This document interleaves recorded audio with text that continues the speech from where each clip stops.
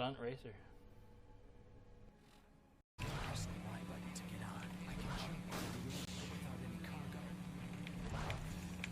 Okay. Okay. Okay. That.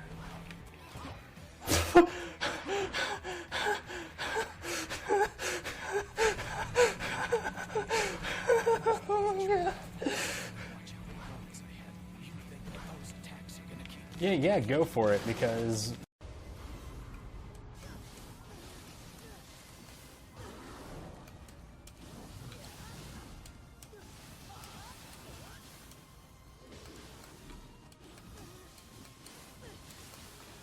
Okay.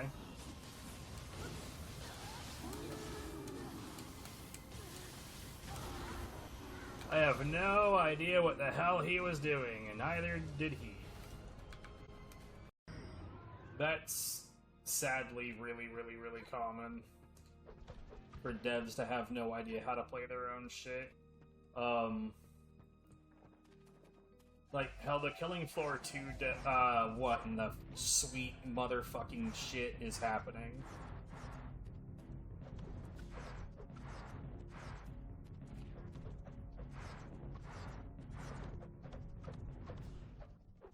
What in the hell?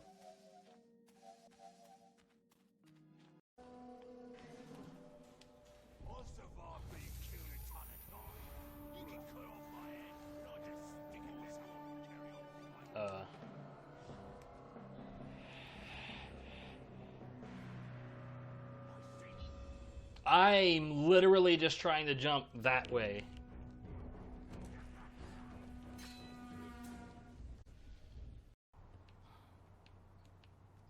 Can't wait to get behind this wheel.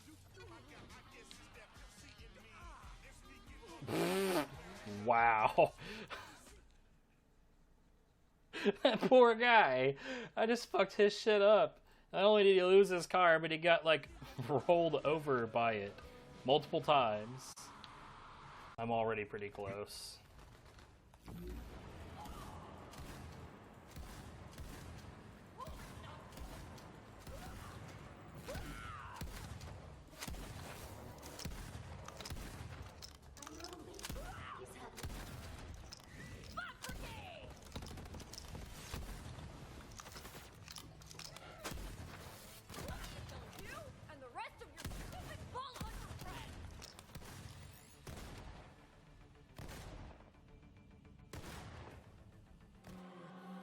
Hello.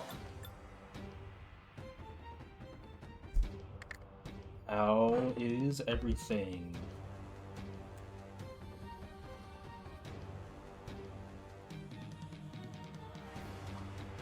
Quirky had a weird hiccup on me just now. Interesting.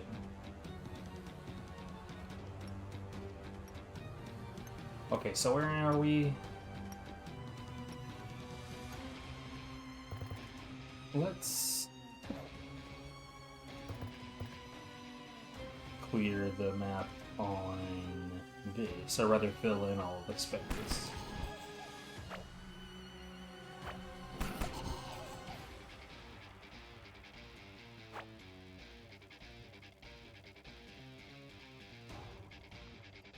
Now I'm not just trying to clear cut stuff, I'm trying to make sure that I'm being productive outside of that as well. I wish it was just as easy as just like knocking down all the walls, but unfortunately I am very completionist. I want everything to be completely filled in.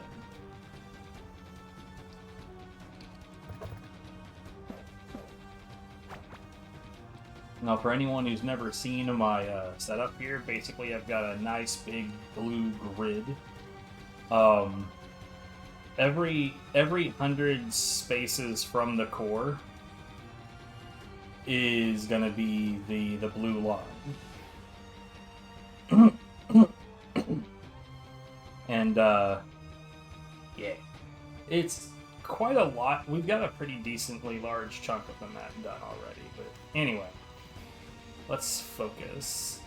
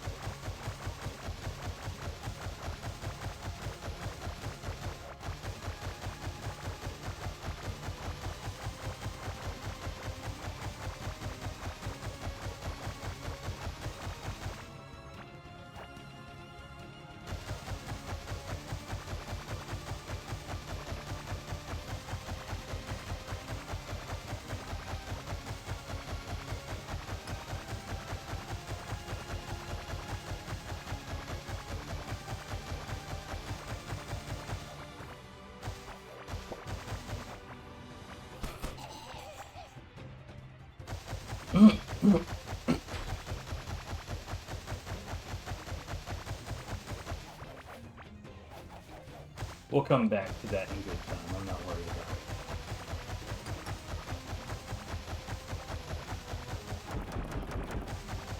it. It is a bit interesting, though, that that chest doesn't show up on the map at all. That's just a normal green dot. It's as though nothing is there at all.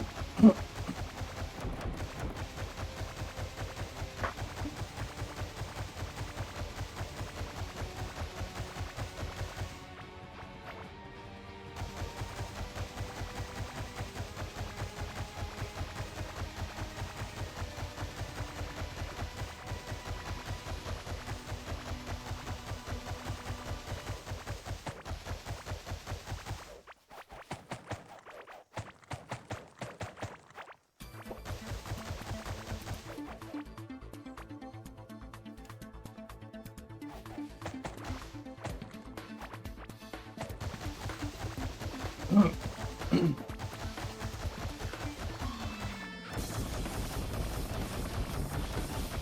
know what?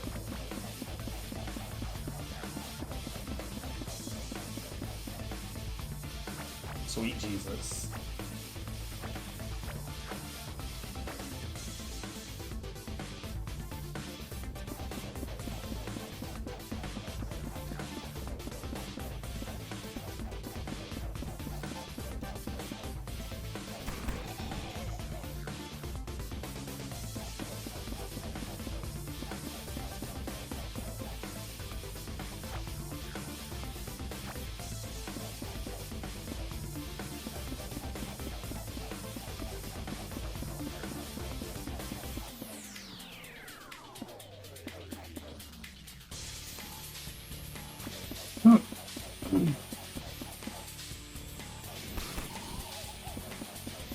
Oh, whoops. Alright. Nice little grid.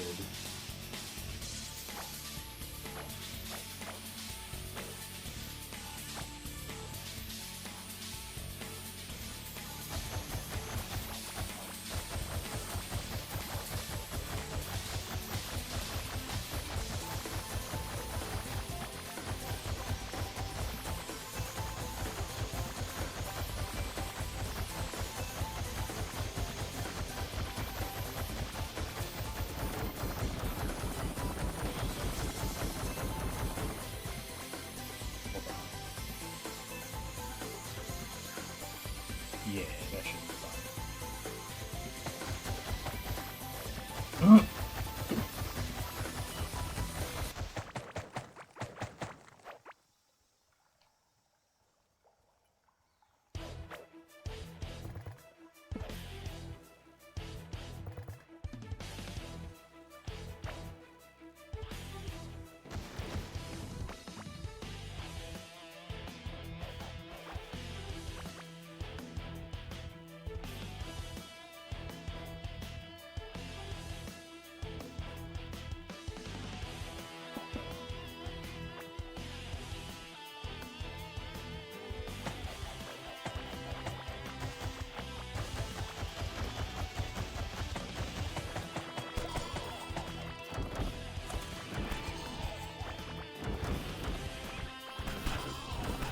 Well, that was just rude.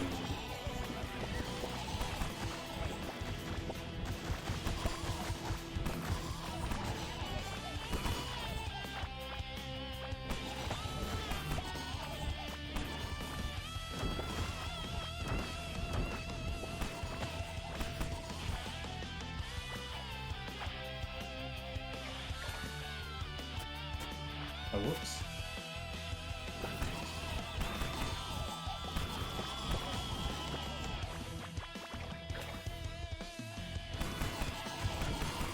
I'm kind of surprised I don't see any deposits in here. This is usually the kind of place that they get spawned in at in this biome. Each biome, the large deposit, or boulders as the game refers to them, their spawning behavior is different from biome to biome. and usually where you find them in this biome, the Azios Wilderness, it's usually in these bigger open spaces where there's a bunch of enemies. And who knows, maybe it's just that I didn't spot it, or that I didn't quite cover the entire area. Either is possible.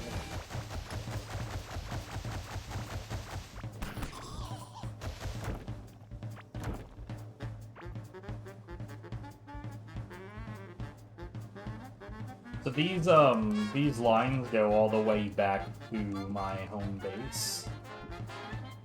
So when I'm... Oh, God damn it. Absolute disaster. But yeah, when I'm full up on inventory, I just find one of these and dump everything.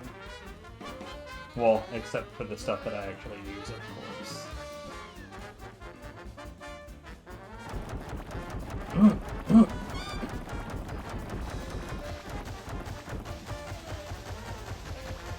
Once upon a time, the player's movement on the conveyor belts mapped the movement speed of items on the conveyor belt, so there was no risk of what just now happened happening. Like, it would literally never happen. You drop everything, it would all be in one pile rather than a giant line. I'm pretty sure it's an intentional change, and I'm pretty sure I understand why that change was made, and it was to lower the number of instances of heaps of items occupying the exact same space. But, and I'm pretty sure that they did that so that it was easier for the game to juggle how much, like all of the individual items that are on the ground. But it does make this one particular annoying inconvenience.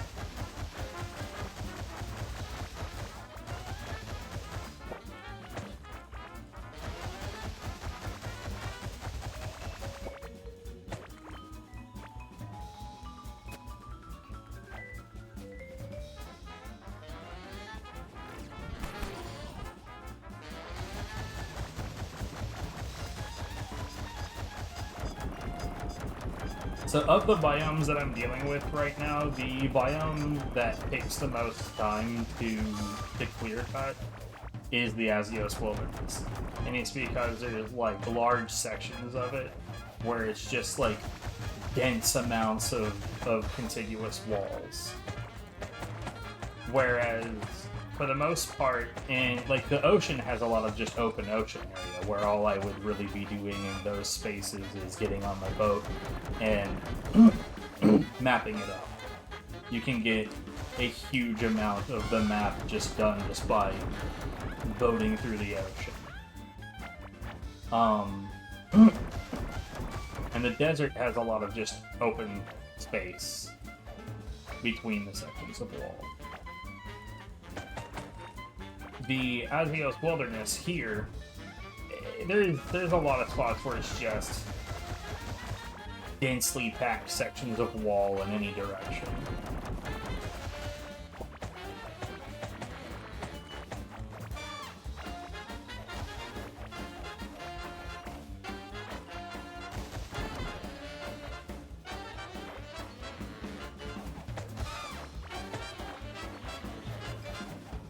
Hello.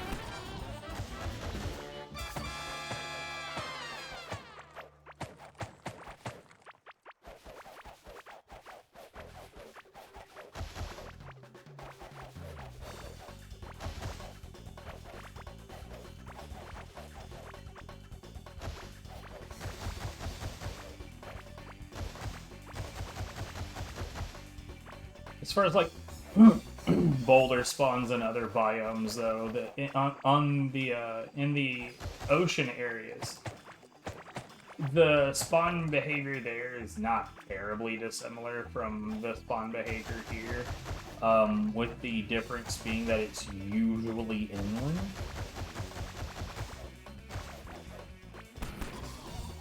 But there's more wiggle room on that than there is here.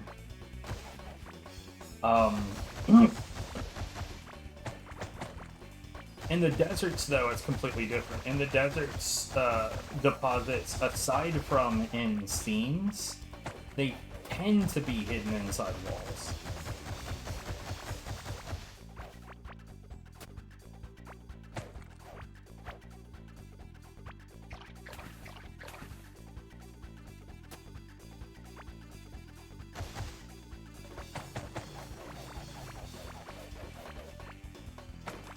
I say hidden. Hidden may not be the correct word, but they're usually inside the wall. Hidden might be a bit too grand.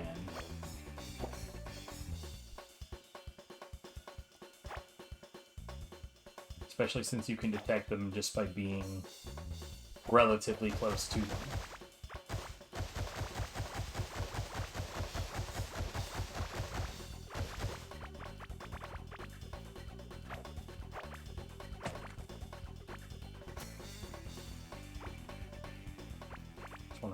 Shit up. But no, yeah, it does look like there was no deposit here. That's genuinely a little surprising because that was a very large open space full of baddies.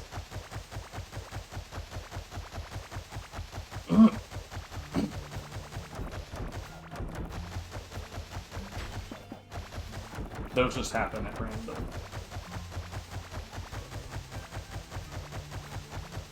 Depending on what depending on what walls you're mining out, the wall next to it can become a treasure chest.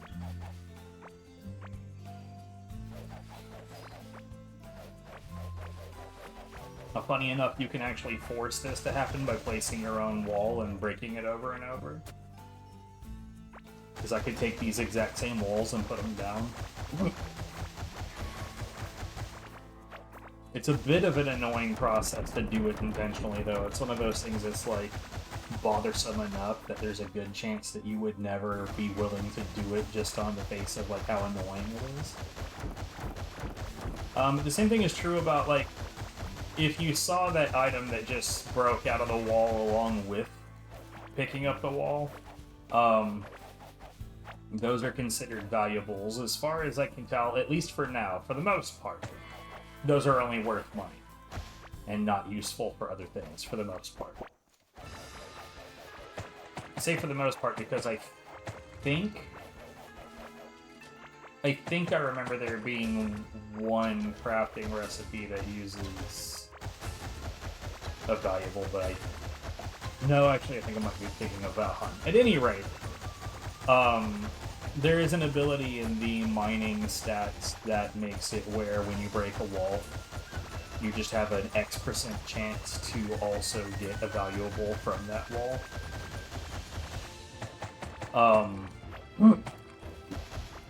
The same thing applies to that as the treasure chest, where you can just use a wall that you want to farm for items like that, and you can just break the wall, put it down, break the wall, put it down, break the wall, put it down, break the wall, put it down, and you will get extra things out of it. Also, this pickaxe, same thing applies to an ability on this pickaxe, where this pickaxe, when you break a wall with it, it has a % chance to also provide a free metal that is commonly associated with that wall. So when we've got these stone walls, that would be a piece of gold, and the grass walls would be a red metal called scarlet. A red metal that I often refer to as scarletite, even though it's just scarlet.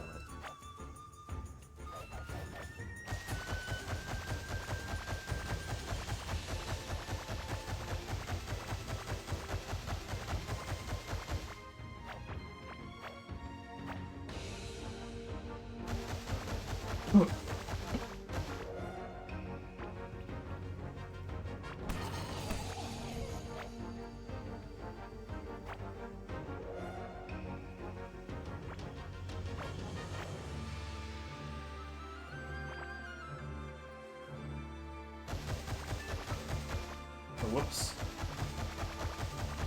It's good. It's a good thing to maintain some kind of organization, a pattern, when you're trying to clear cut a project this large, otherwise you're gonna miss some shit.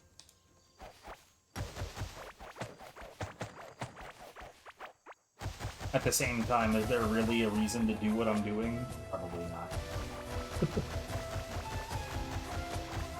And it's gonna be extra annoying when I get to the passage, which, for the uninitiated, is an in-game biome right now, but with the update coming January 28th, there will be a new biome beyond the passage. I'm curious about what kind of new things we're going to encounter there. I really just hope that the enemies aren't as explosive spammy.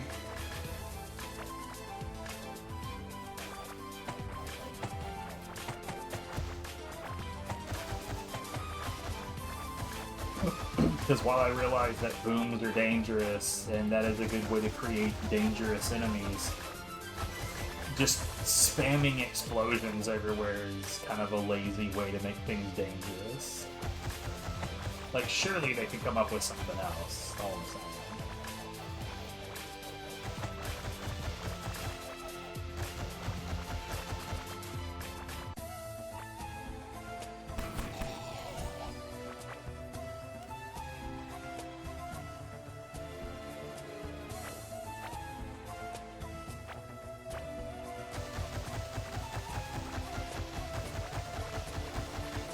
I also don't really want to speculate too much on what the new content will be, aside from like the things that they put directly in the update post. I'm sure if I joined the Discord and actually hung out there and like looked for more information, I probably could find it.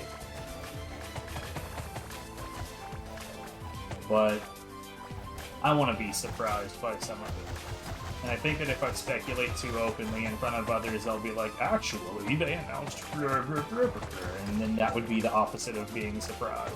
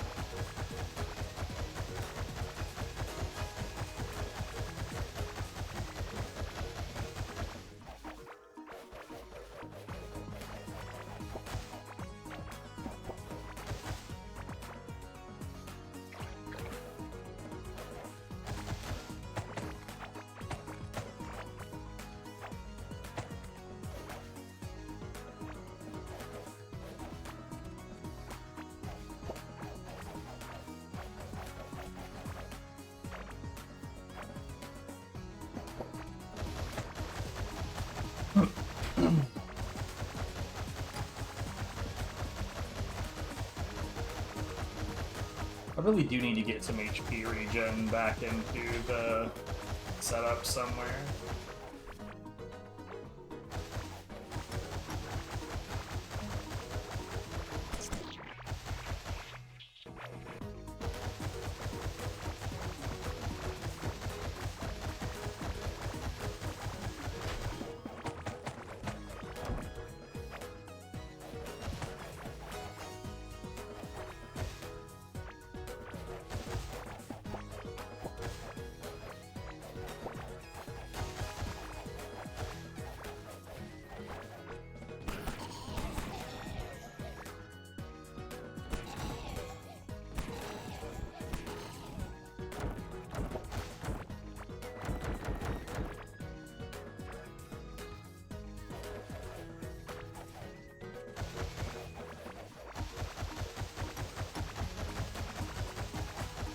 I don't always have one of my conveyor belt lines next to me, so this is actually really convenient. Because I only really put them down when there is a boulder to harvest. And I do remove them when there's no longer a boulder associated with that line.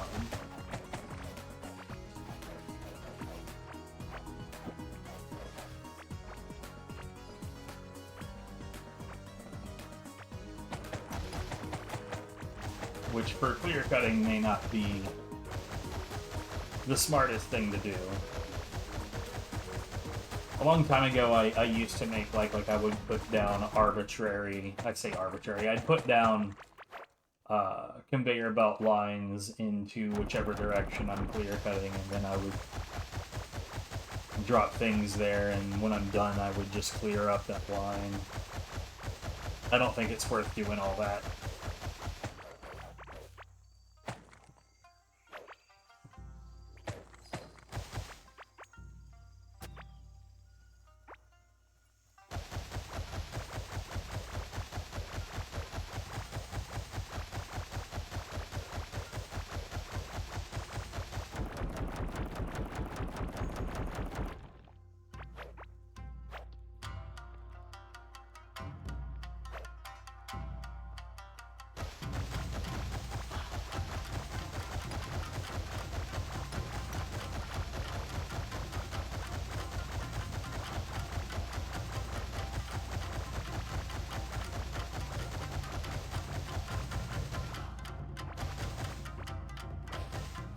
Oops.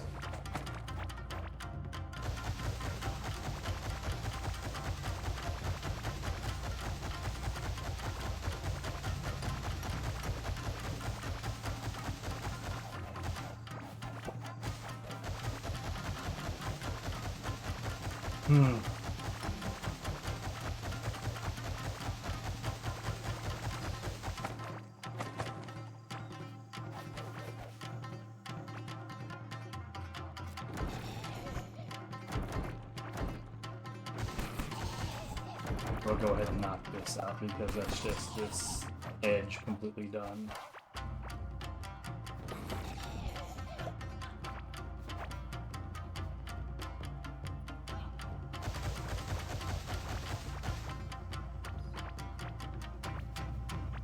Those purple holes on the ground are poison. Poison doesn't work in this game the way you would think that it would. Traditional understanding of poison, as I assumed it was going to work as well, would be that you're poisoned and you take damage over time. But that's not actually how poison works in this game. The way that poison works in this game is, instead of it being essentially another form of being on fire, poison just makes healing factor, like, I think it cuts your ability to heal in any way, shape, or form by 75%. Which can be significant in some situations.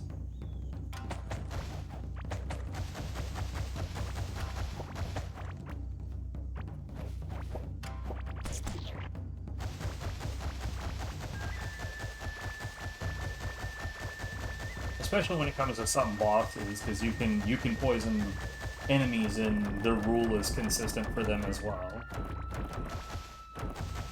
And the Molten Giant Slime is kind of a bastard when it comes to his healing. And cutting his healing by 3 fucking quarters is just earth-shattering.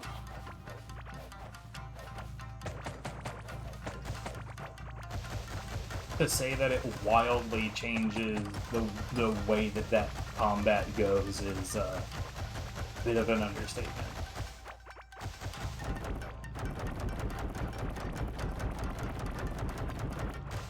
Oops, we are filled up. Here, let me go ahead and grab this thing. Oh, this is my running fast equipment.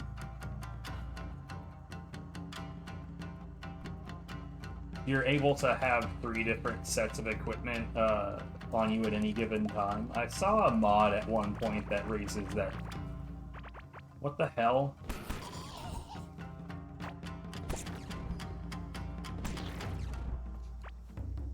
Okay.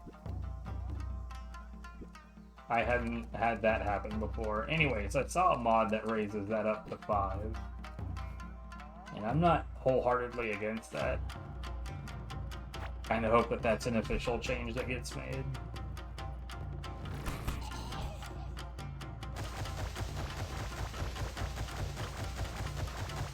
But then again, the only other set that I can think of that I would even want to be able to have on me at all times is there are sources of radiation damage in this game.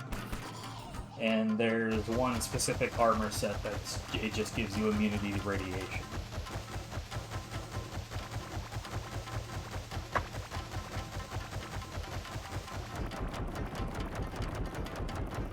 And since my home build kind of intentionally utilizes radiation, it's not a bad thing to have.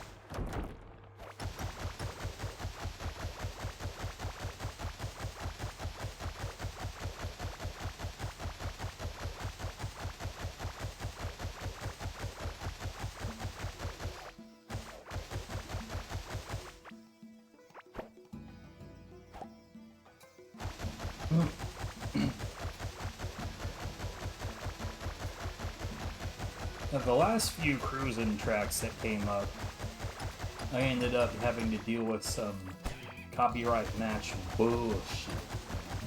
Like, of all the OSTs to be emphatically guarded, you will not steal my Cruisin' World track. Or was it Cruisin' Exotic? You know, it's one of them. But still, like, of all series, for someone to actually go through the steps of protecting the music, specifically, like, what are y'all doing? Y'all selling fucking Cruisin' Exotica soundtrack? People out there buying those CDs.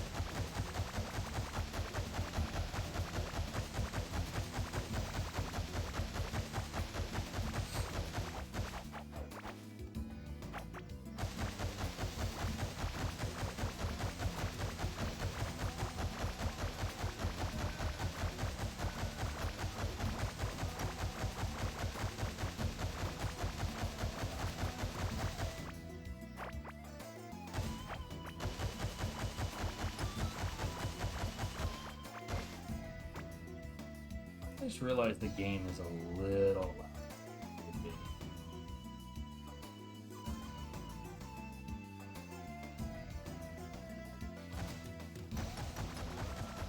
Okay, yeah, that's about right.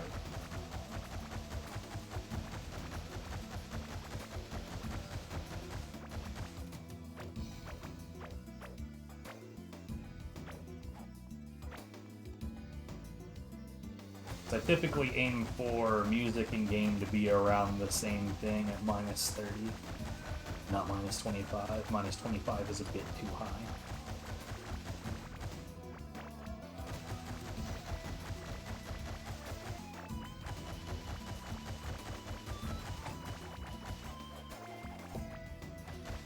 Or at least that's always served me well in the past.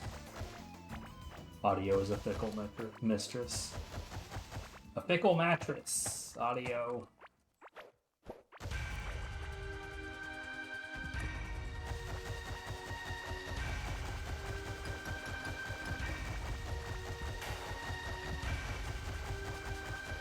Sounds like it might be the dragon fight at the end of Forest in Phantasy Star Online.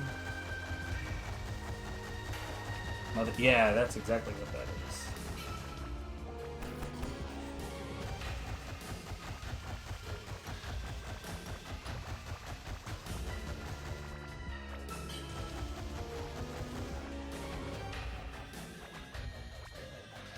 Please move forward a little bit.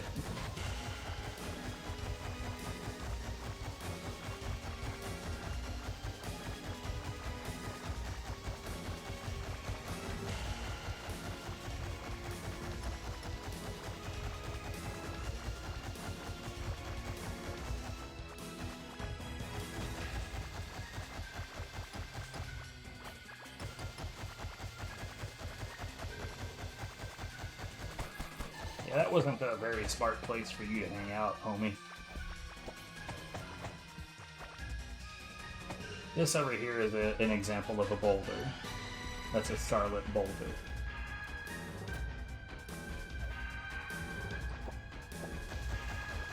When you find a boulder and you can set up a drilling rig, which, by the way, you can put drills on all sides of it and increase the speed at which it's mined, but it's usually not, in my opinion, it's usually not that particularly valuable to do that. You just be forced to place more drills. You put a drill down, if the drill is working, you will get the metal, don't worry about it. But, like, for each of the bits of metal that I get out of the wall, right, that's just one. I just get one, maybe two metal, depending on what bonuses I get. And, like, anytime that I hit one of these, I might get a starlet out of it, just at random, because of the pickaxe that I'm using, which I mentioned earlier. And when you see those little starlet deposits in the wall, because of a bonus I have, I'd get two from that. And maybe if that and the proc on the pickaxe happens at the same time, it's possible for me to get 3 in one. But when we're talking about, oop, there's a deposit, nice. That was an iron deposit. When we're talking about deposits, we're talking about a massive, like, multi-thousand.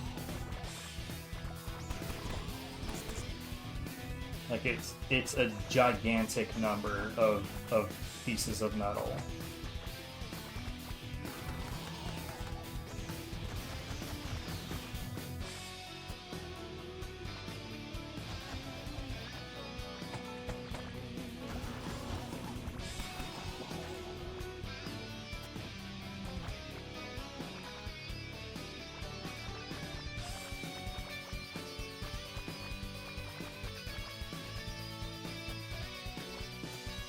I know that at one point it was like a somewhat random amount between like 1,500 and 3,500. I don't know if that's still the case. Anyways.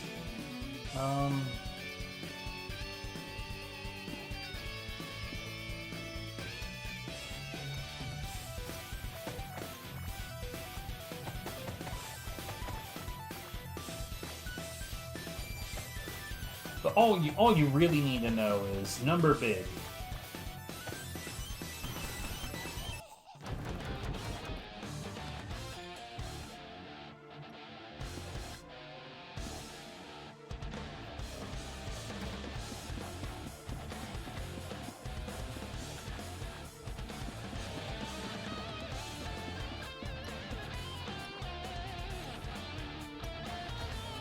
Anyways, when there is a boulder that I see, that is almost always like my first priority is get this set up. At least get the drill ready,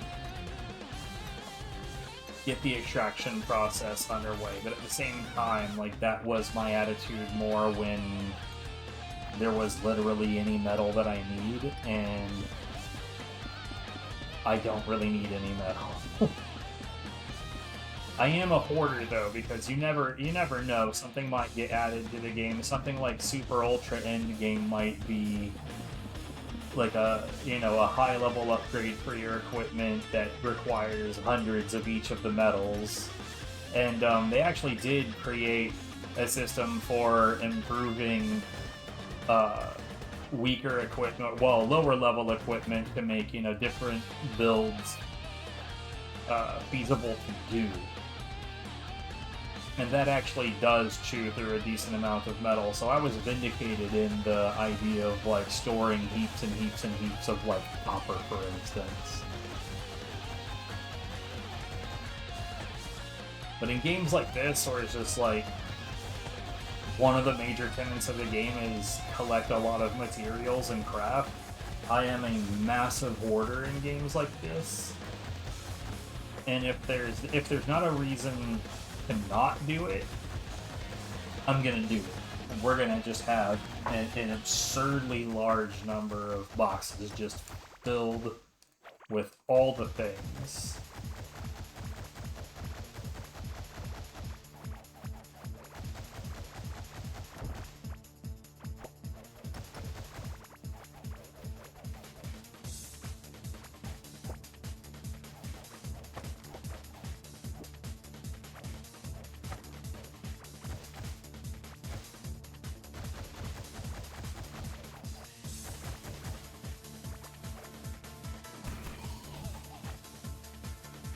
Like, I'm the same way in Stardew, I was the same way in Valheim.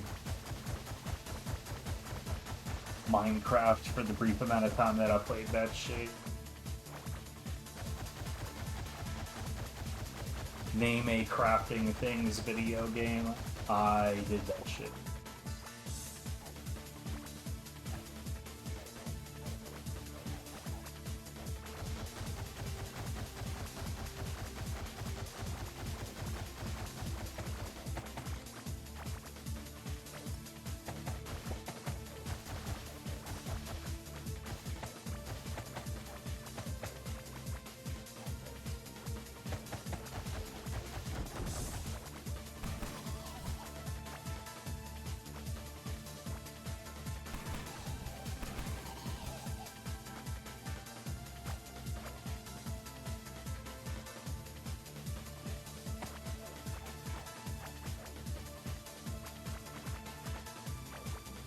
I really hate trying to catch... Oh, there's another one.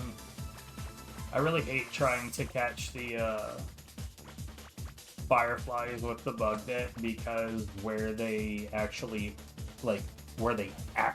are is kind of difficult to pinpoint. So yeah, top.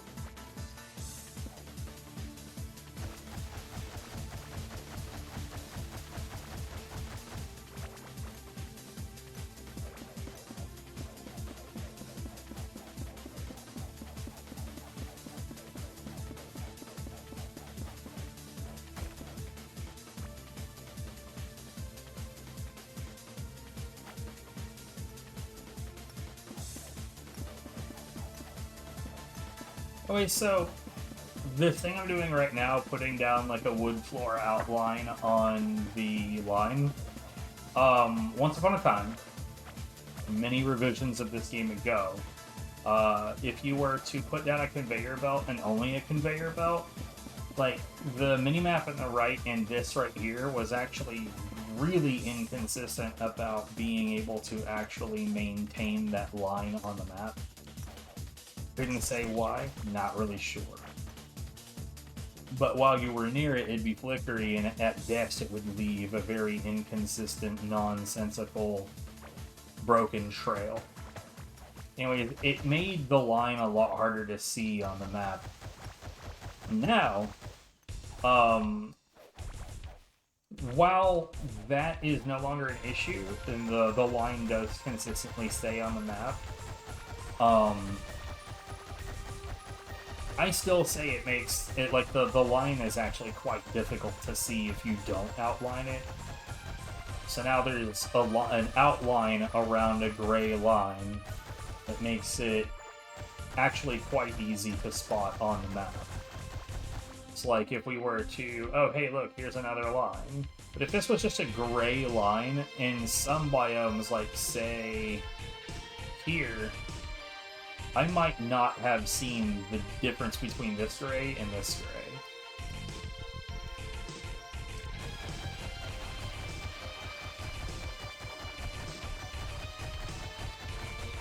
And just in general, just being able to, like, quickly open the map, like, oh, I found a boulder, where's the nearest line? Opens the map, boom, there it is. It's not hard to see. So, like, it's partly just because it's habit, and it's partly because it is still theoretically a good idea, but not quite for the same reasons it used to be.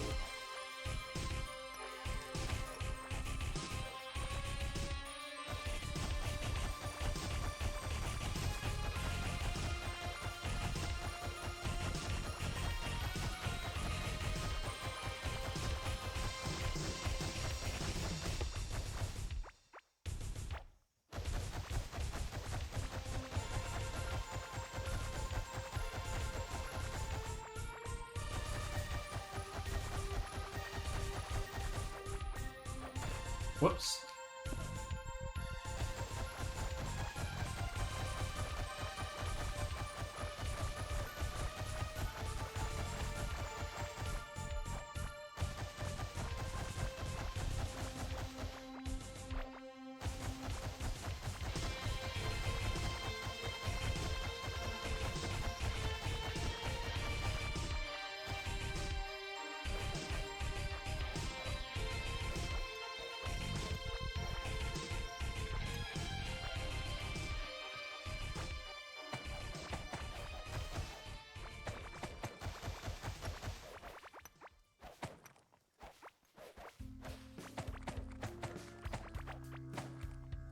Anyways, boulders of all kinds can spawn in varying biomes, and depending on like in the original like dirt biome that you start in, it's limited to just clay boulders as far as I know.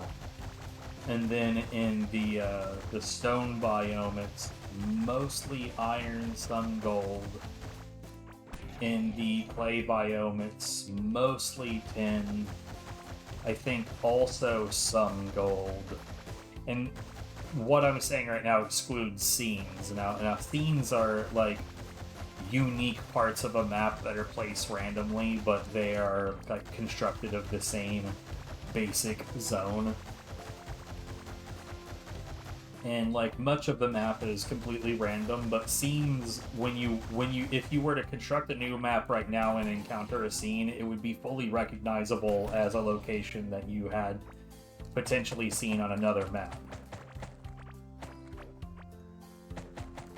And scenes don't necessarily follow the rules when it comes to like what items do and don't spawn in the area outside of that.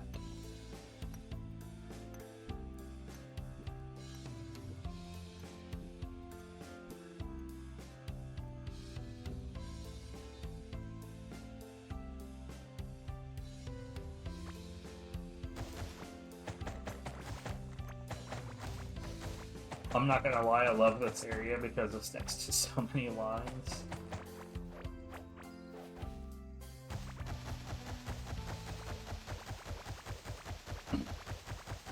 There have been some areas where like I had to run, particularly in the ocean, I had to either boat or run stupidly far away when I filled up to drop all the items. And once we get home, mate, that shit is gonna be wildly overflowing.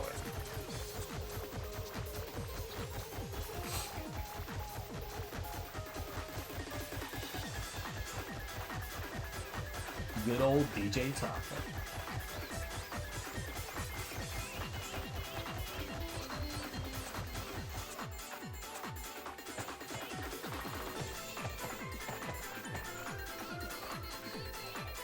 Ridiculously easy step start though.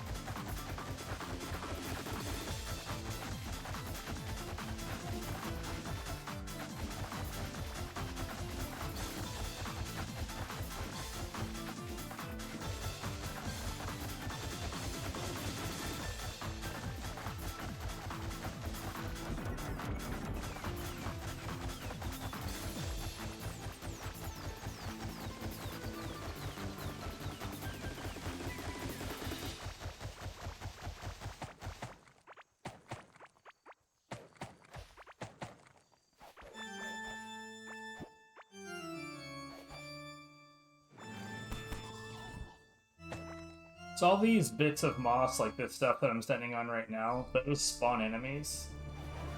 And on a previous map, back on the classic maps, I had chose to rip all of that up, so I could do anything else that it was I was doing in peace. But that also limited like the kinds of items that you get from enemy drops. So this time I decided against that. Which is why there's enemy spawning shit all over the place. As you can tell, it still doesn't happen super often. Once you've cleared an area of like a giant buildup of enemies, there's really not a whole hell of a lot going on, with the exception of there is a mold biome. And the floor in the mold biome, just like the general floor, is actually capable of spawning enemies. And also releases like a cloud of spores that over time just slows down your movement. The way that you remove those from being able to spawn enemies is by like hoeing it up like that, like you were gonna plant seeds or something.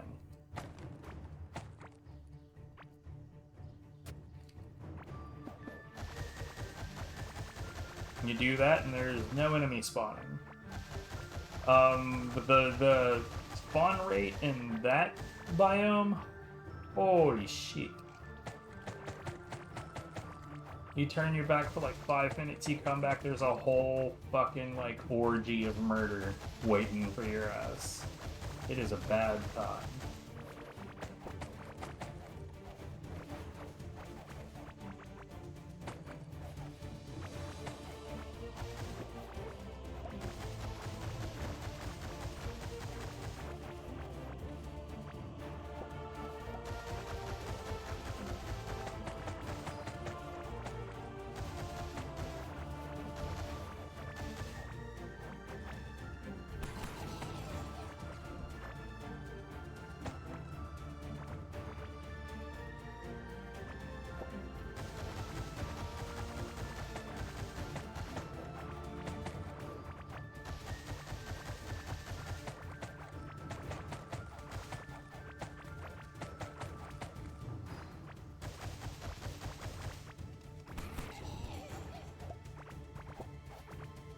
Why, hello.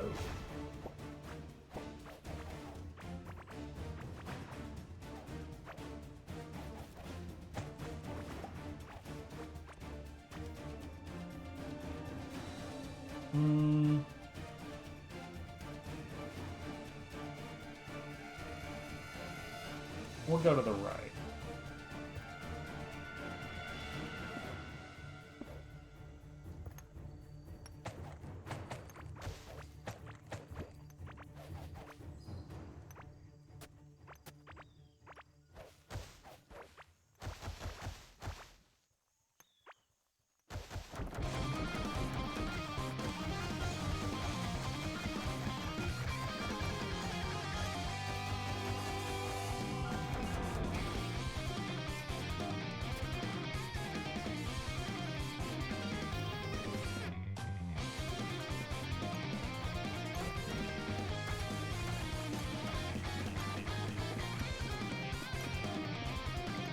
Now we got two boulders in line with each other over here.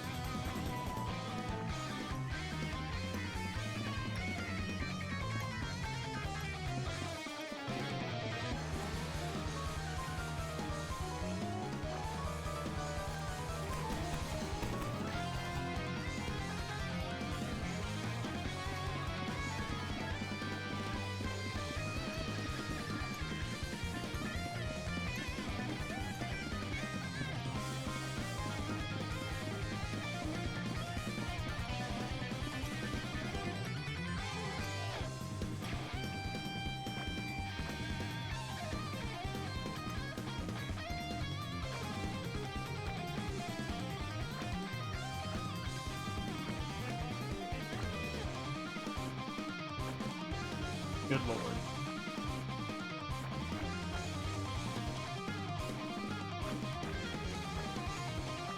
Excuse me, sirs.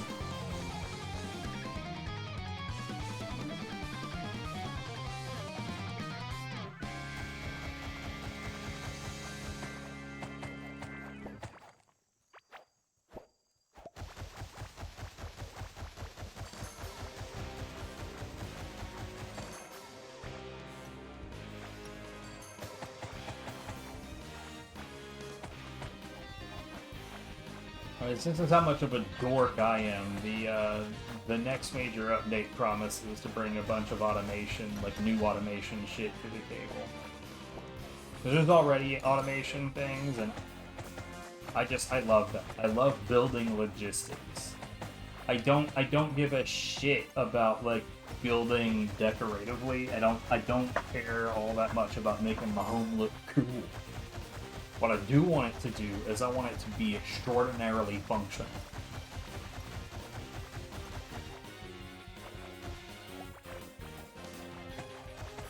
So when it comes to like this building shit, I am the opposite of most gamers. When I've seen other people play games like this, it really does seem like they are far more concerned with making things pretty. And I'm just over here like, oh yeah, well, I've automated all of these functions. I don't even have to farm for wood. Har har.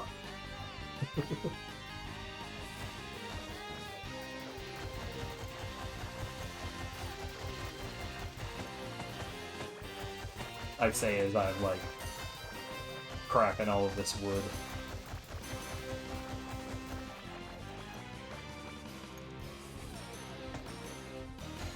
Like, even, like, all the metal that's going back home, like, all the random items that I'm dropping on the line, like, those are actually going to be kind of annoying when I get home. It's going to just be in a giant pile right next to all the metals. But the metal is actually being automatically processed once it gets home. I've seen some people, and I don't understand this, I've seen people, like, have it where there's, like, the drill would be where it is, right, with the generator right here and a grabby arm right here onto a furnace right here with another grabby arm pulling it back out and then producing a full bar on the line. But that would mean putting down a different furnace for every boulder. And 2 arms per boulder. And 1 wire per boulder. Like, that's too much. What you can do instead is you can build a nice big metal processing machine at home where so long as the raw ore gets there, everything gets processed in the same big machine. And that is how I have things set up.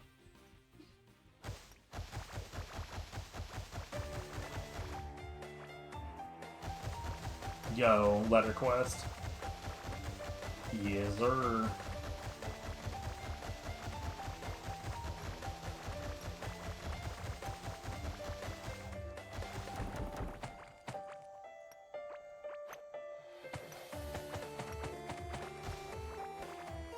I love me some word games, except that, like, there is one massive irritation that I have with most word games, and that is them trying to decide what words are and aren't appropriate for their word game. Like, look, if you've decided that you're going to make a game that utilizes the English language, you just have to accept that there are inappropriate words that are still words and that they are valid. And therefore can be used in your game.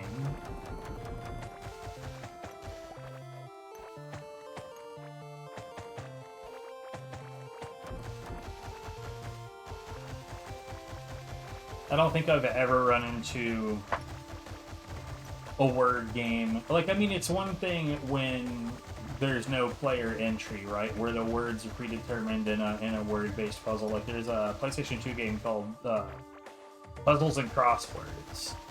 where it's sort of like the same kind of fare that you would see in like a newspaper or whatever, except for maybe Codebreaker. I don't know if that's something that you would ever be able to do easily enough on actual paper without heaps of erasing. At any rate, but when you've got a game like Letter Quest, the entire game is built around you, the player, giving it input to determine what word to use. And there's some censorship when it comes to that, like what words are and aren't allowed, and a lot of them you can tell are for like censorship reasons. Like, sorry, can't use the word fuck, and I get it, I guess, but at the same time, it is still a word, whether you like it or not. And this has been Dana's word game complaint of the day.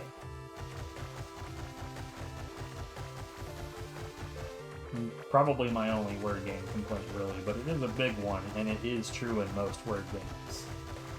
Maybe all of them. Fuck, I don't remember the last time I ran into a case where that wasn't true.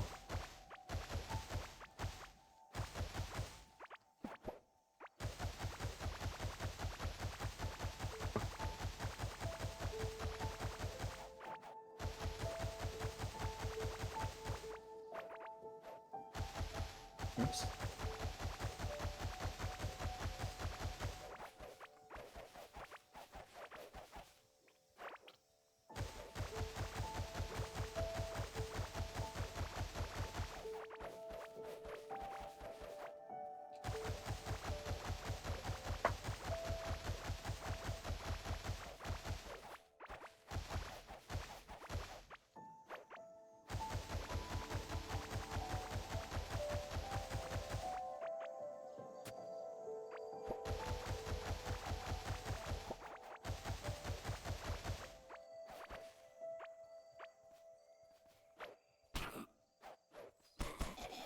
I tried to hit him with my bug net. Or rather, I switched to the wrong thing, and it just happened to be my bug net. I think I might make a trip home in a moment. Because I think I want to switch up some of my skills so that I have some HP regen.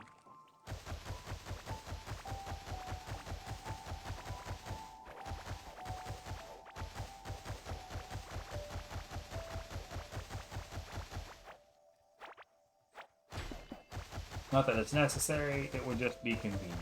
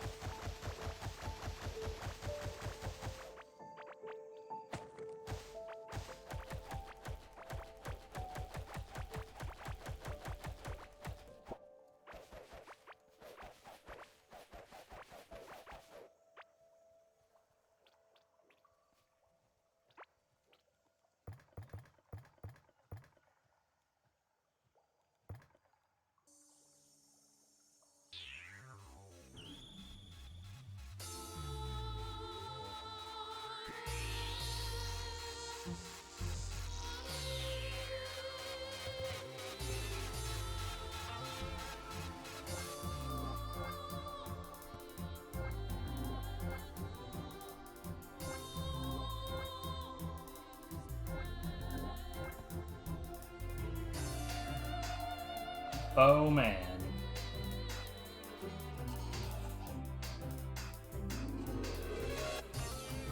Well, I need to fix this.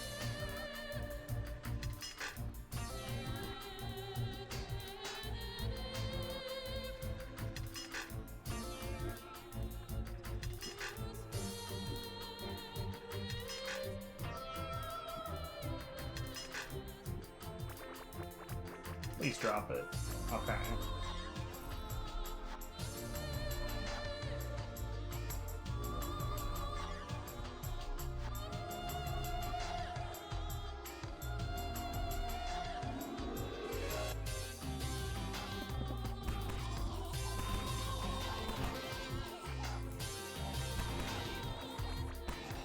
I'm not entirely sure what happened out here.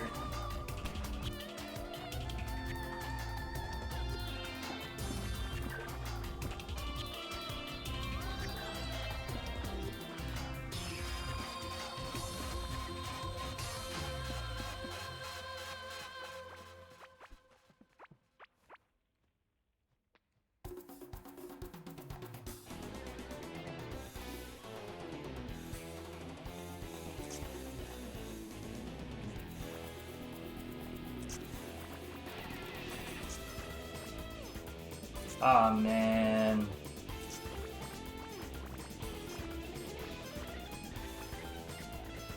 Well, I can definitely tell you... Oh, for fuck's sake. I can definitely tell you what happened was bombs. What I can't tell you is how they got here. Because I haven't been near the desert. I suppose it's possible that they have been migrating long enough for me to have been to and come away from the desert. Yes, okay.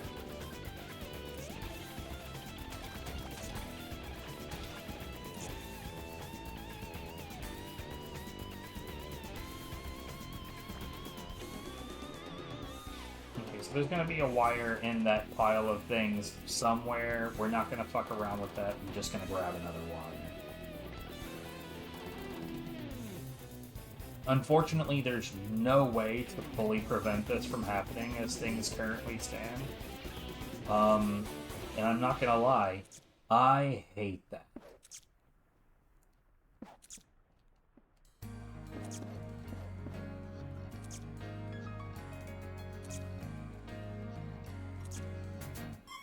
I hate it. It is one of my least favorite things about this game, the way that bombs get so. Anyways, let's repair those.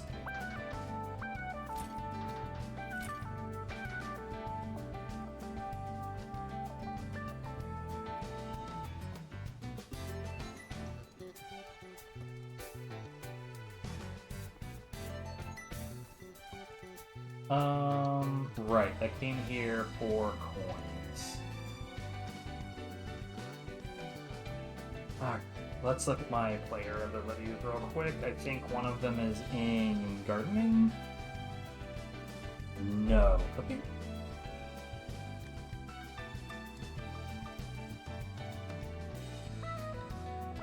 Yeah.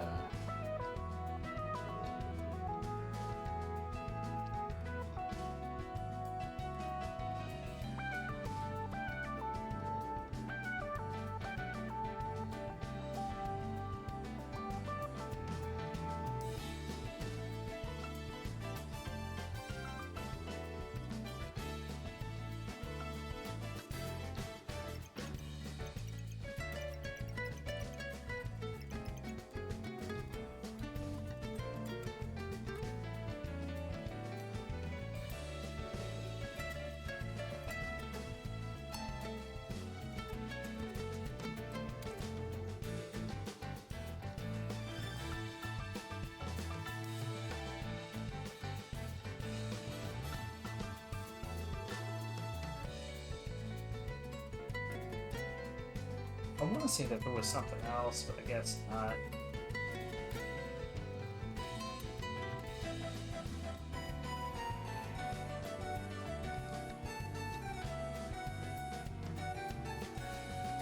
Yeah, the HP regen is fine.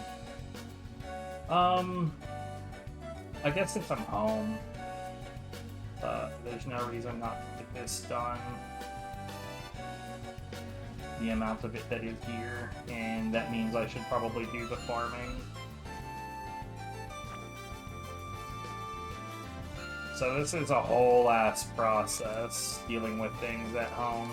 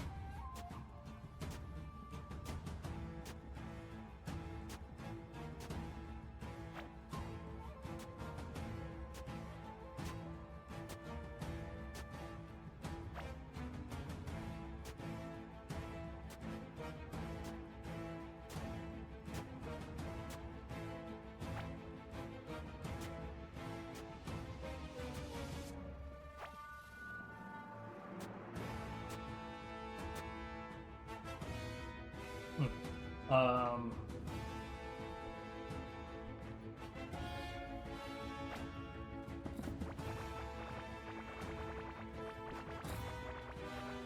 I am not certain that I have a reason to care about these materials, but once I have them maxed out, I'm just gonna get rid of those animals for now. I'll fill one of the boxes in front of them with as many of those in crates as possible, and then I'll get rid of them. Which sounds brutal.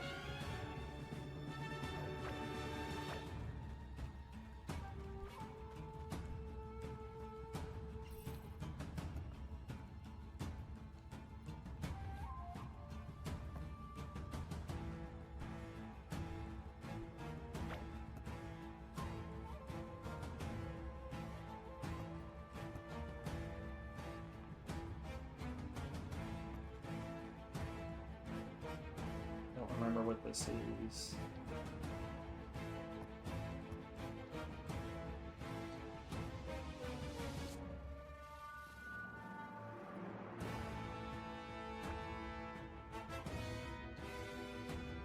Crunchy?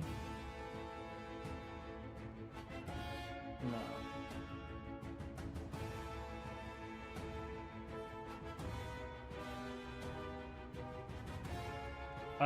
I don't fucking know, man.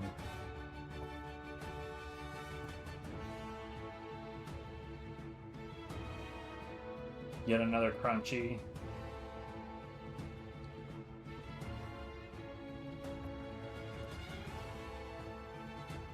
Iridescent, I know what that one is. Or do I?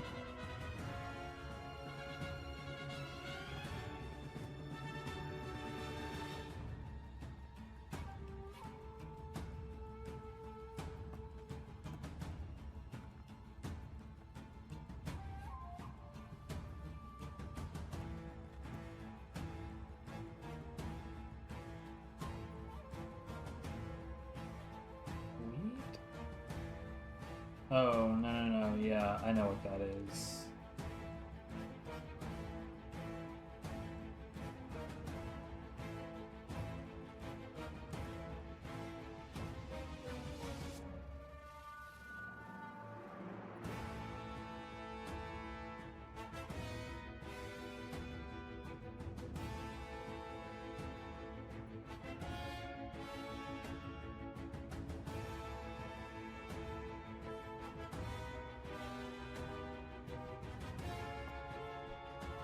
Fucking hell.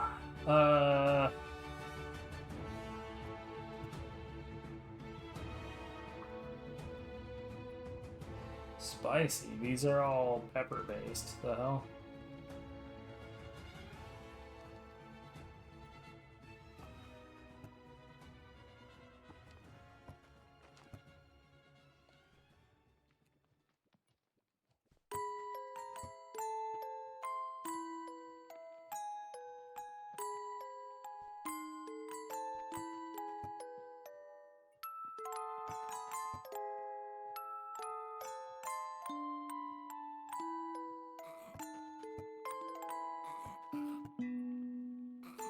Whatever, good enough. Alright.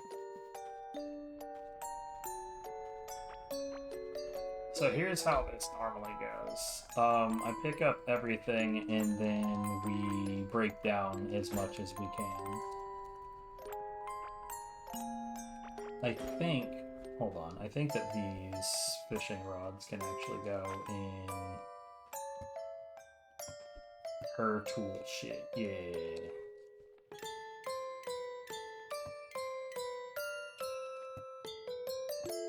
That's necklaces, not rings. I don't even have a second one of these guys. Okay.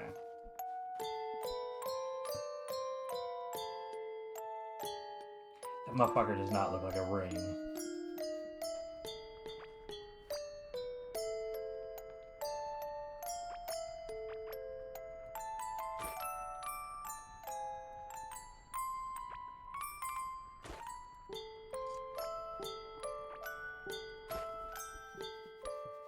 There's another fishing pole.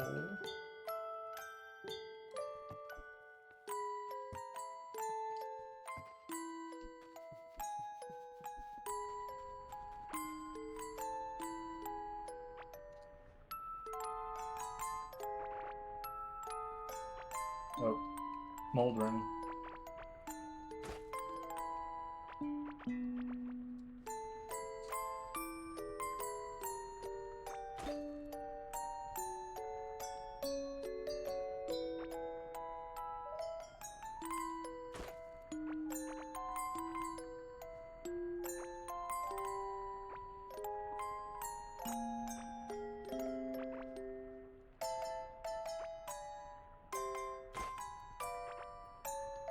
You know what?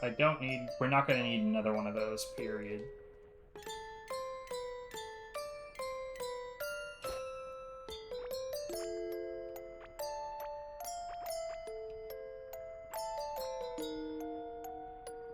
Okay, so at this point, what I do is I dump everything that can't be dismantled right here. Until, of course, that box gets full, and then I don't worry about it all that much.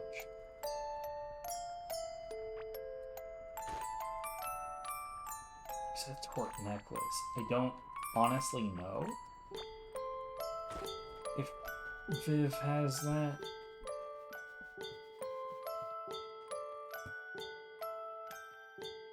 She do. So the idea behind all of that is that, like, if I experiment with my builds, and I don't want to keep multiples of everything at all times, but I do want to, basically, I want to have a set of equipment for her and a set of equipment for me, so that if I discover, oh, there's a new build that I would like to explore, that's probably better for both of us, then I want to be able to say, okay, well, you have these as well, you can just slap yours on. And there's always the possibility that she'll be like, nah, I like the build I have, which is fine too. Of course. I will say, though, she usually trusts me when it comes to that kind of shit. I am a gamer after all.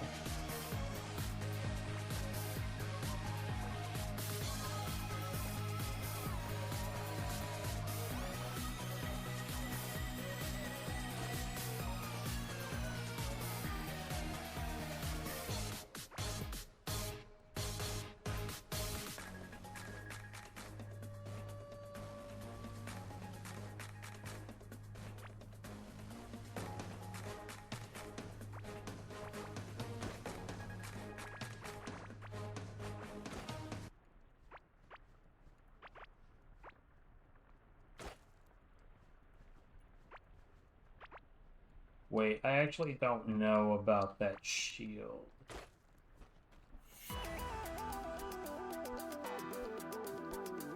I'm quite certain that I have it. She does as well. Okay, that's fine. That just means it's time to break this shit.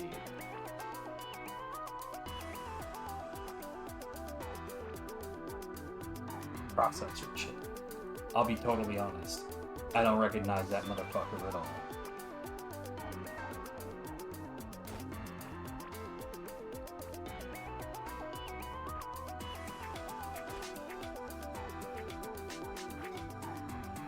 Anyways, but yeah, so this thing that we're next to, that's my metal machine. It gets the fucking job done constantly. The only problem, as was evident earlier when the fucking walls were broken, is that bomb scarabs are dickheads.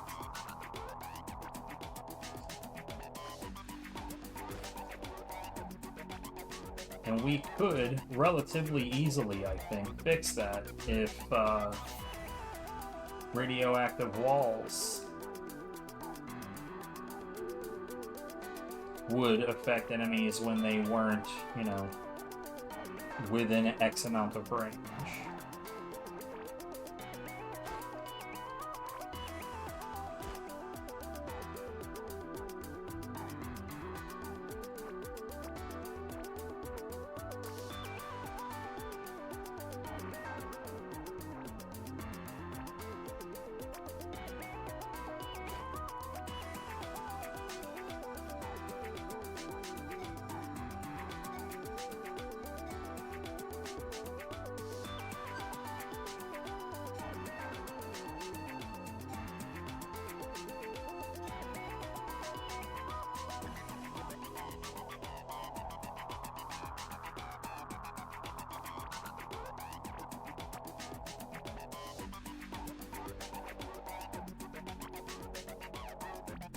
That doesn't matter, it's fine.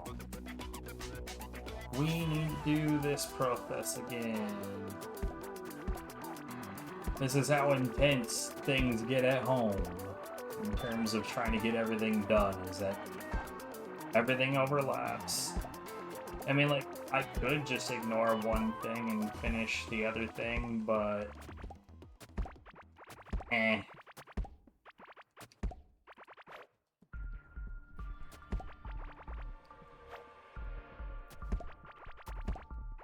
You know what I'm going to do with the overflow this time, because I'm specifically not set up for taking the finished dishes out of their pots. Is I think I have an overflow chest at the end of the cooking pots, and I'll just throw all of the rest of the produce in there. I also forgot to pick up everything from this box on my left.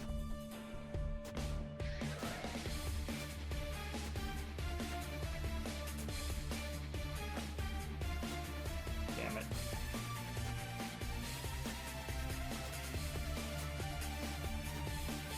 Anyways, this pile on my right here, the whole idea of what's going on with that is that basically anything that I'm not going to break down and put back into the system right there is going to go back out into the rest of the map, where it's going to be, you know, filtered into our normal supplies.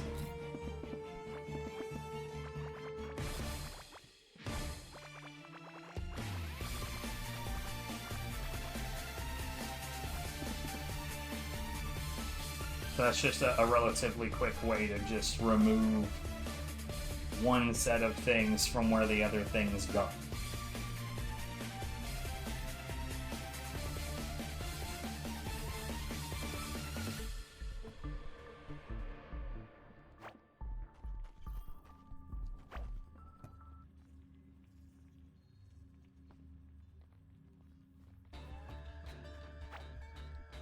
Yeah, all the rest of this shit I am just gonna put right here.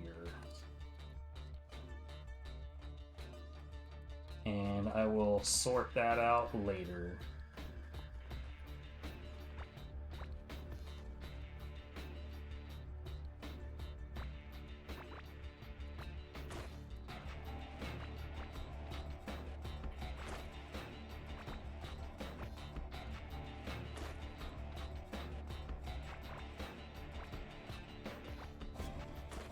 You know what I've just decided?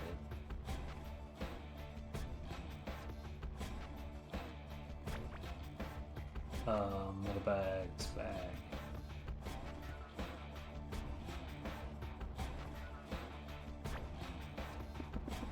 Apparently I had actually decided this before, so much for just deciding this.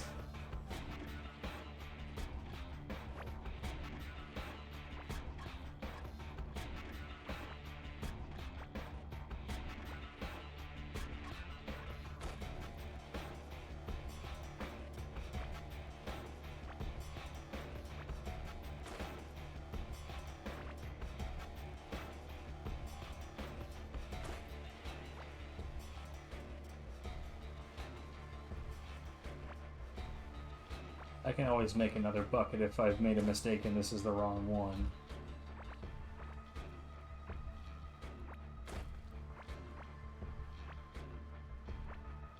Like, I like the idea of having an automated way to break down equipment, but at the same time, I don't know, probably what I would want to have is an alternate setup here where I can just turn around and dump all of the equipment into a different box that puts it through the auto breakdown.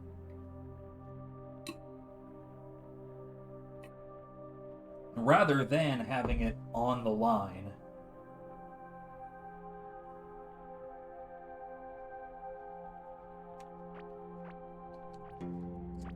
Because if it's on the line, then that means everything I send home gets break down.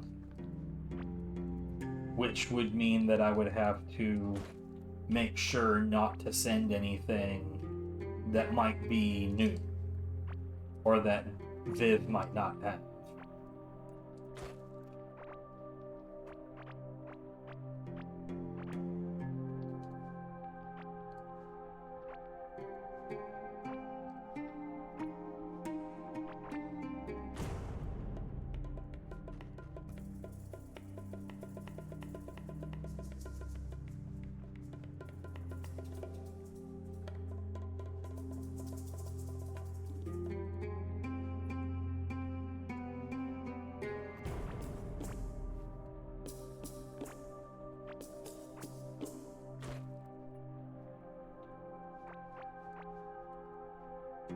Man, Typewriter is one of those, like another one of those kinds of games that's just got neat music without the game itself being any fucking good.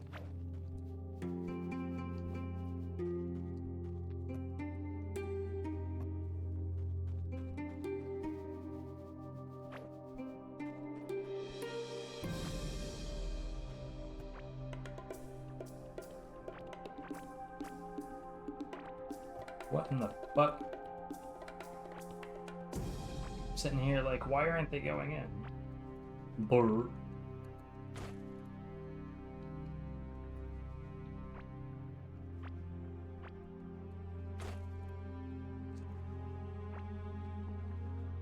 I don't think I give a shit about this boat. Like, I don't think that there would have been any scenario in which either one of us is about to give a shit about this boat. Here, you know what? Before I break down that slippery helm, I want to make sure that she does have it. I think, yeah, she does. I also do.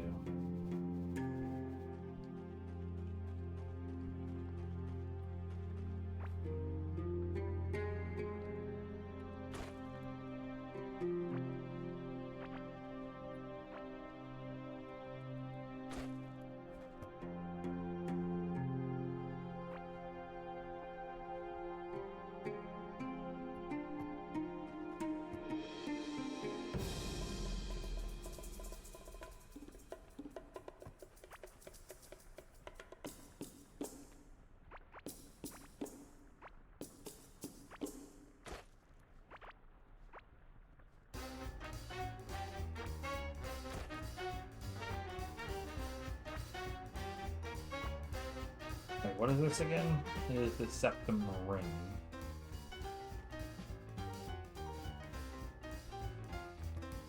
Yeah.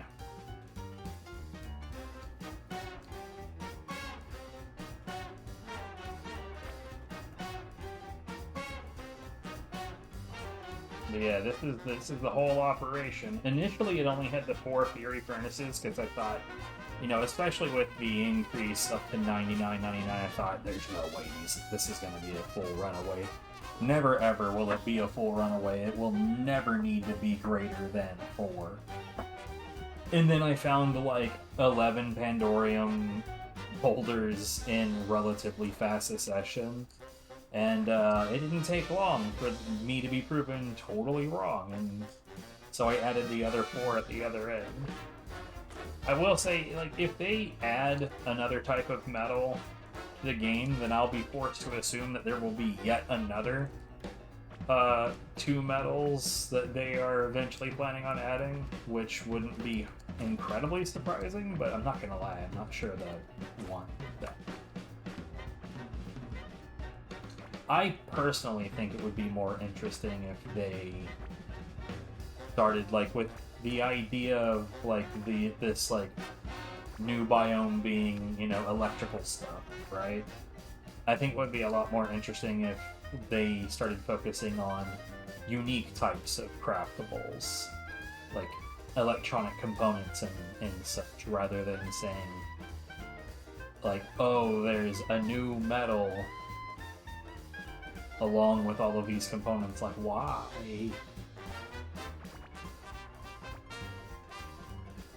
Ain't necessary.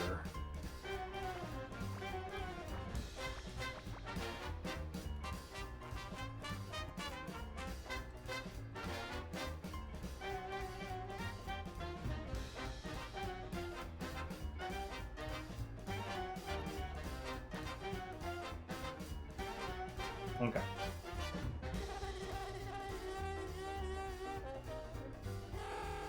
Well, it's like the greatest form of duplicates at this point.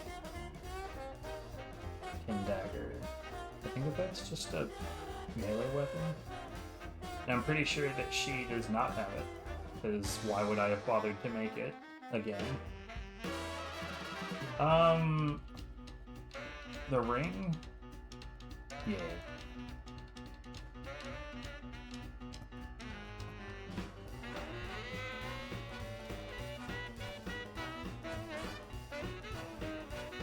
But yeah, I don't think that they would introduce one medal and a new furnace and just leave it at that.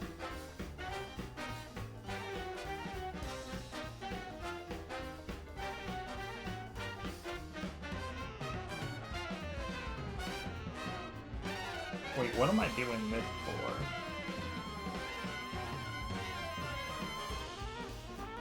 So this is when it's officially time.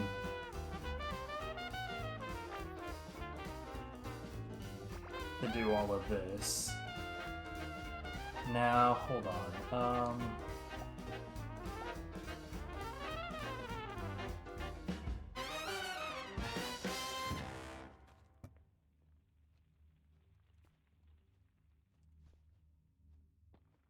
Yeah. 4 stardoms. Let's handle this.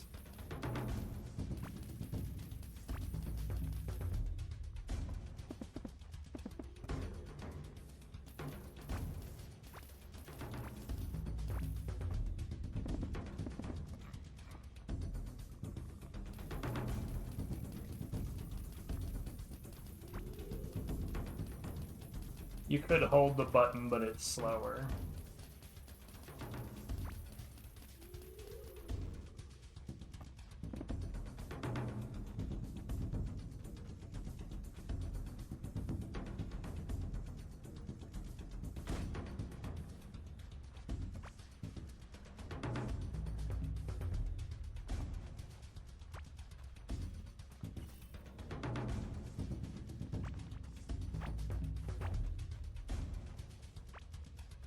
I still don't understand how sometimes an egg ends up in this box.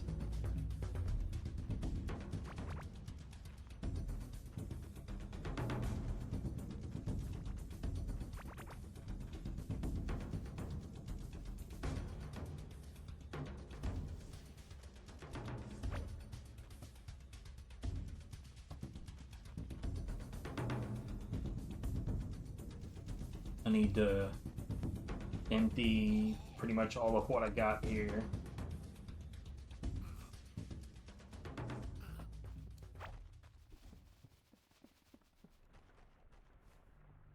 I said before I realized, oh yeah, I still haven't emptied this shit.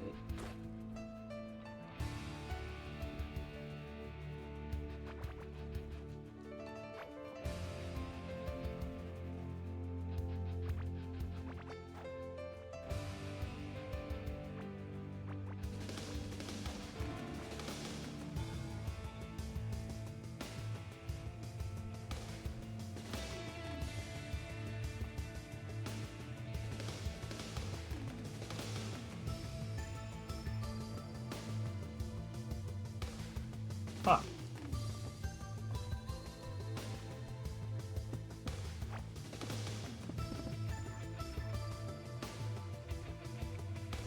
I didn't mean to do that. That's fine. Put that back away. Do our next cycle of farming.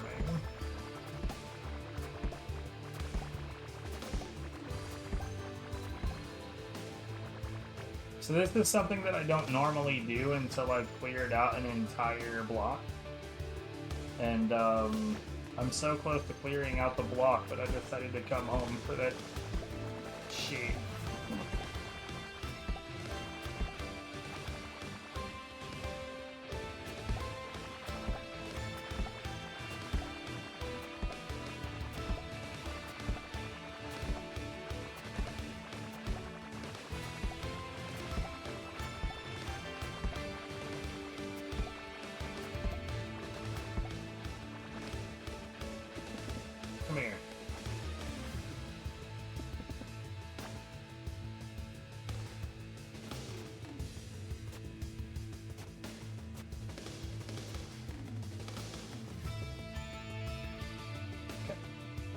just wanted to make sure that I didn't accidentally have the wrong number of seeds on me, because that makes the process that I'm engaging in right now less consistent, and it does fiddly, very annoying shit sometimes. Like that, actually.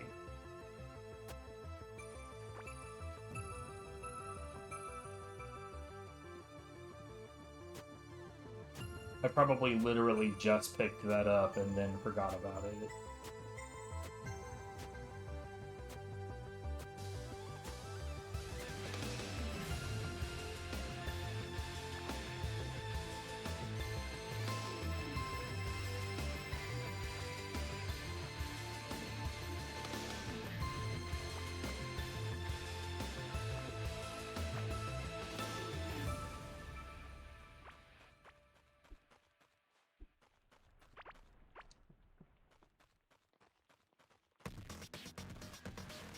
Wait, what? I definitely just picked up... Okay.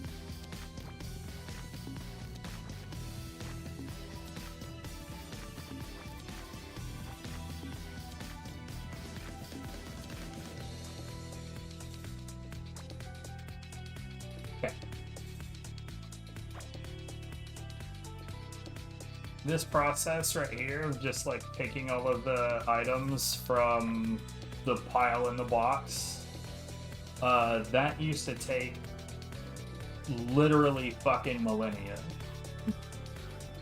Like it used to take just an absurd, like indescribably large amount of time.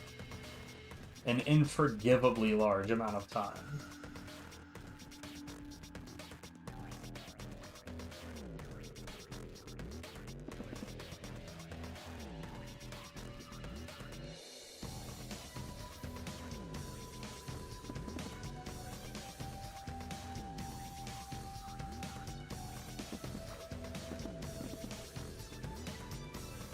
I may have just said it unforgivably instead of unforgivably, and that's because I am stupid.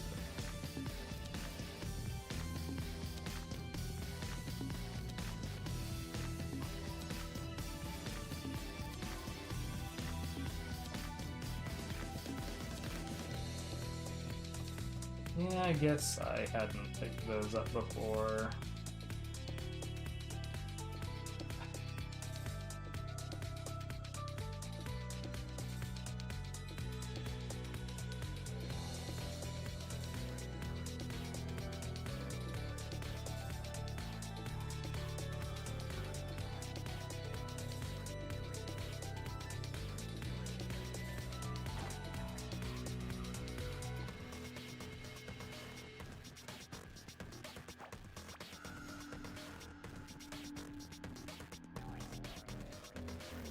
Oh, right. I don't think I had ever picked that up before.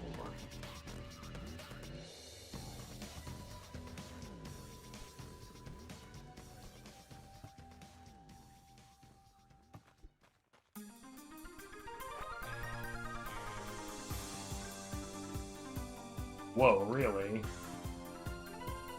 I had all of my boys busy at some point. So that suggests to me that there might be a reason to put another row of 2 top and bottom, so another 4 basically in there. Will I?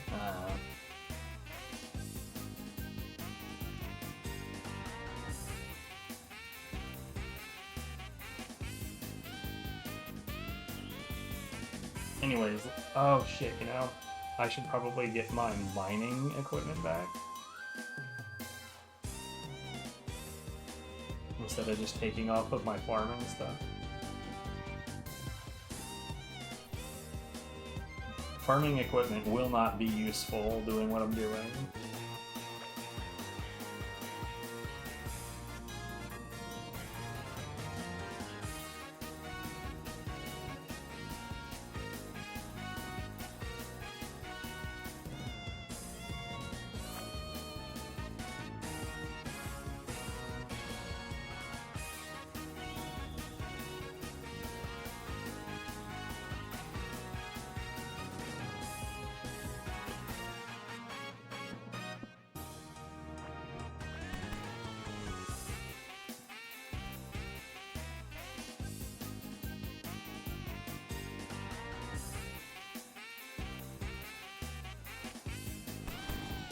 What the hell?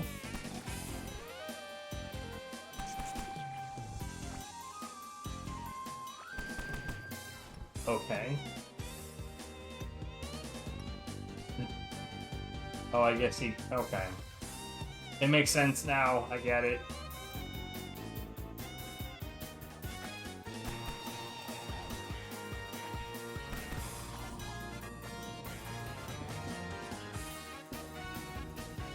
Confusing at first and then suddenly not.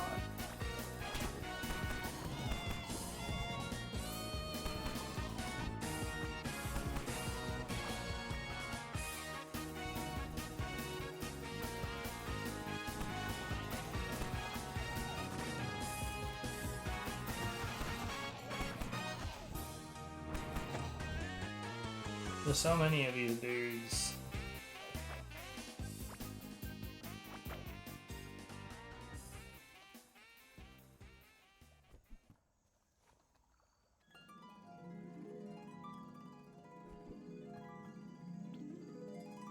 I will say this though, if they do add a new medal, it won't be hard to justify a conveyor line out to that edge.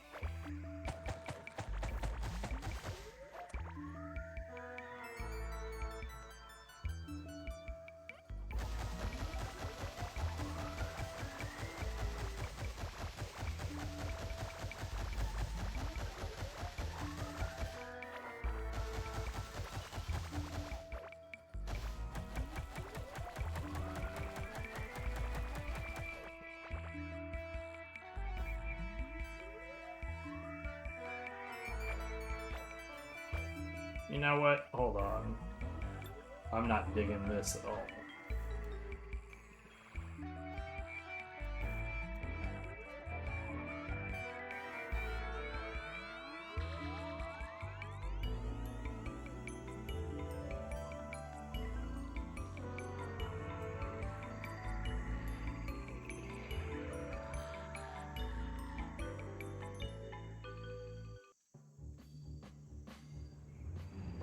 That one's gone.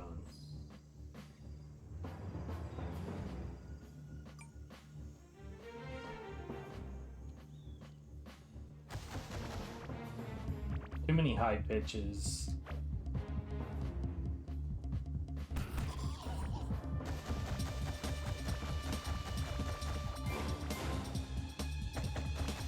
Anyways, we're finally back to digging. And actually trying to full clear the map instead of like doing chores at home.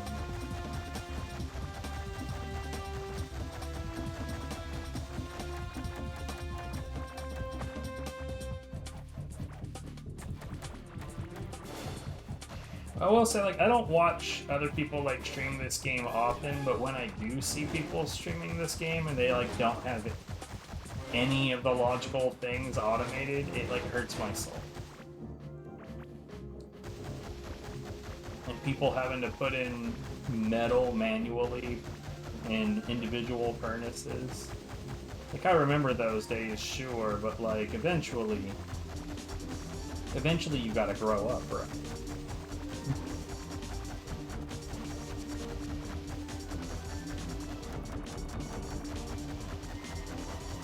And I guess it's also a bit weird to see like incredibly inefficient automation setups. Like I said earlier, with like instances where someone will have a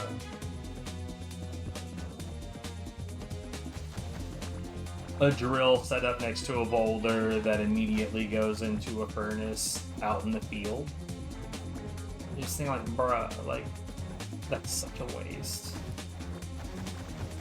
That's such a huge, gigantic, enormous waste. It's like, at home I've got 8 of each kind of furnace. And nothing has ever exceeded 8 of each kind of furnace. And I've had like a huge number of simultaneous boulders going.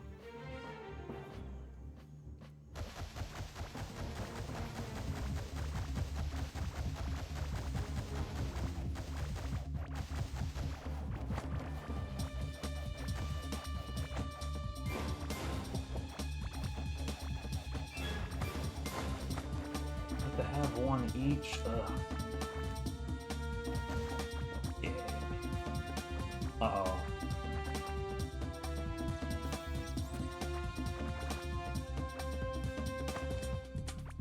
I'm not a fan of this, but that does mean it's time to tear this down.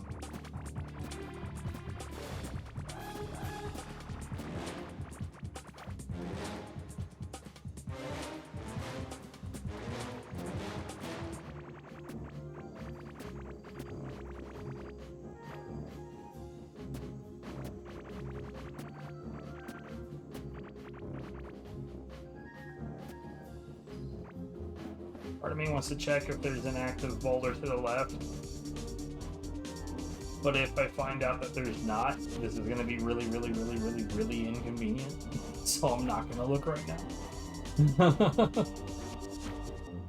I don't tend to remove the bridges.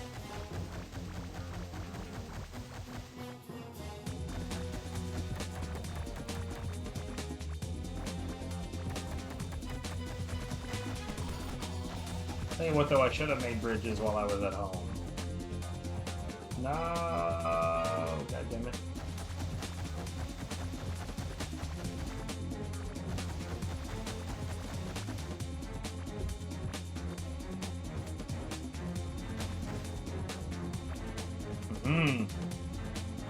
It wasn't that important.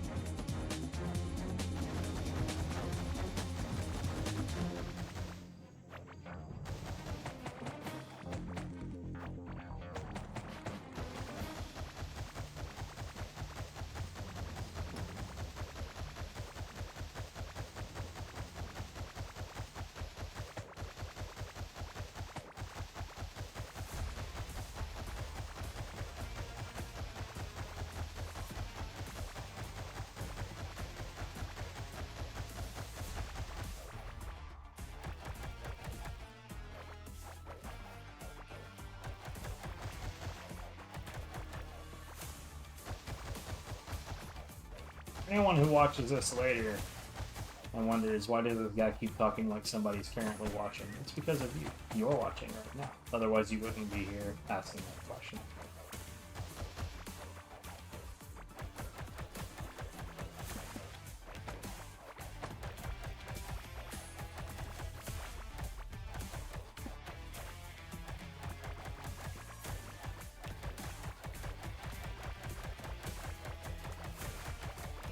So I also try to tell like other streamers that are just now trying to get started, like one really smart habit to build is talking as though you have an audience, even if you don't.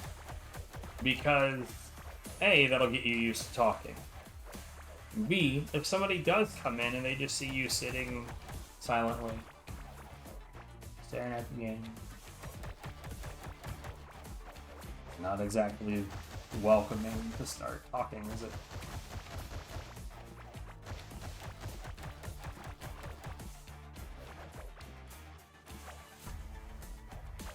Though I guess that last one depends on what game you're playing and if you're like speed running or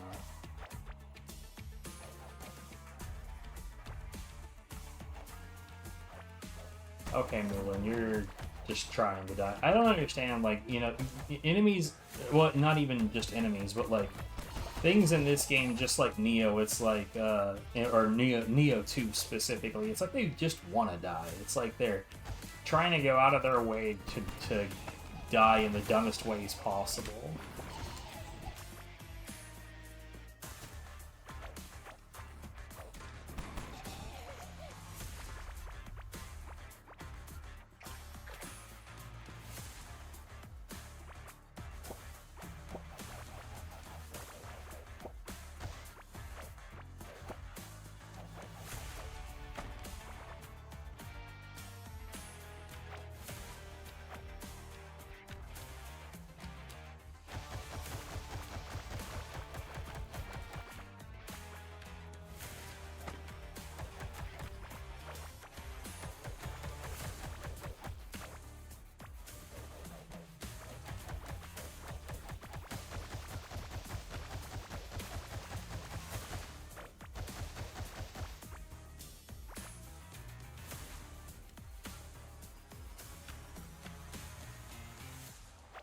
Alright.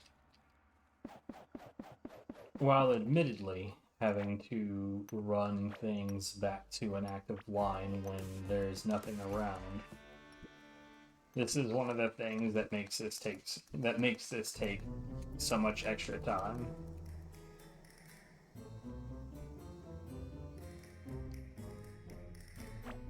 But like the alternative would be to just ignore stuff and leave a bunch of shit on the field. And like I said earlier, I'm a huge hoarder in games like this.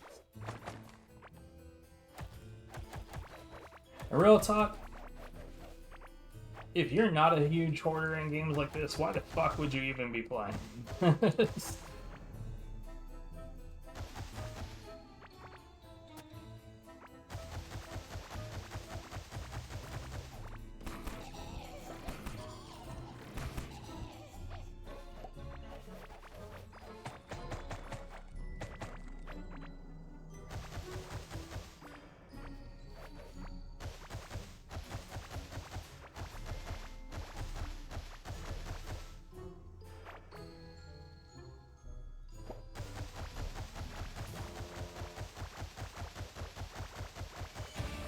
Because, like, seriously, that seems to be, like, one of the major itches a game like this scratches, is having a massive collection of supplies and having literally any excuse to use some of it.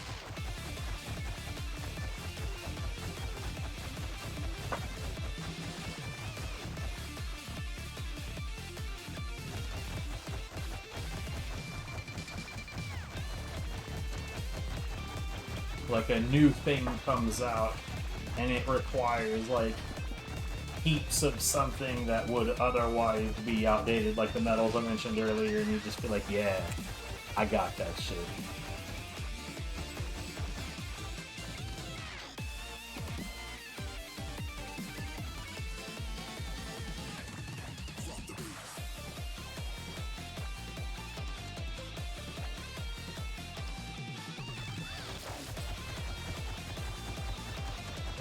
You get a door?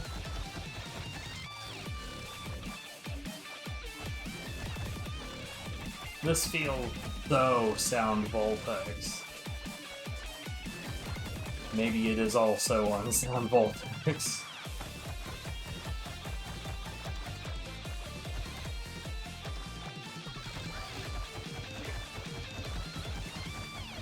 I guess that's just vintage Bomani sounding jams in general, though.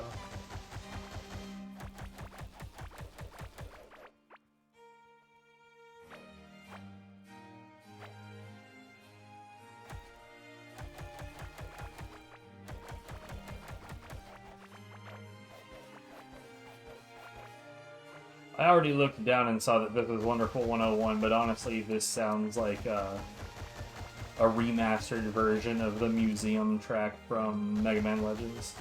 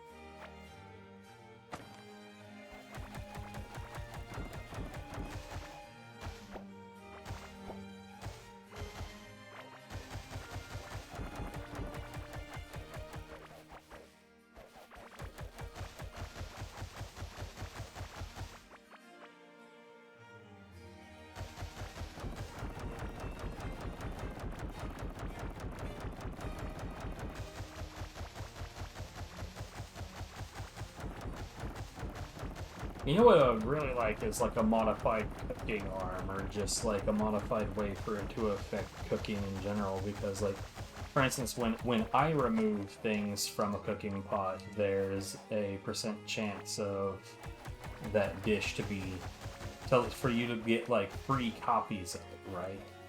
So like if I remove 10, I could get 2 for free. And then there's yet another buff where there's a % chance on all of the free ones for it to be upgraded in rarity. I would really, really, really like it if there was a modification to the automation that allows you to at least impart the buffs that you would have naturally to the process. I could see an early bug on that, though, like where you could just set it to... Like, you could set up a food to duplicate forever by putting it in cooking pots over and over.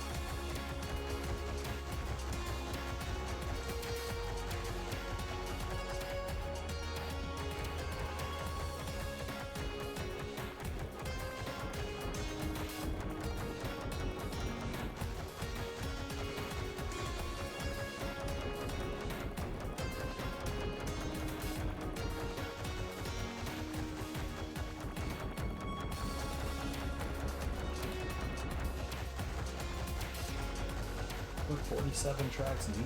God dang.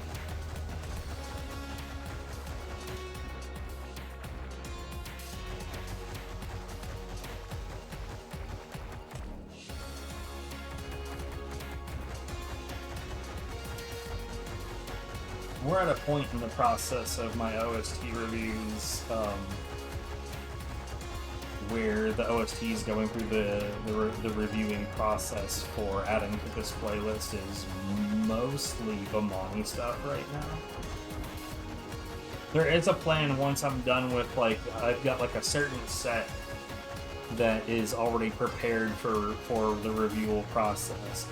But like, it's a lot easier to be like, oh well, there's this entire series, and then you just download the entire series, or obtain, like, you know, you obtain all of a set.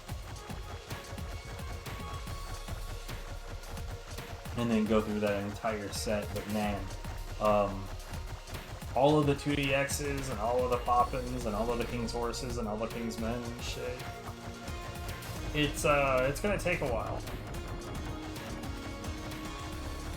Though, at least in 2DX, between styles 7 and 16, I know most of that music actually quite well, so...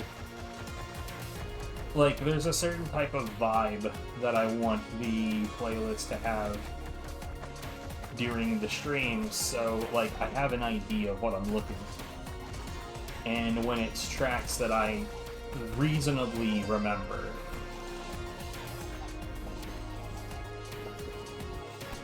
it makes it a lot easier for me to, like, hear something for a second or two and be like, oh yeah, that track, yes. Oh, that track, nah.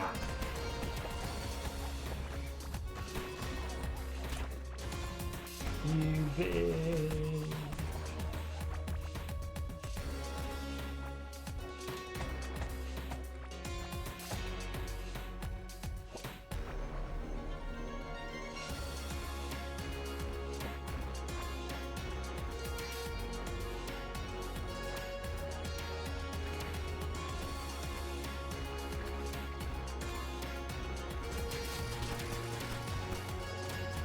Why are you alive? Get the fuck out of here.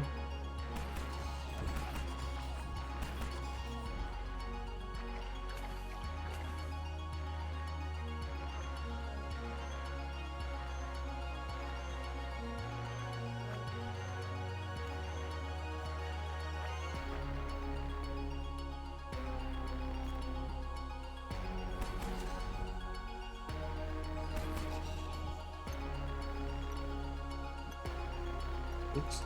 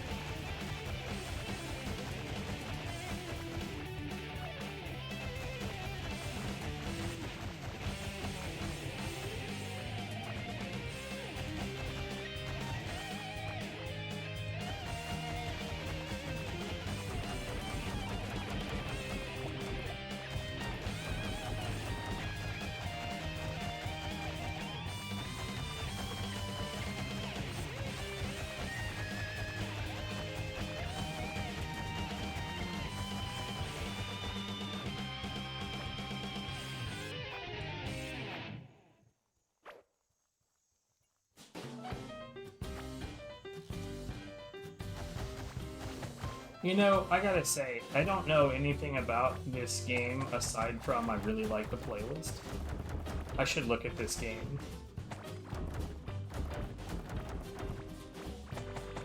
I don't remember who recommended that I looked at the Gravity Rush playlist, or OST rather, for this playlist, but they were correct.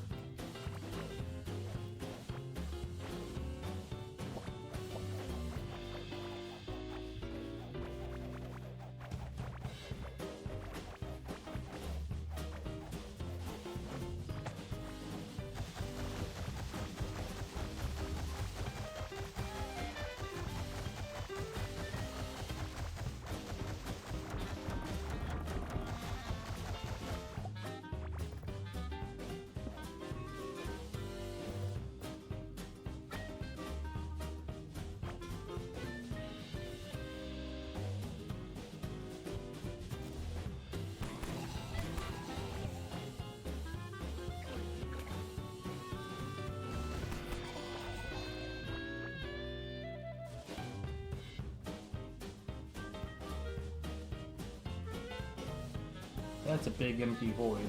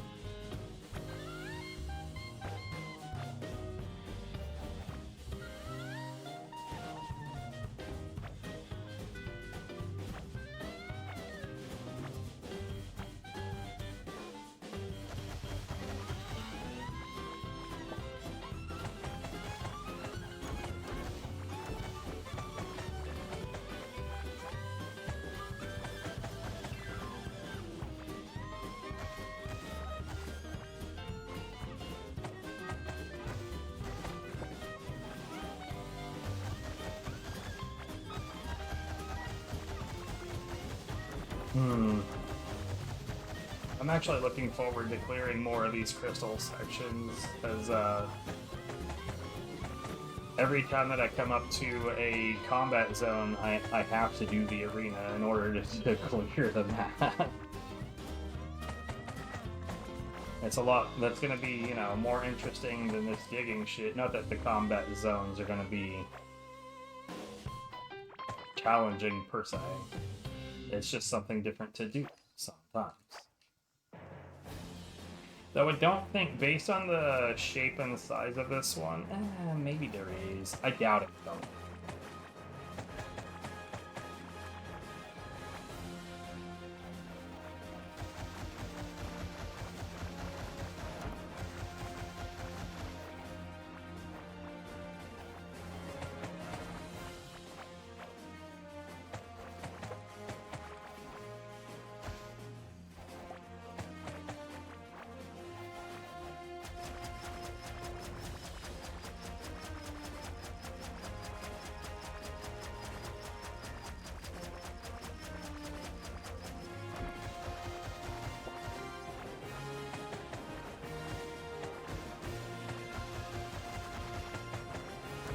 Man, I remember in the days before the passage of being added, like, this high-speed mining setup of mine, and this was also before the laser was added. Like, I got to the point to where my high-speed setup was able to one-shot volcano walls. And as far as I know, at that time, those were the strongest walls, so I was, like, so pumped. I know that, like, you can eat foods to improve your mining damage, but I don't know. I'm just not interested in doing it that way. I really prefer, in games like this, I really prefer to find a way to be comfortable with what I always have, rather than, like, looking for buffs that I have to constantly dope for.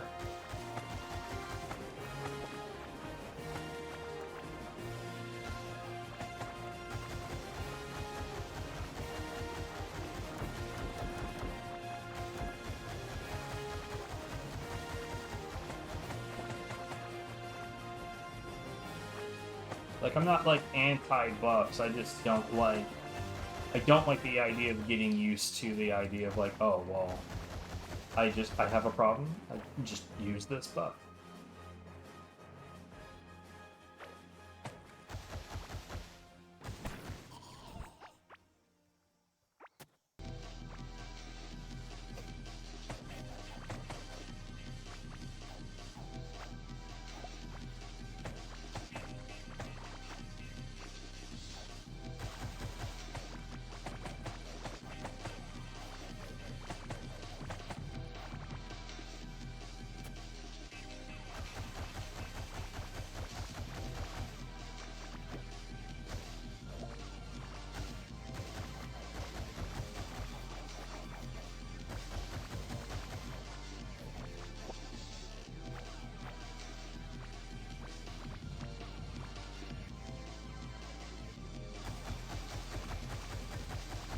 One second.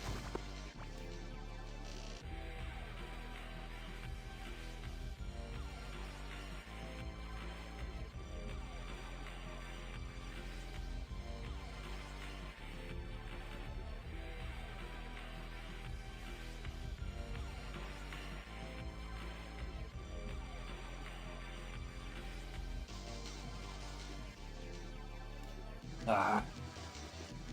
Alt-Shift-M is bringing up the map.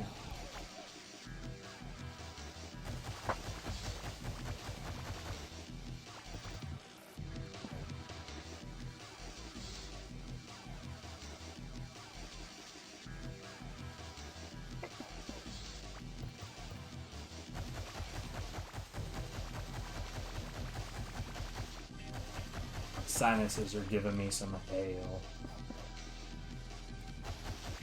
It's no good.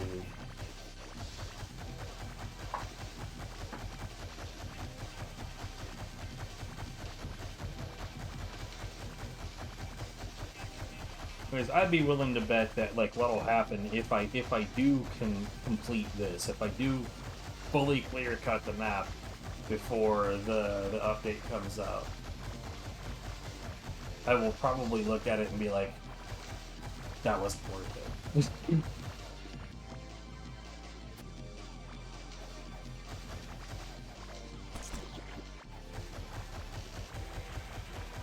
I will have to expand, because, like, I have like I said, I have like this line of conveyor belts, but I have a main line that extends all the way to the edge of the map, and I have one of those on north, south, east, and west. I have one in all directions. So since the new biome is going to be at the outside of that, I'm gonna end up having to extend those as well. Yeah, thanks for the follow.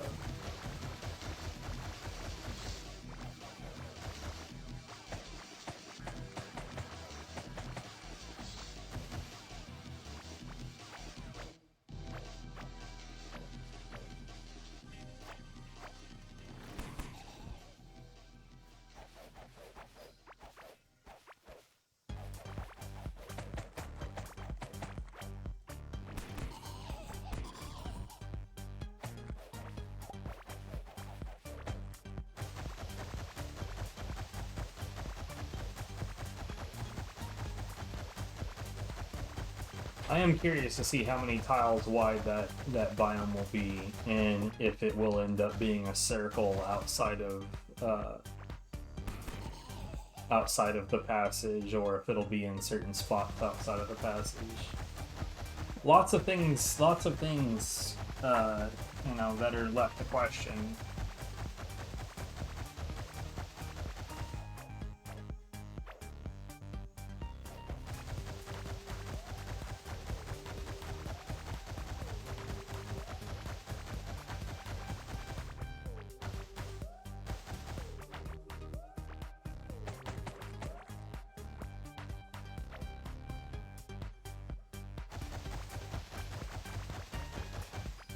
Oh.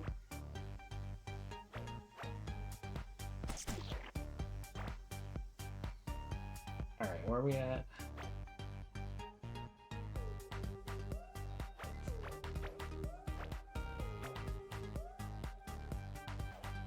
You know, it'd be real nice, a solarite boulder. That would give me an excuse to build a conveyor belt over here.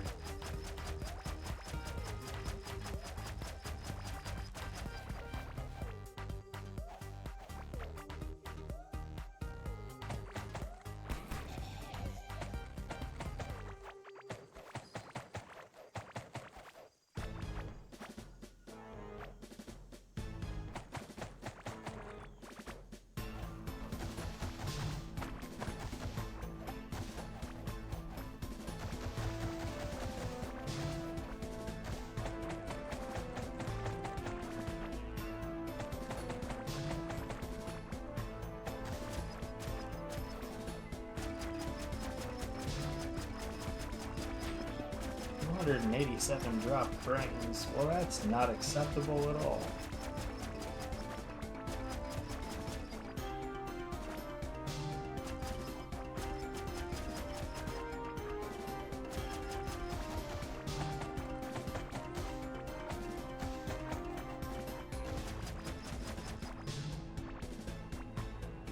Go ahead and put these guys out of the equation.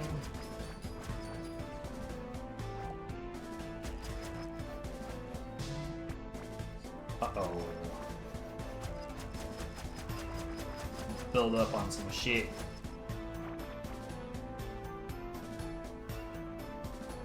This one's close enough.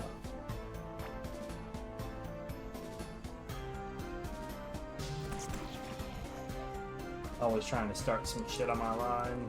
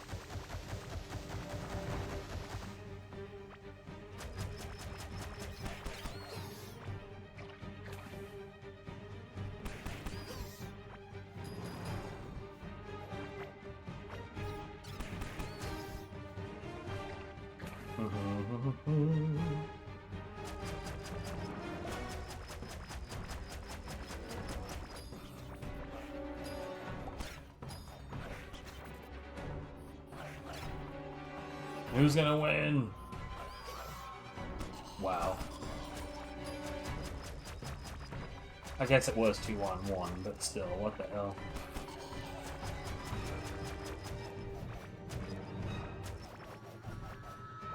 Weak ass tackle boy.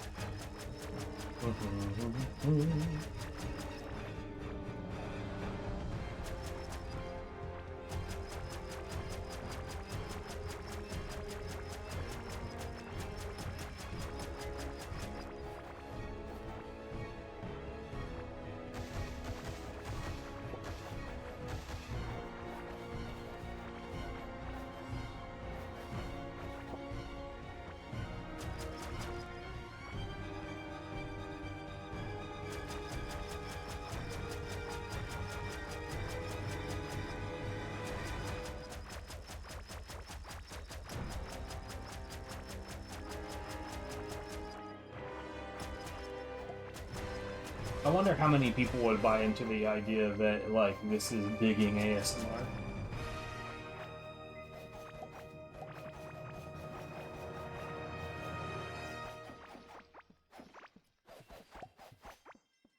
I think people that buy into ASMR buy into just about anything.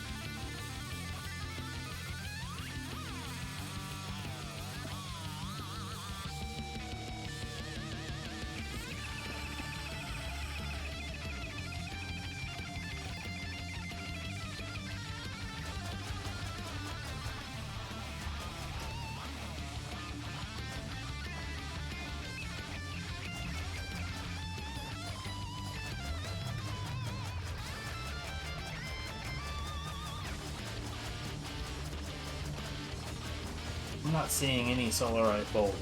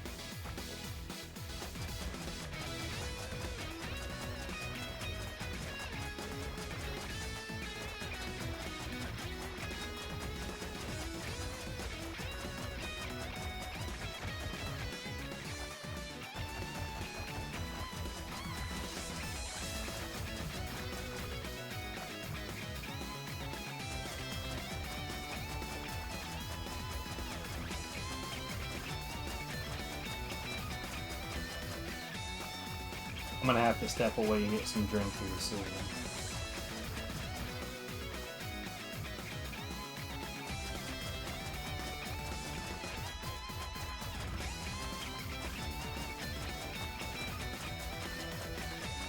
Always peak annoying when the drink runs out. Come on.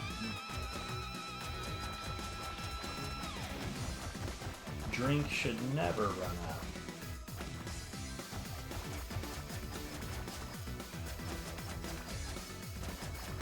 When I am elected class president, the drink will never run out.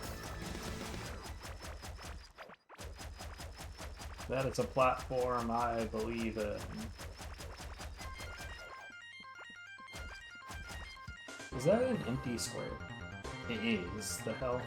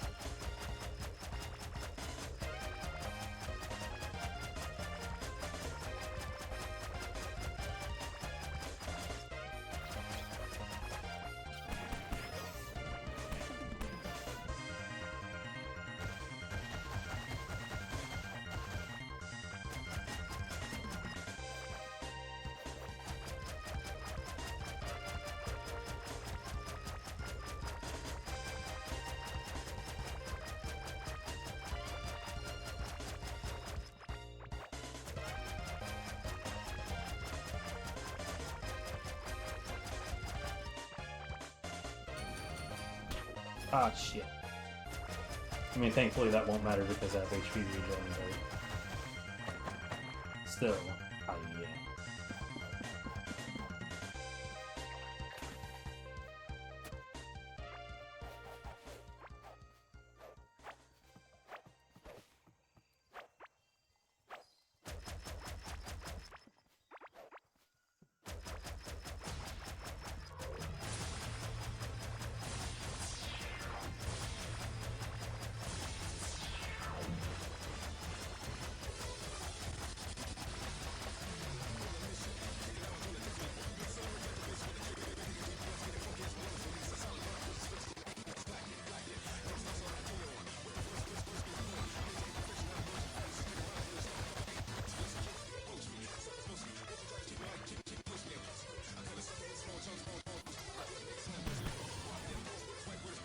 Oh, we're relatively close to a line right now, so that's gonna be convenient for a while. How long? Oh, shit, dude, we're gonna be relatively close to a line for the rest of this sector.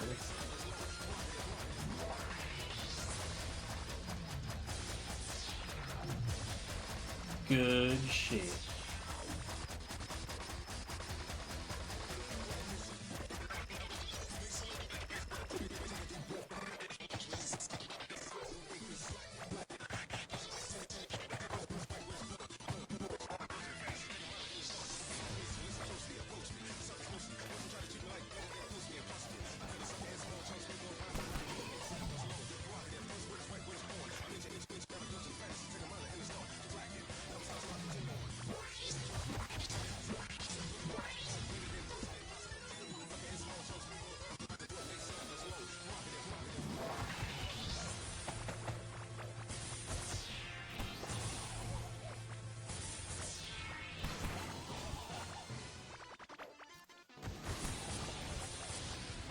I'm outside of the sector, but I saw stuff that needed doing, and so here we are.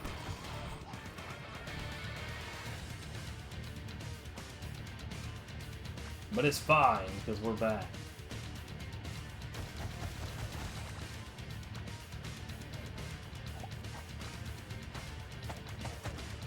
Sir?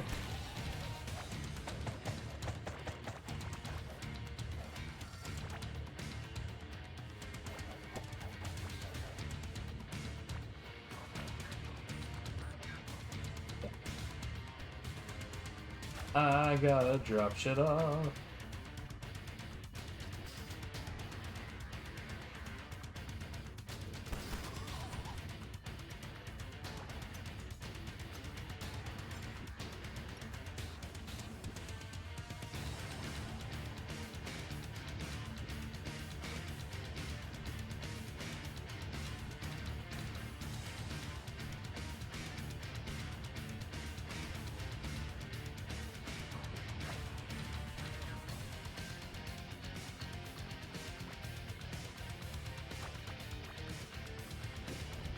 Damn it.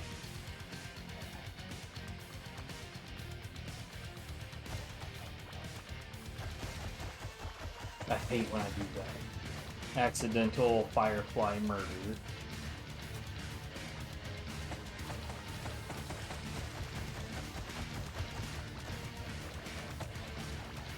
Unlike firefly murder in The Last of Us, where that shit was not accidental at all. I mean, whoops. Don't mind me. Just killing some fireflies.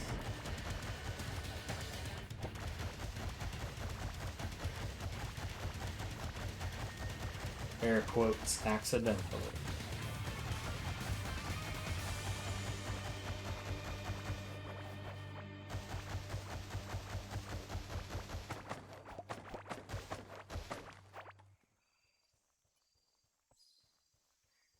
Oh man, I should eat something. Well, shit, who would have thought?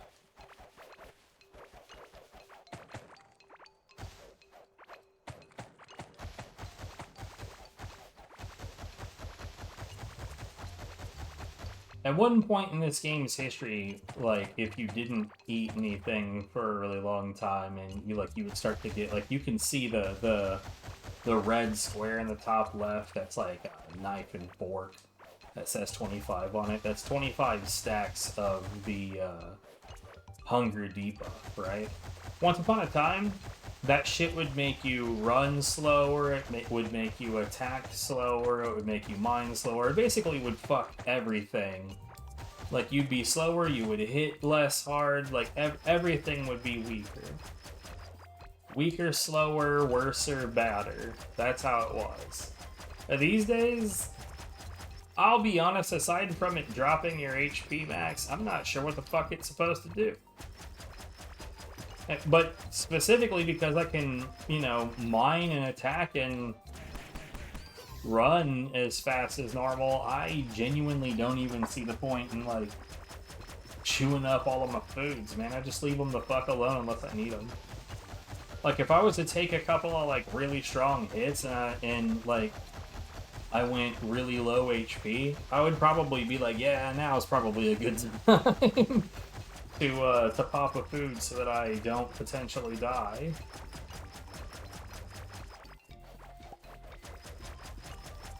But to clarify, dying in this game is not really any worse than just really irritating.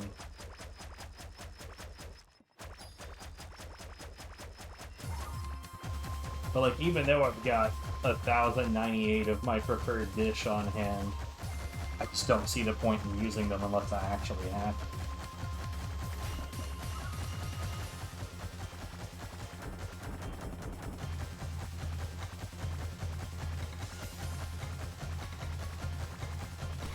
That dude was hanging around in the wrong spot.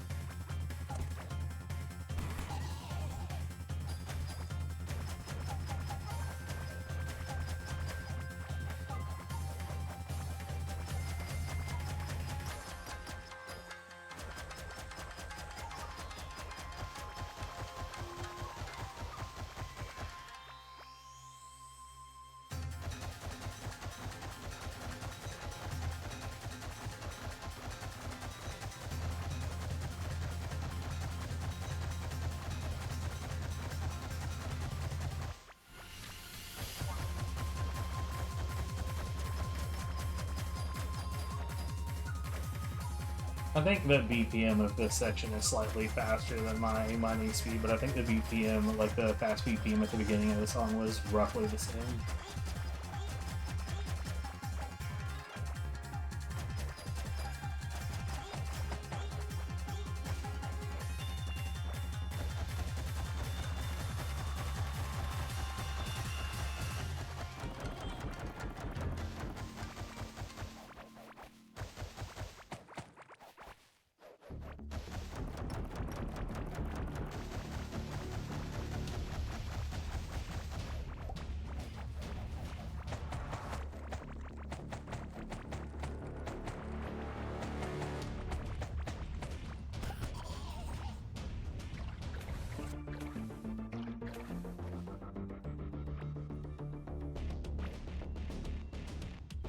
Uh...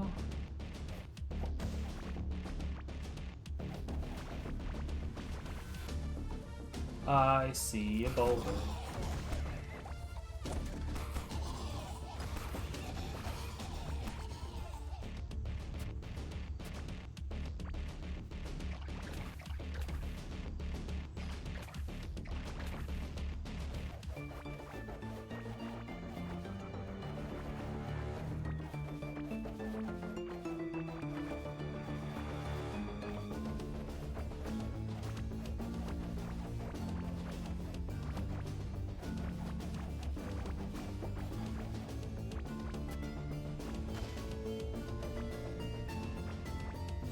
Okay, where is the nearest slime? It's to the east.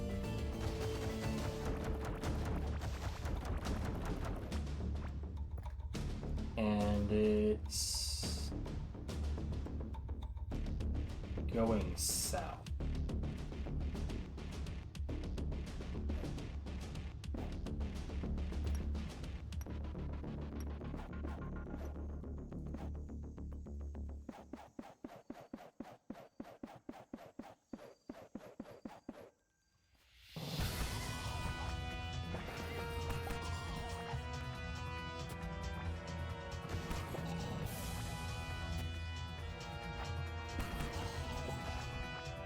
Okay, don't see another one. So I do want to get rid of those guys. They can be quite annoying.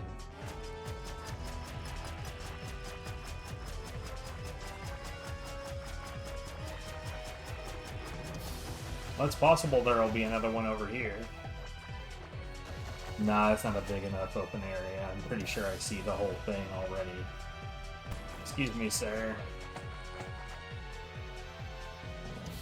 Oh, okay, well hold on. We're literally about to make a line right here so I can drop some stuff.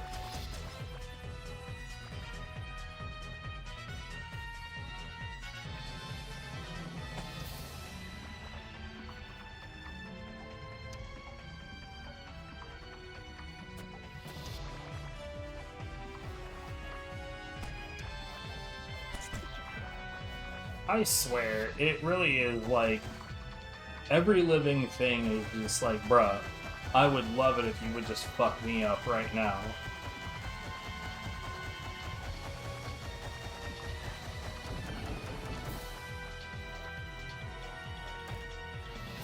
Like with a disturbing amount of consistency, enemies and random animals alike will wander right into wherever it is I need to put my pickaxe.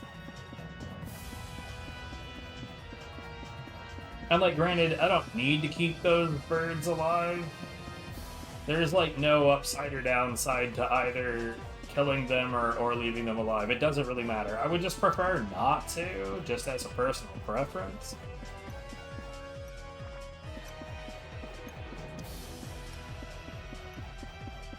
But man, I'm not gonna like sit around and like wait and hope for it to fuck off away from whatever I'm trying to mine.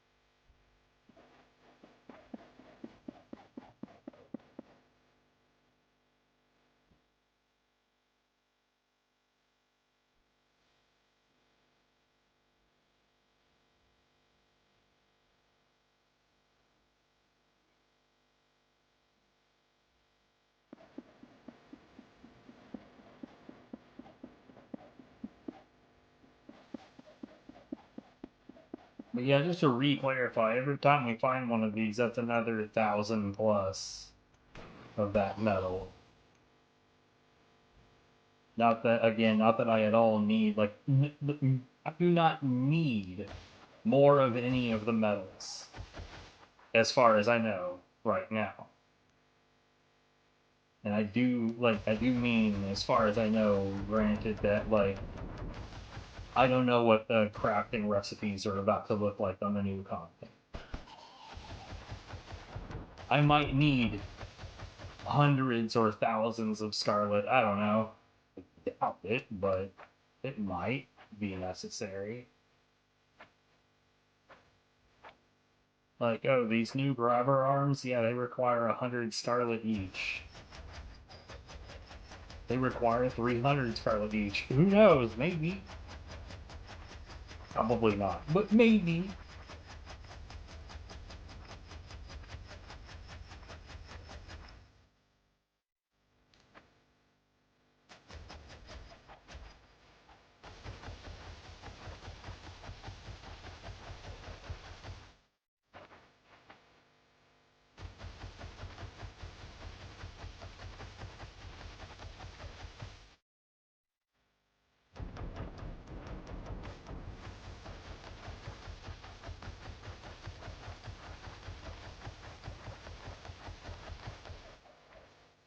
But hold on.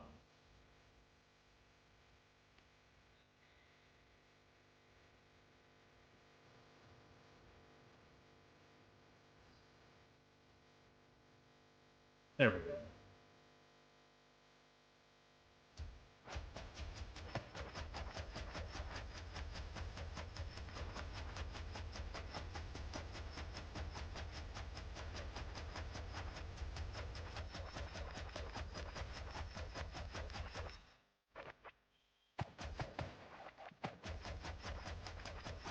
Yo, I still need to play Cuphead at some point. I have yet to dabble. Mostly because, like, it's in my waitlist on iTab, but, yeah, the price hasn't exactly reached the number I want to pay yet. Or at least if it ever has, I didn't notice it at the time.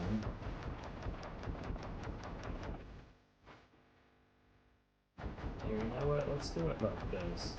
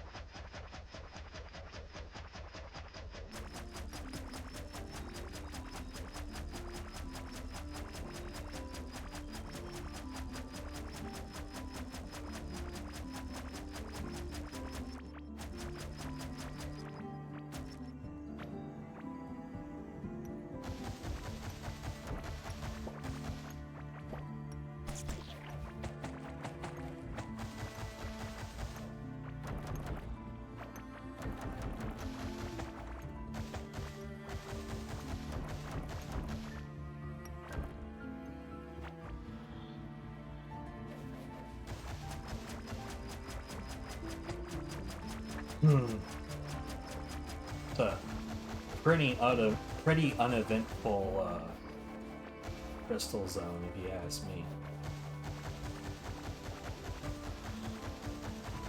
There's fuck all in there.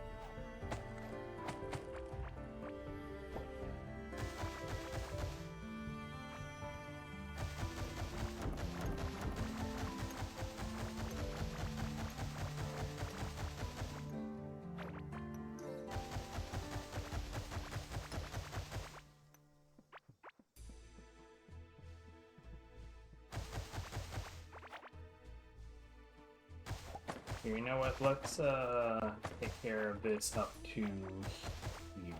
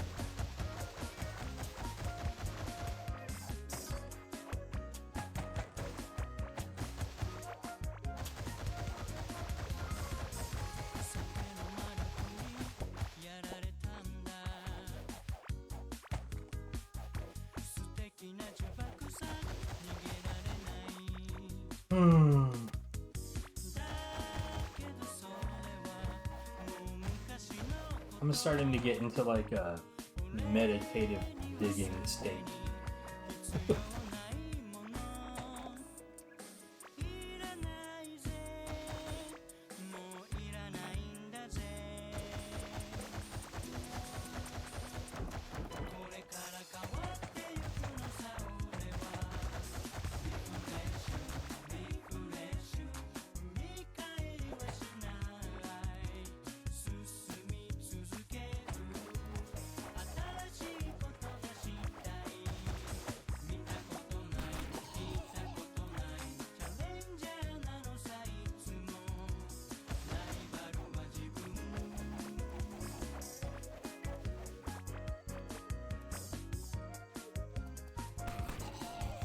I'm not gonna lie, this track reminds me a little bit of Densho Toko these days. I don't feel like it used to remind me of that, but now it does. Hey, another bold.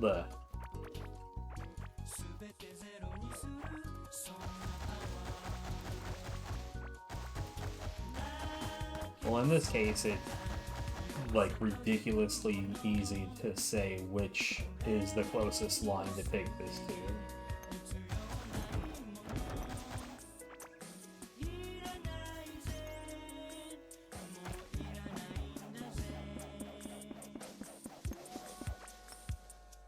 Oh, whoops, fuck.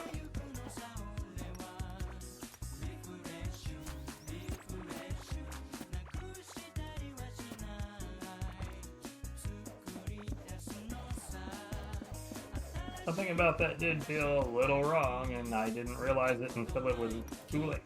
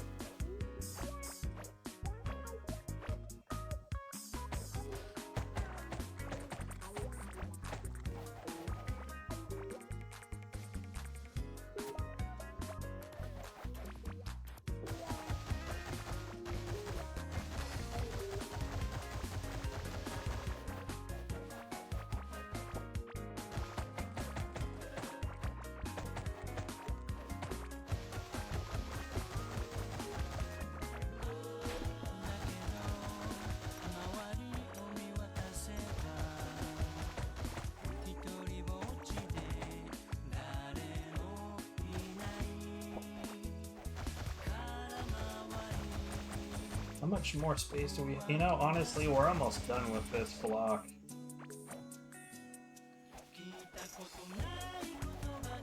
We'll be here for what, maybe...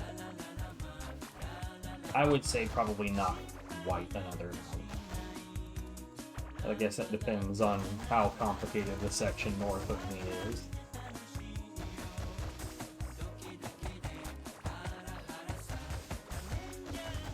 Well, right now it just looks like relatively simple left, right.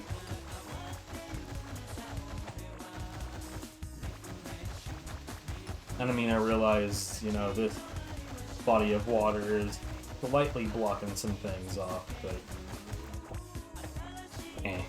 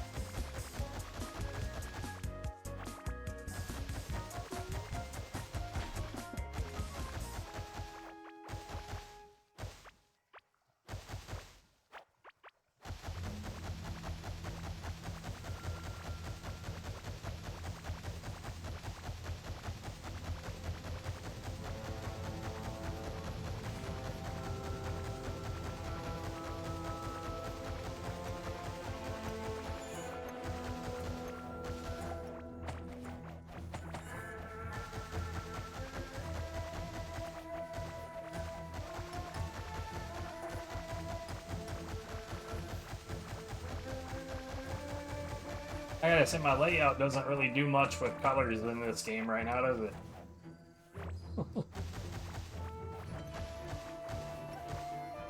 This is the downside to, like, being in an era where the lantern is its own slot rather than...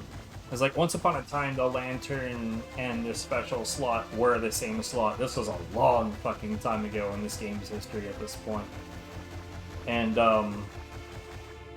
because I'm very combat-minded, that meant for a vast amount of time I did not carry a lantern at all, so I was obsessively putting down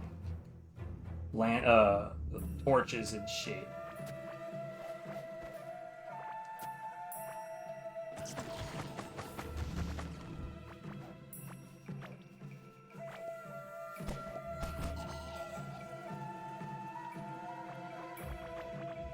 Because I was...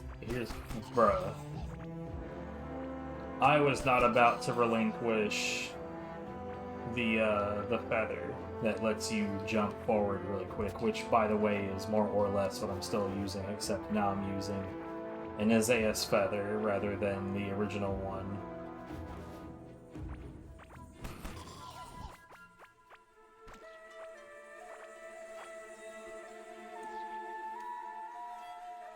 Okay, so I'm just gonna go straight south.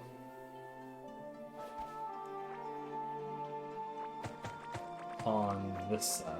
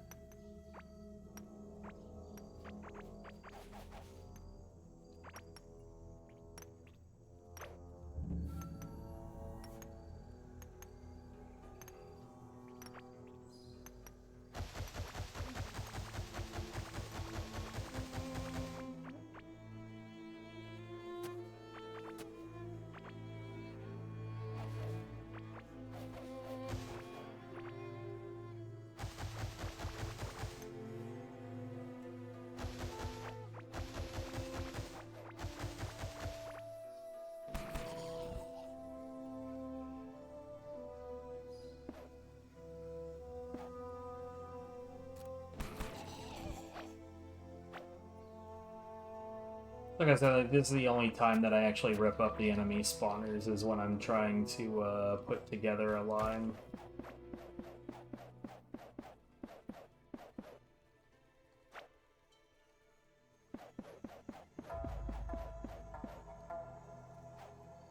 Come on, come on.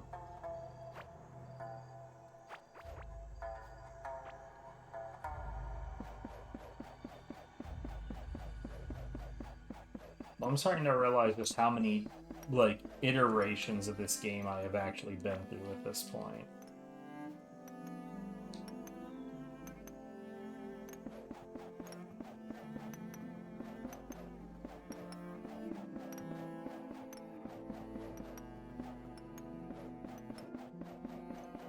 Which is to say, too many.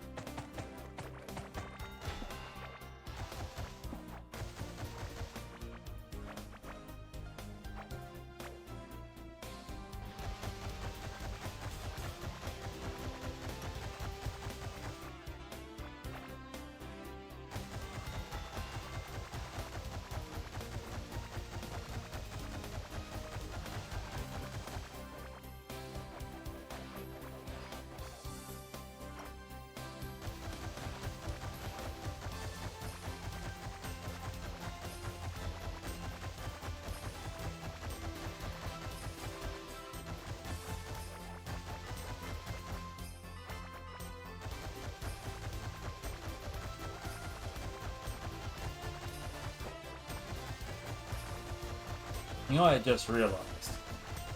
If there was a big section of like, you know, if the front wall was all fucked at home, where I had to repair the front end of the machine, which happens sometimes, but if that was there, there's a really, really, really high chance that there is also a break in the line somewhere on the desert side.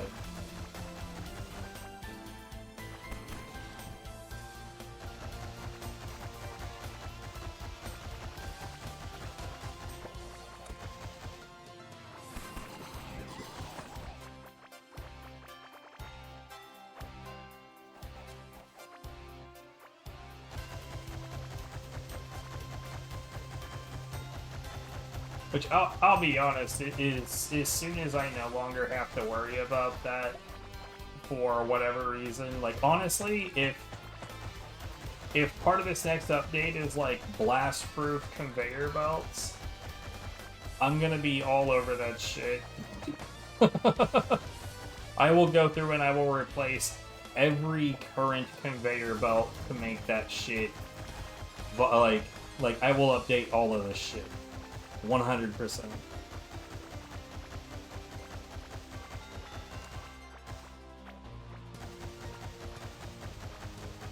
I say that like there's gonna be, you know, a heap of boulders still laying around.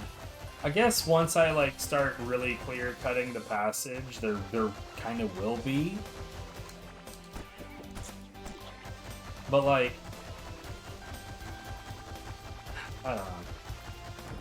I will say, like, I am concerned about whether or not we're going to have if 8 Fury Furnaces is going to cut it. And with the others, like, honestly, I don't even think that 8 basic furnaces...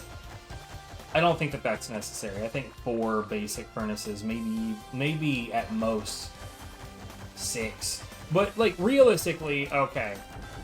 I have the only overflow metal I've ever seen in the first set of 3, right? Because you've got copper, you've got tin, and you've got iron. And the only of those 3 I've ever seen any overflow of is iron.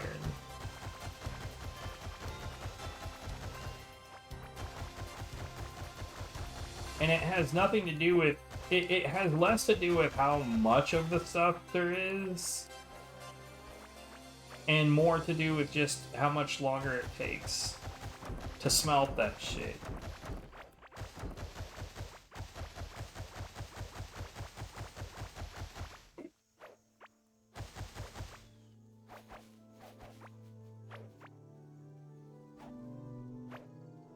Because, like, copper, let's be real, dude.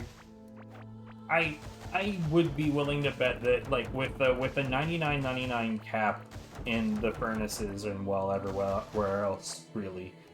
But I'd be willing to bet with that 99.99 cap, I could have, like, 50 fucking copper boulders going at the same time, and they would not overflow. And that's because copper bars take, what? 4 seconds, maybe 6 seconds. They don't take very fucking long.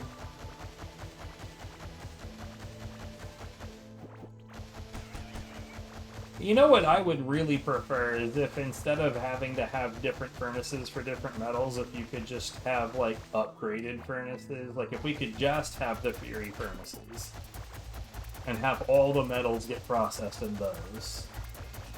Sure, like, it would increase the space necessary for my setup, but if that made it where, like, the lesser metals were getting processed more quickly, I would prefer that.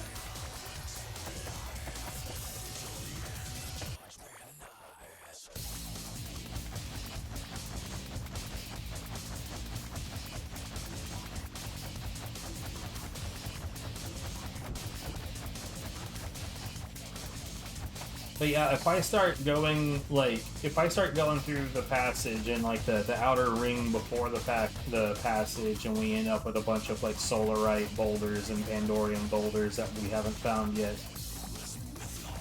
I personally think I'm going to end up with a situation where I do need more than 8 of those in particular.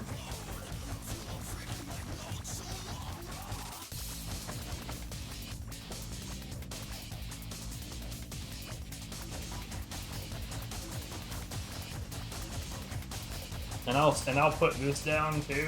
I really, really, really hope that if they add another furnace, that it's not a 3x3 item. I really don't want it to exceed a 2x2.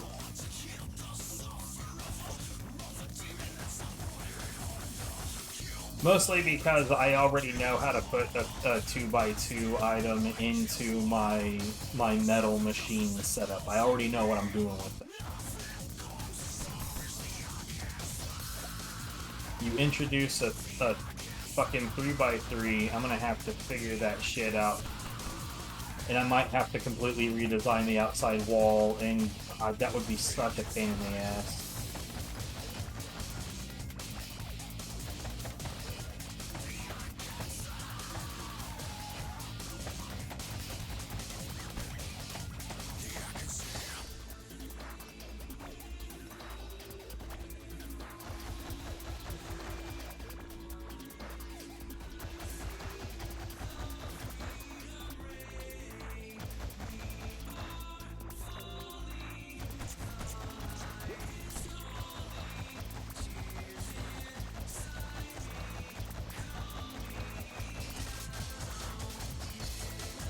I cannot listen to this and not think of Dead Fantasy.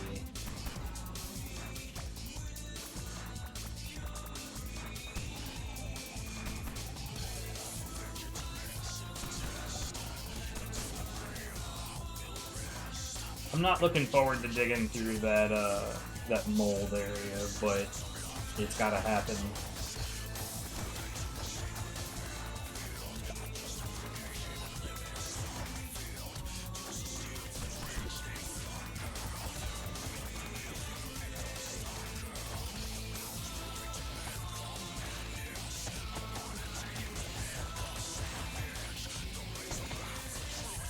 Like I said, like they're just gonna sit there and wait for my pickaxe to have to go there.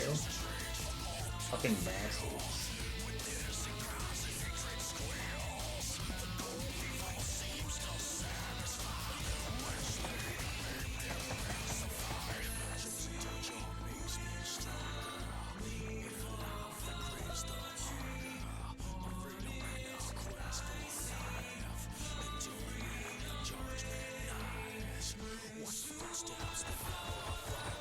Now, I personally don't think that mold dungeons are, like, threatening at all. It's, like, you do have to be more mindful there, because the tentacles that throw stones at you there, they also will stun you. And that can be pretty rough if you get stun locked. You just sit there and take damage, or if that happens when you've got a bunch of the melee guys in your face.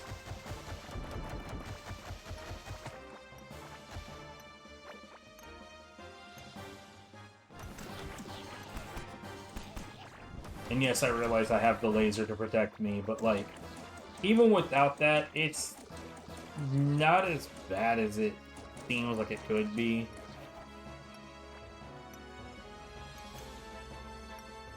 Here. Oh shit. He was a bit too close to my drill.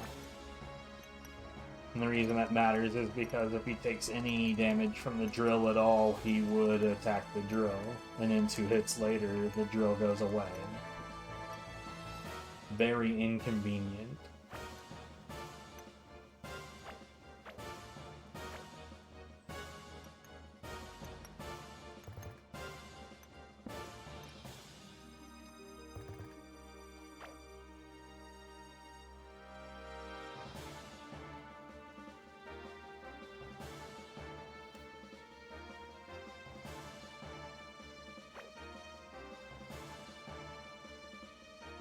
So I wonder why the map fills in so funny on normal water. On like ocean water, mold water, crystal water, and all the other forms of water, it fills in very consistently. But on normal water, it's so janky. And it's been that way for a very long time. I haven't like bug reported it per se, but at the same time, it's one of those things that's like, clearly they know about it.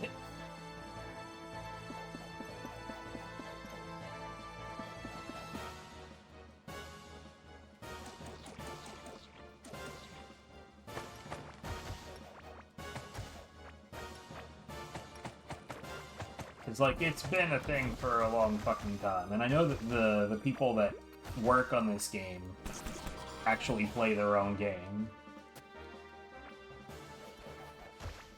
It'd be one thing, like, if what I was discussing was a really hyper-specific, out-there kind of bug that there was a high chance that you would never run into under normal circumstances, then sure, yeah, I should report that shit. But, like, this is something that, like, literally, if you ever try to map out any areas, you're gonna run into this.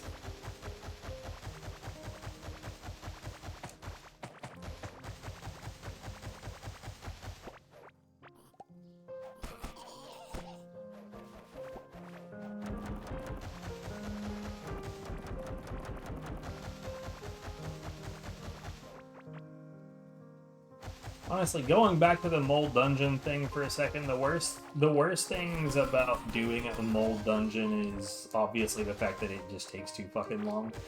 But, like, part of the reason that it takes too long is, like, the stringy, webby crap on the ground. Because, yes, I do consider that to be part of the cleanup.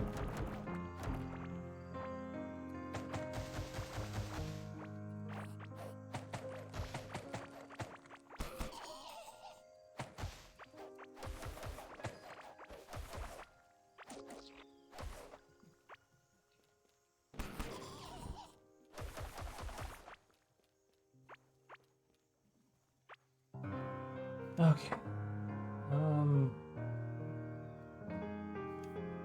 This is such a fragmented mess, dude.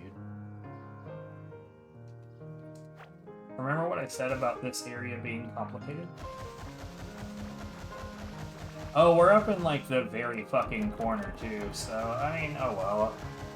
Should quit my belly aching.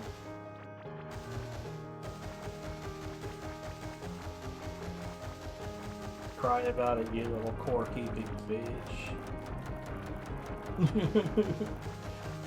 But no, seriously.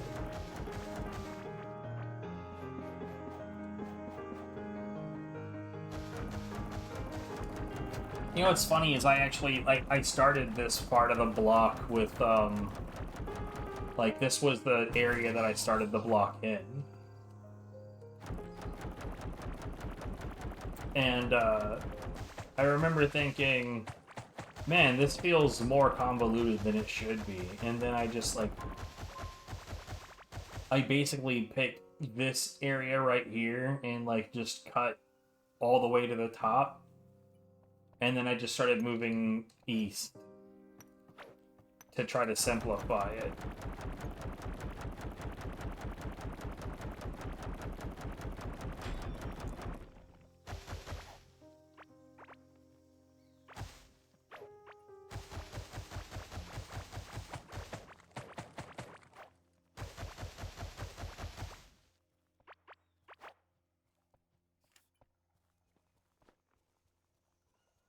You know what? Let's take care of the pin all the way on the west wall.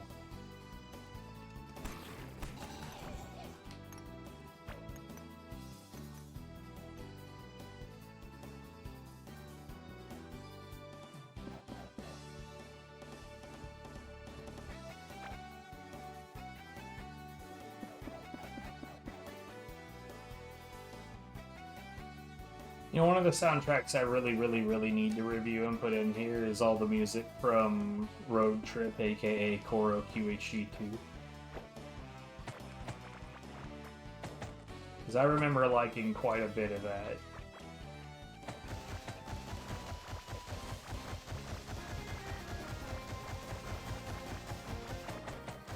And honestly, maybe even from the rest of the series. Maybe I should hunt down the OSTs from the whole lot of the motherfuckers and just go through all of them, because, like, I will say this, like, I don't like most racing games, but it can't be denied that there's a lot of racing games out there with pretty solid banger soundtracks.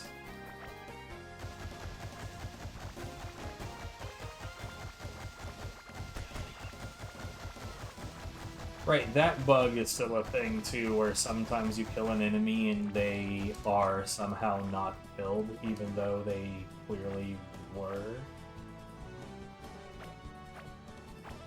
And, like, I'm of two minds on it. Like, I could complain about it, and I suppose in some cases, like, in some cases that would lean more complaint than not. Like, for instance, bomb scarabs. Bomb scarabs are dickheads, and when you kill them, you want them to be dead. But some other things, it's not awful to get double rewards because the thing had to die twice for some inexplicable reason.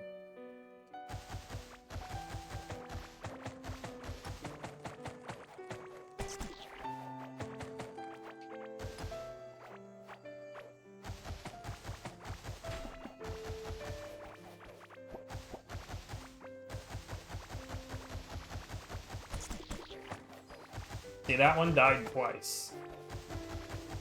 One of the birds not too long ago did that.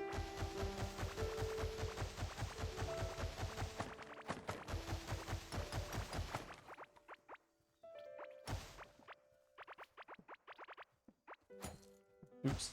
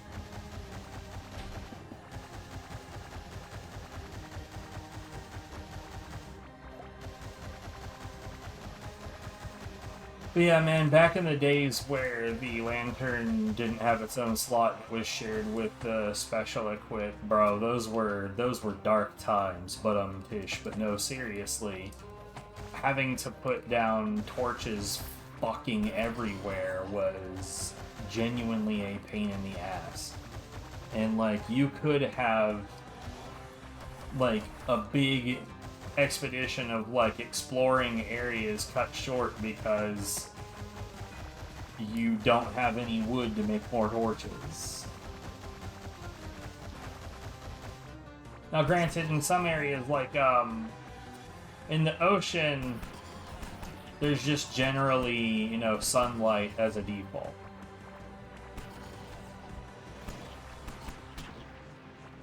I got Plonk. In the desert, there's just plenty of light as a default. But like,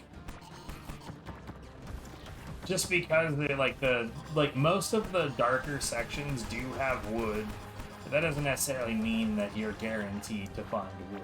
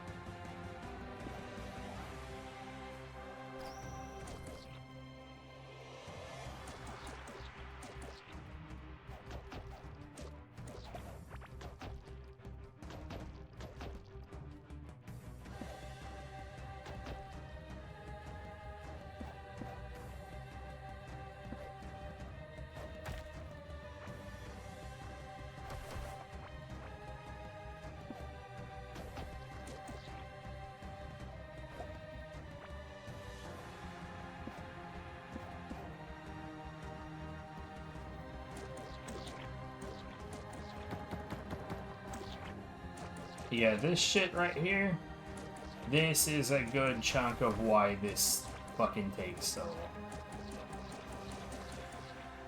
Like, sure, there's also the fact that I'm getting slowed down a bunch, whatever. But, like, the constant little goops on the ground, that doesn't help.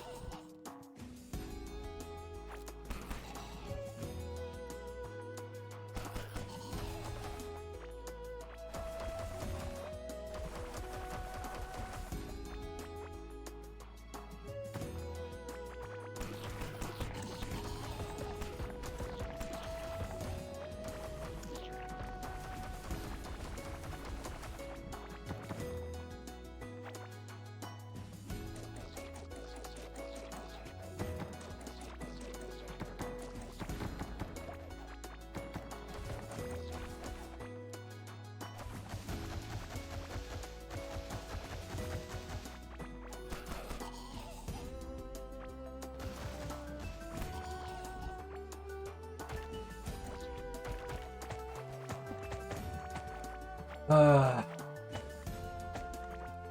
gotta say, the fact that this part of the grid went right through this dungeon, I was not happy about that when I first saw it. Like, man, come on. Like, I saw this happening and I was like, immediately, I was like, this is gonna be a complicated piece of shit, isn't it?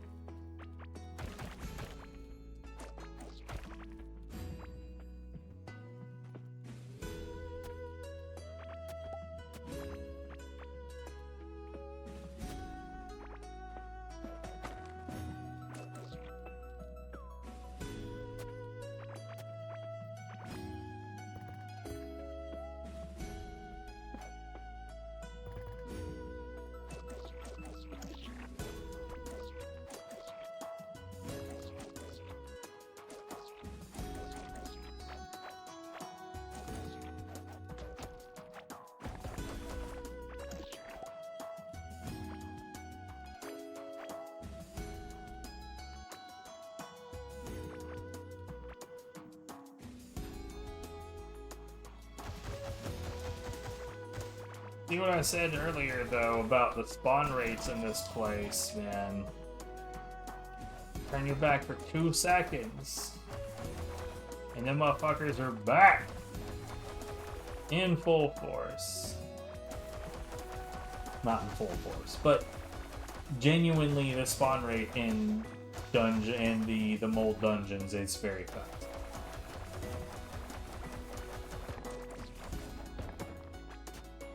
Damn it.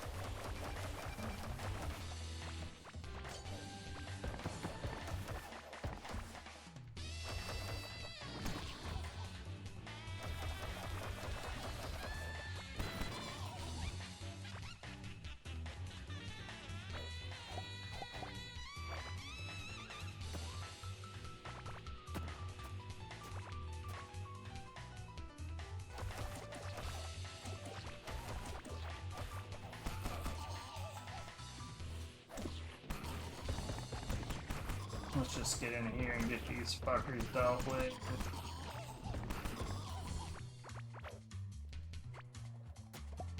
God damn it.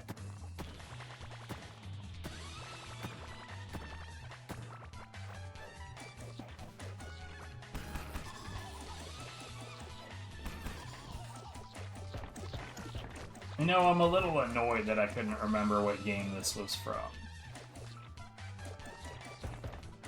I used to speedrun this shit.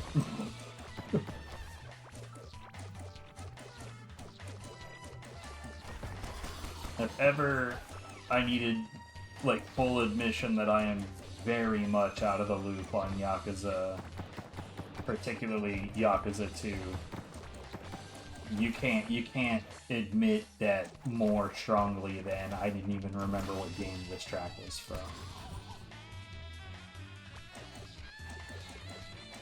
And, like, granted, now that I know that this is a Yakuza 2 track, I can now confirm it is not a small number of times that you hear this track, so that is kind of embarrassing.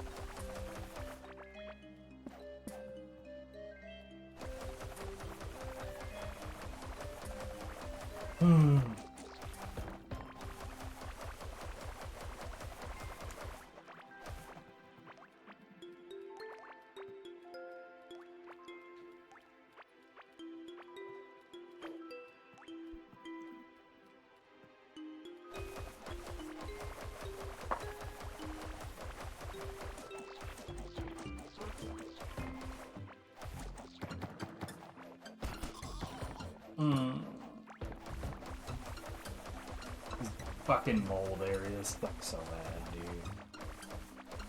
Oh, well, honestly, these are the kinds of areas where it's like the first time that you go through one ever.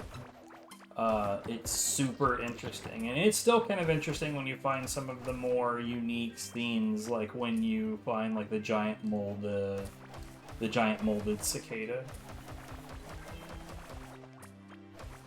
Though, to be fair, that was a lot more interesting before the cicadas were introduced into the game as, you know, enemies that you can fight. Now they feel less mysterious.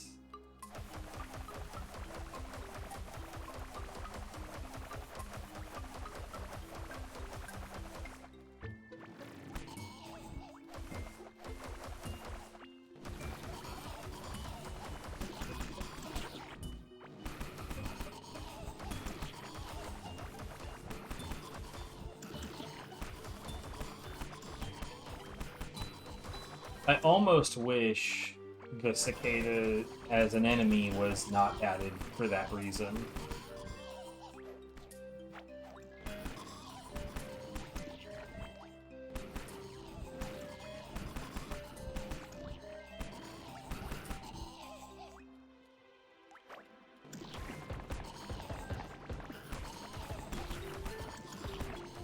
Because, like, when you found, like, previously killed cicadas in the mole dungeons, or when you found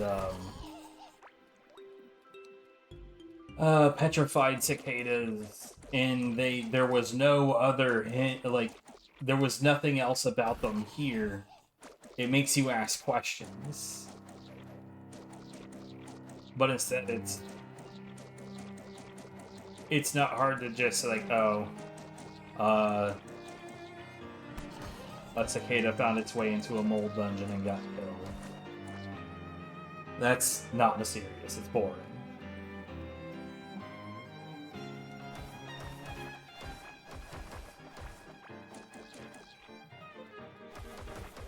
Bro, I need to play myself some more Tokiden Kiwami, too. It'll come up in backlog eventually. Like, the opportunity to actually play it proper, I mean.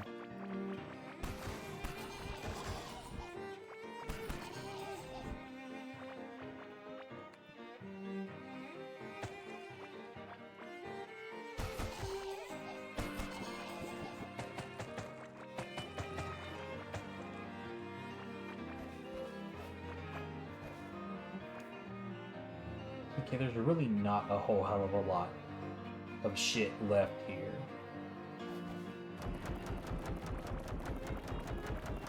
As long as we're getting something done. You know, actually I say that, but no, we really should be focusing on the dungeon, the mold dungeon area, because otherwise everything is going to respawn and be a total pain in the ass.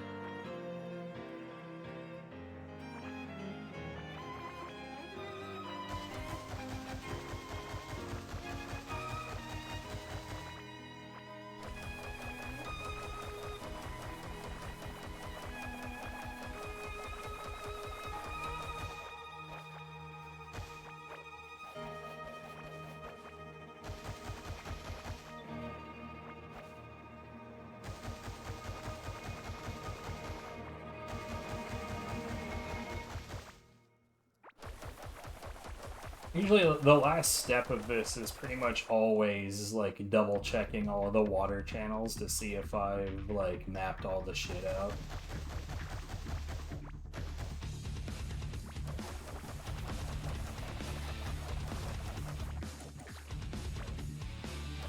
And usually I've done pretty good, but missed a couple of spots.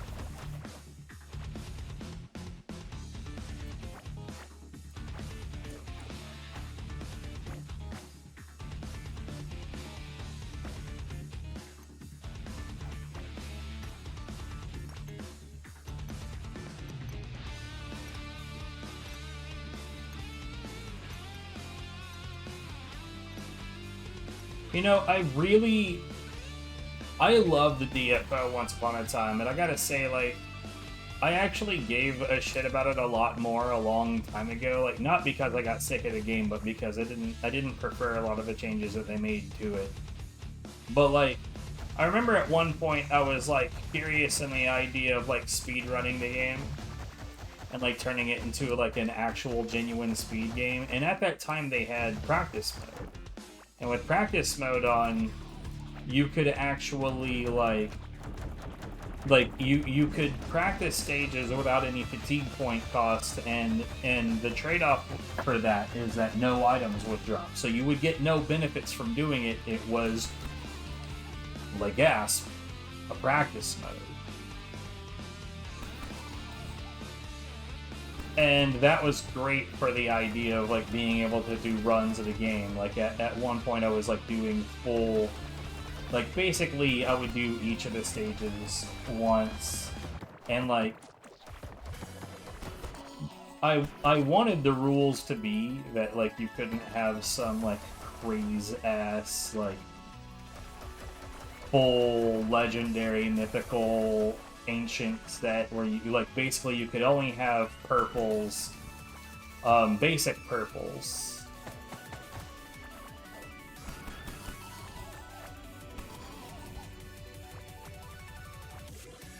Or maybe it was blues. I don't remember. It was basic equips. Like, basically, if you could purchase it from an NPC, you could use it.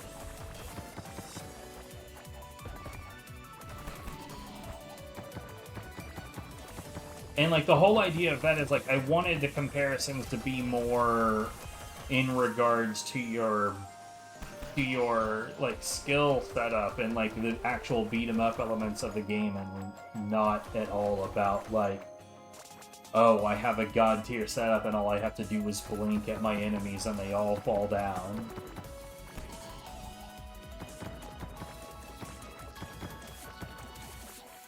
Because that sounded extremely not interesting. But, like, I gotta say, if they release, like, if they release an offline version of the game for, like, $60 right now, I'd fucking buy it. And that, I do not routinely spend large portions of money on video games. Like, 60 is unheard of for me, but I'm telling you, I would do it right now.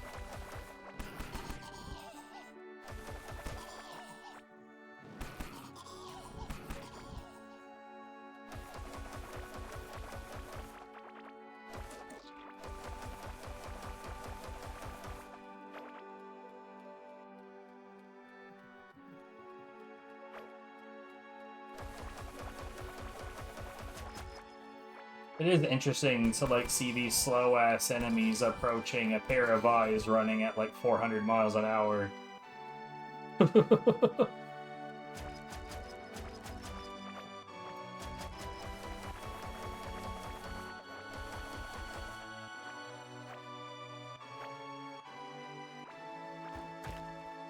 Wait, the fuck? Damn it.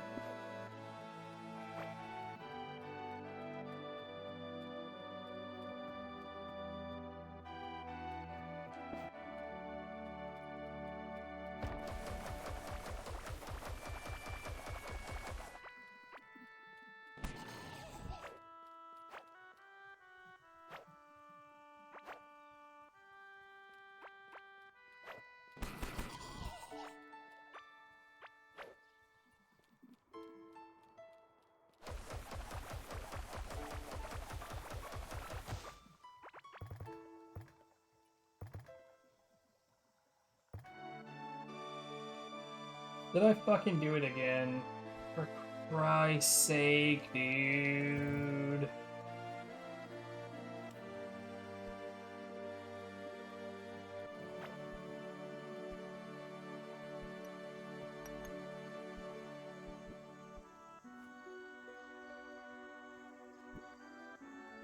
This has happened I don't know how many times, but it feels like I've made this mistake a lot more recently.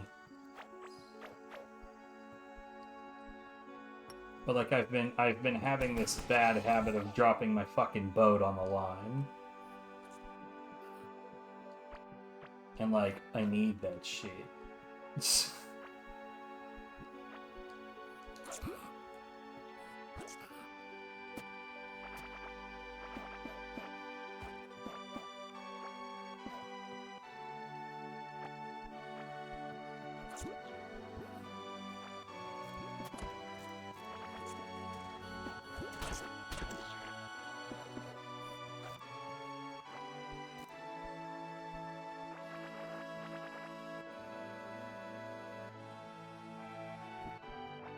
How long ago was it?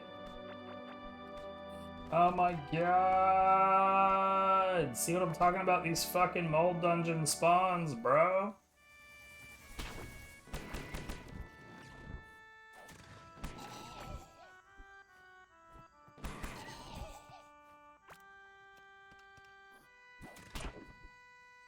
Four?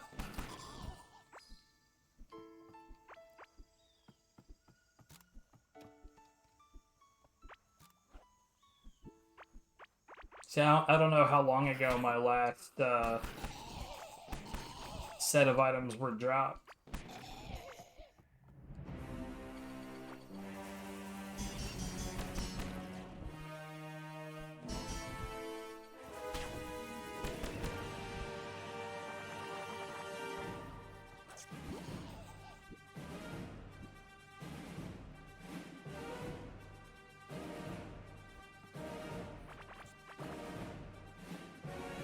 I still don't see it.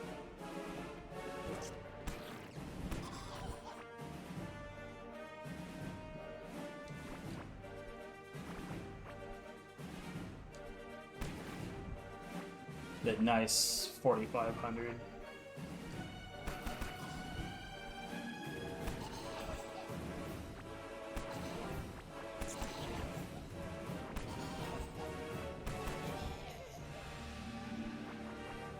It's probably made its way all the way home.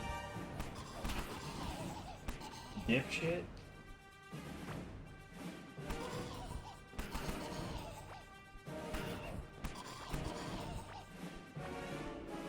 This is so annoying.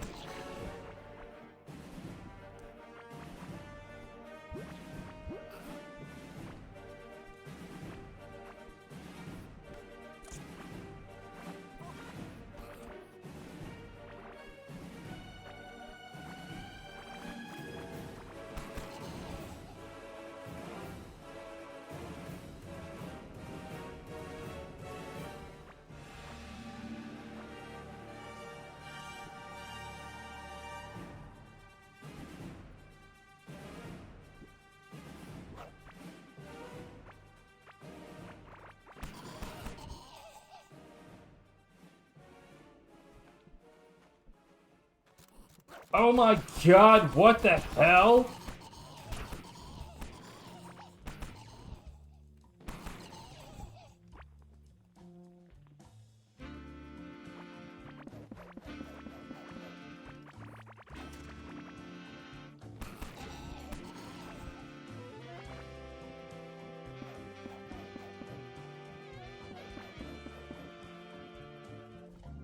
Guys, fuck off! I just want to find my bow!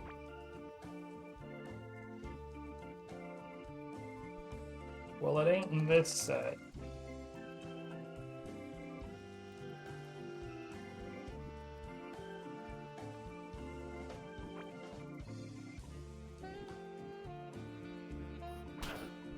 Leave me the fuck alone! I just want my bow!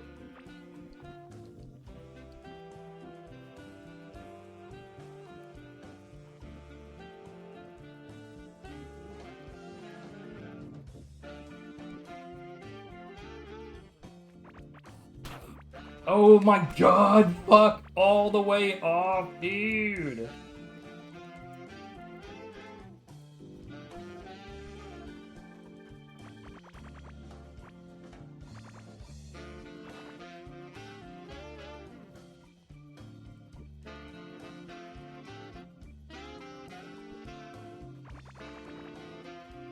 You were bait there. Thing is, god.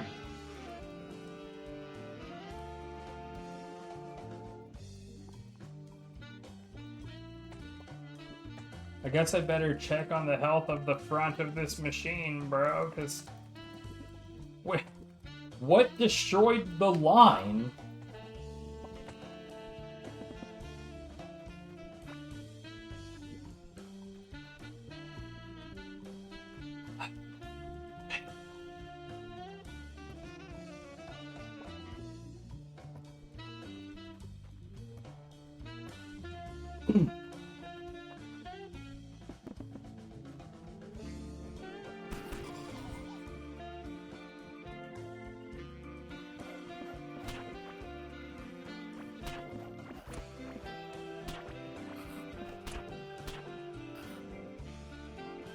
Feel free to fuck off, sir.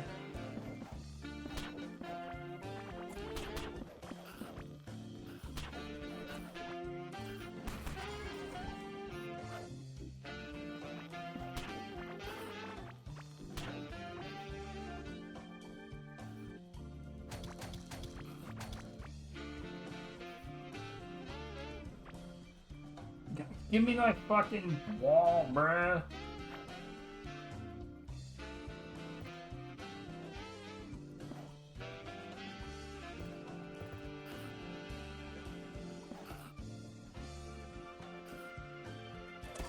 Shut up.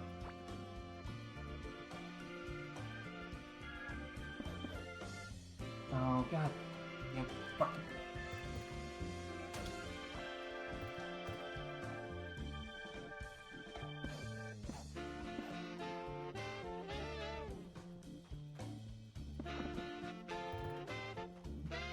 Suddenly everything going wrong.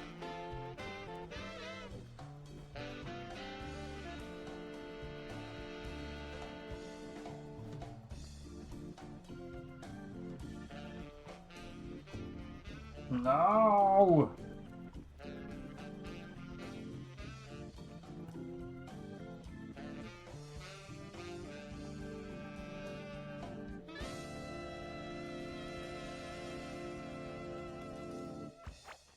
I'm not gonna do this right now. We're so close to this section just being done. I want to finish it. And we can come home, clean shit up. I really want to stop, like, autopiloting my boat out of my fucking inventory.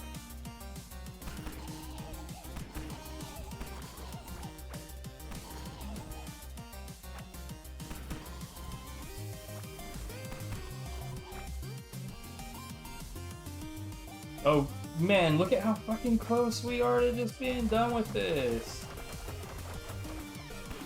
That meltdown happened at almost to the very end of this mold section. Fucking...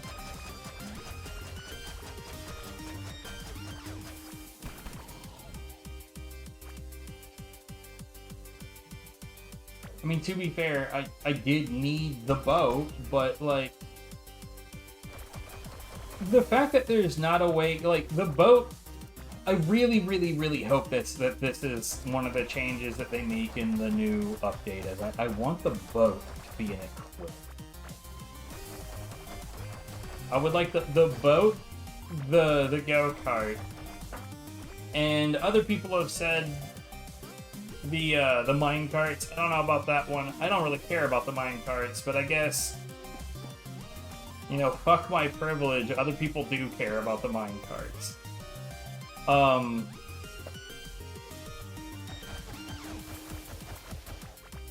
just want them to be less of a hassle.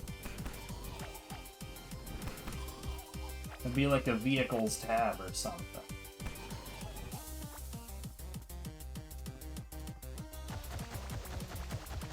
Well, that'd just be swell.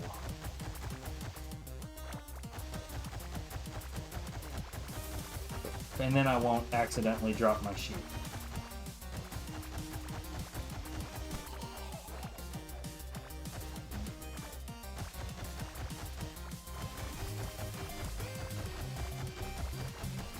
You know, funny enough, this is one of the things that I normally do while I'm just like sitting down listening to the news.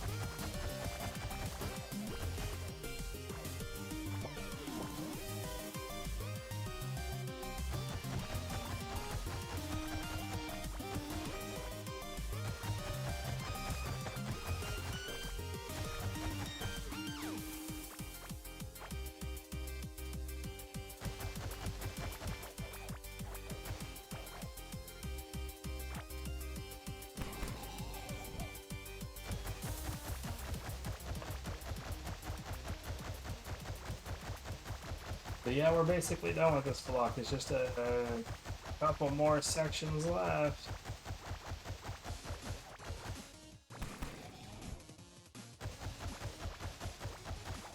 What the hell? We just went from end game 20xdx to early game 20xdx.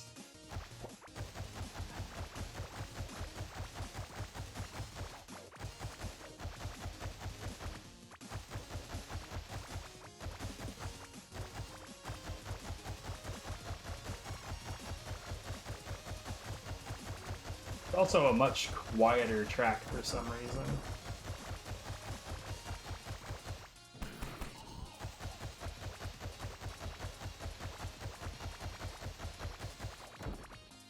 Okay, is that it? Boom! Alright.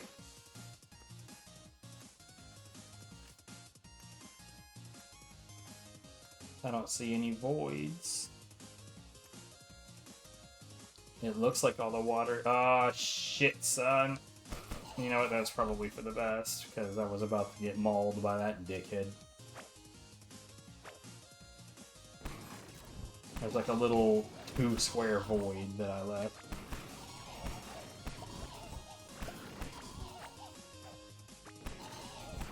Genuinely though, what the fuck was that disaster of, like, these guys were just everywhere and there was a hole in the line and man, like, I don't know what in the hell happened, but I am not a fan.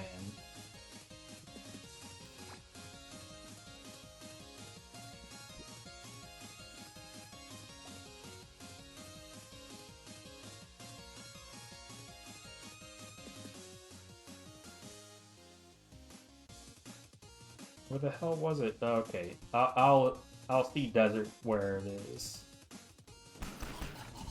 A tiny desert zone.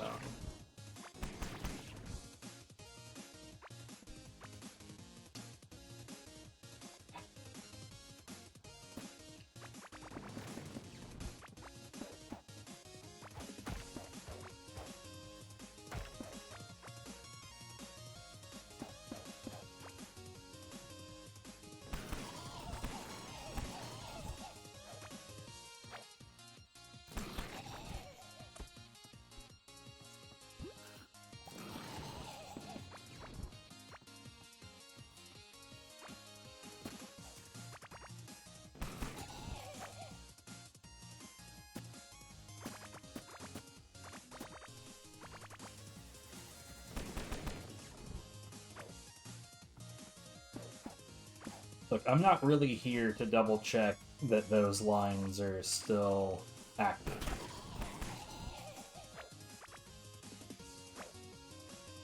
I'm not here to check if that one is. I'm just trying to finish up this zone.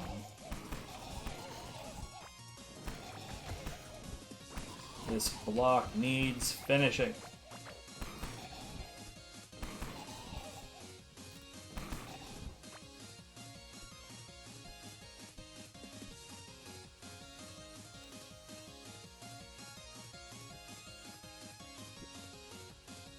Sweet mother of God, it's still really, really, really far away. I'm gonna pop this just for the speed buff, because I want to move quicker. Later, guys. Not here to fuck with y'all.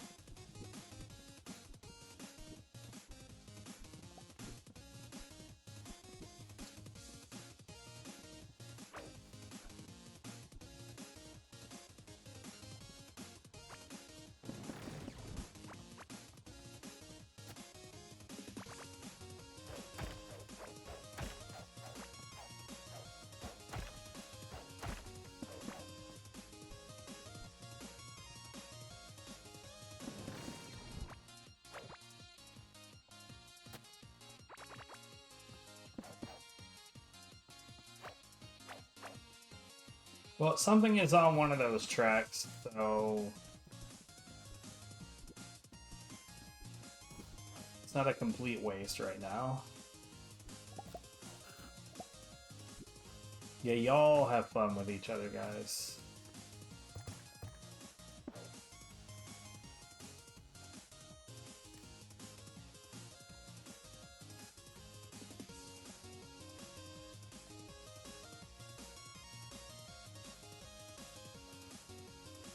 Though that is... Oh, no, dude.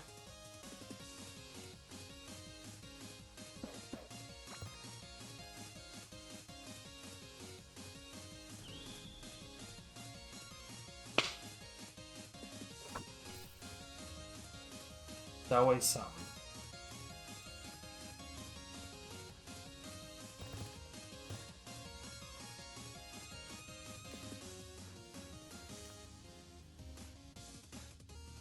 This motherfucker right here.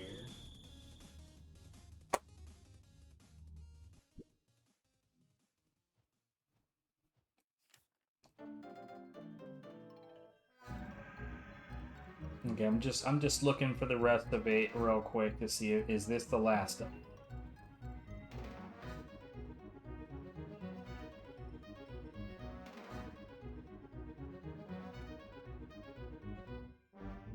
Yes.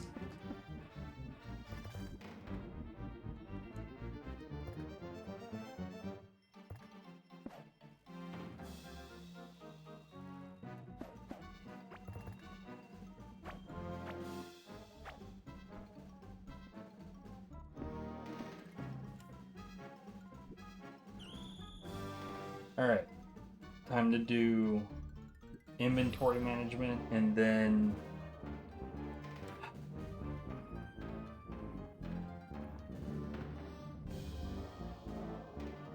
okay, I'm gonna do inventory management, walk away, get some drink, have a bathroom break, and then we're gonna start on this next block in this corner. But before I start on that block, what I'm gonna need to do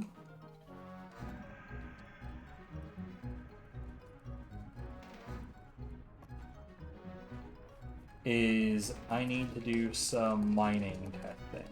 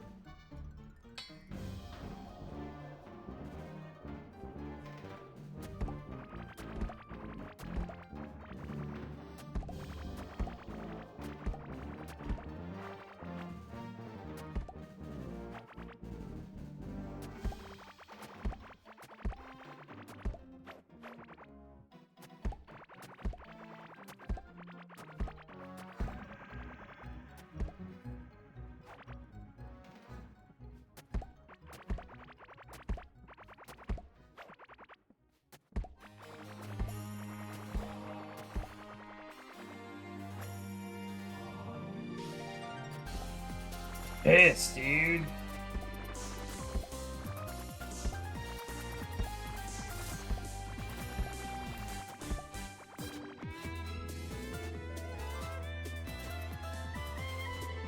Come on. I know why I'm making so many basic mistakes. It's because I definitely need to use the bathroom.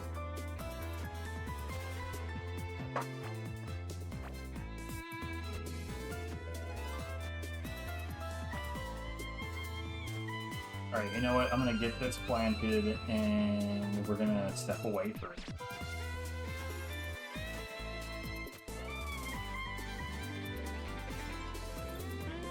Alright, I'll be back.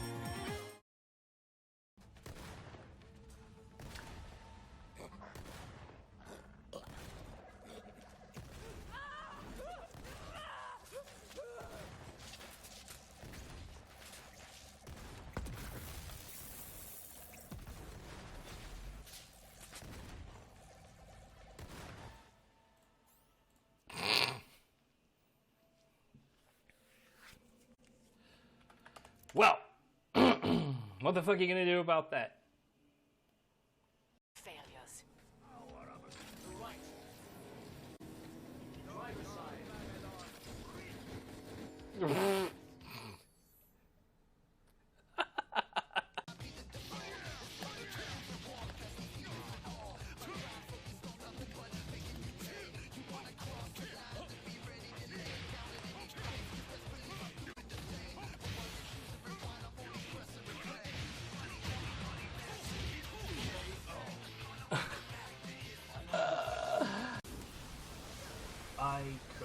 disagree with that more if I tried. Lady, what are you doing?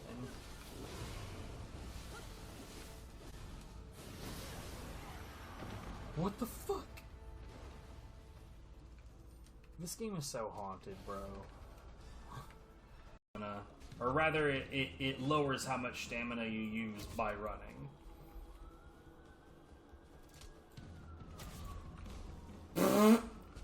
Well, there he went.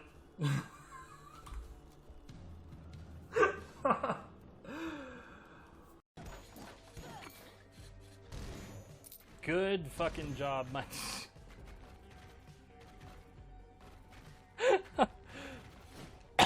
Fuck.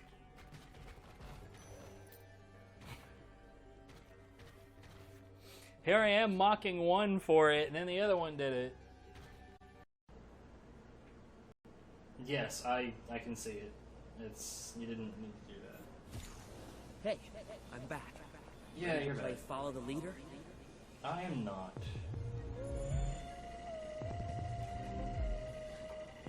Damn it.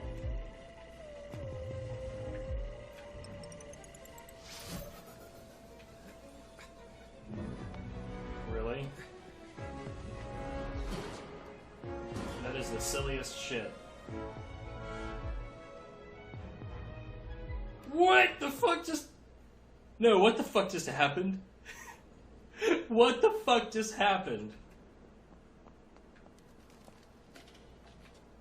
Nah, man, I'm ignoring the I am ignoring that shit. Hey, That was dumb as hell. play follow the leader? I just went out of bounds and died.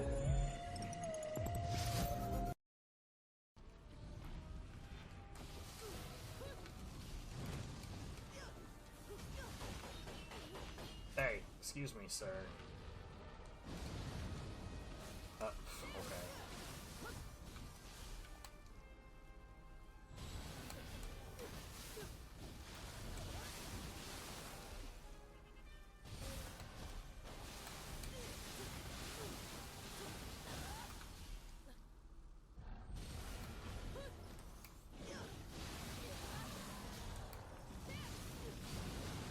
Okay.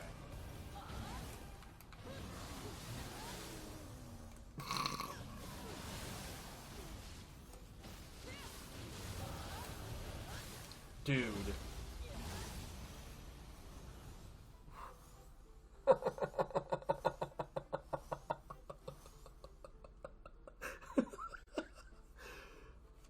Oh, man.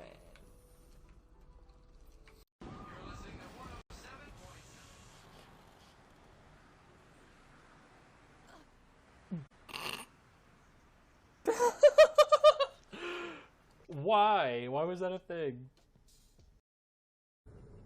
Flying BZs that I just went past.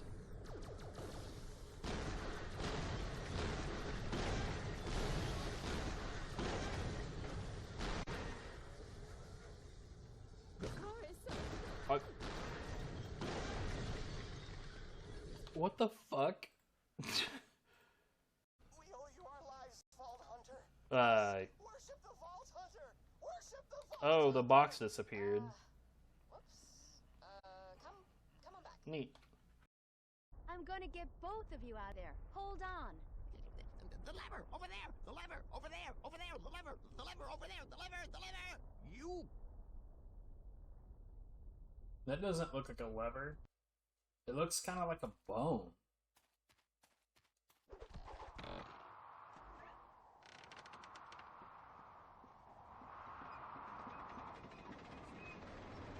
What's going on? What have you done? What you told me to do! Never trust the bird, Kaya. Yeah.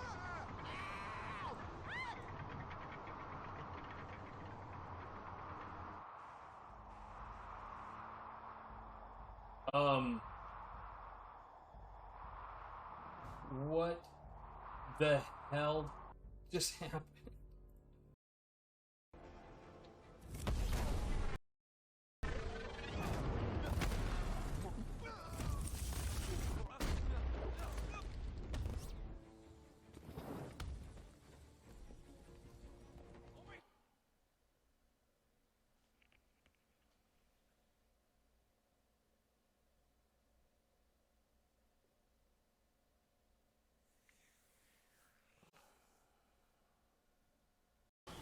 Oh,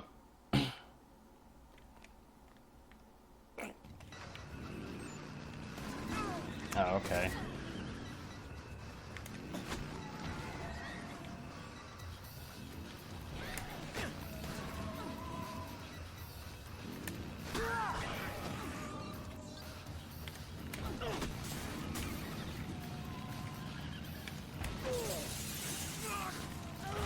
Ah, that's fine.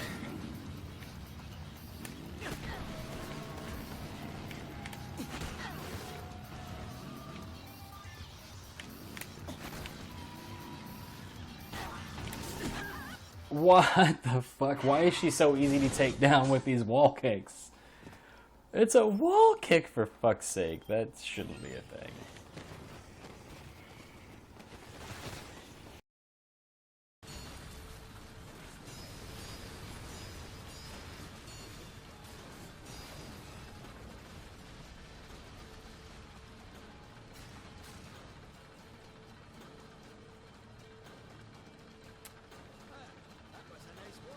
Good.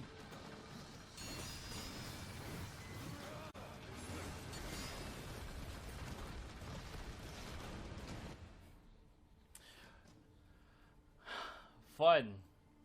We just got back. No.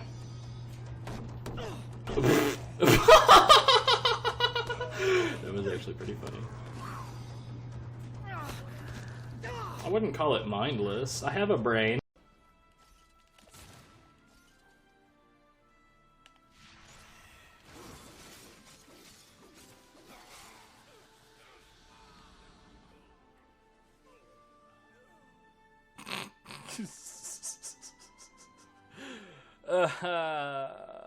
Man.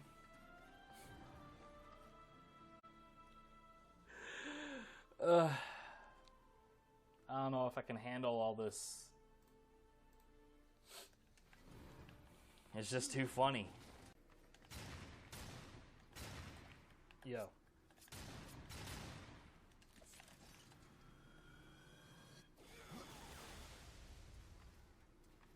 Hello.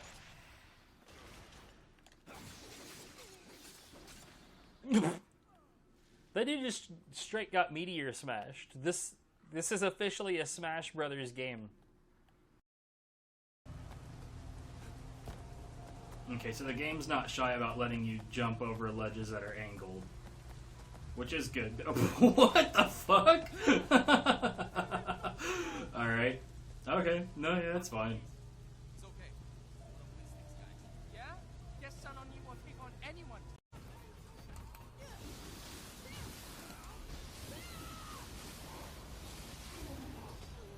What the fuck?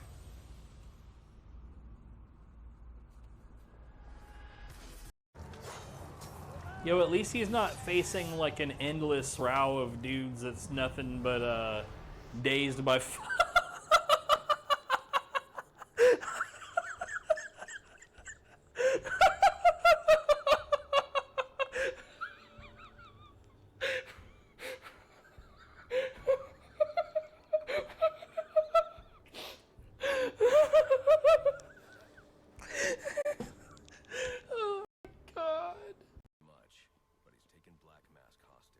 Alright, Defiance Man, have a good one. So, Sionis isn't dead? I don't think so. From what I can tell, he's worth more to the Joker alive. The Joker wants to use him to the Gotham Merchants Bank. I'm on my way there now.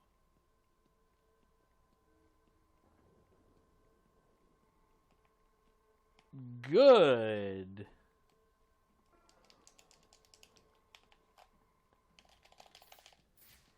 Okay, so I can do shit about that, but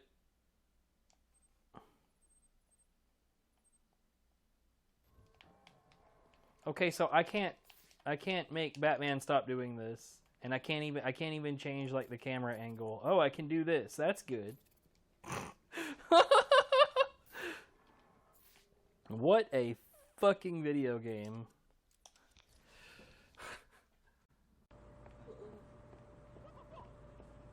Yo, what? I just got past that guy.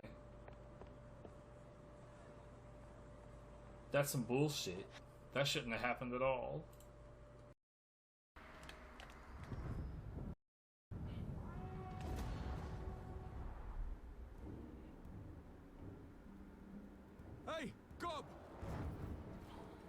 Those pink skins!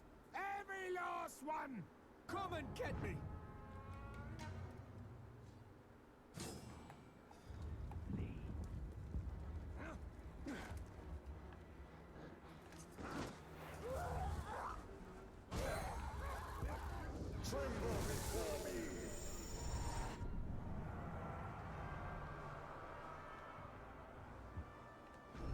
Sure. I don't know how that happened.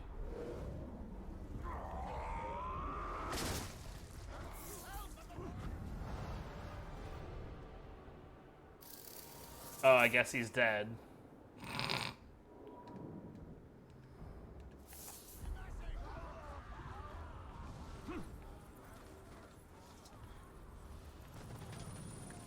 What the fuck?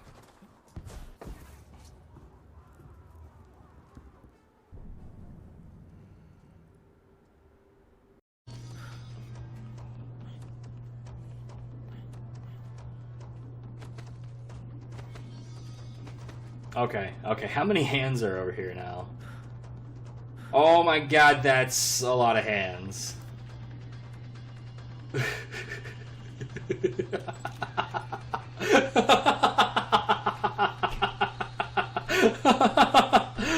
Oh man, I'm fucking dumb.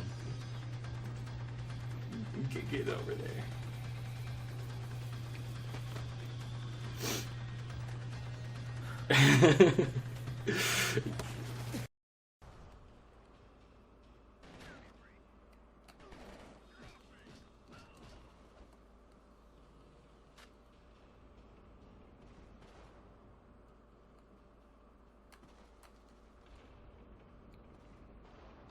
Good.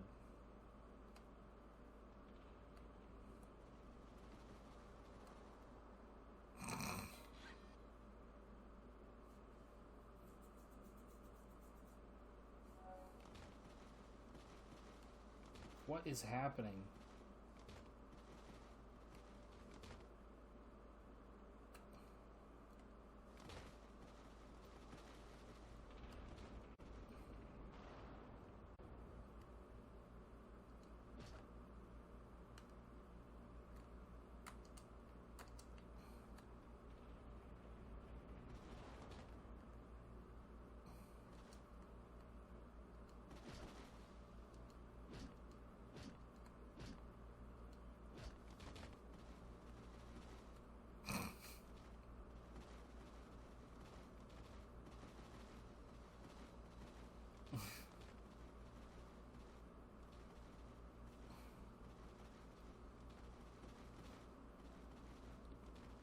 I don't give a shit about any of the rest of the content of this game.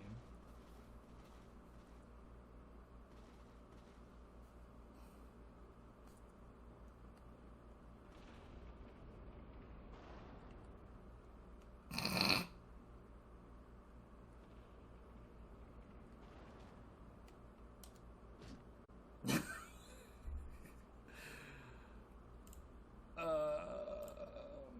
Okay.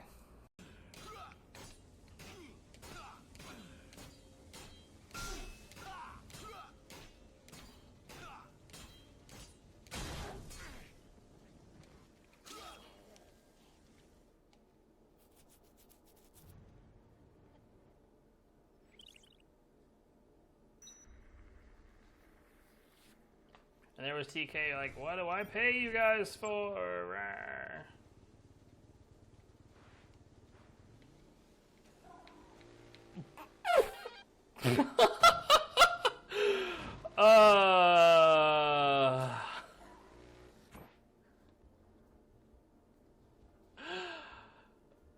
Oh, yes.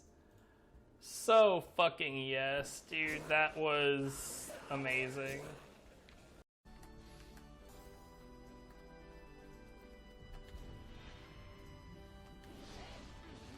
Hey, I'm really glad that you just mindlessly walked forward. I can't believe it. Well, I was trying to be helpful.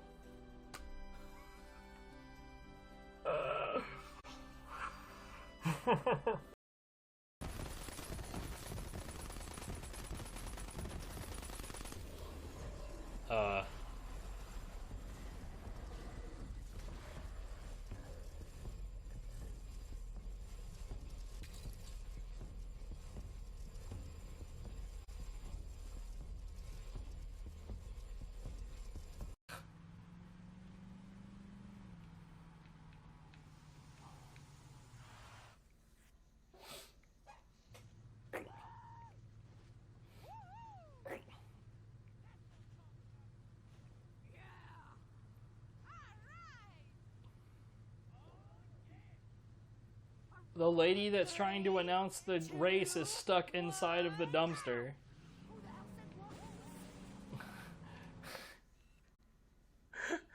Oh my god. I got yelled at. Jiggly's on head. I think that we can do that. Hold on. Come here. I guess it's a good thing I'm not wearing a bra. Otherwise, this might be slightly difficult. Come here. Yep. You know, I look at that old DFO highlight, and I realize that, like, I'm all the way, like, down here. I'm, like, even lower than this in the camera shot. I don't know how I did that.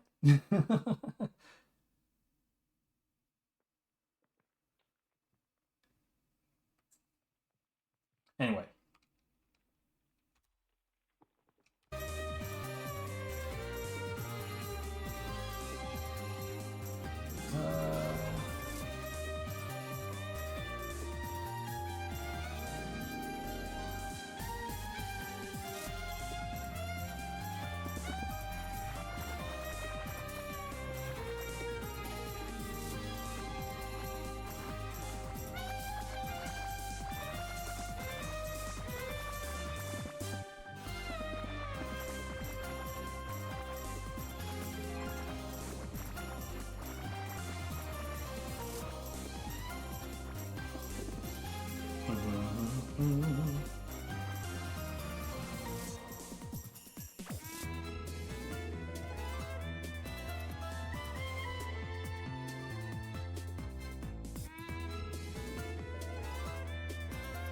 But did that eat up all the peppers?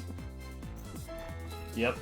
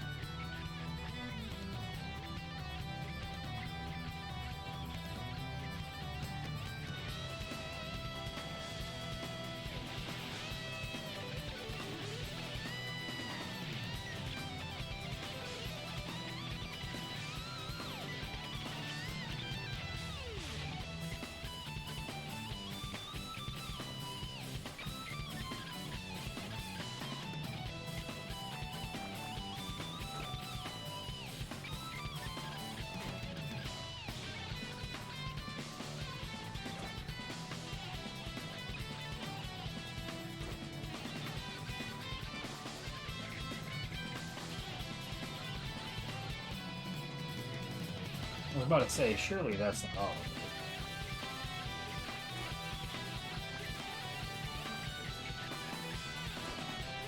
I know it was only that last leg of the block, but like, come on.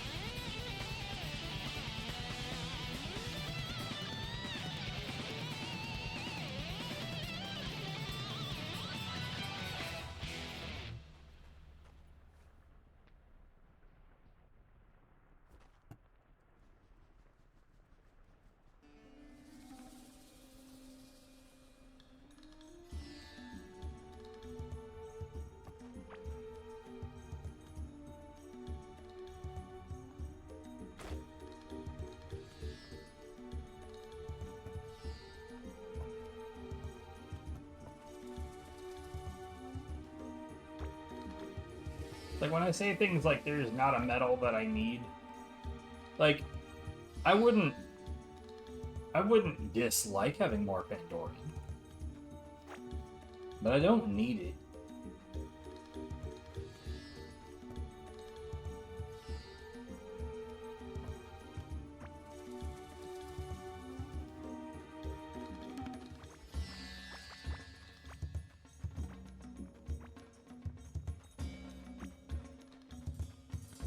I'm still not sure where the fucking eggs are coming from in there, dude. Like, as far as I know, there's not a fucking bird in there. I see there's another wooden chest coming, but...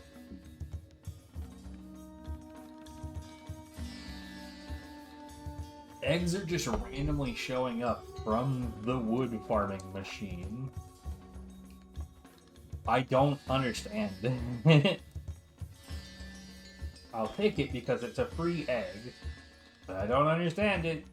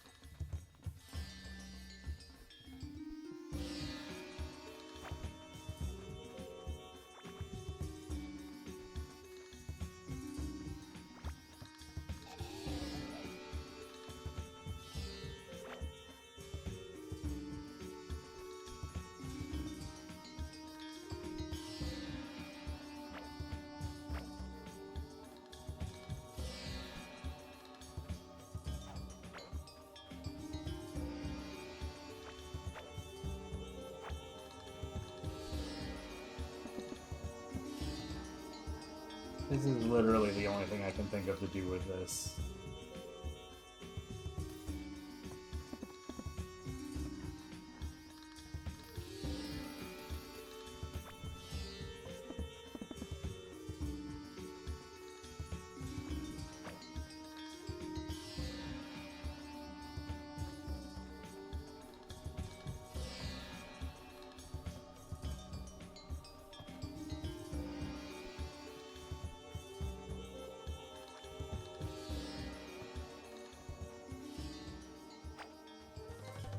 Okay.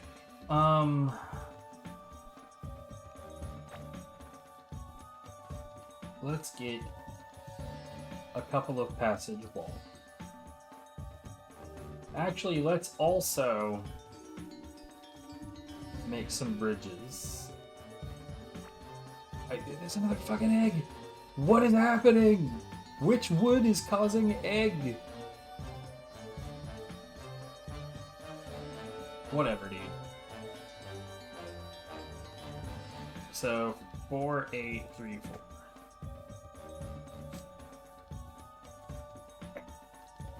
I really wish that I could click it, just tell it how much I want, and have that amount just arrive. You know what I mean?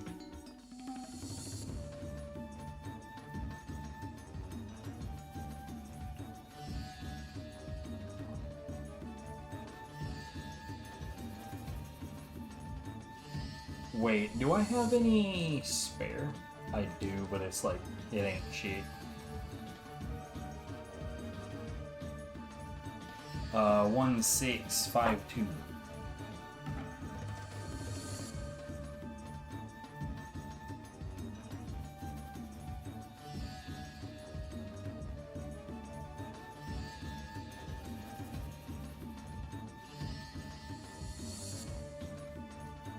Perfect.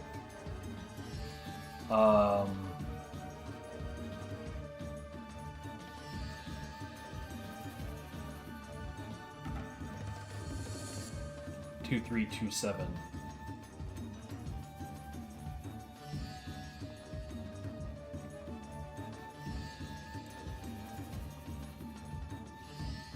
Oops, that's a couple extra.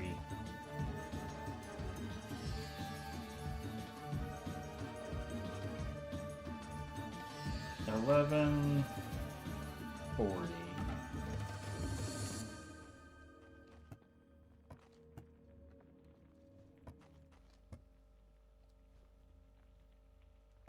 Anyway, this isn't done yet.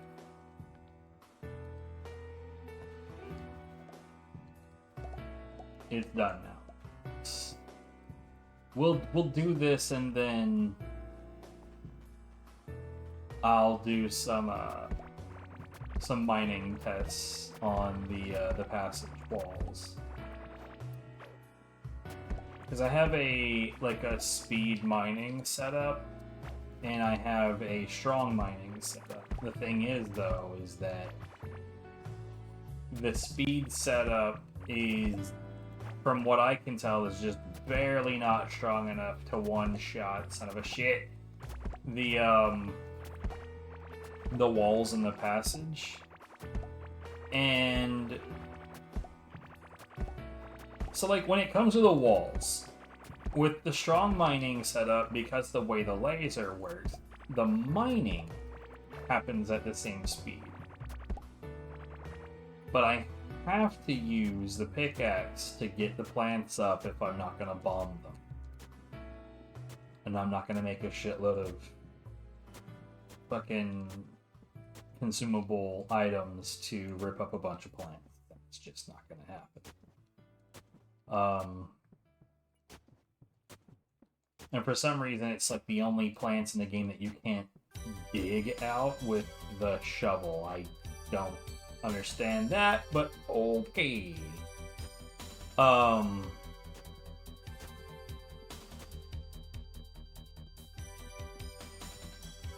Basically, I want to... Alright. I should probably actually do something with these, huh?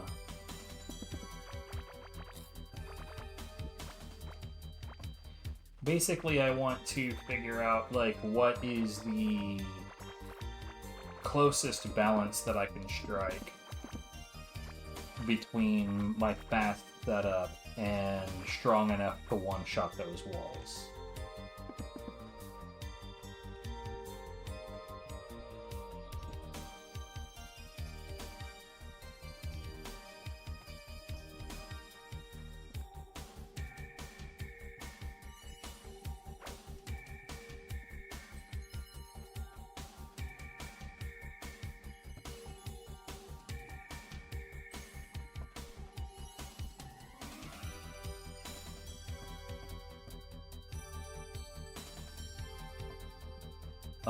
So anyway.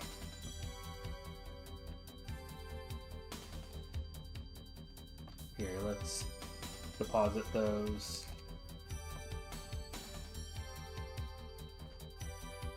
You know, not that this is likely to be important.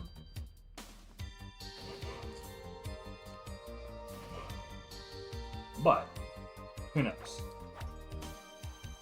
Perhaps it shall. Yo, what's up, Kermie? How's it going?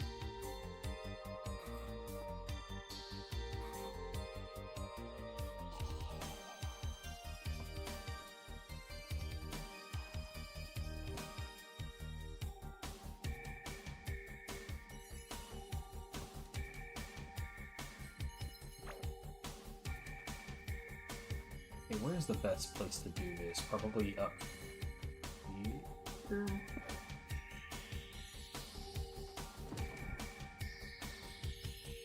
Okay, so of the things that I'm wearing, that I have equipped right now, right?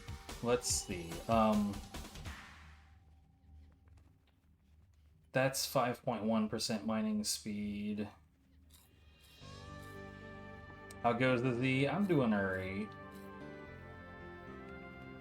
So what if I just put on the necklace? No, that ain't gonna do it. So 9.7 versus 9.4.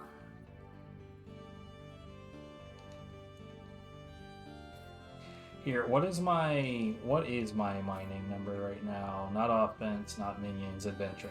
28.5 or 2805 rather. Okay. So crossing up these two rings is the fastest way to get it done.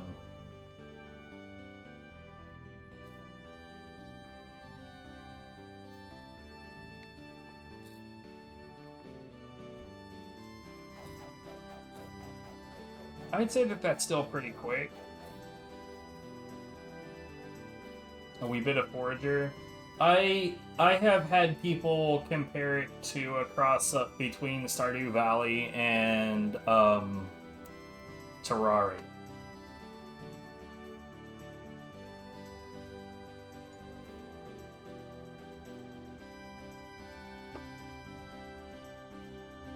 What I can say, it's pretty sick.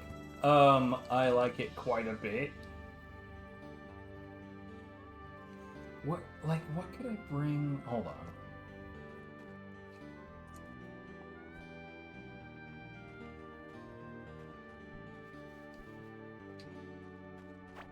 I mean, it kind of matches that description both ways, but I mean, either way, it's got like this big old map. It's got bosses in it. That's what the skull markers are. Got a hell of a lot of digging. Lots and lots and lots and lots of digging. Cooking, fishing, automation. Oh, hell yeah. I fucking love this game. I mean, otherwise I wouldn't be preparing over a month away from the next update.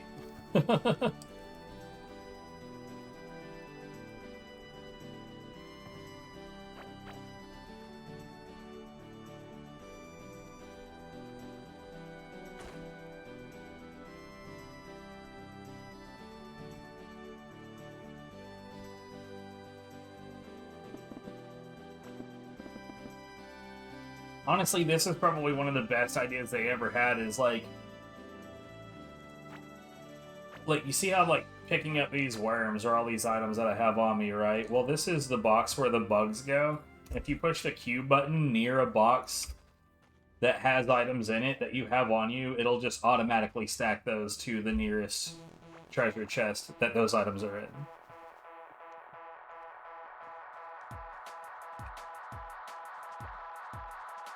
Gotta be one of the best features in a video game ever.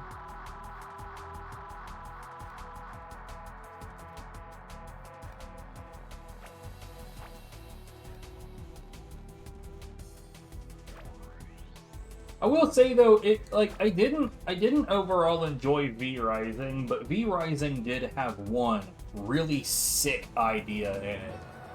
And that was that when you were building your castle, basically you could make different rooms into specific themes, like the library room, the metalwork room, or like the study or the hall, and each of those places had different bonuses, like there were bonuses applied to your furnaces in the metalworking room where they would smelt metals more quickly, etc., etc. And like, I loved that idea, on top of which, I don't remember what the room was called. It wasn't the armory or this, I don't remember what it was called, but there was a specific room where, in that castle, any craftable item, any item that you would use to make other items that's in that room, you can use anywhere in the castle. Fucking loved that shit. Don't ask you what it was? Yo, fair enough. My brain wants to say if it's that important, you'll remember at some point. If you don't remember at some point, it wasn't that important.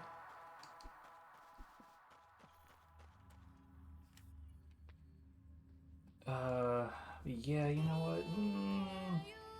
I do really want to take this with me, and I pretty much never use this fucking shovel.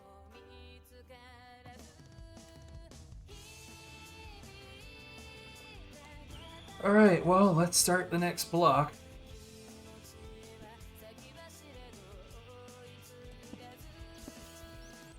This area sucks a lot.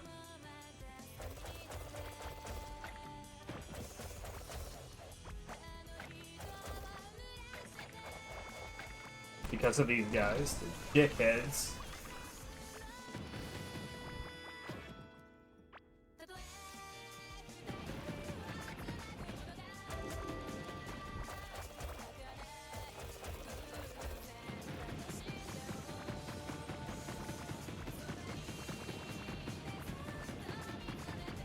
But yeah, the next update for this is supposed to add more, like another biome, more equipment, more craftables, more automation items, and that's, like, I'm such a nerd. The thing that I'm most, like, excited about is the automation equipment. I love building logistical stuff.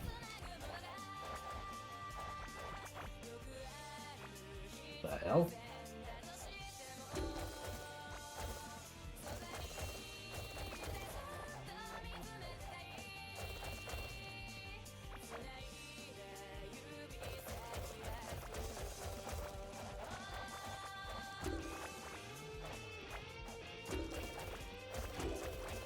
Evo. I mean, you might be thinking about Ark Survival Evolve.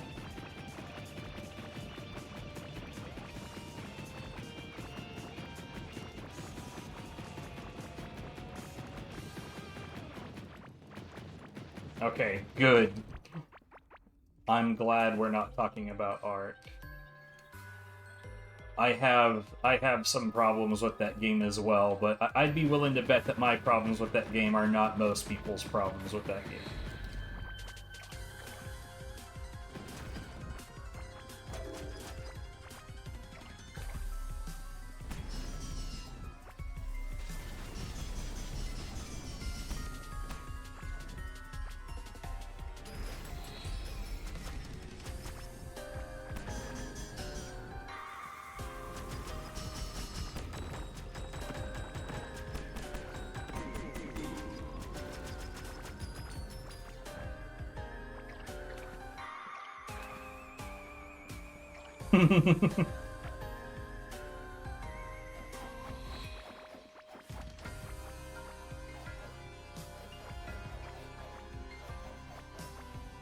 Agreed.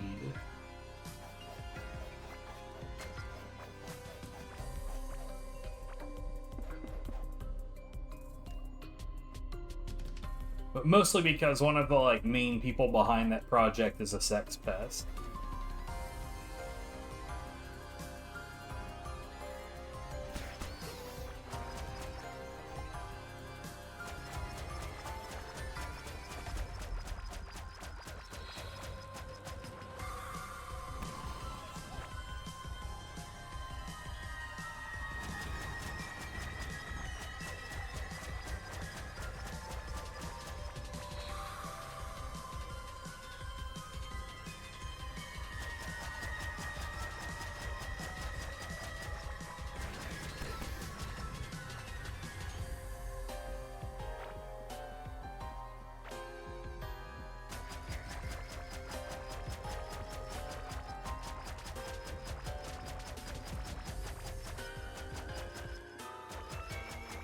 I wonder how most of this block is going to go, because if it's going to be, like, heavily,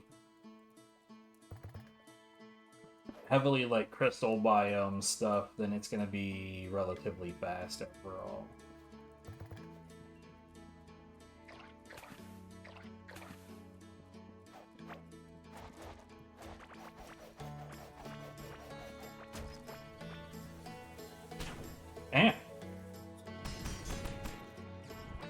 You know, two of those guys side by side is actually pretty rough.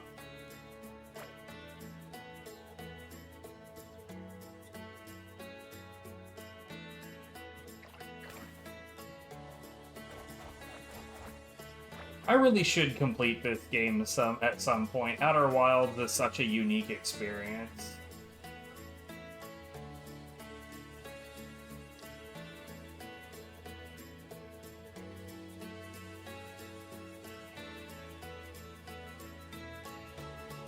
But every time I have to go into, what is it called, the Dark Bramble, I think, I let my anxiety get the best of me.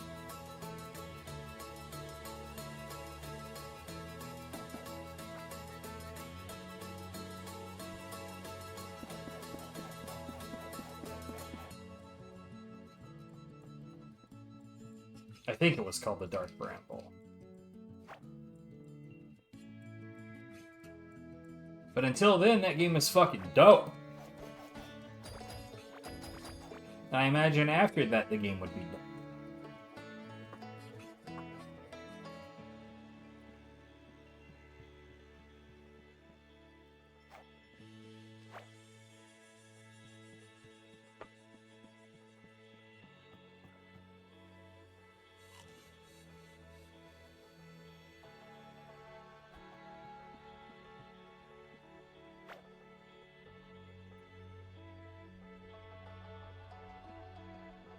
PS5 store.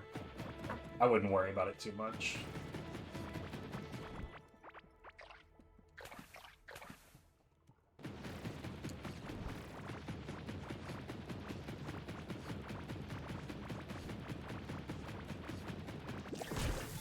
Oh, fucking shit, dude.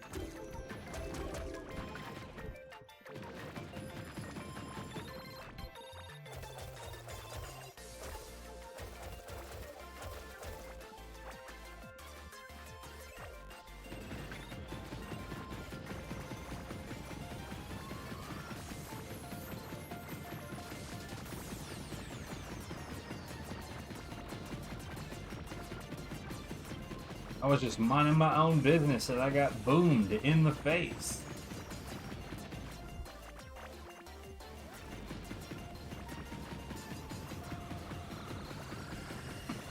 Oh, it's a good time. I'm not doing the best parts of it right now. I'm just trying to dig out what remains of my map before the next big update drops, but it is a very, very, very, very good game. I mean, let's put it this way. We both know I hate fun. And despite that, look at the timing. I've spent over 1,000 hours on this.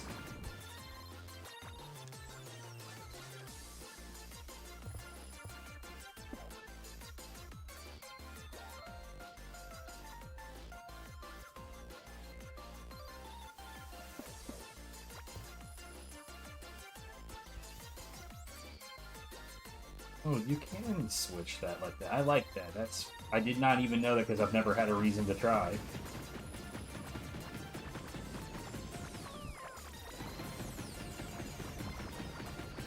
I've just accepted that I'm an incredibly picky person. Especially when it comes to like video games. I've found that to be true about like music as well. But here lately, so I don't know if you've ever heard of Salty Bet, and if you haven't heard of Salty Bet before, I'm so sorry that I just told you about Salty Bet. But there's a fella that I've been talking to in Salty Bet for a while. I've more or less just been his DJ lately, and I keep on telling him like, hey, you should check out this song. And I'm batting 1,000. I've probably shared like, I don't know, 80 songs with him at this point, and he hasn't disliked anything that I've pointed at him at yet.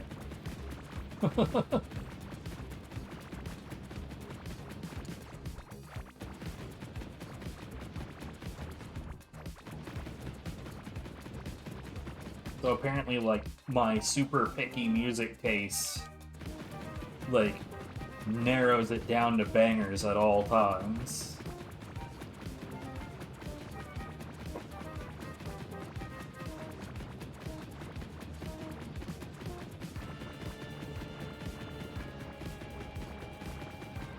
By the way, if you haven't heard of Salty Vet, basically what it is it's an automated, it's a stream of an automated setup of Mugen, which is just this, like, highly customizable fighting game.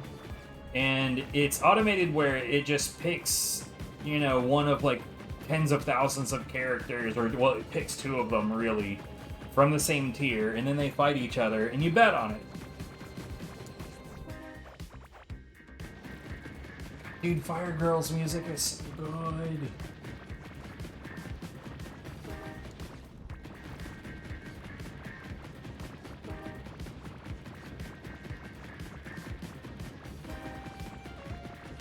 Anyways, it's strangely addictive.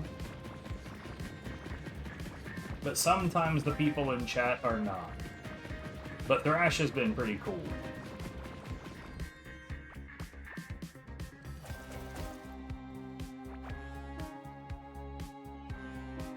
Ah, fuck off.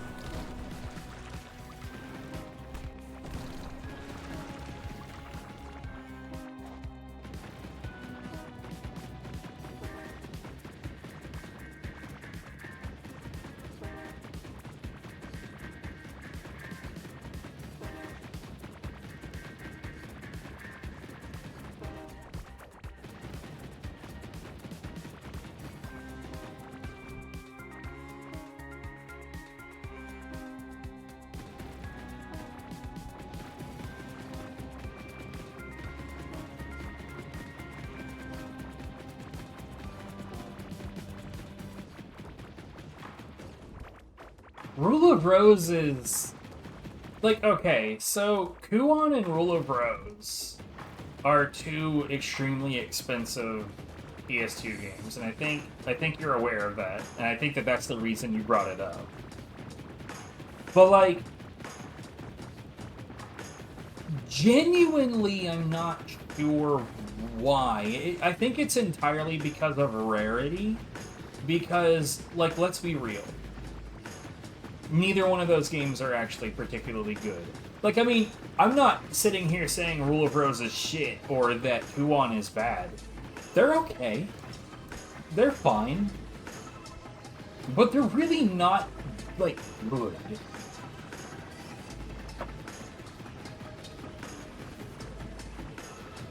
Like, if we were gonna, like, price video games ridiculously high based on quality, then Silent Hill 2 would be wildly higher priced than both of those put together. Or the Fatal Frames would be way, way, way, way, way more expensive. But I think Kuon is just really fucking rare, and I think that that's the entire justification for how much it costs.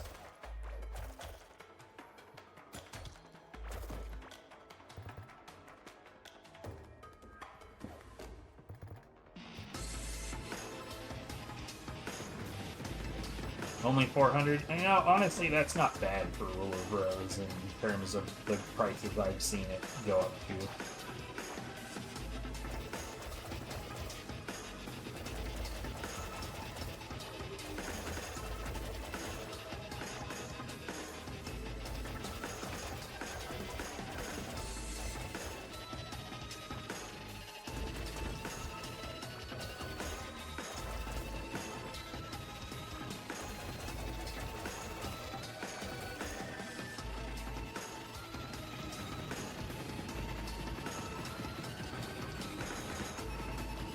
You know, I know a guy out here that managed to snag all 3 games together complete, and I think, like, the whole set... Now, granted, this was pre-COVID, but the whole set, the whole lot, ran him about 85?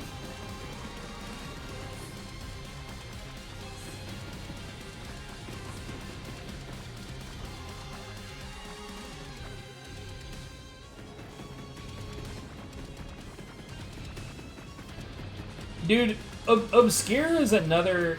dude, Obscure is such a weird one, because, like, the first game is okay.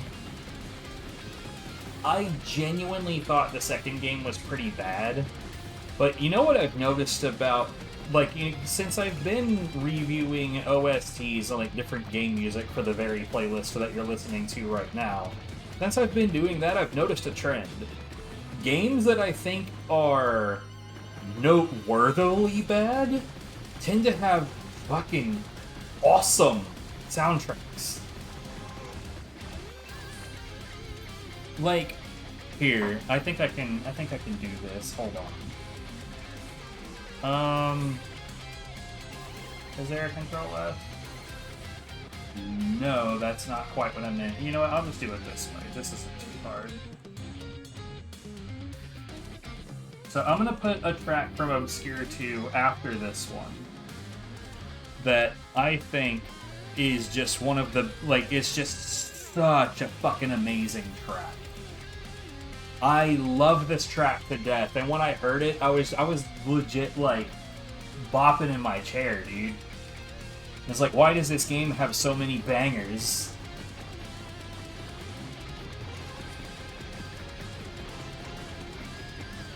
Speaking of bangers, though, there's a pretty good track right here. But, you know, it's Bamani. Bamani is literally, like, it lives or dies on whether or not the music within is bangers. So it damn well better satisfy that need. Anyways, here we go.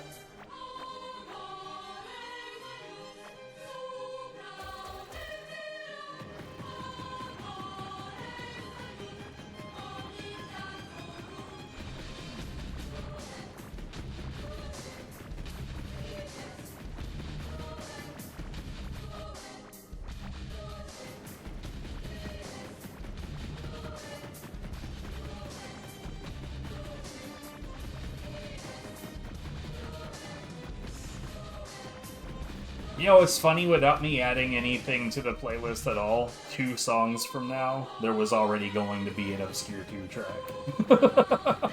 And I just now noticed that. It feels like a boss fight. And for all I know, it is. I didn't play through the whole game, I didn't like it.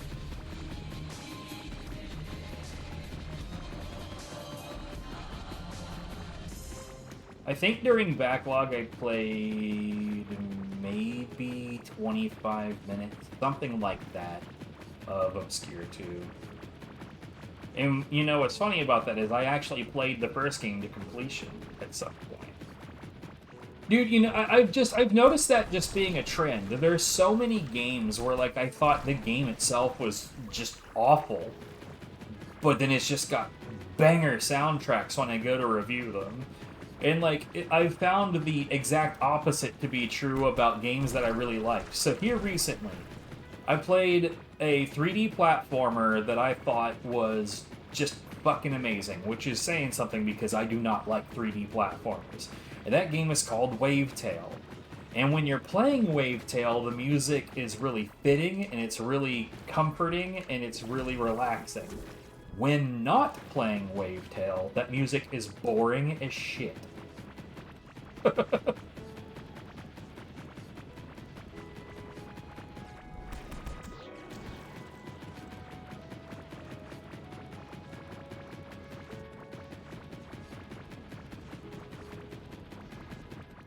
Oh yeah, if you like platformers, it is required reading for sure. It is so fucking good. It's short, but like so. It's published by Thunderful Publishing, and Thunderful has this interesting habit of publishing short experimental games, and they tend to be really charming and really, really fun. And I always walk away thinking, man, I wish there was more. But that is a much better experience than walking away thinking, wow, that sucked, I wish there was less. Here's more obscure too.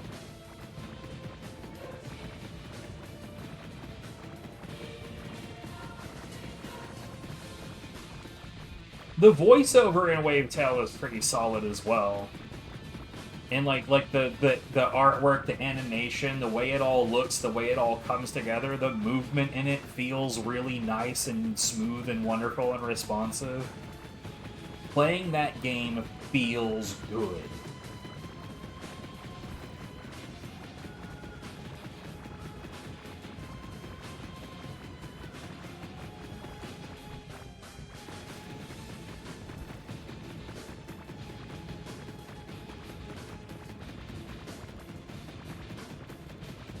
Funny enough, the Fire Girl, that track that we heard earlier that you said that you were digging, that was also published by Thunderful.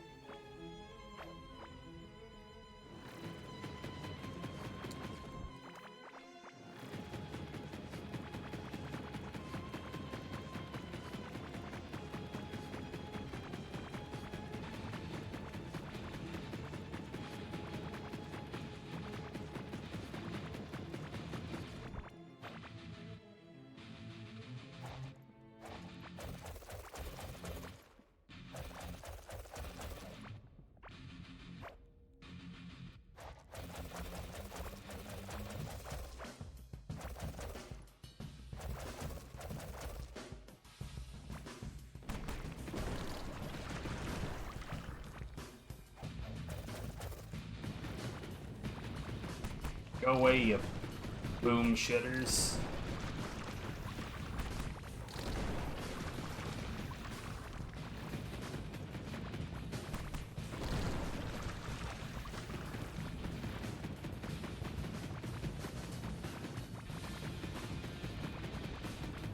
A Kimbot, isn't that like platformer on like PS5 that people were like flipping balls about?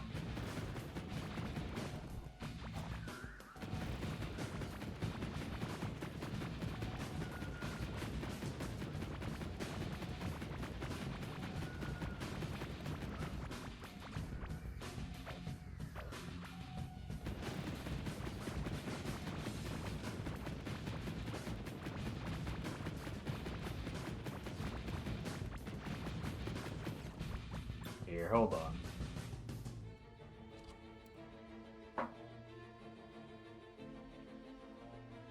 Images. This is not the one that I'm thinking of. What do we have on iPad?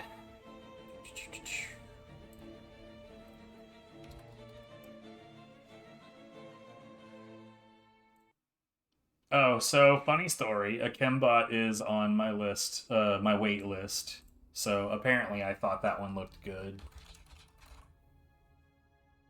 Evil Raptor does not appear to be on PC, or at least it doesn't appear to be listed here. Let's...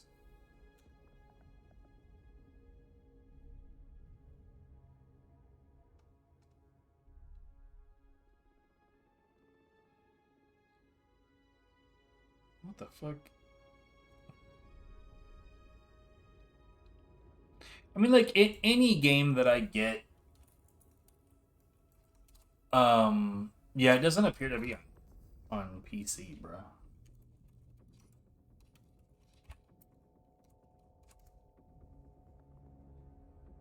Evil Dinosaurs. EvilRaptor.com. Well, we found that.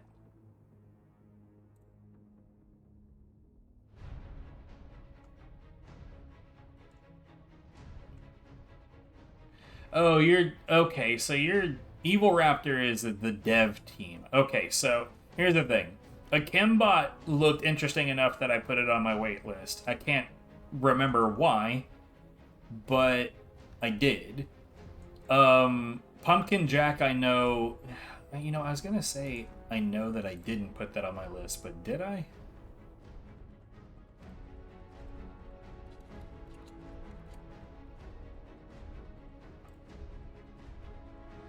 No, yeah, that one's on the ignore list. Let me look at it again and see how I feel about it now that we're talking about it.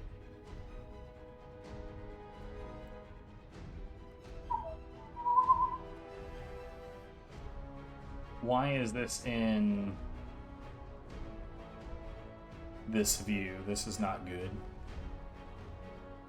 I'm not even, like, being able to pay attention to it. Here we go. Okay.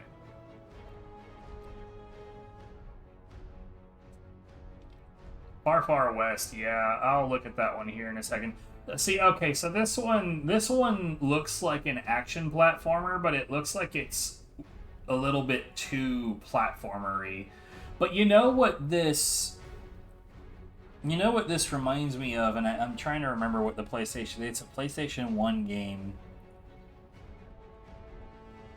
What is it, just like medieval or something? Where it's like you're running around as like an undead knight. It kind of has those vibes to me, and I think that that's one of the biggest reasons why I looked at this and saw, like, it kind of reminds me of that in its vibes, and then it looks like an action platformer that's leaning too much on the platformer edge.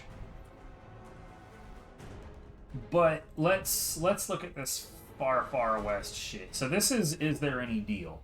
Is There Any Deal is the best shit of all time. Because like here's my wait list, right? So, oh shit, this fell below $2. I'll buy that then. Although I feel relatively certain that X-Blades is bad, but I want to see it for myself. Anyways, you see how it goes through all these different stores. By the way, it only shows me the stores I've marked as being stores I'm willing to interact with. Like, you see this shit like 95% off, $2.50 at Fanatical, off of so I'd pay $2.50 for a $50 game. To be fair, the history of this game, it's usually 95% off. Gee, I wonder why. Yeah, this just looks stylish. It looks like the formula of the game may not be my jam, but it looks stylized enough that I might be able to overlook that. This is one of the more interesting ones to me, because this, like, when I look at this, this feels like it's definitely supposed to be a kid's game. Here, let's turn that off and... Welcome to 19th century Spanish-ruled California. Your goal will be to... It's like the vibes of it visually, it feels like a kid's game, but I feel like I remember watching at one point I'm watching this video and thought,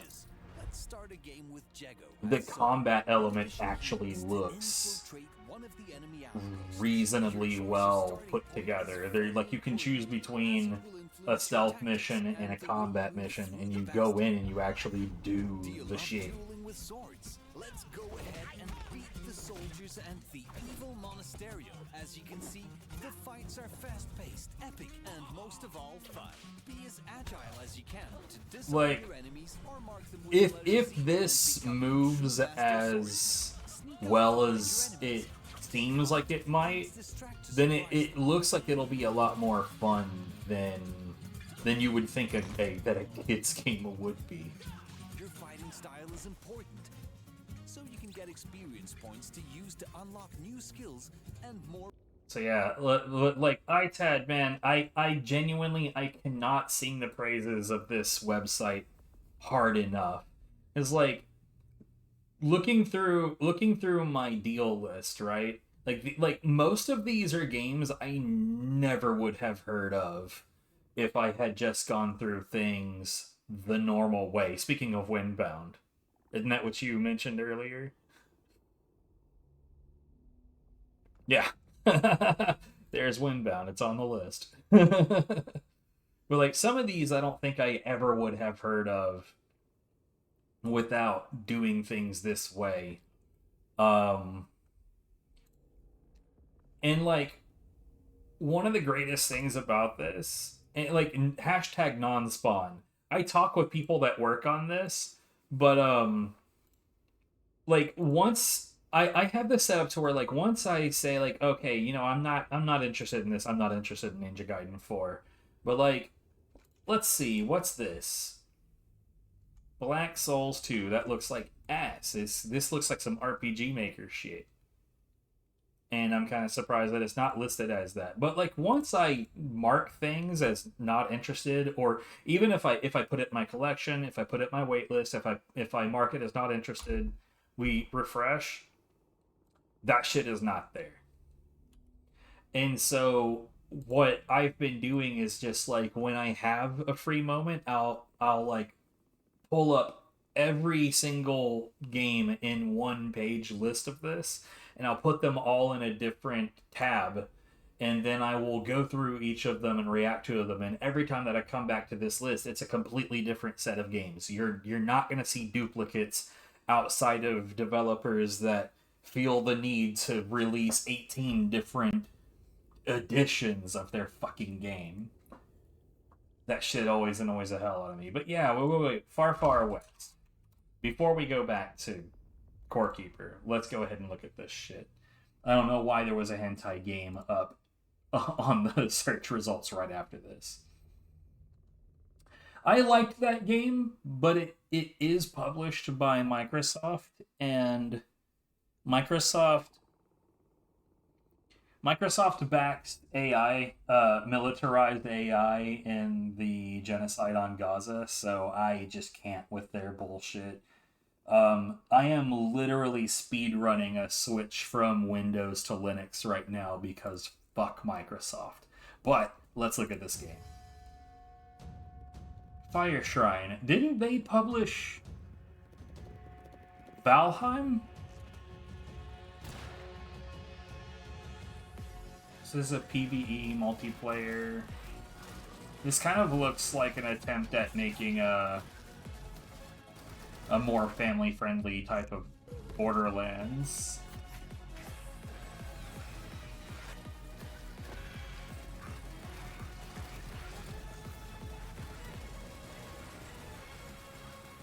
You ever feel like sometimes when you're watching trailers like this that like it jumps from one scene to another so fast so that you really don't get a handle on the mechanics all that well? Like, all I've got here is that, yeah, it's a first-person shooter. That's all I'm... Like, aside from that, I'm just getting, like, the visual style of it from this. So part of me wonders if maybe this trailer just did not do it justice. So let's look at the second one.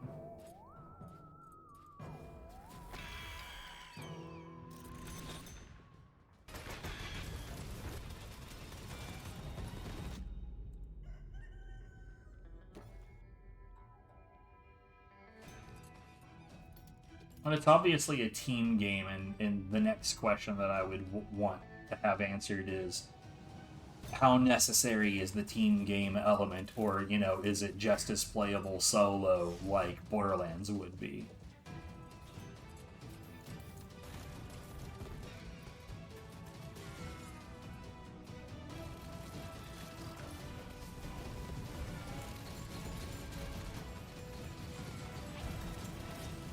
I was gonna say, if it is supposed to be similar to Borderlands, and there's like level ups and loot and all of that, then it hasn't really shown me that. So let's see what we got here. So, online co-op, PvE, first-person shooter. This much we can see just fine. Action shooter, useless. Western robots, extraction shooter. I don't know about that. Loot, okay. So there's nothing on here that suggests anything to do with RPG elements aside from loot. I'm going to tentatively add this to my list. But yeah, hold on. Wasn't Fire Shrine did or published Valheim, right? Or what? Maybe this is what I was thinking of.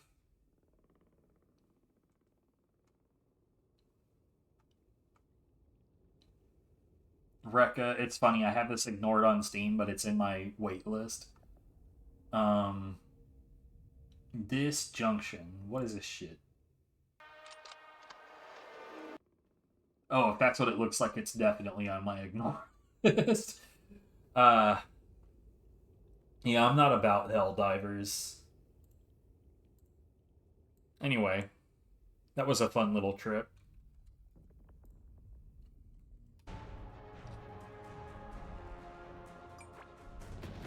Yeah, heavy recommend that you use Is There Any Deal, because you will find things that you would normally not find, and you will end up with sweet, sweet deals that you would otherwise not find.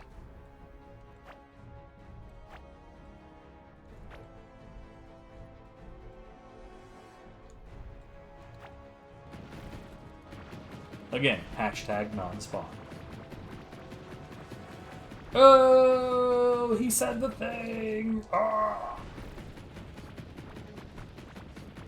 I like doing stuff like that. I like doing like quick fire game, game reviews or first looks on stream. Genuinely, when people give me a reason to like bring up iTad and look up games, I like that shit.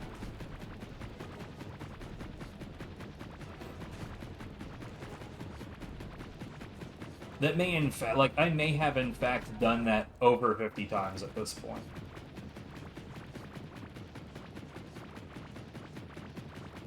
But it's not nearly as often as I wish it was.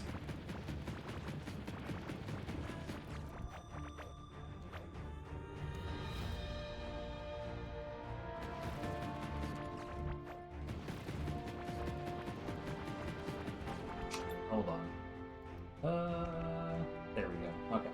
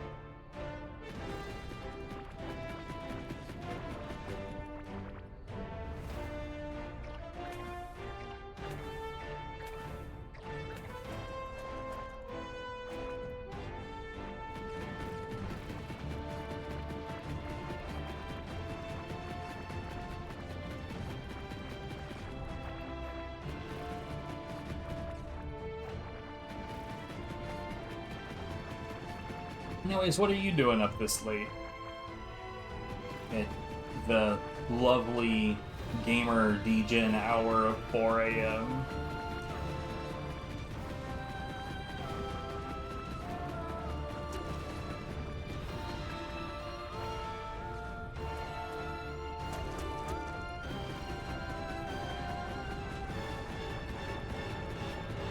Or should I be asking why you're up early?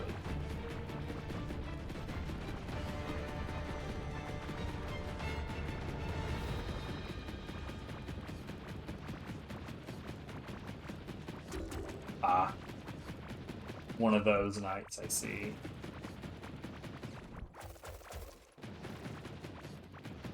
I fully understand that shit. I go through like random cycles of being able to sleep just fine and not being able to sleep worth a shit. It's random.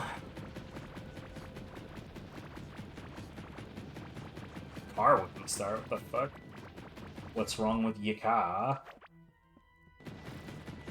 I don't know why I said that like Jessica Knappett. Where's my car?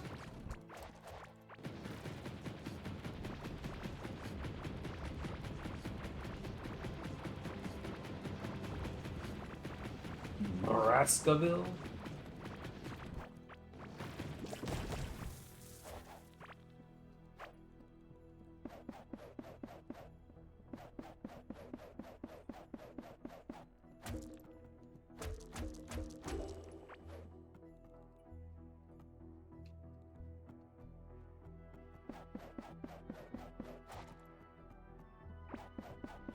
I see.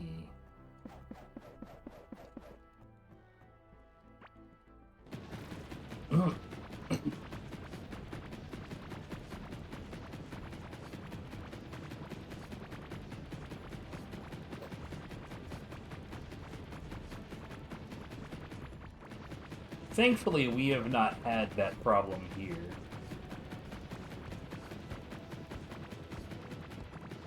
We do, however, sometimes have situations where the roads are so, like, snowy and icy that they, like, shut down bus lines and shit, but thankfully, the vehicle that we own is relatively light, and usually has no trouble with that shit.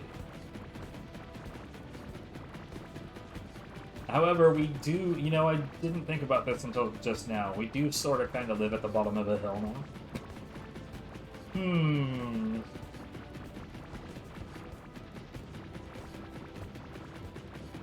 Possible problem.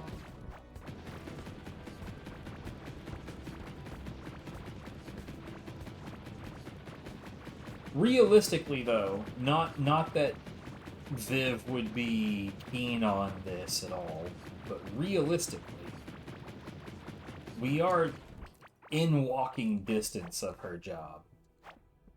She'd fucking hate to walk there, but it is not impossible.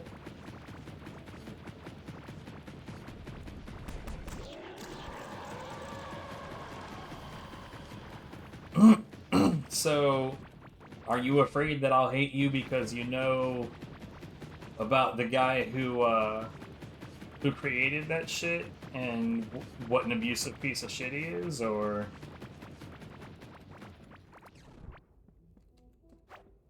is there something else that I don't know? It's served delicious too. I mean, the problem is that it does line the pockets of the horrible abuser. That's not avoidable.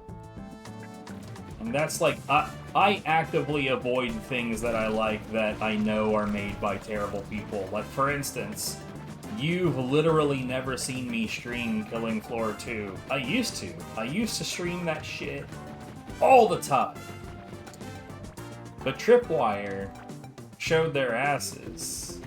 They made it real clear who they are. So I can't really be promoting their shit.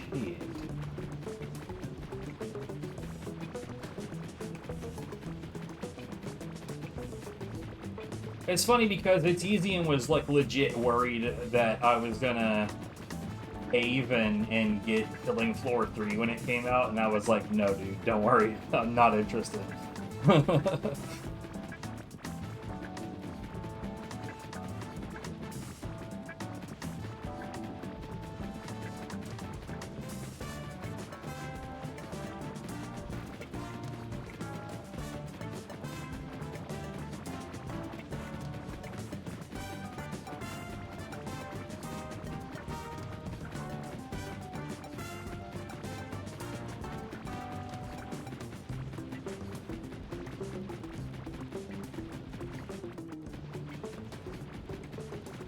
Where is the end of this zone in this block?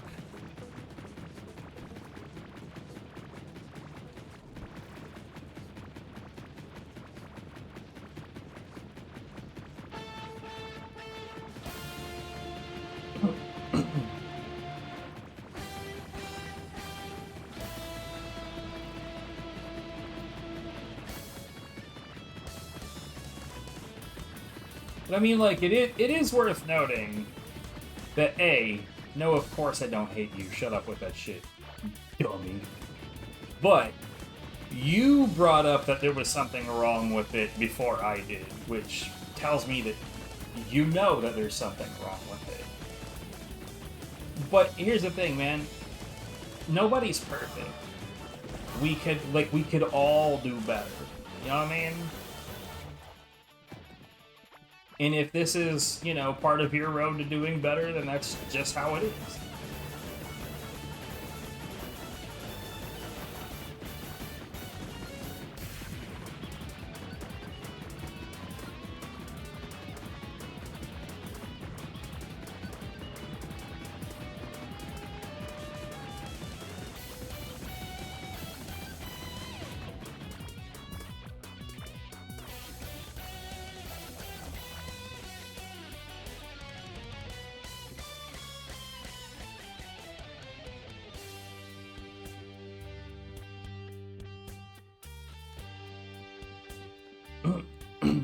just about done mapping out all of this corner of the passage at least.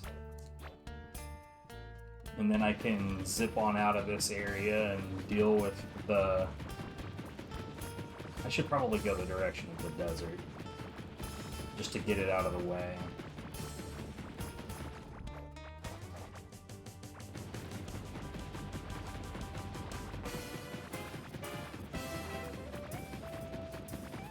But yeah, man, like, the goal in life is never perfection. It's to do the best that you can. So don't worry about it.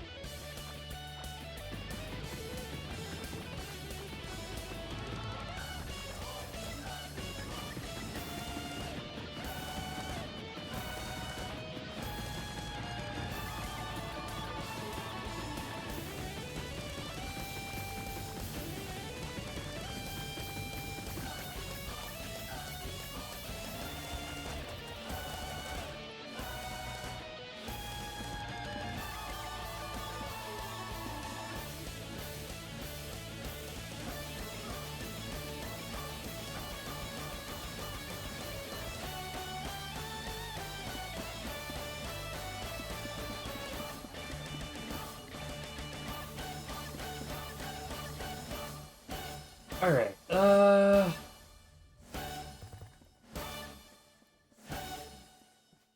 time for boating. Oh. Oh! There's a second one!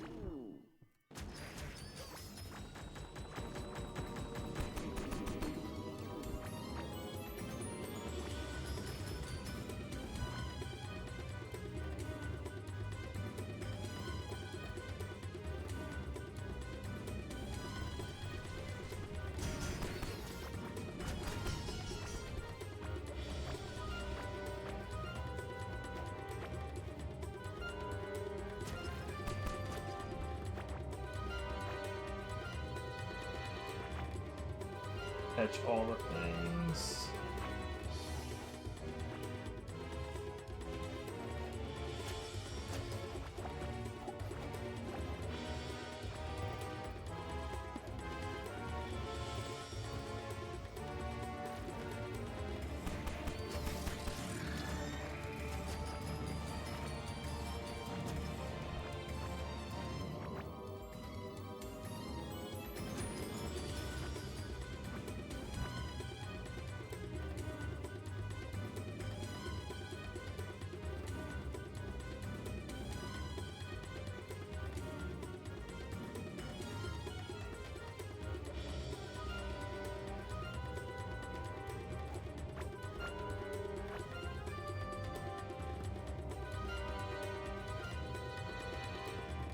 Yeah, I'm gonna try to get this little area in between.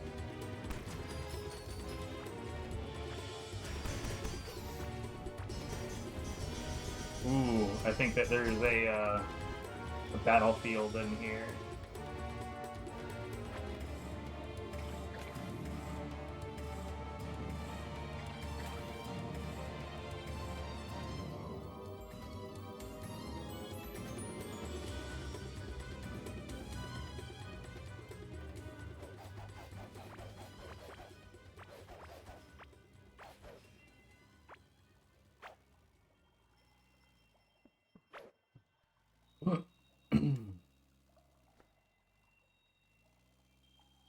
Awful deer game. What?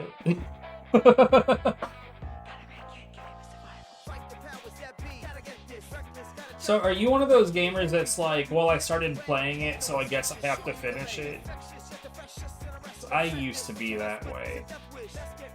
I can't be that way anymore. I'm too much of a crotchety old man for that shit.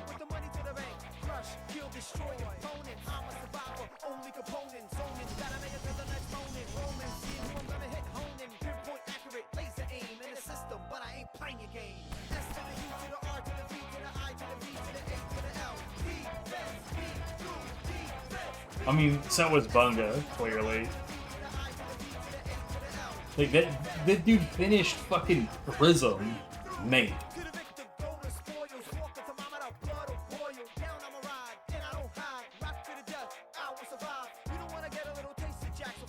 Where the fuck?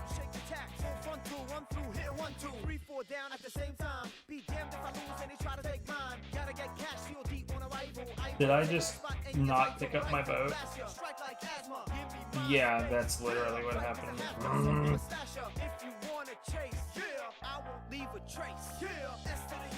Okay.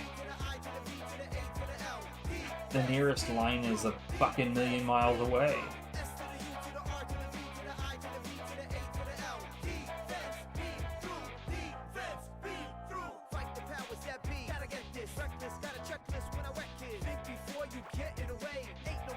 Sure you can lay infectious, yet the freshest and restless. Check this, what you mess with is a death wish. Let's get ready, cause you can't stop mine. Chain sword, stop sign on your back, blind side. Roll like a tank, hit like a tank. Now for the way with the money to the bank.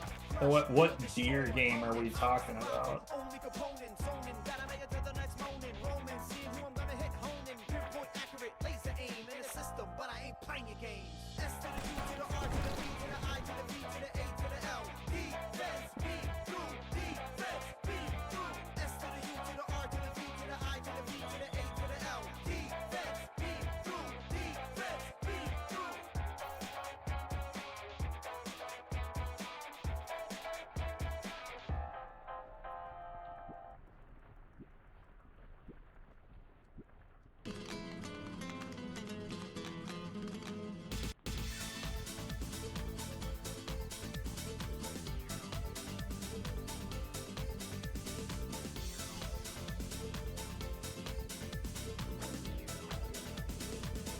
Okay.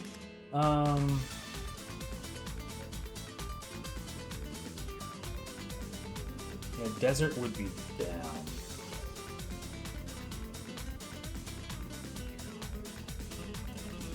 Oh god. I'm so sorry.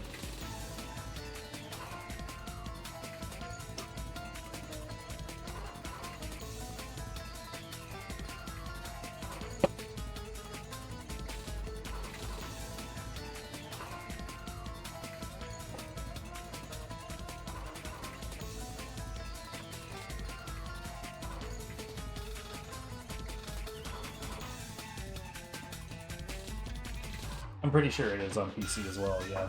Cabela's, it's weird how much Cabela's is trying to, like, cash in on, like, video games, even though they're, like, not at all that kind of company.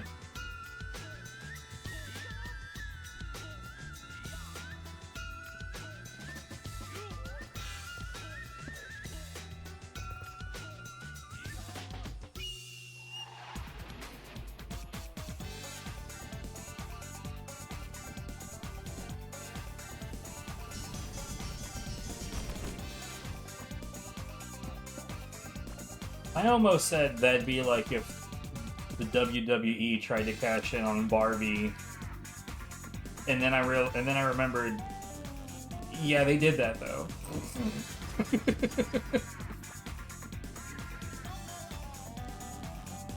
Oh, that's another company that's just filled to the brim with sex pests.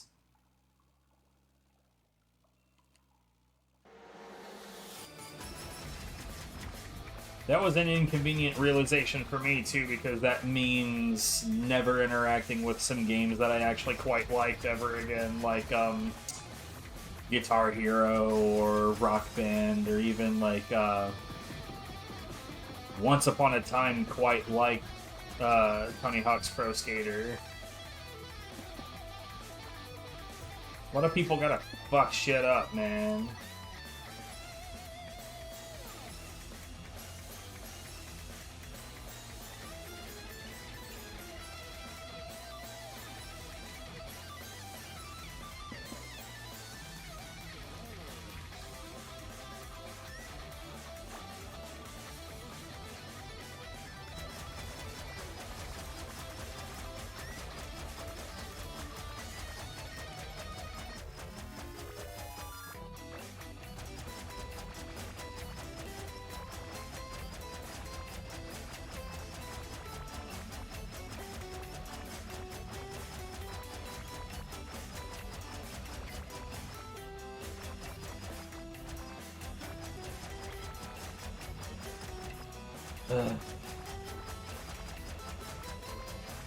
I've been digging for 5 hours.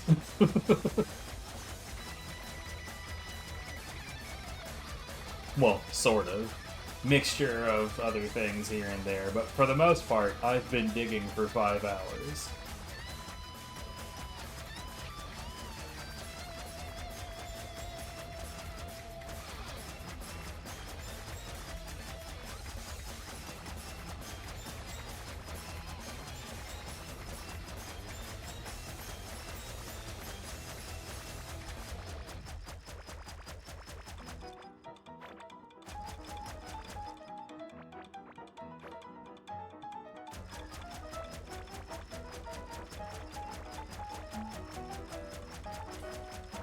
And like, I don't sit here like pointing out sins of all these different companies thinking like, oh, there are some heralded, amazing, perfect companies out there. There's not.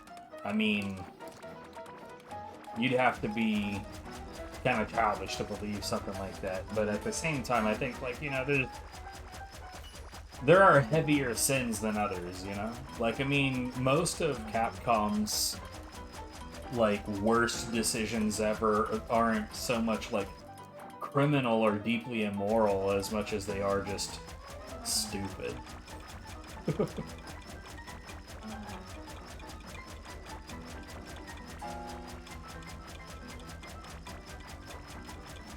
Or like how Nintendo is constantly trying to patent things that were never their ideas originally to begin with.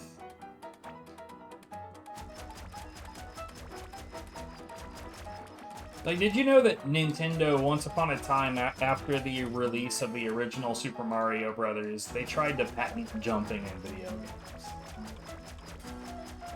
Jumping. They tried to patent a thing you and I can do in real life with our own bodies. And, like, imagine how fucked the video gaming landscape would have been if they had succeeded.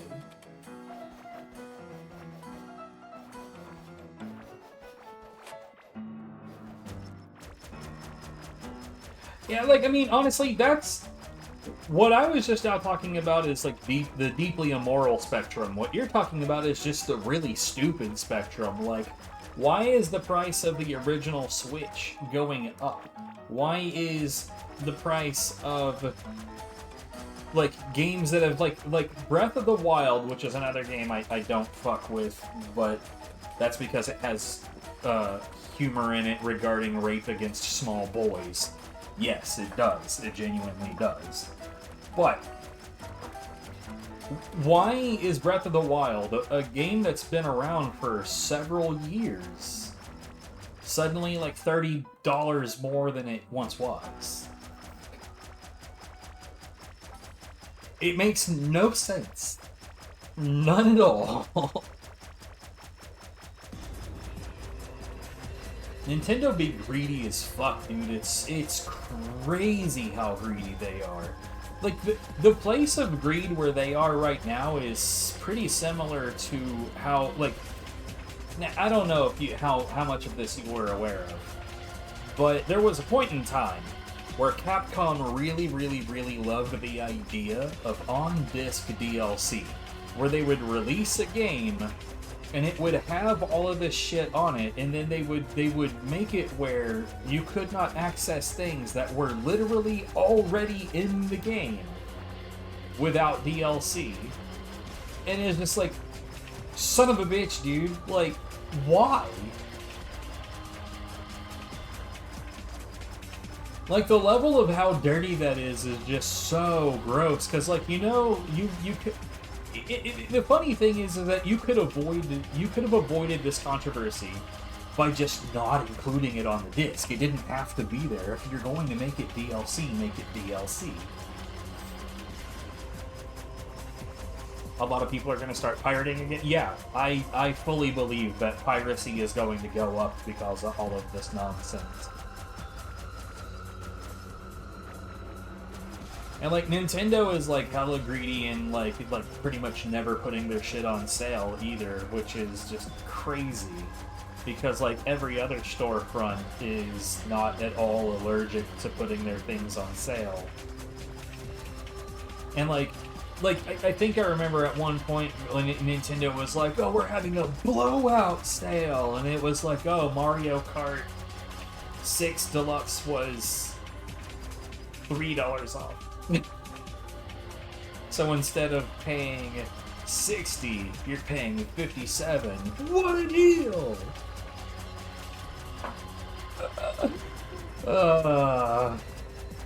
Fuck all the way off.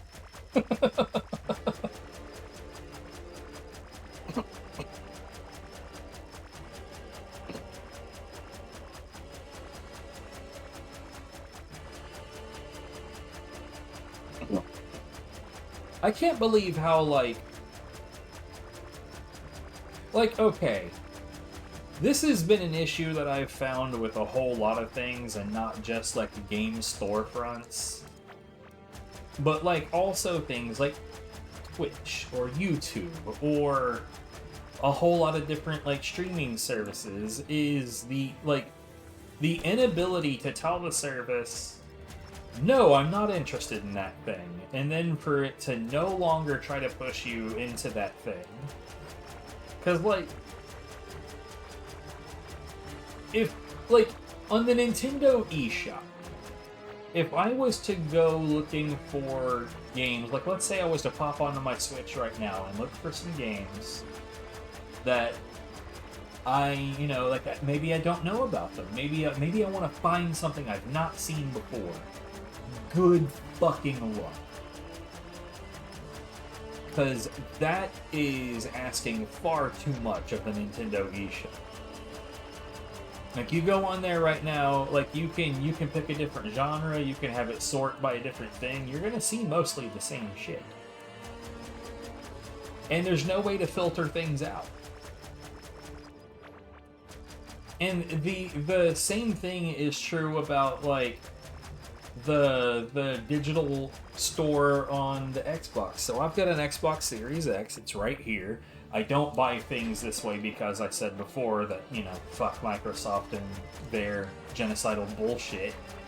But let's say that wasn't the case, and I wanted to use the Xbox Live shop to buy some games. Now, in both cases, if I already know what the game is, I can search it by its name, and oftentimes, even if I type in the exact name, it will give me 3 things that aren't that thing first. But that is always an option. But again, if I'm trying to look for something I'm not familiar with, I'm just, trying to browse.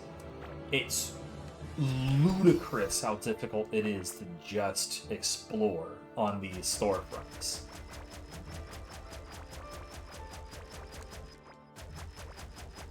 And the fact that there's no way for me to bring up, select a game, tell it not interested, and then have it not show me that game again. Like, is there any deal as, amaze balls for the fact that they allow you to do that? But that shouldn't be special. That shouldn't be a thing that is there any deal is specifically amazing about. That should just be normal. Like, think about it in terms of, Netflix, for instance. I'm certain about it. Like, I don't know if you have a Netflix account. I don't. I had a Netflix account once upon a time. But I'm absolutely certain that there were things on Netflix that I never saw the listing for. And that is baffling, because it literally costs them money to have anything in the listing.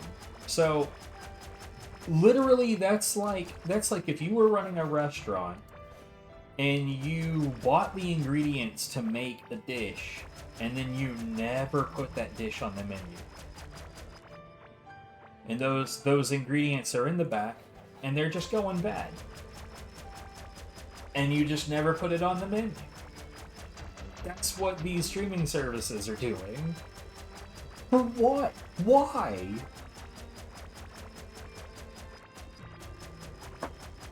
Right, so if if Netflix just had a feature, right? Or it's just like I could tell it, I do like this, and it'll show me more of things that are similar to that.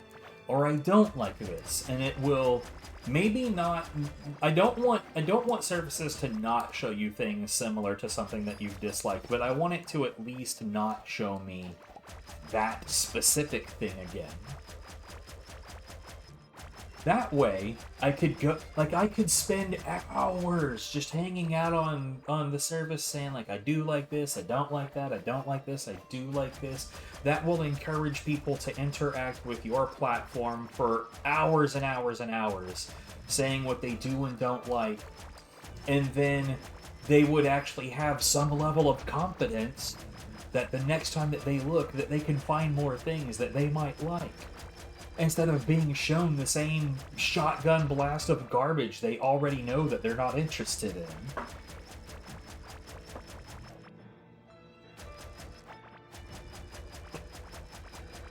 in. I'm not opposed to paying for a streaming service, but I am opposed to all the streaming services that are available right now.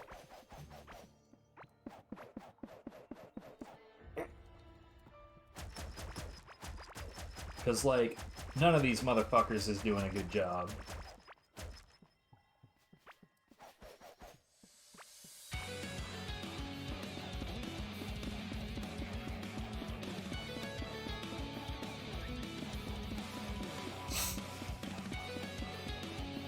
And, like, if any of them were doing a good job, or not showing their ass at every fucking chance that they get, then maybe I would consider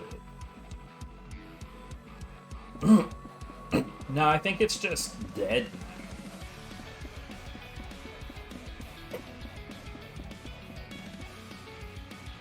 I'm not even sure I have, like, a workable way to play DVDs anymore.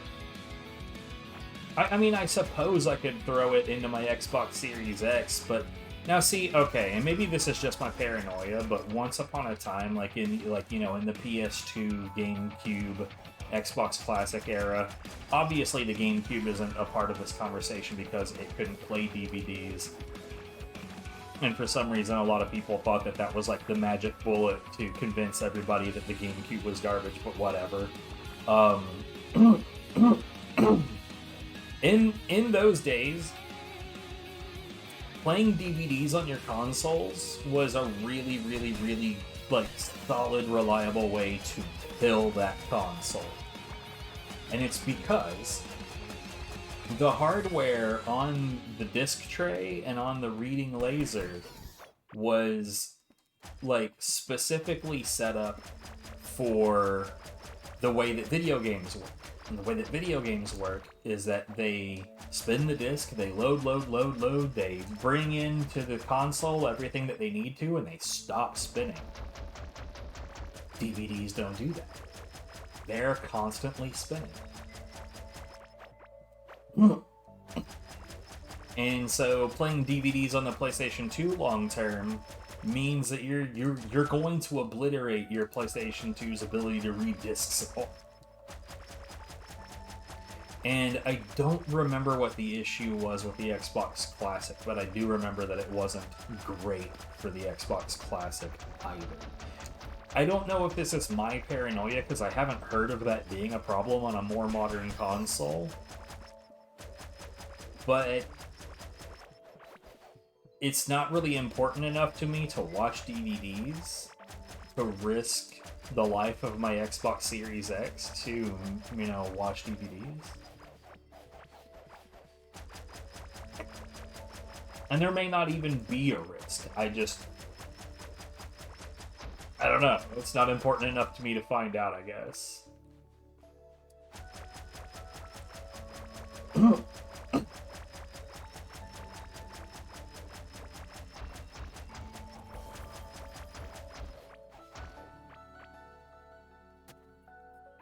Man, you gotta love some comfy-ass Stardew music.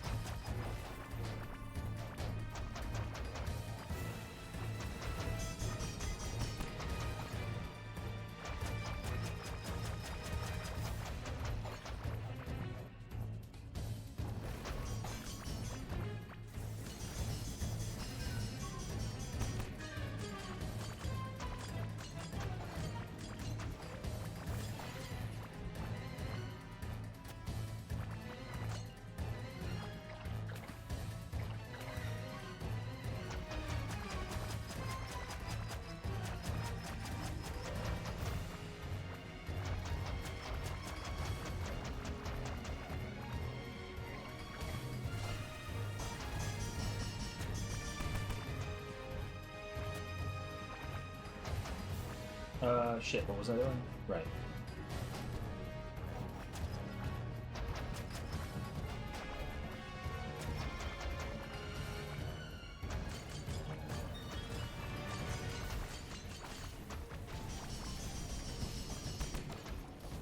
Yeah, there's definitely a combat zone in here.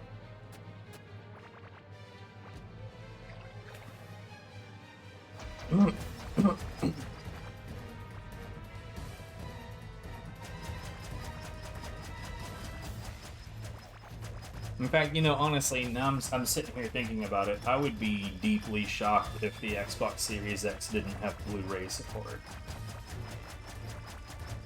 Especially, you know what? Actually, I do have a spare Xbox One that I could absolutely 100%. I could totally risk that thing's life to play some DVDs. Actually, I don't know if I ever told you about that, but the reason that I have a spare Xbox One laying around is because our ex-roommates were deeply, deeply stupid. And they thought it was broken, and instead of it being broken, there was just 2.5 pounds plus worth of kitty litter inside of it.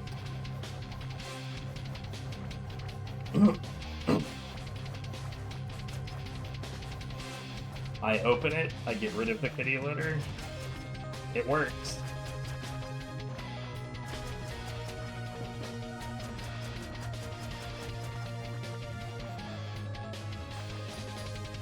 It's almost like if you don't destroy your shit, it'll function.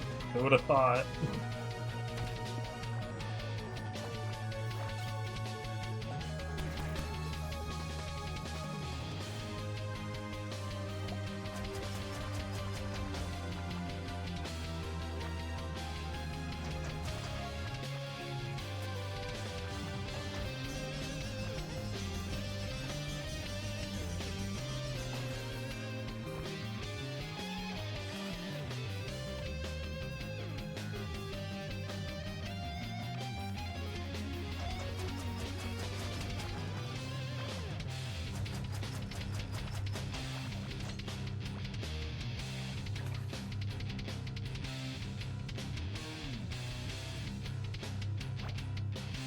I don't know if this is a 1S or a 1X, to be completely honest. I haven't, like, messed around with it much, aside from removing the fucking kitty litter from it. But if I was to guess, it's probably a 1S.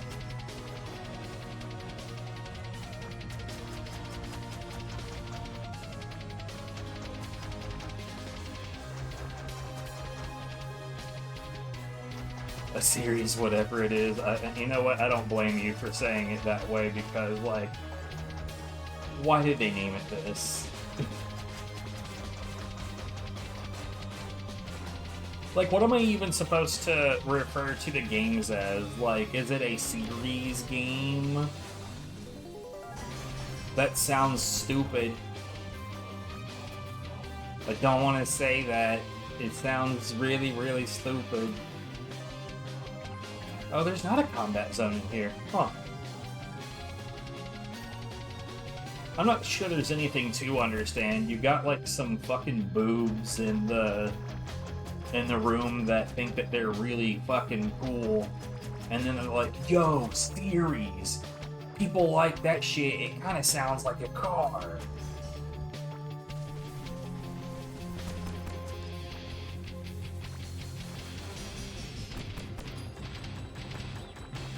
And that's, like, the end of the meeting. And they all thought that they were fucking geniuses.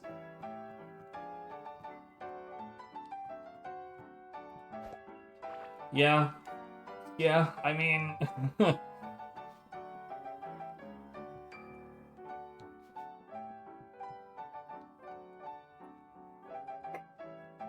No notes. It's just dumb. 100% dumb.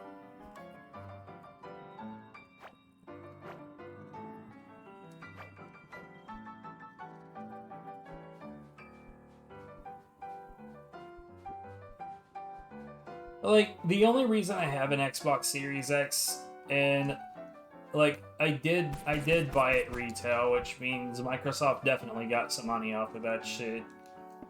But I did buy it before I knew what they were up to. And I don't even think that the Israel-Gaza thing was a thing yet. But the only reason I bought it, and like I think that this says an awful lot about both the Xbox Series X and about me. I don't have a single game for the Xbox Series. It's very much just a backwards compatibility machine. It's just like hardware profile. The Xbox One S and the Xbox Series S are weaker versions of the Xbox One X and Xbox Series X.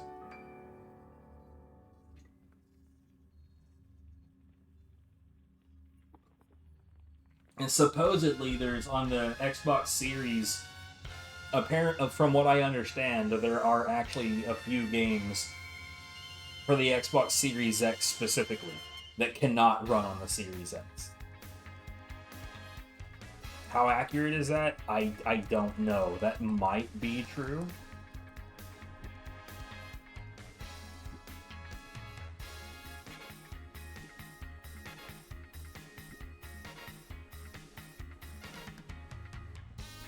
But I have heard that. I just don't know if it's actually the case.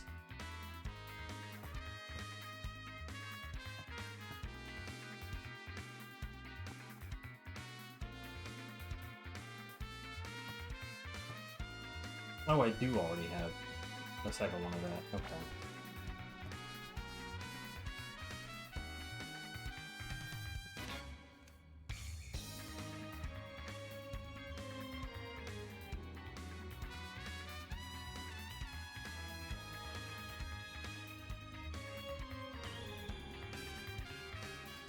I'm pretty sure if you were to like Google a stat sheet, you could find the differences between the two.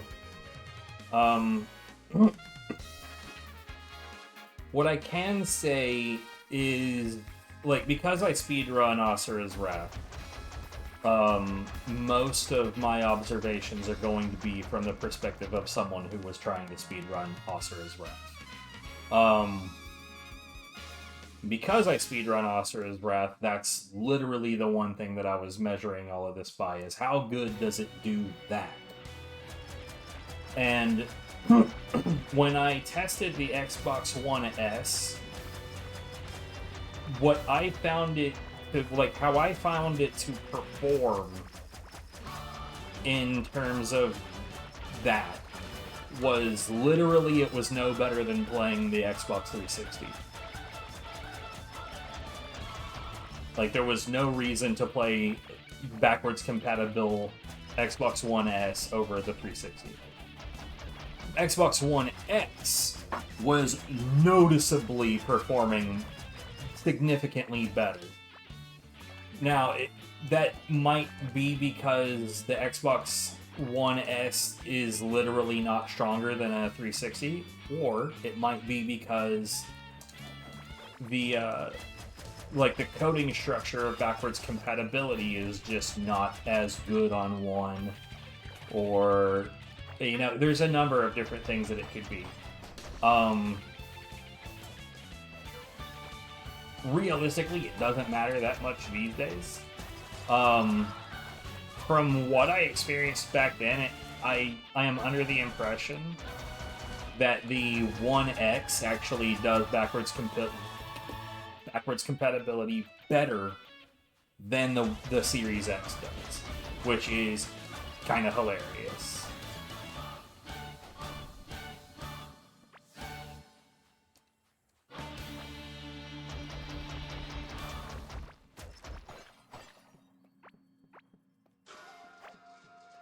Now, I need to get my own One X at some point so I can test that claim.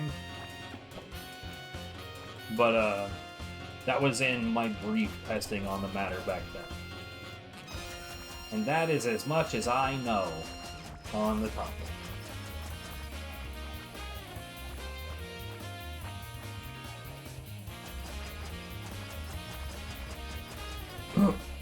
But yeah, I don't know why they... Like I said, I think it's just some dinks that don't know anything about gaming culture who have never ever been cool in their lives and don't desperately want to be cool but don't know what cool looks or sounds like. And they just name shit. Well, you like Elon Musk, how he's like a fucking dork ass, nobody, useless piece of shit, right? But he wants to be cool so bad, so he buys Twitter and then he acts like a badass online. But then he's such a weak-boned little baby bitch that he manipulates their stupid wrong answer machine Grok to, you know, proclaim that he's a god at everything. And if you haven't heard of that, like, yes, it literally told people that Elon Musk is a better athlete than LeBron James and that he's more fit and in better shape than Billie Eilish. And it's like, what the fuck, man? Like, somebody confirmed that if you ask Grok what its opinion is of something that happened and you say that somebody else said it, it will give you a more nuanced answer. But if you say that Elon Musk said it, it will just, like, blatantly 100% agree with him, no matter what. How fucking sad is this? Those are the kinds of people that are, like, behind closed doors trying to name our video games. They don't know what the fuck they're doing.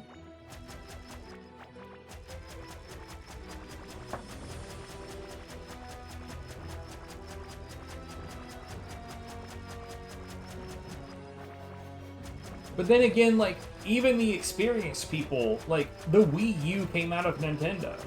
And who has more experience at this shit than them, you know what I'm saying? Like, and I worked at a GameStop when the Wii U was, like, actually supposed to be making a splash. And you know what most people that came into that GameStop thought the Wii U was they thought the Wii U was just the gamepad. And that you bought the gamepad for the Wii. That's what people thought it was.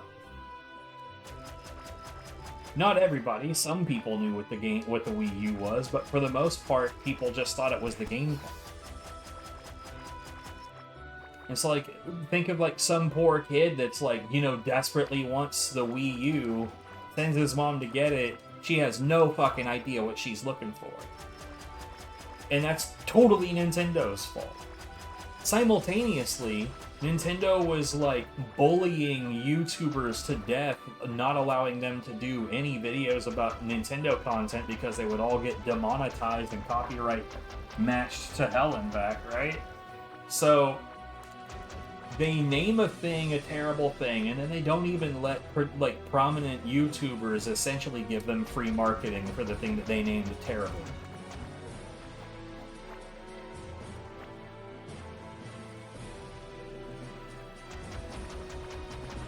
I don't know, man.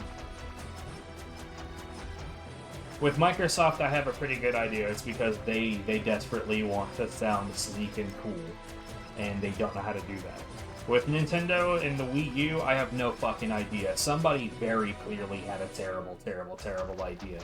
Like, when I consider, like, what the idea, what the concept is, Wii U. Oh, it's cute. How cute. But, like, marketing-wise, it's shit because people are going to get confused. Like, let me put it this way. Have you ever seen, like, a box truck or a business truck that has a business name on it, where the business name sort of sounds, like, futuristic and cool? But nowhere on that truck does it say what that business is.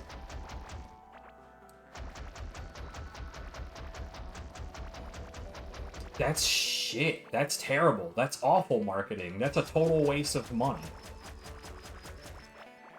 That means that means that in all likelihood, your business is named something really stupid. Like, even if it sounds cool, it's really stupid. Because, realistically, I should be able to say your business name to someone who does not know what you do, and they should, by default, already know what you do.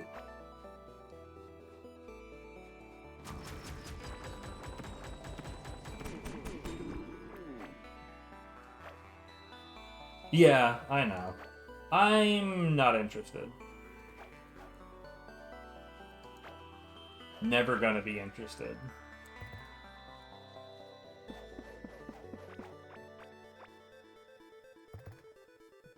I don't think it's a bad idea. I just don't.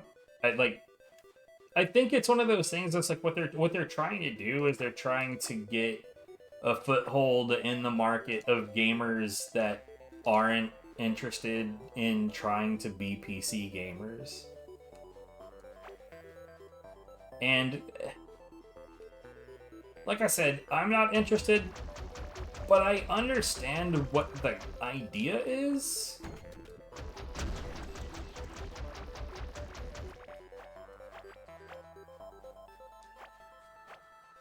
I get what they're trying to do. I don't know. Not for me. Not for me.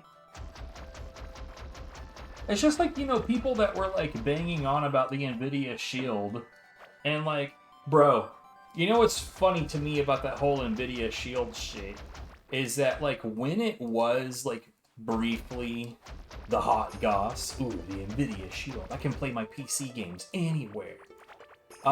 Literally anyone that I ever talked to talked like it was the second coming of Christ.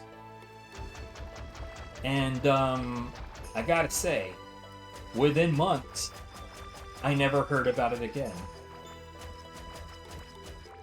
So, clearly that was the shit.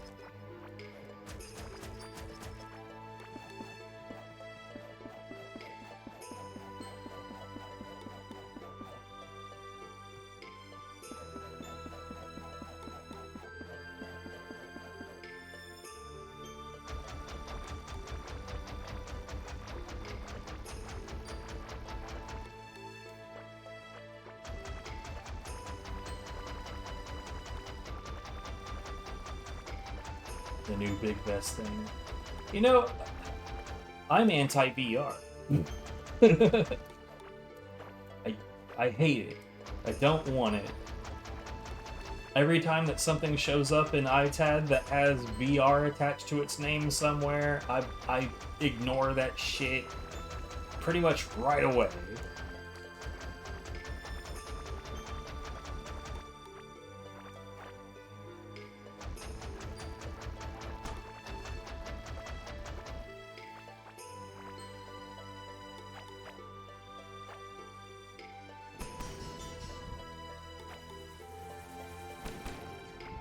Like, it's...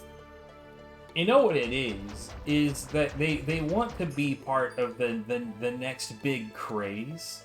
And the reason that they want to be part of the next big craze is because they have no intention of making actual quality products with the stuff that we already know.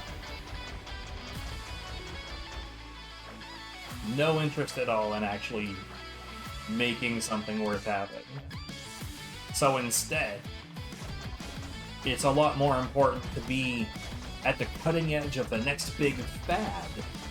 Because if it's the next big fad, we don't need to make anything good quality.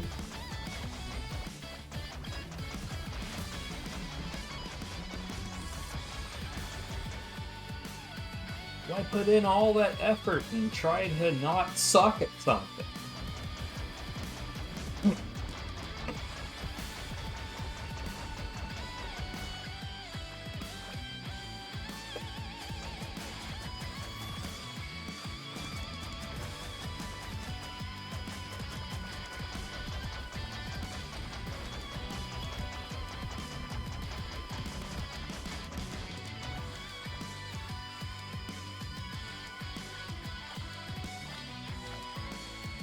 But honestly, like, in my circles, the biggest conversation happening right now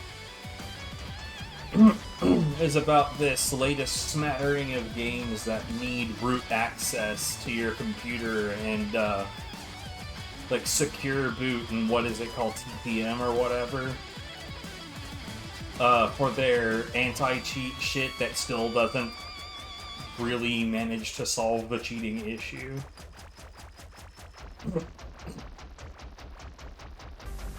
Like, I'm not even into the kinds of games that would be needed for. But, like, mate,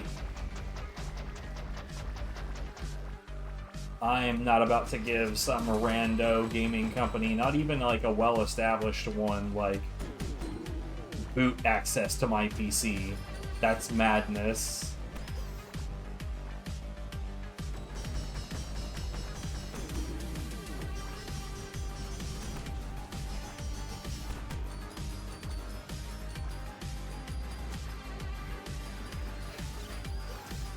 You know, I routinely forget what game this track is, and every time that I hear this track, I look down to double check.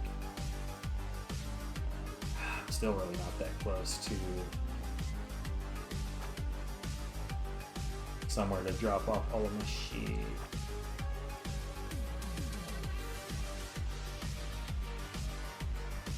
Oh, it's a lot worse than that. It is a lot worse than that. Basically, what these companies would have is they would have access to your PC to the level that they could literally control your computer remotely on the BIOS level.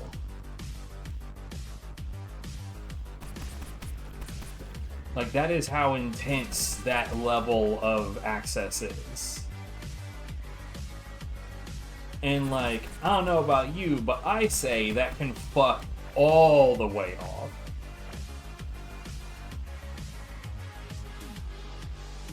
You know what? I can't even... Because I actually have to get rid of this line now. This sucks. Ah, god damn it. How far does this go?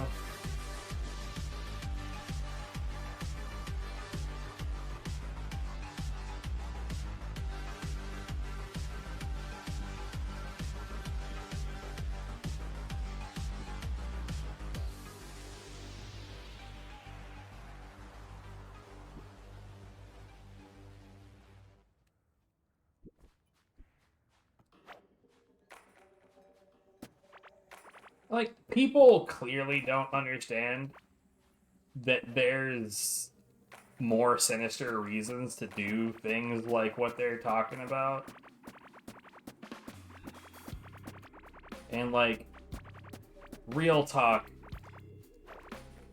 the smart people are the ones out there saying, like, nah, that is some nonsense that I'm not gonna have anything to do with.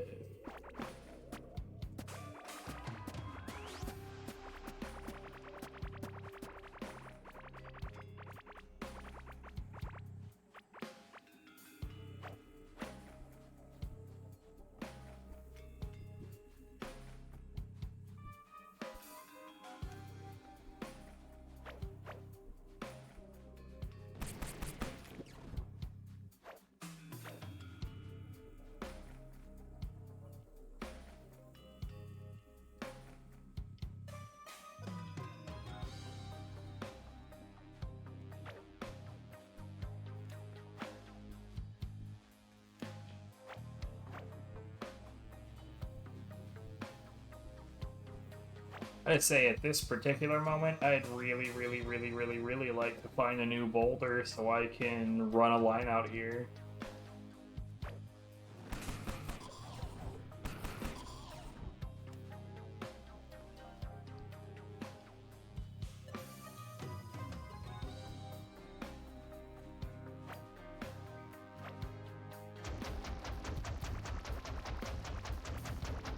And like I said, I'm not even interested in the games where that is even a possibility. But, like, God, dude, the state of affairs is so sad right now.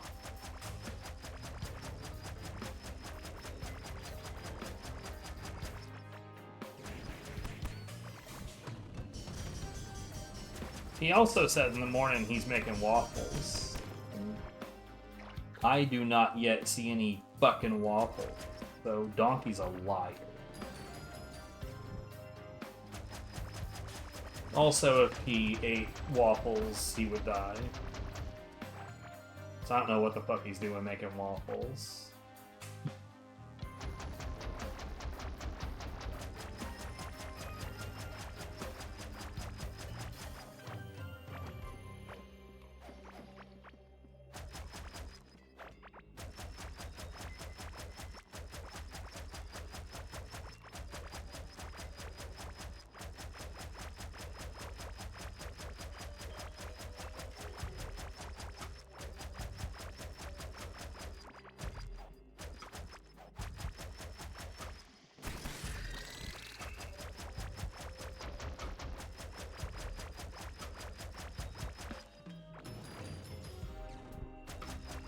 I should eat something. Nah, you'll be fine.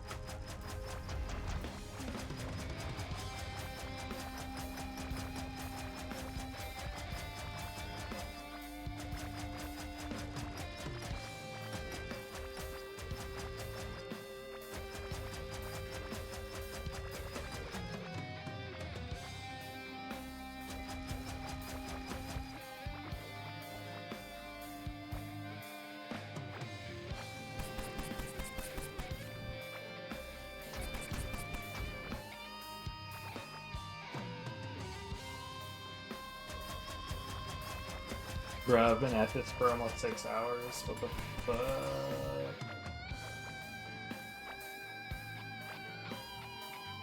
Digging takes an awful long time, mate.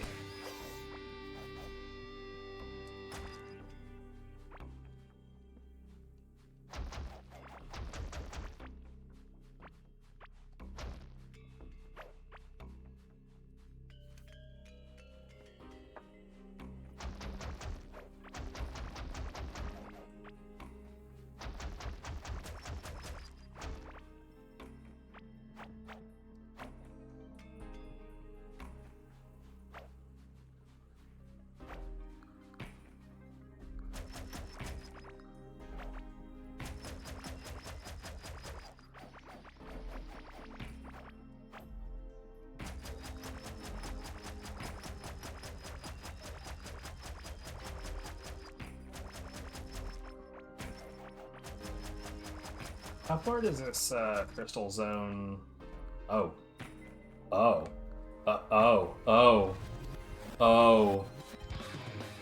Oh, I see. So it looks like the entire outer layer that isn't... Okay. The penultimate layer is all crystal zone, looks like. Well, no, yeah. It just has this, like, sliver of not... Okay. That's curious.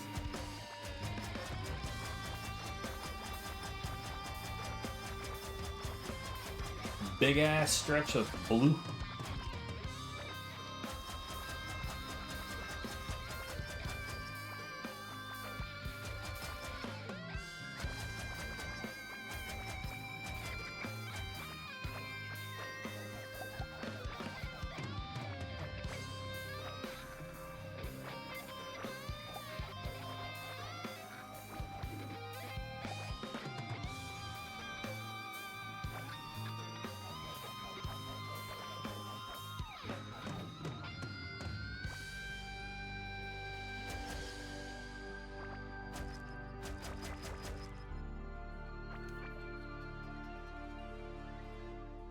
Okay. Yeah, I really should take care of these first.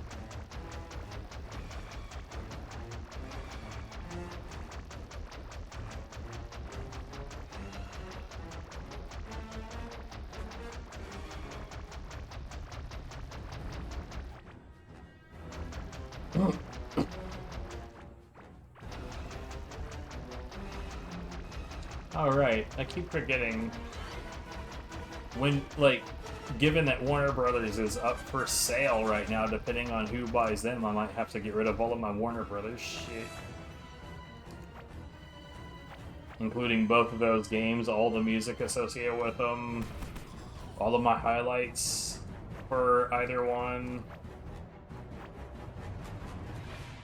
The Batman series, same across those. Man.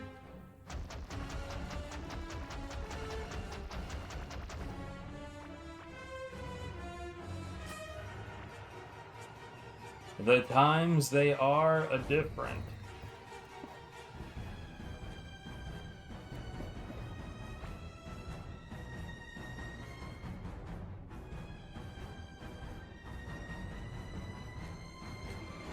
I'm not sure that I've ever heard of that game, actually.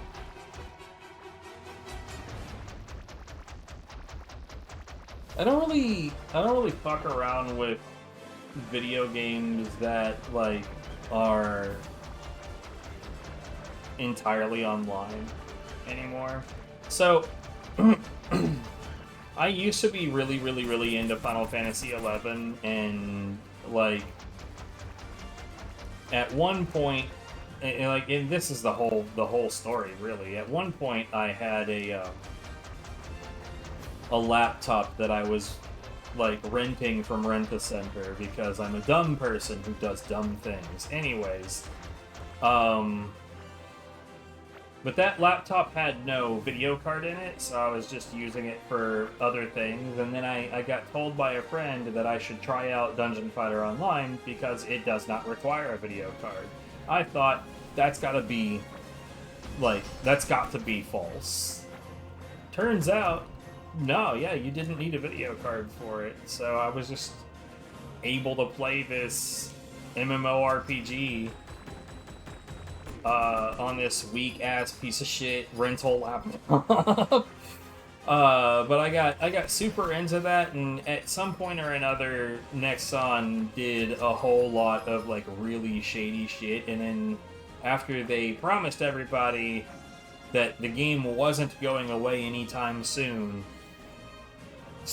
they would be like, oh no, yeah, the game is definitely going.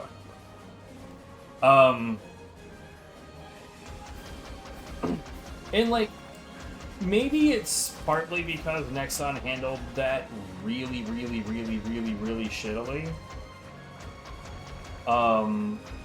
But I think it's also because, like, I put an unspeakable amount of time into that game, and then it was just suddenly gone, and there was nothing I could do about it. And so I guess I just kind of swore off the idea of, like,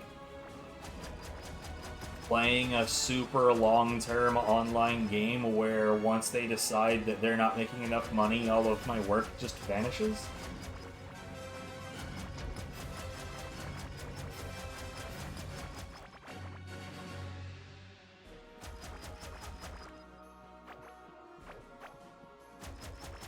Not to say that anybody else should share that belief, that's just how I feel about online games these days.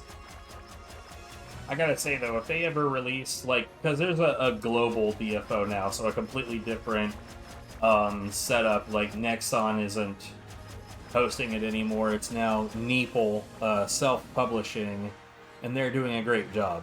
Love what Neeple does. Anyways, but I still don't want to get burned that way again, get, like, all, like, shitloads of work into an online game to just have it vanish when they're done with it. It's not my cup of. But I gotta say, if they ever released an offline version of DFO, I would be so on it.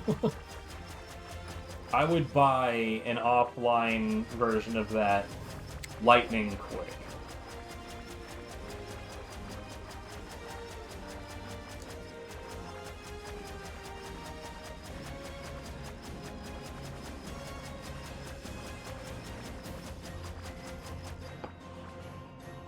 But that will almost certainly never happen.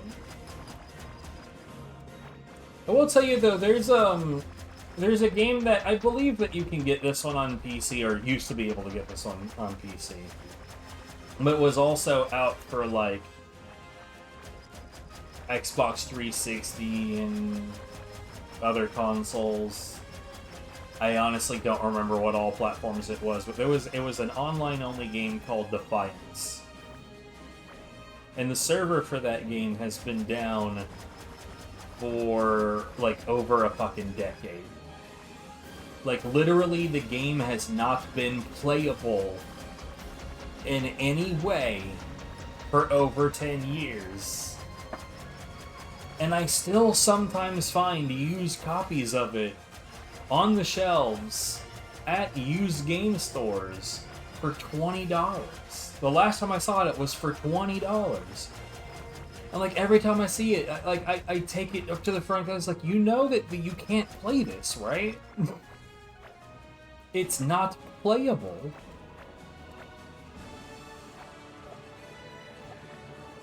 And then you do, what do you mean? It's online only, and that server shut down fucking ages ago. They don't believe me. Okay, man.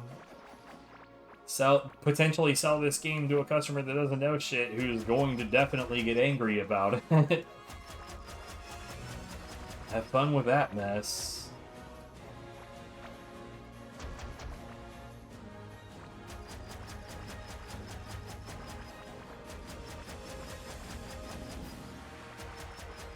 Like, man, I don't get it. Like, you can, it's not hard, like, genuinely when a customer tells you, yeah, this game can't be played anymore, you know, I could be full of shit, that's true. I could either be lying on purpose, or I could just not know anything. Maybe I'm just dumb, right? Okay. Google it. It's not, or like, you know, internet search of your choice. I personally use Akosia these days, even though I'm disappointed with them for having added that AI bullshit. But like, it's not that hard to just double check me. Just double check.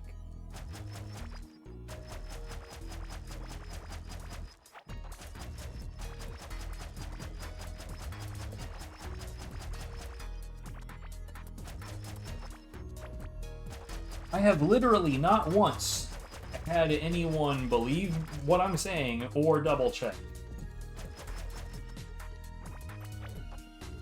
Wait, okay.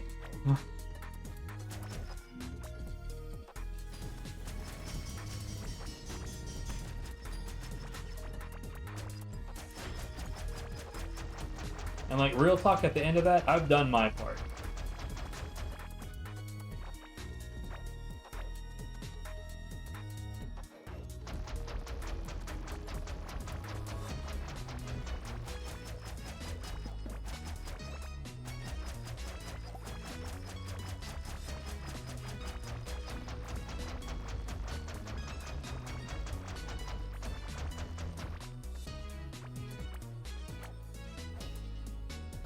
Hold on. I want to fill this with water. Ah, fucking... There we go. I missed. I did a bucket with.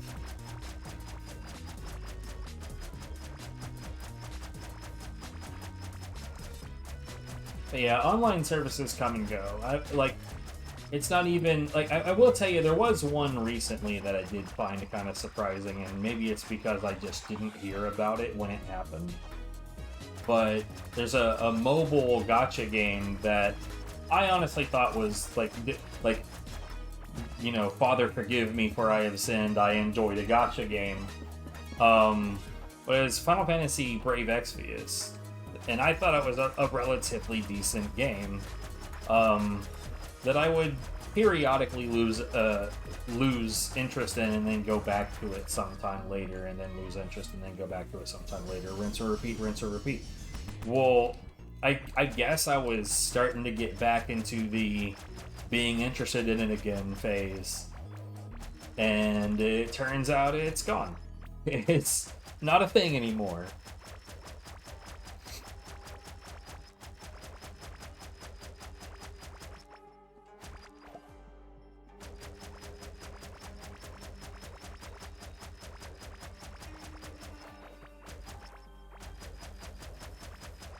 One of those things where it's like, if I think about it more, then I'm not surprised that it's like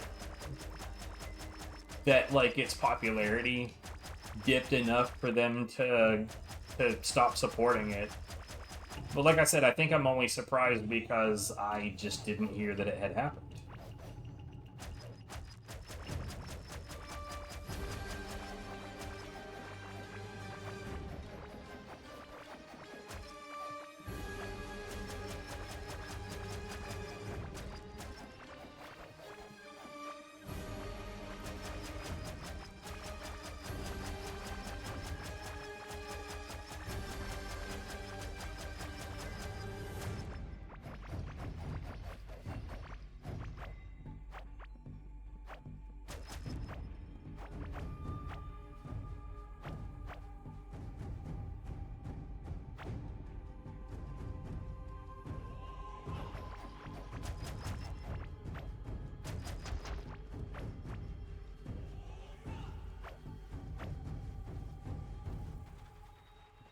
I wonder how long I can keep this up before I lose my fucking mind.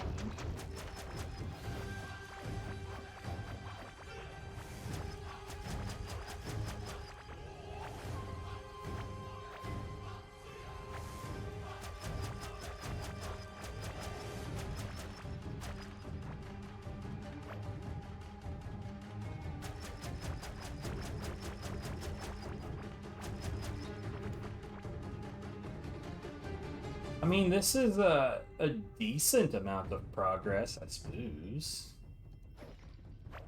But it is also through the desert, and the desert's like the fastest one. Well, is the desert the fastest one? I mean, maybe, I guess the ocean might be the fastest one, because there's...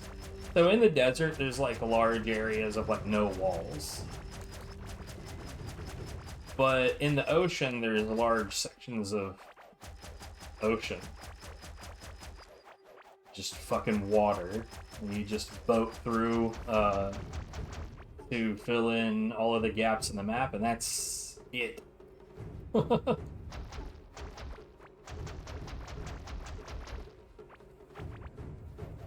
to say which one of these is actually faster. Maybe actually this one, because like it's big open areas that I can access on foot, whereas in the ocean I gotta keep on fiddling with my fucking boat. At any rate, the jungle area is by far the slowest one to clear cut, because it's very, very, very walls. Walls everywhere. On top of that, you've got the mold dungeons, and those are a total pain in the ass, and everything about those slows you down.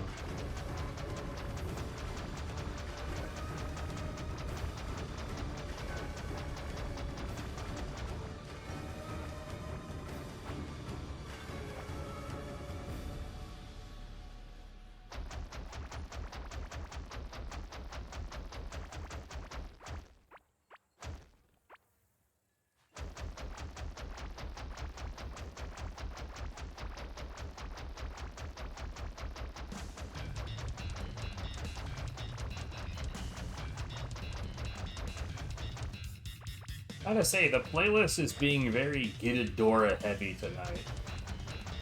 It's up, and the next track is fucking Gitadora as well. It's not like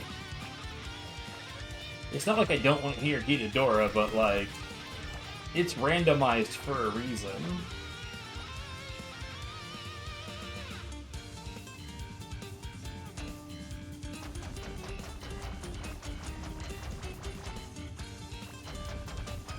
Because I want it to be random.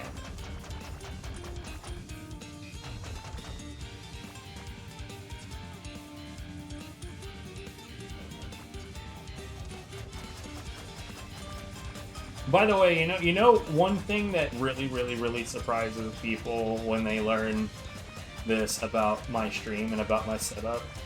The music is currently being played by like a ridiculously old version of Winamp. Like, not even like Winamp has actually come back somewhat recently with, I would argue, the exact same program. Like, the latest update does not appear to be any fucking different at all. But they have actually come back, and I'm not even using that version. I'm using an incredibly old version. Like, old enough, I'm not even sure how fucking old it is.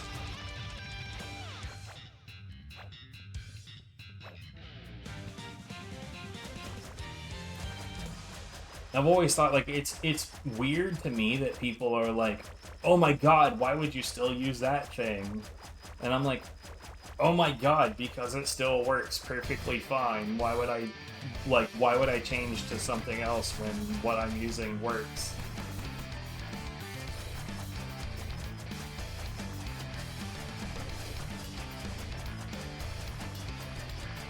I don't know why people get, like, obsessed with things needing to be new.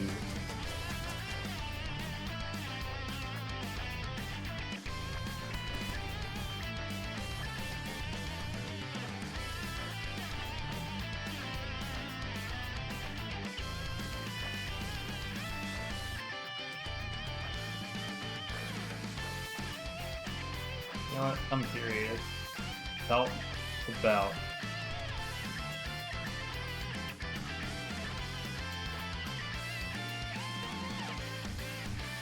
Okay, this one says 2013, so it's 12 years old. I still say, in terms of computer shit, that's pretty frickin' ancient.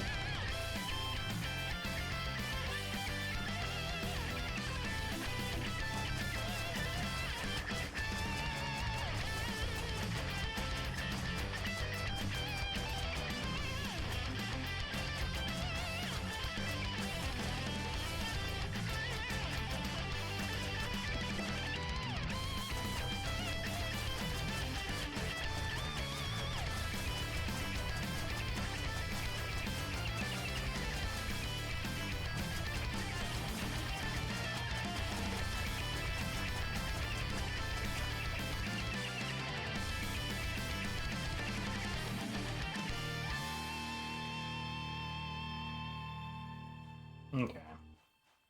We still haven't run into any fucking boulders.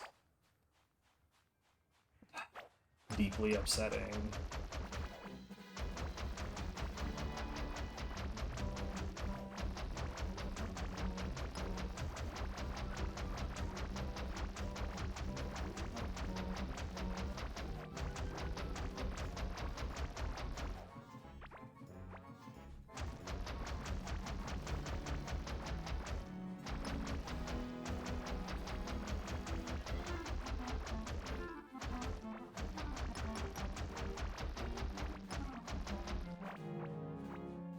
Anyways, as bad of an idea as this probably is, I plan on streaming only what I'm doing right now until I'm done doing what I'm doing right now.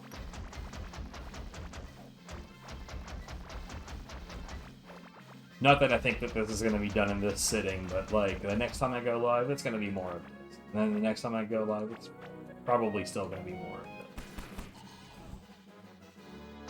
I have no idea how long it's going to take to complete this project, but like I said in the title, hopefully before the end of January. What the fuck?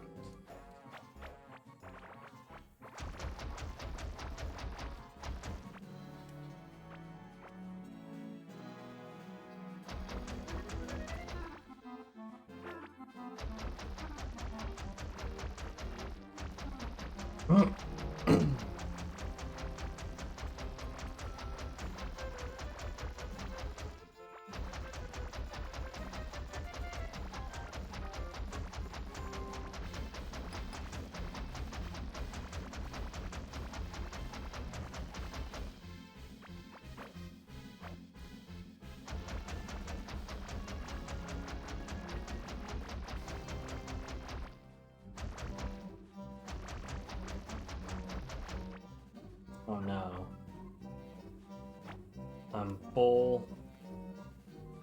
There appears to be a line just to my east. Okay.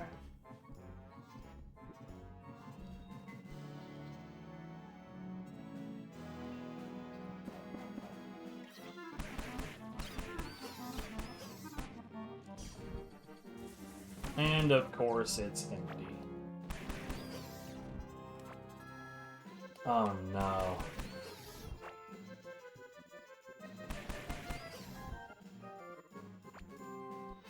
Here, you know what? I will clean these up at a later date.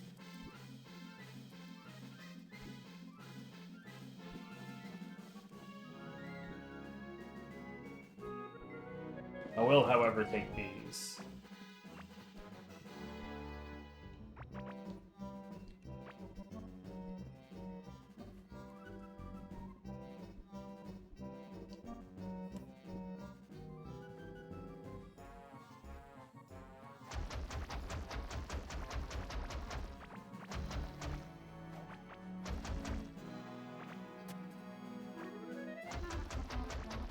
You know, it's 6 in the morning and I'm kind of irritated that I don't have more coffee.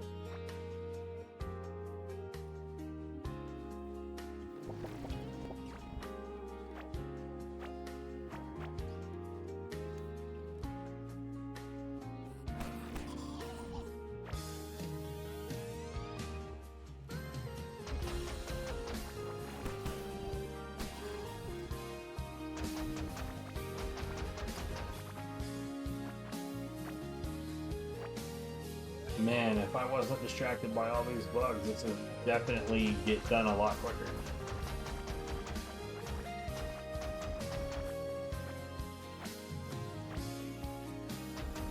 That's one thing that I hope that they add some kind of like automated function to. Like, for instance, I've suggested to them that, like, you see this owl that I have flying around? All the owl actually does is it gives me buffs. There are some other pets that, like, actually actively attack for you, but this one just gives you buffs. They're really good buffs, don't get me wrong. There's a reason why I have it here instead of one of the other pets. But, like, you know, it's a bird. It would be catching bugs.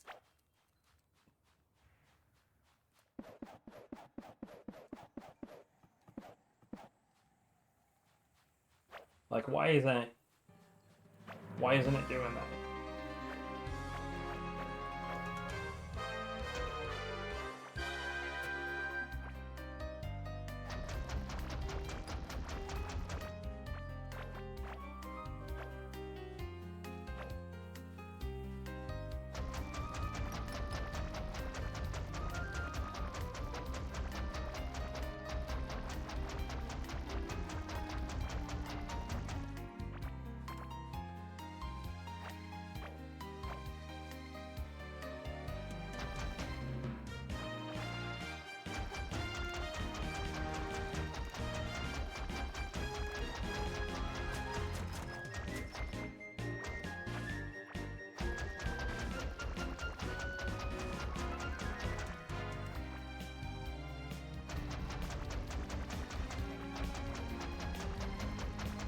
I'd be willing to bet that the deposit further down on this line is also gone.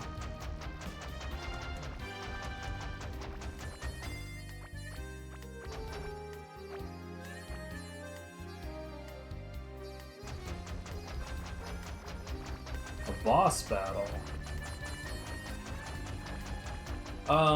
It goes. There's really just not much to say.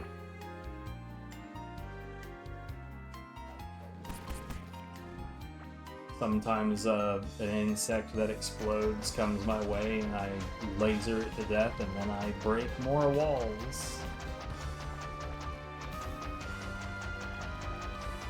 Oh yeah, I honestly don't even know how many squares I've had to clear at this point, but I honest to God could do the math because the game does give you enough information to do that.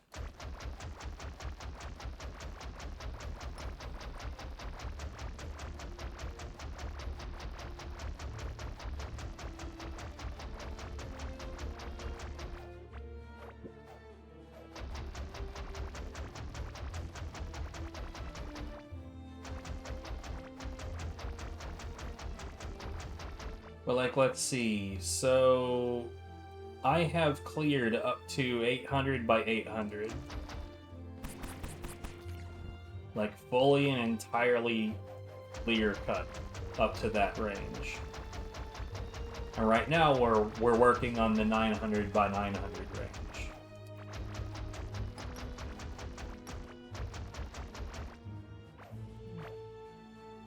So what is it, 8 times 8?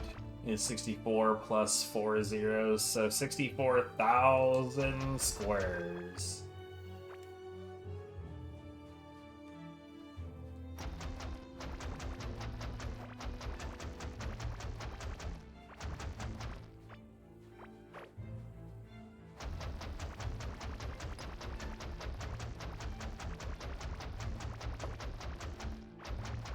Honestly, it feels like a hell of a lot more than that.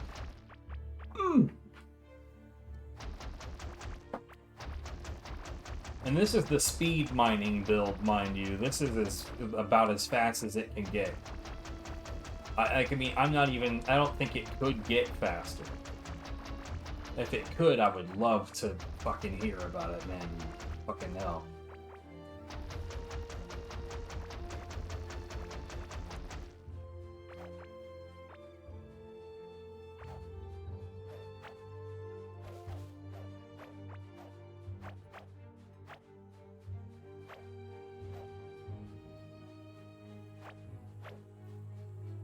And then these bastards have a habit of distracting me.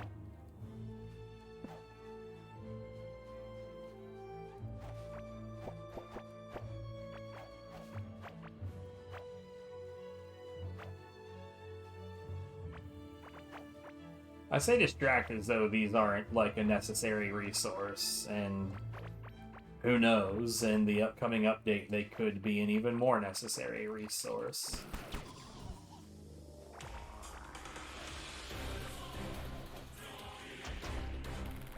What is this? Astral? Yeah.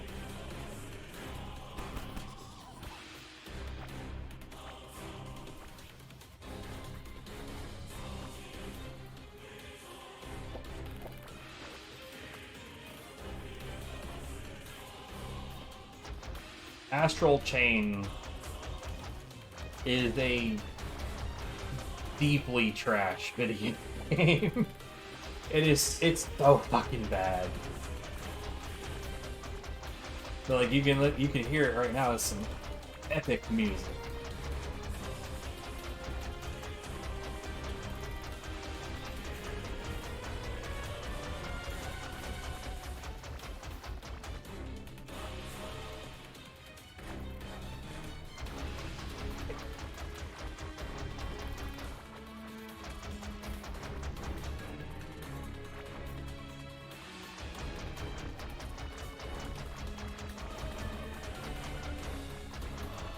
Like, honestly, to me, I always feel worse about games that actually, like, had the potential to be really great. And I think Astral Chain was one of those games. It had the potential to be an amazing experience. and they completely shat the bed. So sad.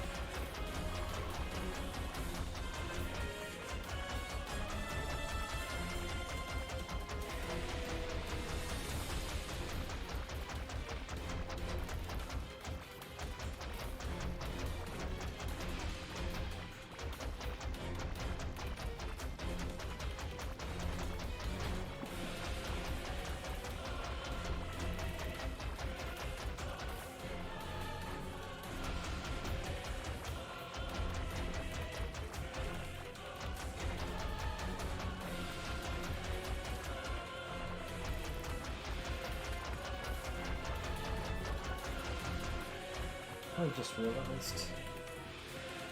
Wow. I'm a very stupid person. I'll fix it, but the damage has been done. I see you. Can't sneak up on me, you bitch.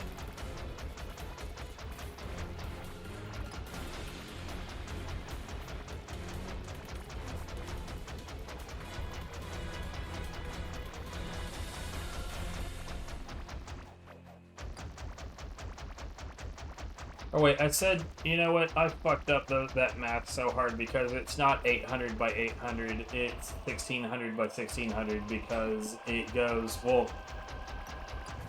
it's 1601 by 1601 because the center is 00. Anyways, so yeah, I guess... Oh yeah? So yeah, when I said it felt like it was more than 64,000 squares, that's because it definitely 1000% was.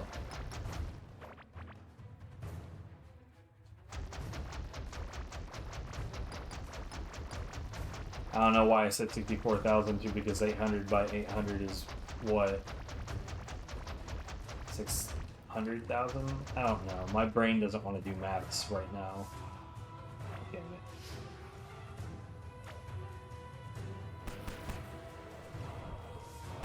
Capture card stuff is like extremely hard to figure out because if you were to like go internet search capture cards, you're mostly just gonna find the big players, and because of that, people it's easy enough to trick people into thinking that that's the only game in town. You're only going to find capture cards by these predominant players. And, like, a lot of the time I have to tell you, like, nah, dude, that's definitely not the case.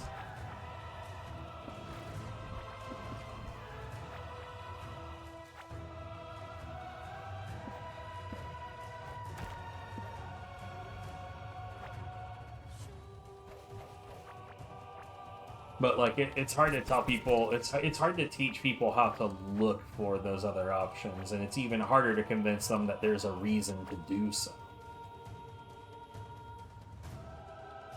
Oh yeah, what'd you end up with?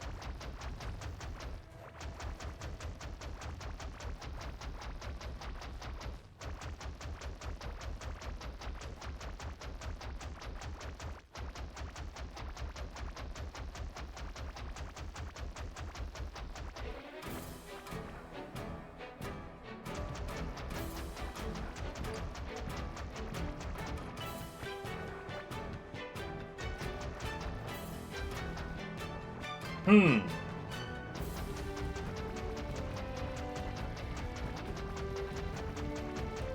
have not looked at that one.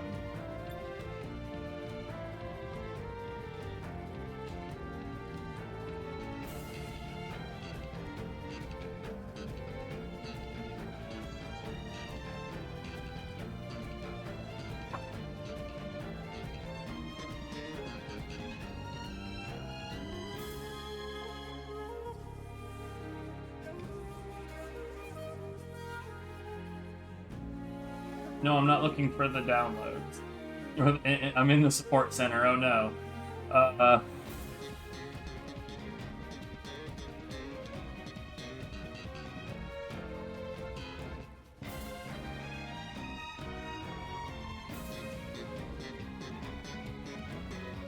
Yeah.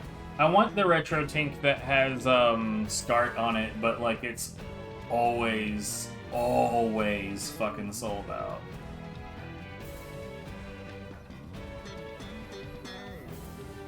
Would this be considered gaming gear?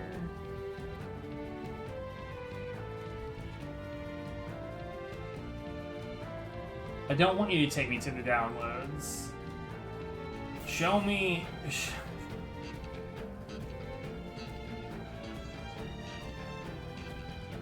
Here, maybe if I just look at it on Newegg. Okay, so this is an HDMI only kind of scenario.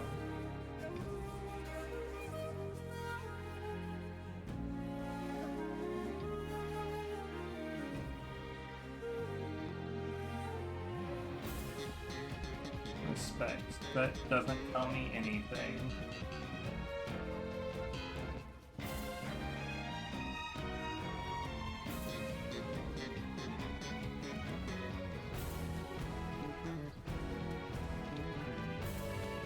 Why can I not find, because like I'm on their website, so I'm kind of like thrown off by the fact that I can't just find the product page. Because I see them trying to sell me a shitload of pre-built PCs.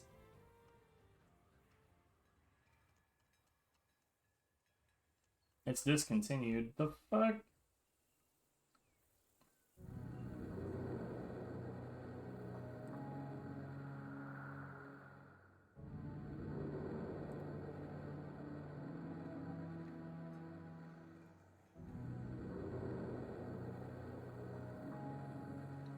Yeah, it looks like they genuinely just do not sell capture devices anymore. I mean, if it does everything you want it to, cool. That's just weird. Anyway. Usually, like, I mean, like, if you were to go to Blackmagic, like, the actual website for the people who made the device that I have, mine is discontinued also, but the product page still exists.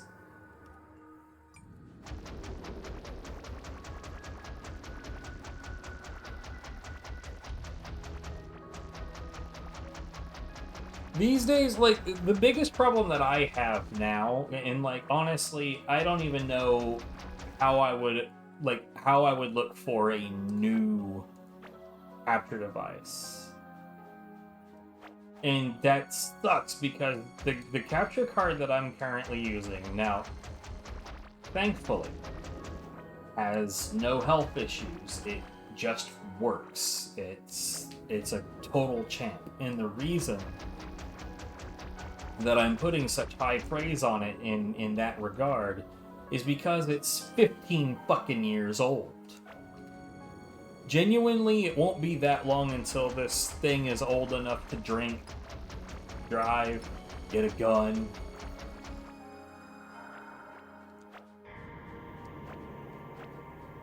Like, it's fucking old. So the fact that it has no issues whatsoever, I don't even know what the fuck to say about that. Like, I never would have expected it to last this long. But I do have to accept it is an electronic device. It is eventually going to shit the bed. And I don't know what the hell I'm gonna do when that happens.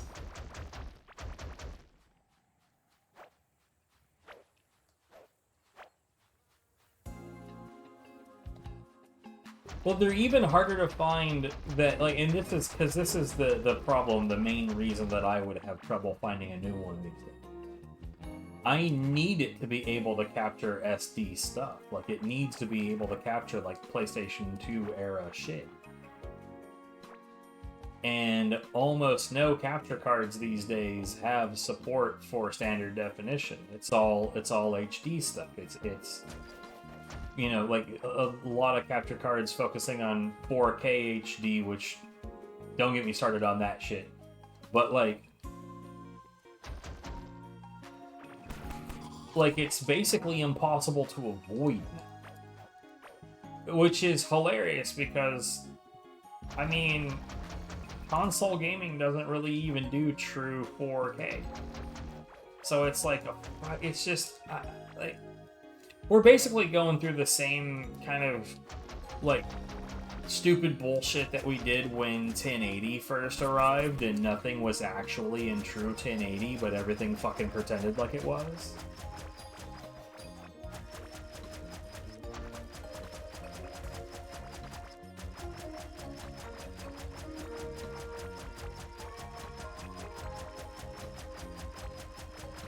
But, like, the only, like, when this one dies, the only capture card that I can even think of to look at is another Blackmagic card that's, it's an internal one, because they don't make externals anymore. And I have a slot that I can put it in. I have the space in my PC to put it in. What I don't know if it would be able to capture the low def stuff. I don't know. What are you, because you said that you were doing it with a retro tink, what are you capturing on it? Like, what games, like, have you been doing PlayStation 2 stuff on it, or? Because I think we've discussed before, I have the open source scan converter, which does the same kinds of things, but I can't really seem to get it to work on, like, making lower resolution things actually streamable. Nice. Okay. Well, I might have to look into something like that. Like I said, I have definitely wanted to get the retro tink that has the SCART cable on it, but it's always fucking... it's always sold out. I think really what it is that they have not replenished the supply, probably because there wasn't nearly as much of a demand for it as they were hoping. I mean, I could definitely make it work with just the component, but SCART cable does provide a higher a higher quality image. And because I have the cables, I would like to use them. I don't need to use them, but I would like to.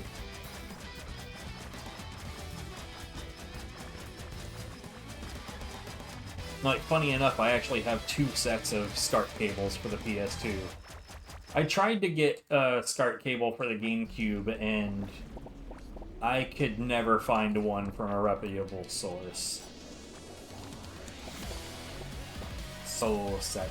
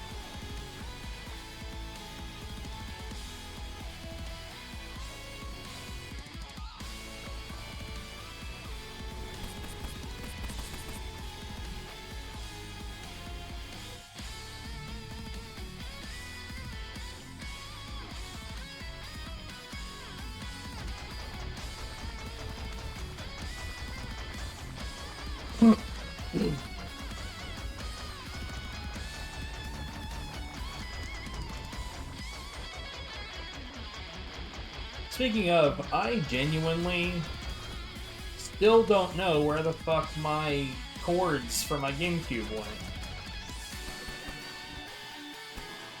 We still have Harvest Moon Magical Melody on the backlog, and I can't fucking play it because I don't know where my damn cables went.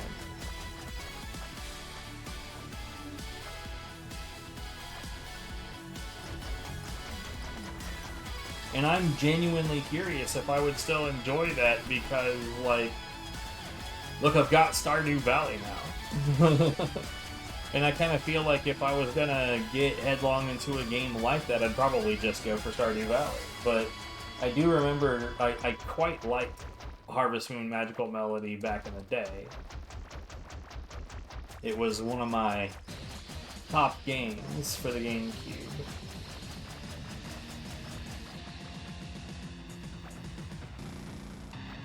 It was one of the few games that I played when I was with my ex because, and genuinely she said this, it's so fucking cute. It is pretty fucking cute. She's not wrong. That bitch.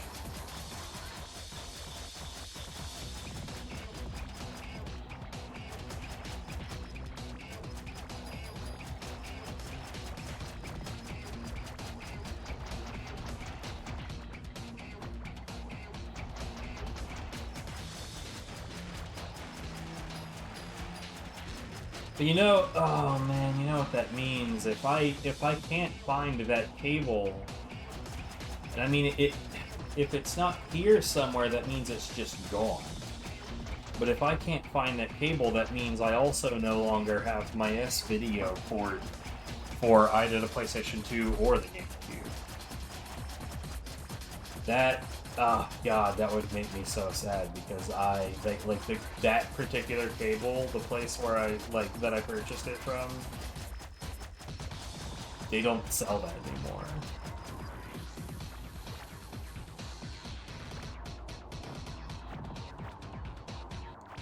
Yo, same.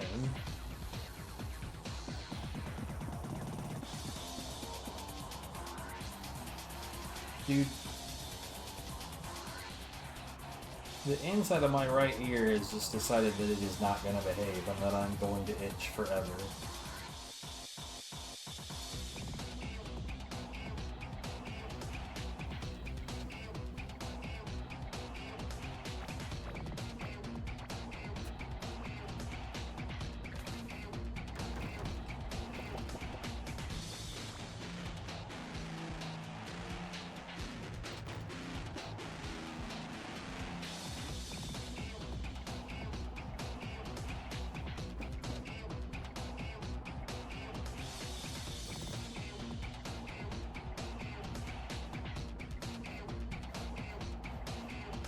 Sack of shit.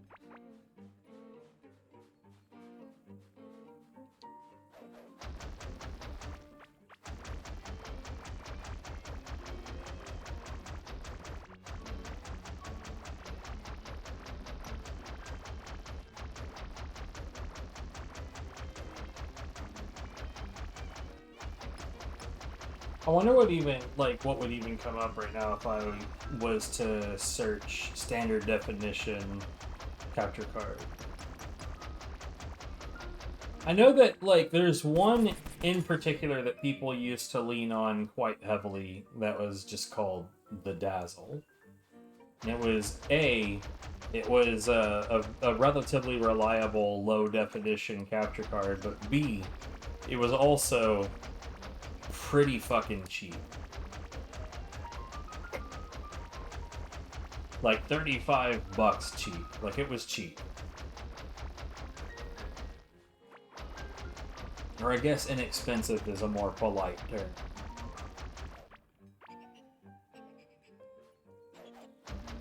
I had one at one point, but I couldn't figure out how to get it to work, and the fact of the matter is I really shouldn't have bought it to begin with, because I couldn't really afford to spend the money. But I was dumb, and I did it anyway, and then I realized how dumb that was, and then we took it back.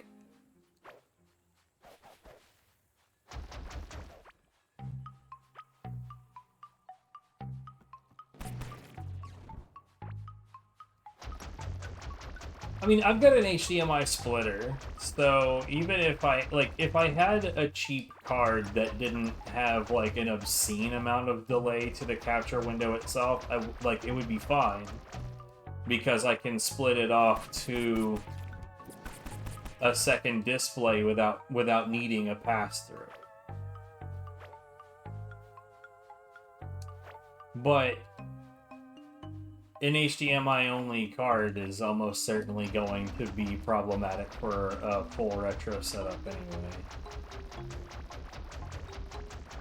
There are some remarkably cheap capture cards out there that actually work just fine, but man, it's one of those things where it's like, I would love to just, like, throw a bunch of money at a bunch of, like, really low cost capture cards and, like, test them out and see which ones do and don't work, but we don't got that kind of money to just be rolling the dice.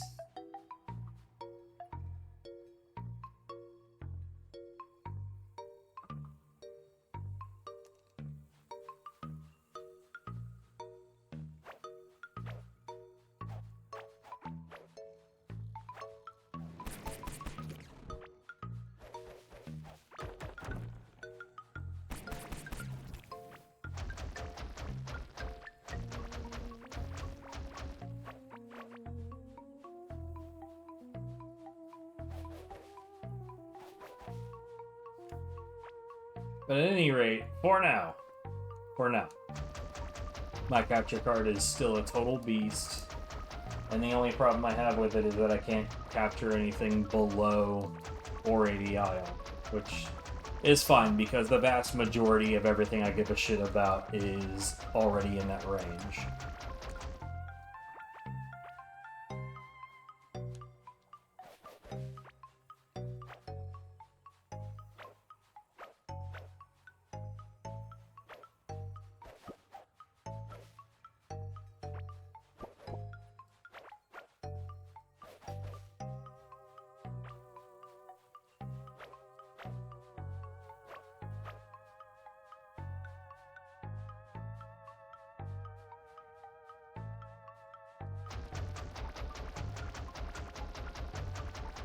But I do know that its days are numbered.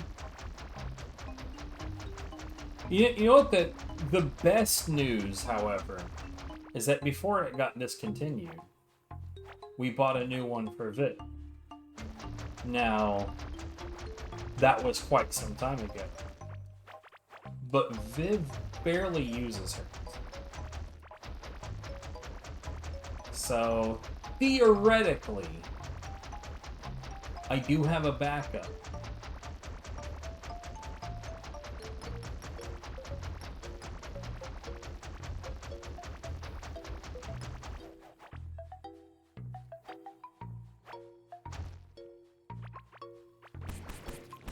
And even though it is hers, she is definitely the type of person to be like, well, you're the one that streams all the fucking time, so here.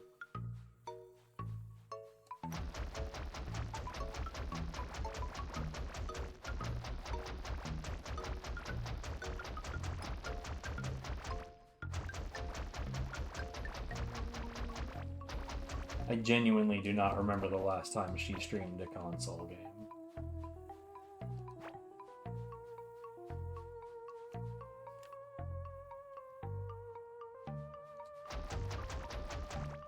Like the last few times that she streamed was Outlast, when we did our Outlast thing together.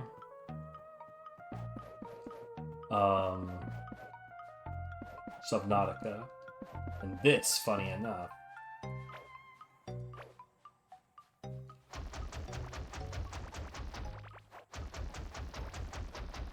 And then before that, the last thing that I can remember was when we were trying to play Tiny Tina's Wonderlands together. Her computer does not, do particularly well with that. No, you know what? No, there's another thing that we streamed together. Fear of the Sundered Tribes. Which was more entertaining than it had any right to be. Especially given that it ran kind of terribly and is not a completed game.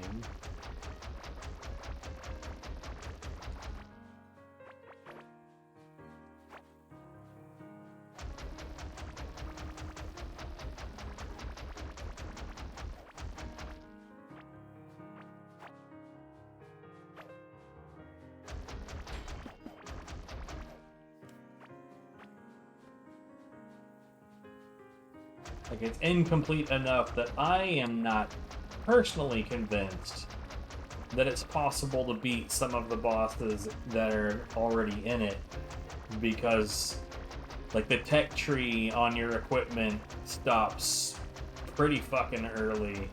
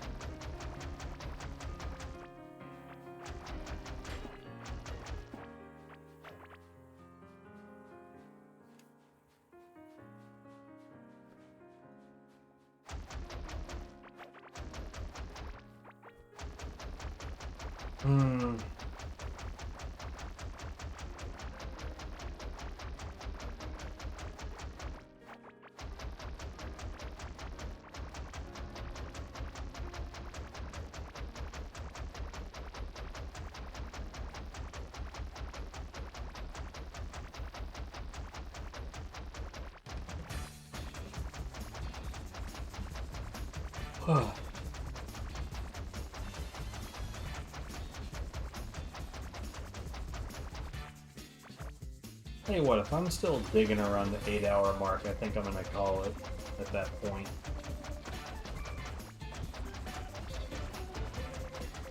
It's like that'd be a full-time shift, you know what I'm saying?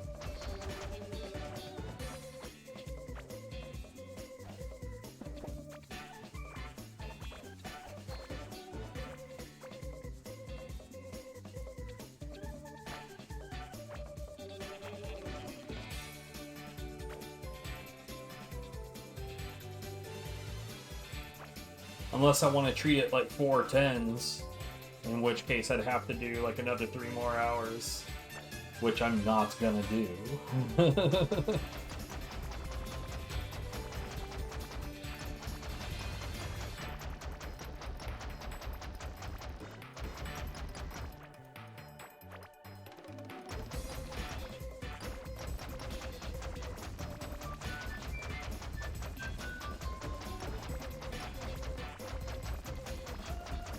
By the way, it is almost certainly the case that there's no need for me to be doing this before the next big update.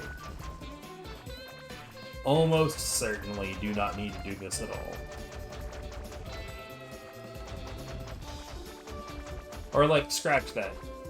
There's definitely not a need for it. I just don't know if there'll be any use for it. I think I'm just kind of killing time. I don't know.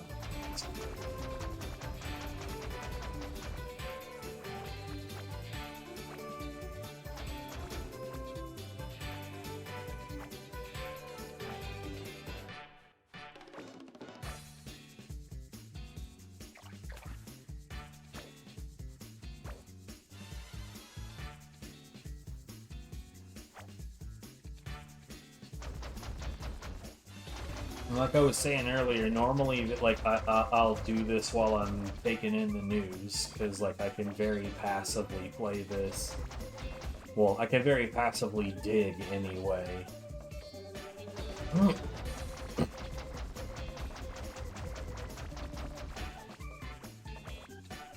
And take in the horrifying information that I theoretically need to have.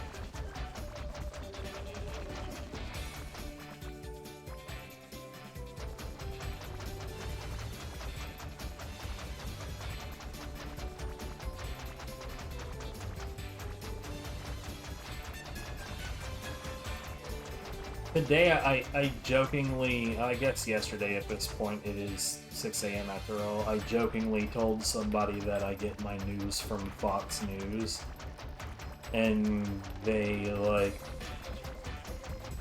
reacted like I was being serious. No. Hell no.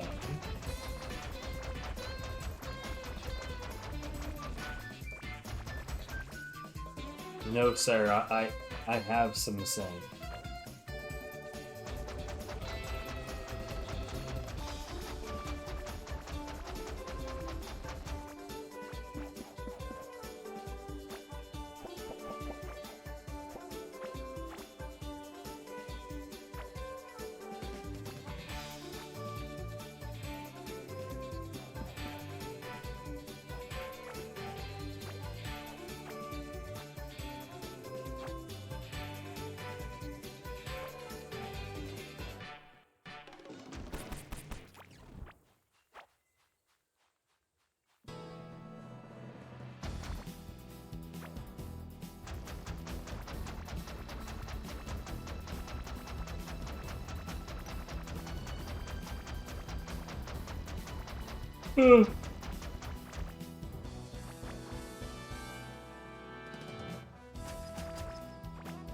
I played through Dead Island a couple of times.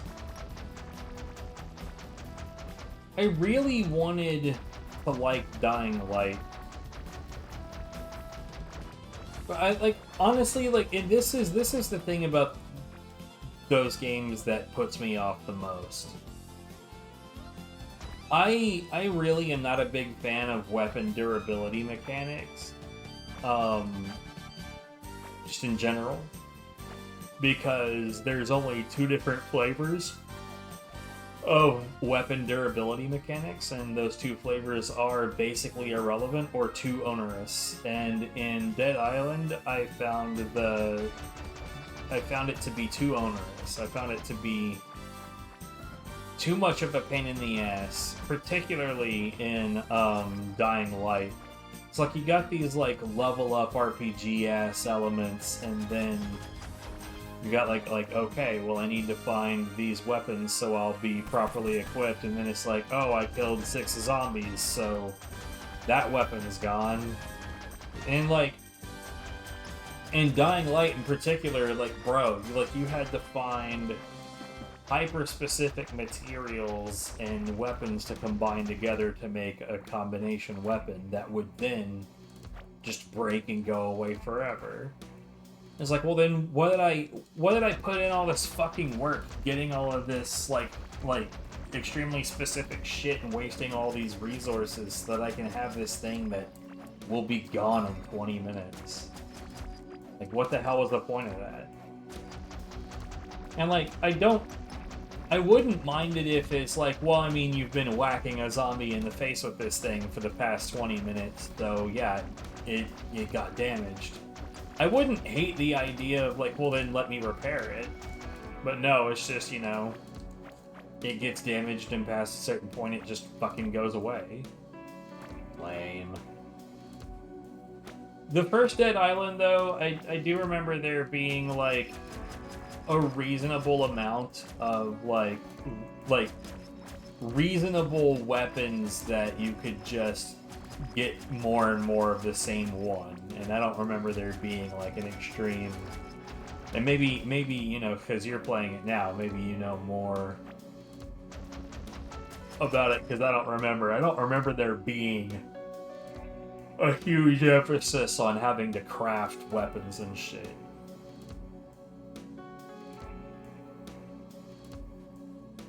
Now see, I would be playing it on PC, so I imagine mouse and keyboard would probably be more intuitive, but that doesn't necessarily mean that the game would be any better.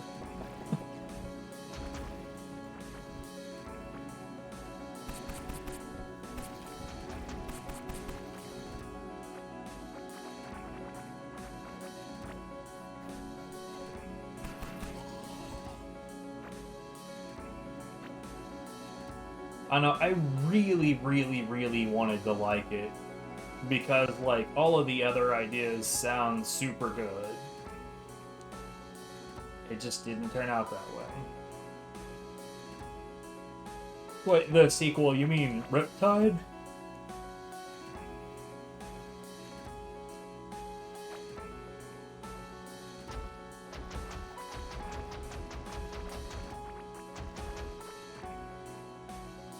Oh no, yeah, the original was super melee oriented. I still, I still have not tried to play the original Dead Island with the character that specializes in guns.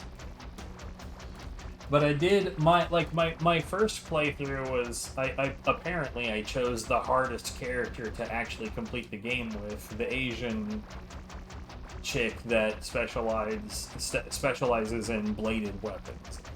I had no idea I chose the hardest character to do it with, but apparently I did. So saith the internet. I didn't even remember that Dead Island 2 came out. Anyway, there's the character that the dude that supposedly specializes in guns, and I still don't understand why that character exists, because, like, having played through it, like, I don't know, 2 or 3 times at this point, where would you get the guns? Like, I know that every so often you run into gun, but, like, I don't recall there being much in the way of either gun or ammo. Maybe I'm just wrong and dumb, or maybe guns show up more if you're playing as that guy, but because of that, I've never tried playing as him.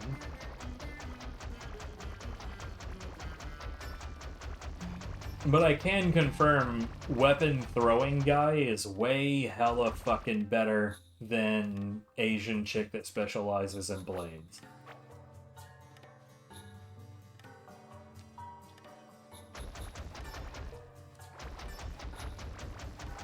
Like, I will say that, like, just with the limited knowledge that I have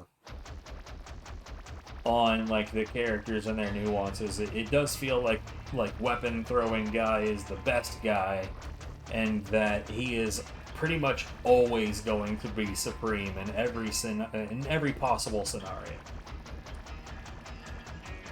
But, like, the Borderlands games have the same problem, where it's like, well, here are these different characters. They all have their own things that they're good at. But whoopsie, we made one of them way hella stronger than the rest. And that's been true on all of the Borderlands games. Having said that, well, maybe that's not the case on Tiny Tina's Wonderlands. There might be a specific build on Tiny Tina's Wonderlands that's super, super busted. And I haven't played Borderlands 4, but I am told that, yeah, there's still one particular character that's just way more busted than the others. I don't know that one to be true myself. But, like, Borderlands 1 is Lilith. Lilith is far and away the strongest. Borderlands 2, Salvador, far and away the strongest. Unless you're doing glitchy shit, in which case, that question's kind of up in the air. Borderlands 3, it's the operative, Zane, is just unarguably he's the strongest. Like, not even close. Like, wildly stronger than the rest. And I guess you could say in the pre-sequel, at least the OP character Aurelia is a DLC character, so I guess that warrants her being a downloadable character, but still, there's one character that's just miles above the rest. And I personally feel like that's a major flaw in design. The people designing the games do not know how to make a balance between these different ideas.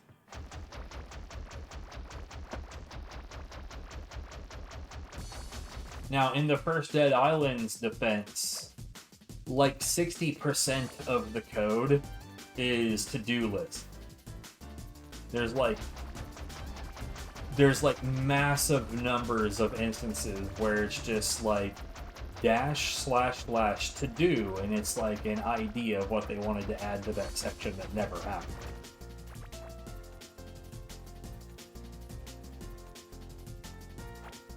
Frankly, considering how many things they never got a chance to add to the first Dead Island, it's kind of surprising that game is even, like, completable.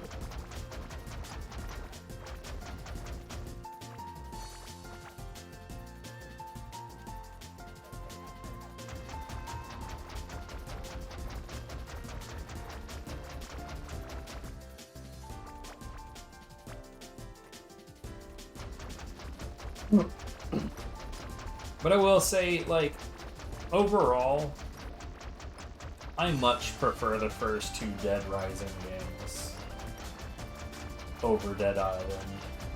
Though I will say that, like, having played the first Dead Island a couple of times, it's not like I feel like I wasted my time. It was a good experience. Sort of.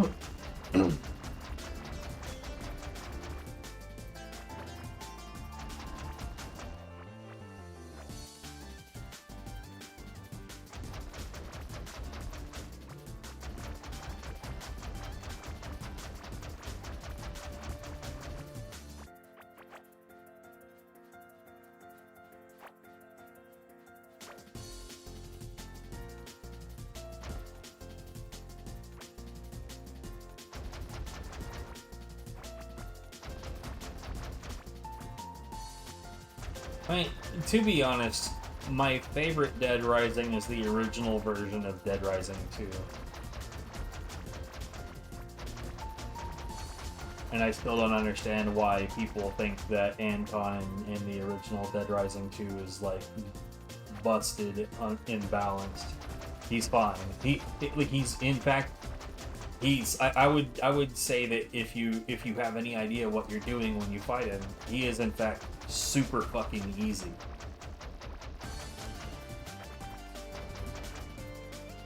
I personally feel like there's, like, more problems with I don't remember what that guy's name is, but it's the fucking hippy dippy fella that you fight in the bathroom that thinks that you're an agent of Cure and then tries to kill you with a giant piece of glass.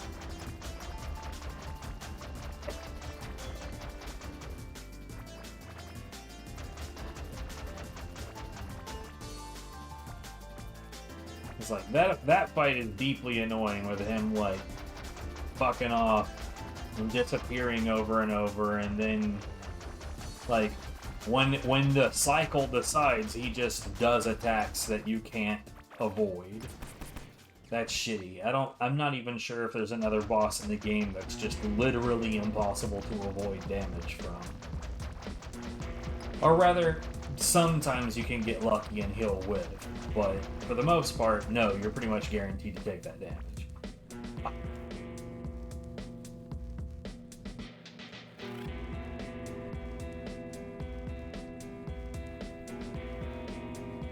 See, I wanted to get into Left 4 Dead. I think my biggest issue is that by the time I dabbled in Left 4 Dead, I didn't have anyone to try to play it with, and I didn't really have anyone to learn from. And so, like, my first experience in it, I was playing solo with no knowledge at all, and it felt pretty fucking shit, not gonna lie.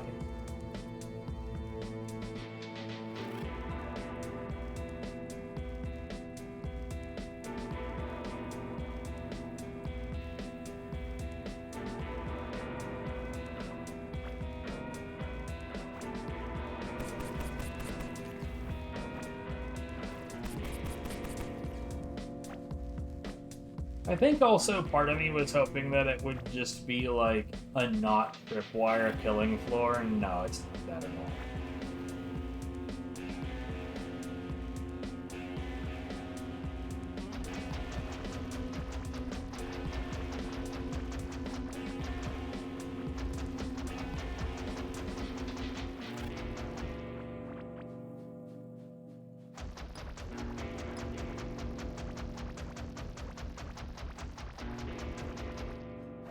Speaking of, I do, in my backlog, I have a game called Necro Siege that might be a not tripwire killing floor, and I'm very curious to see where that's going to go.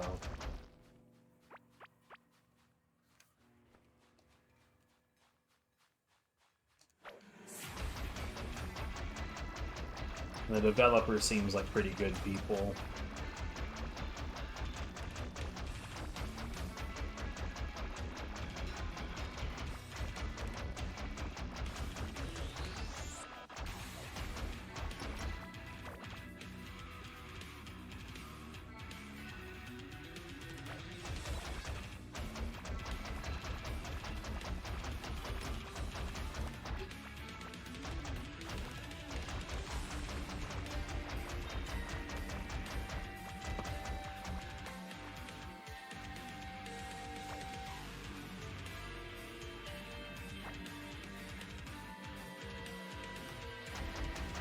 So I don't know. We'll see. I've got a few games in the backlog that I haven't played at all yet. Right, I said earlier that there was a game in my list that's currently on for less than $2, and that's a guaranteed purchase. When anything on my wait list goes below $2, I don't even think about it. I just go ahead and grab it. Because, like, why not? What's the worst that could happen? Like, if you're not going to grab it when it's below $2, you're never going to grab it.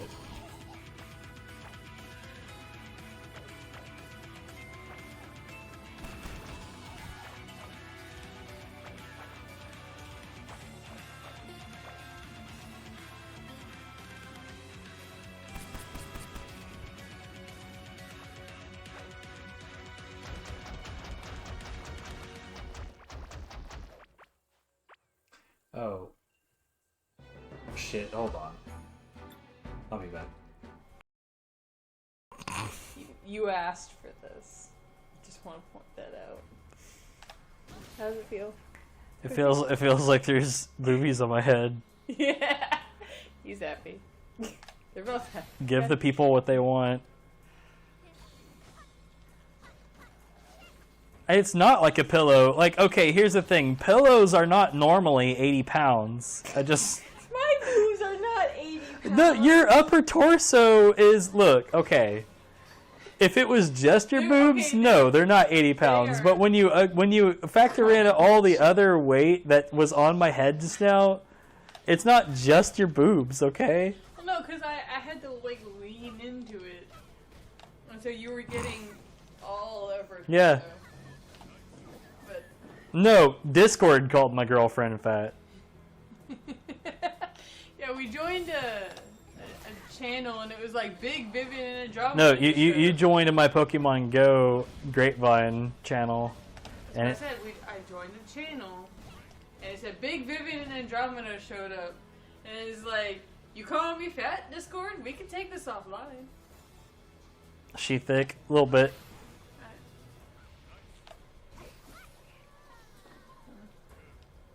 I mean, you're not thick. I'm not denying that I am. I don't know. It's a weird descriptor. No, it's not. It is to me. Okay, it's weird.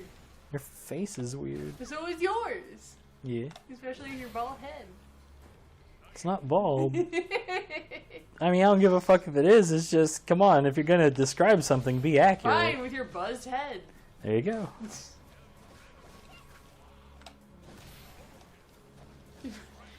Good luck for what?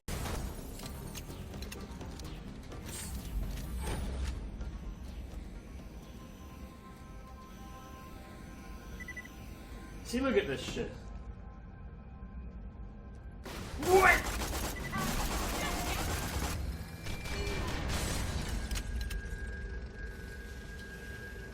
Okay. Fuck that, but okay.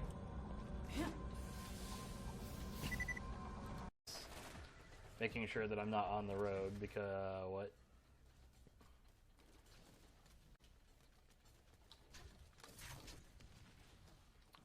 Okay. I'm streaming to show everyone that I'm hers. I do not.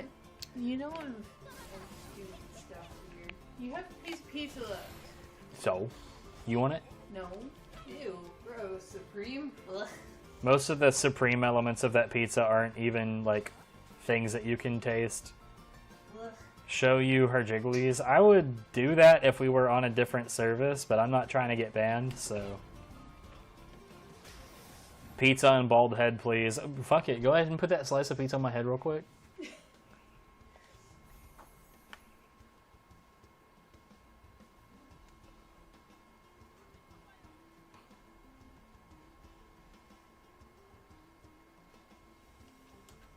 Oh, you took it away. Because you weren't doing anything. You were just sitting there with the pizza on your head. Like, you weren't playing the game. Well, I'm not gonna play the game. I mean, this was fucking. You say you can't play a game with pizza on your head? I don't want it to fall. I can do that. Cash, I've captured Dr. Langstrom and administered the cure. I need you to prep an isolation chamber. I'm bringing him in. Sure thing. I'll get right on.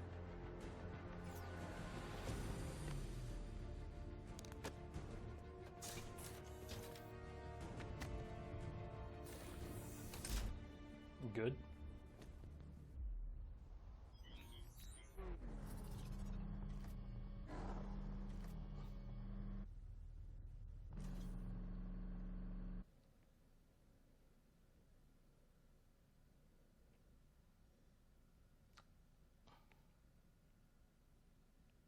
Yep.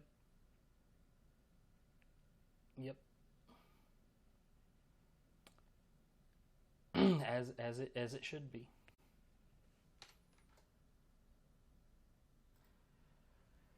That's Batman Arkham Knight. Dude, and my crit chance with these is absurd.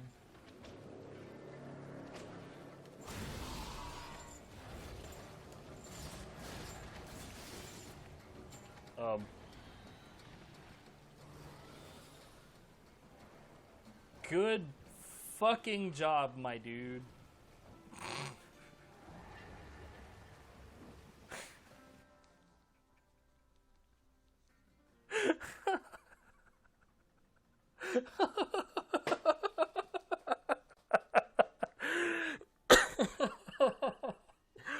Oh my god.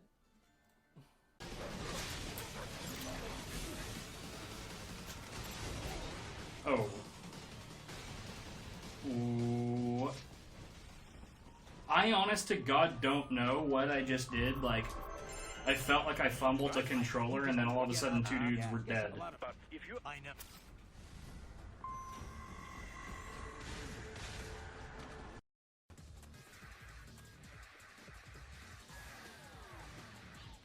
How about this?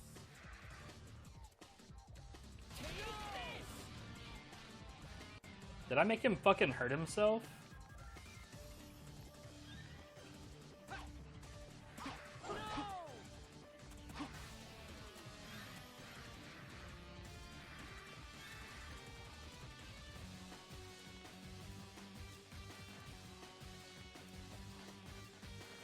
Yo, get smushed. Yo, what?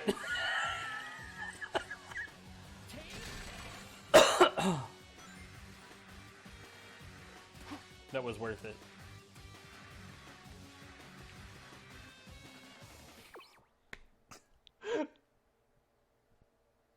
Oh my god. That was so glorious.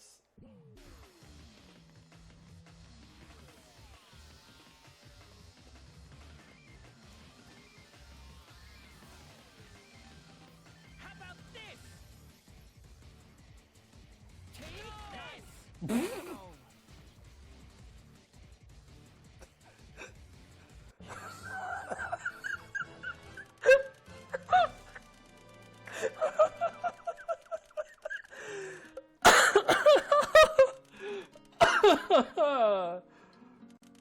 Oh, Jesus.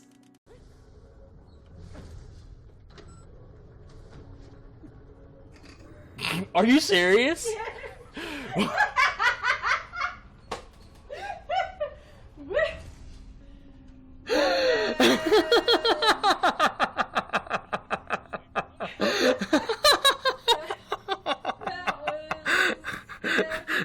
Not intended. How did you manage that? I got caught just I know how, but how? the perfect one. Jesus. Like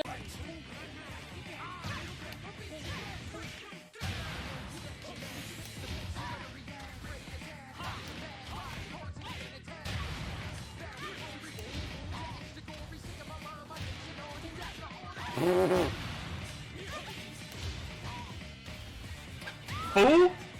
Why did you roll back again?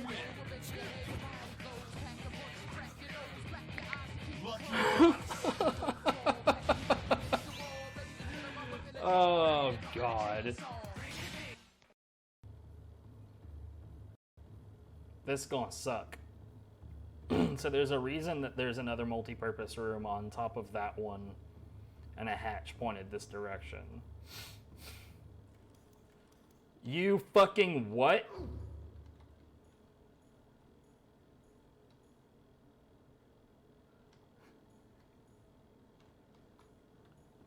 Okay. Yeah, I'm okay.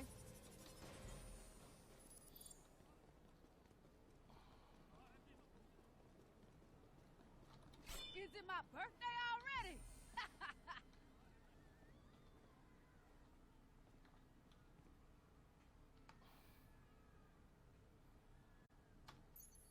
Yep.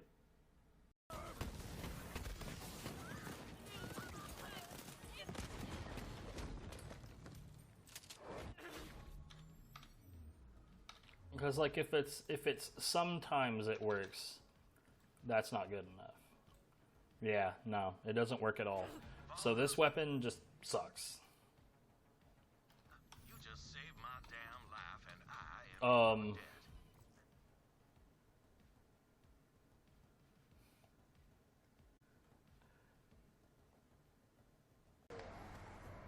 All at once now.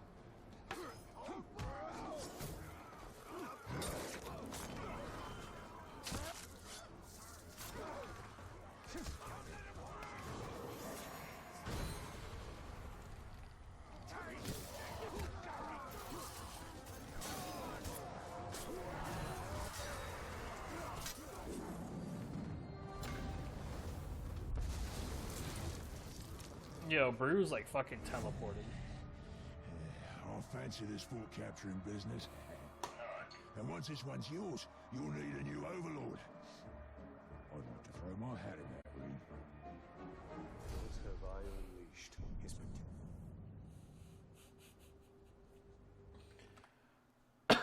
Oh my god.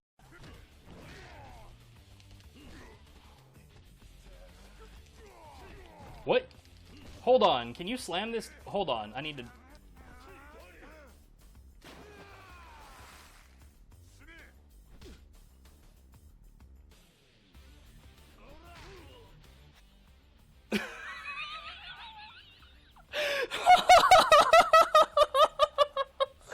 What? What?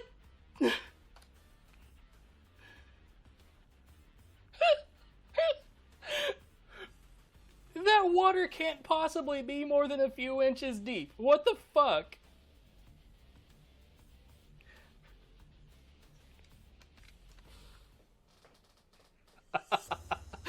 Oh, dude, okay. Alright.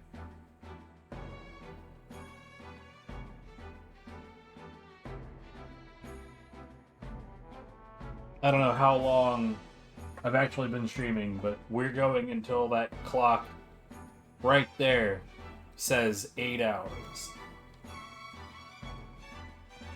Why? For arbitrary reasons.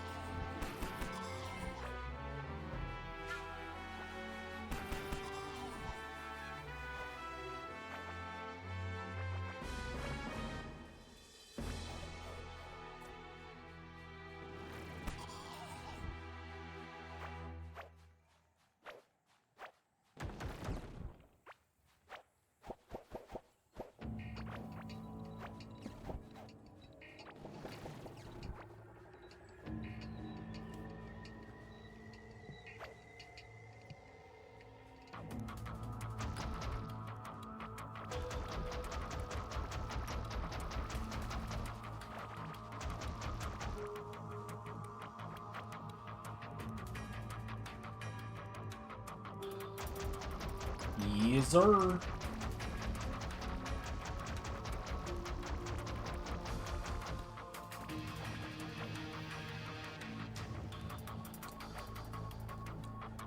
I got 45 more minutes of digging to do, and then I gotta load up a dishwasher, and then while that's going, I'm going to go to sleep.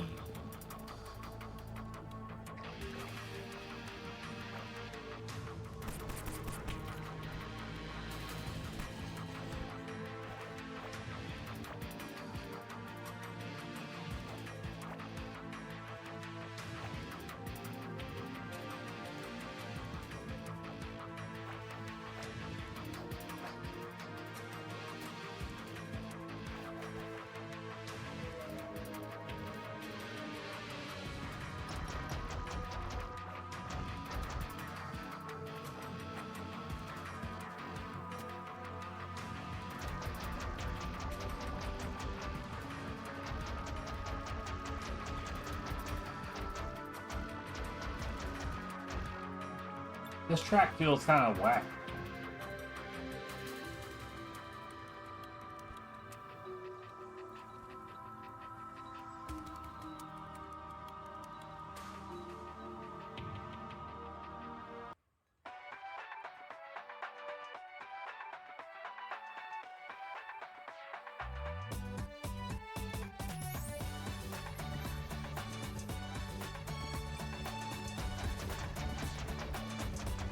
There's a sick shit.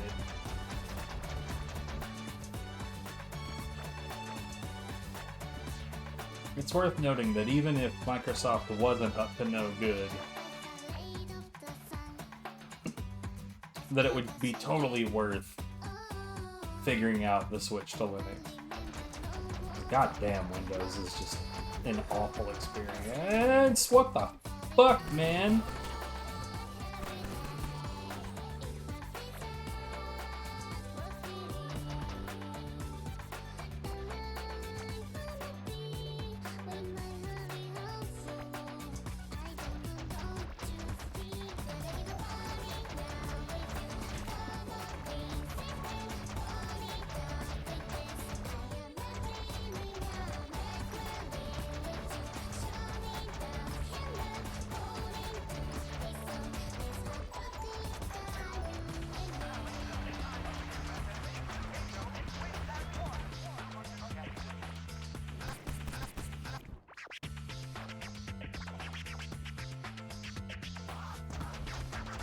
And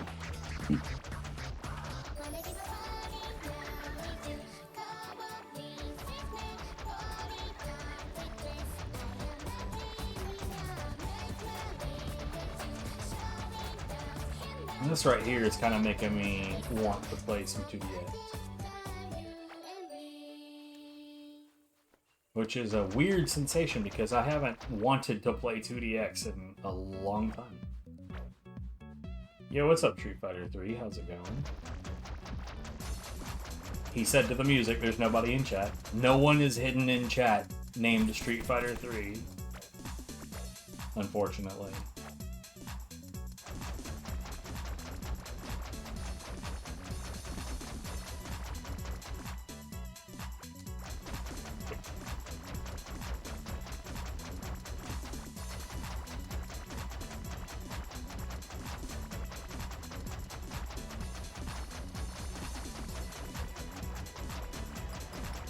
What's going on with the map down here?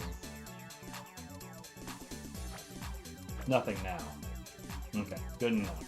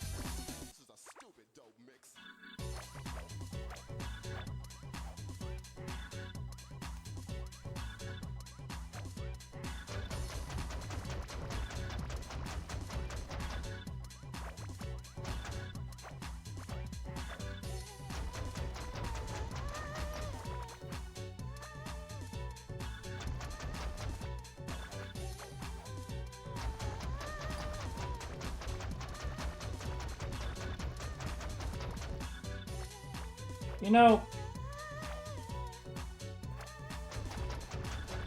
Street Fighter 3 music feels so extremely amateur. It feels like the person, the person or people that put it together had no idea how to compose music. It doesn't feel like, a lot of the time, it doesn't feel like there's any real, flow or, progression to it. It's just random elements put in a nonsensical order. Having said that, I'm not saying the music is bad. It just doesn't feel particularly organized. It doesn't feel like there's a cohesive, long-running thought.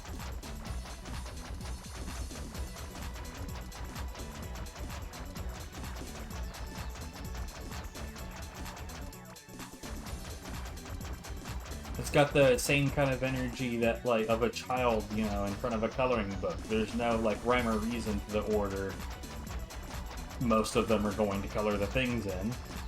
They just do it.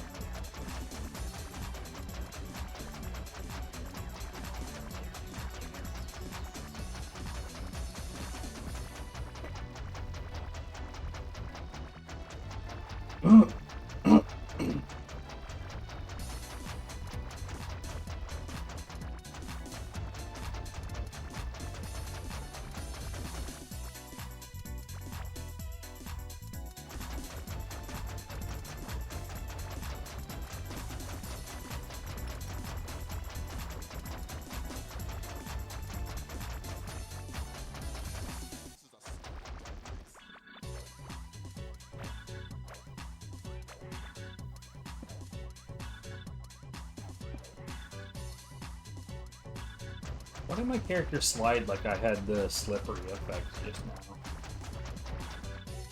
Also, that's in no means is that an attempt to besmirch Street Fighter 3.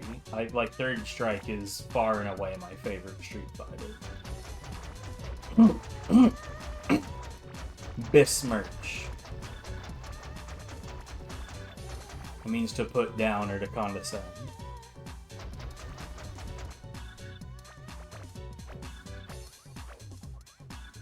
Insult. That kind of thing. Bring low.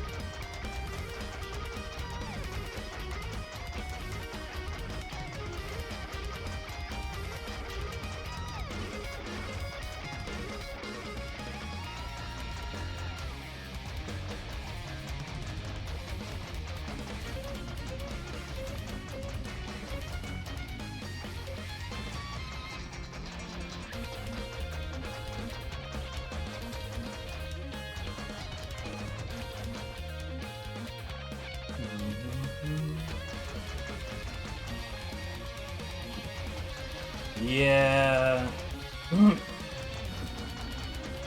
I wish I could say I was surprised. But unfortunately.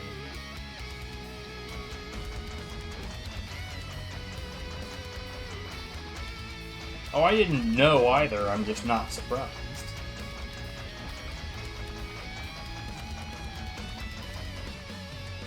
There are Dora the Explorer games on PlayStation 2, and I did say games, plural.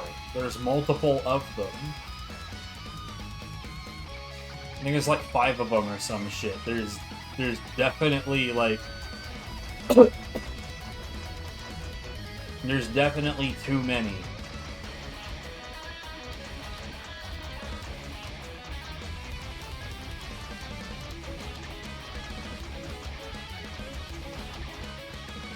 There's also that, like, Strawberry Shortcake PS2 game.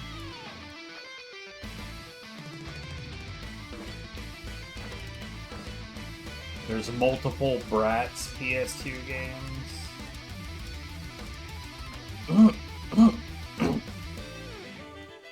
Barbie games.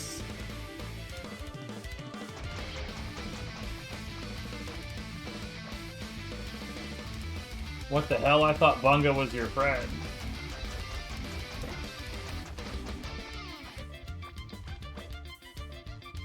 Shake my head and stuff.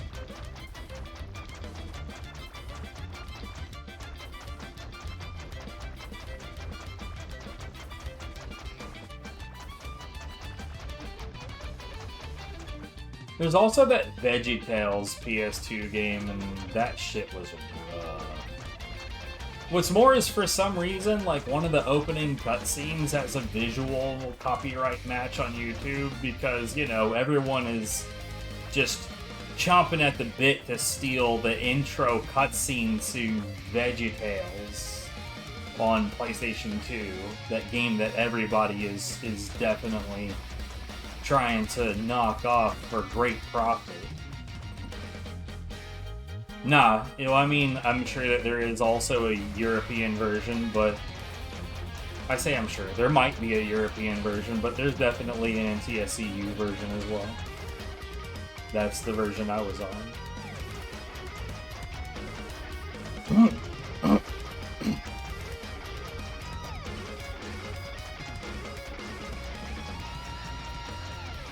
Look, when I was young, I liked VeggieTales. I liked it a lot, and I liked it for exactly one reason. Because VeggieTales meant we weren't doing any schoolwork in that class today. That's it.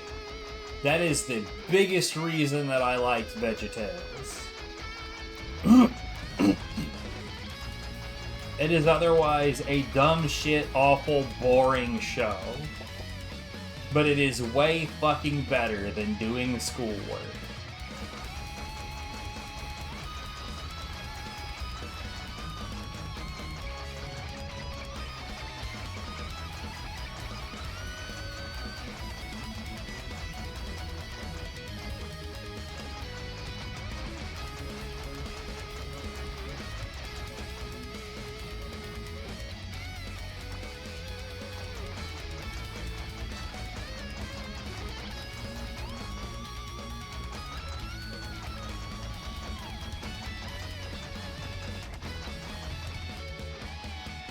Like,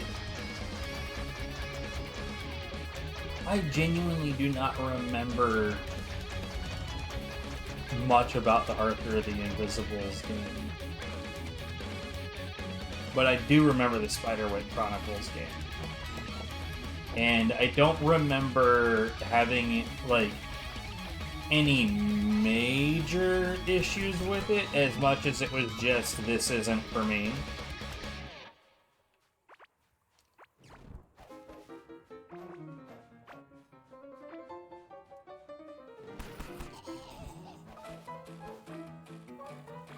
Which it turns out happened a lot. Like, there's a lot of games that I thought, you know, this is probably fine, it's just not something that I would ever care about.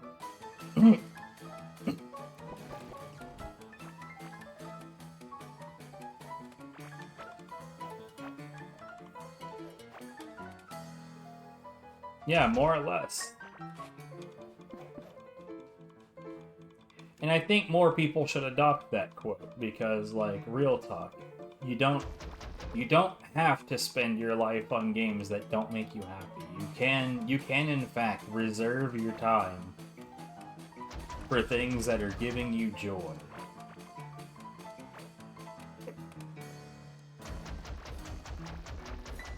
Like Core Keeper, or Wavetail, or Say No More. Oh, what a fucking experience that game is.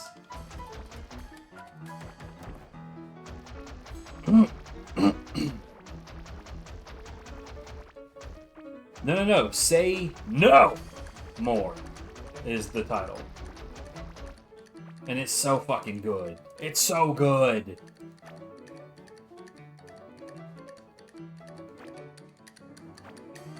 And it is yet another Thunderful Publishing game.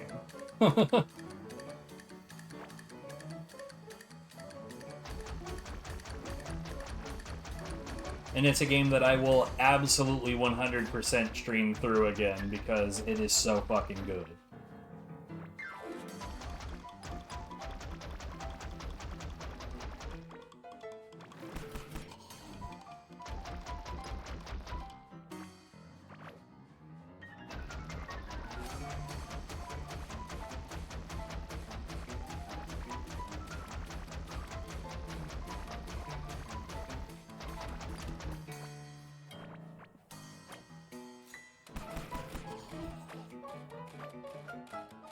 Never played much of it. I haven't played it at all, and it's still on my wish list. But yeah, I dig the old-timey music on the OST for sure.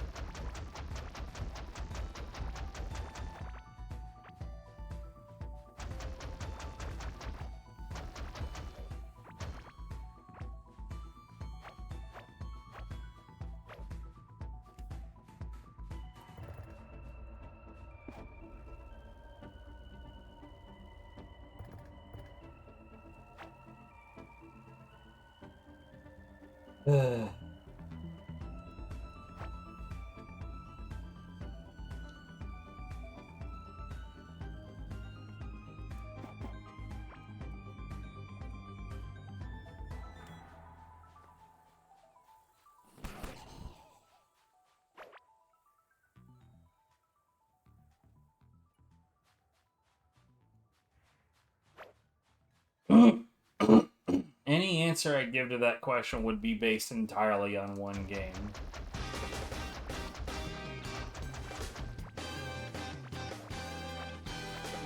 I suppose if I had to take myself down to one game, I'd have to go back to God Hand.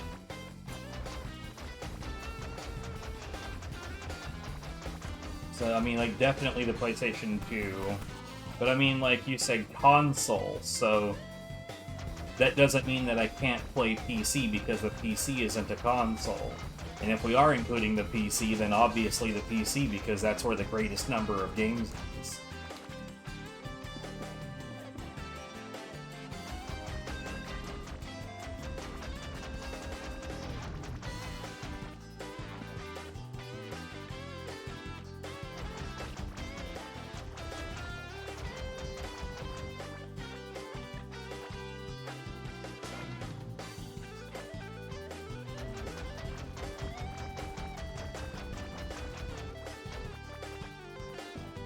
I watch way too much Taskmaster to not rules lawyer a question like this.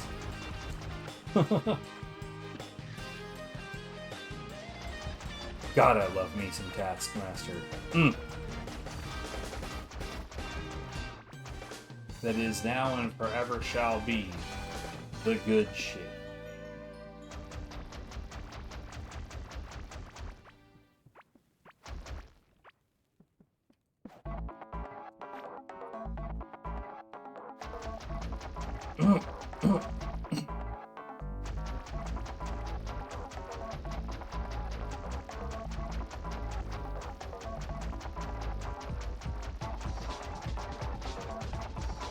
Yeah, I really didn't like this game at all, but yeah, this track is pretty nice.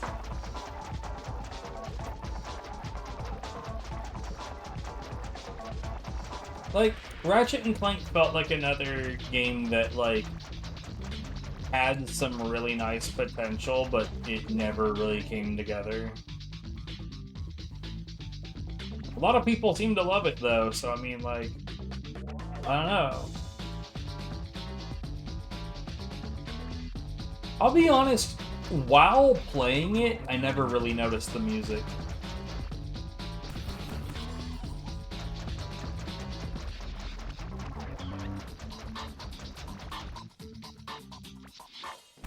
And usually that's not a good sign, but like then I reviewed the music without the game being in the way, and some of the tracks are pretty alright.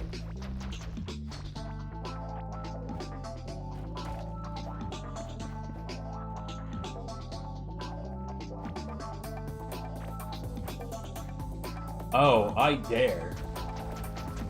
I dare always. I'm daring right now.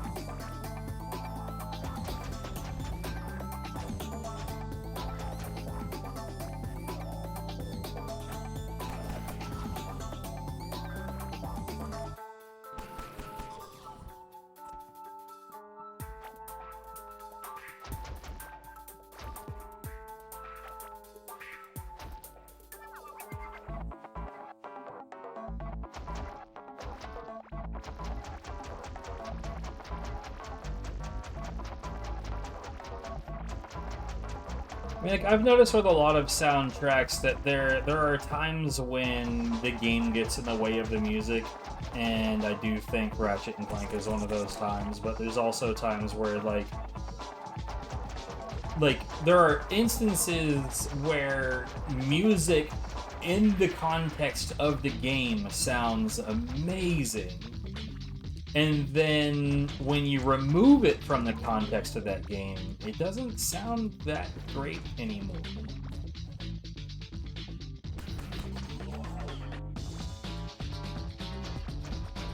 So it's in a playlist on Winamp, but it is randomized.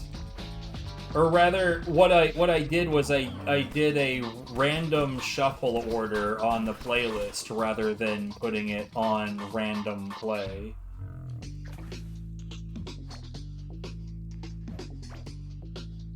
Because that is that's the best way to make sure that it actually goes through all the songs rather than...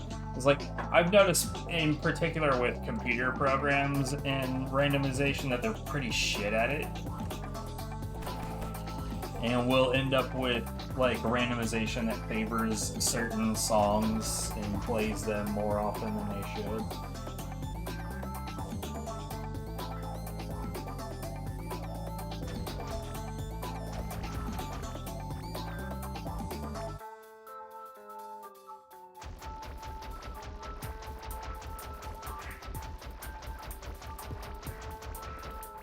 So in essence, both of those things are true. It is random, but it is in a playlist.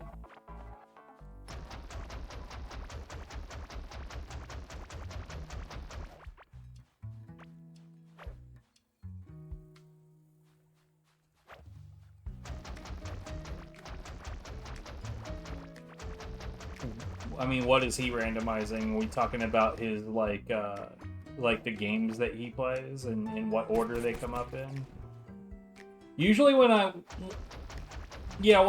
did that, I did the same kind of thing, but I did it with Google Sheets, where I just listed out all of the games. I mean, like you can see the panel below where there's a link to that spreadsheet. But I just listed out all the games and then highlighted that range and told it to randomize range. And at first I was just playing the games in that order. And the reason that I changed that method was because it came to a point when it was very, very difficult to keep sequels in a series straight. So at that point, what I did was I added the release date part to the spreadsheet and started playing games in order of when they were released. And that still gave a pretty decent randomization of like what kind of game we were playing at any given time, usually. I say usually because, like, unfortunately the PlayStation 2 had a lot of games that were basically duplicates.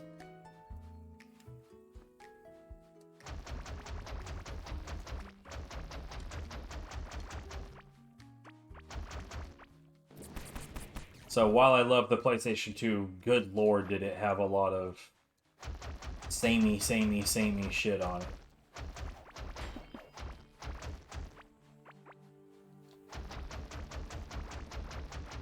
Too many sports, way too many ATV motocross games, because they're all basically the same fucking game. Like, bro, I do not care about racing at all. Like, IRL racing, I don't care about it at all. But because of the PlayStation 2, I would instantaneously recognize the Suzuka racetrack. Not because I give a fuck, but because I've seen it like 80 fucking times. And like, I've had this rant before, but it's worth having it again. I don't understand. Like, I understand if you're a racing fan, wanting to see racetracks in video games that are of real locations sometimes. But only sometimes, because if you get real locations often, what you're going to get is, oh hey, I got the new racing game. Oh, Suzuka is it. I guess I'll do the same turns at the same speeds that I've done fucking 1,000,000 times already. Cool. I don't know, like, why? Why would you want that? Like, the first time it seems, like, fun and interesting and novel, but, like, the fucking 50th time it's not interesting. Make it stop. Anyway, so that's my rant on real locations and racing games.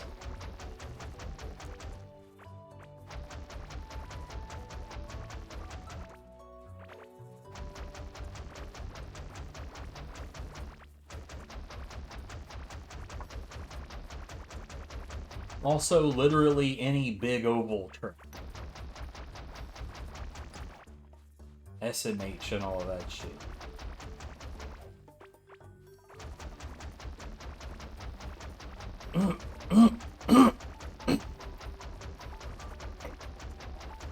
So, I have a streaming friend, though, Tapioca, who has been doing console challenges. He started with the GameCube thing, and now he's on to Xbox thing, where the goal is to complete all of the video games on the console. Asterisk. He does remove what we all agree to is sports trash, where it's just the same game over and over and over, and it's just play sport.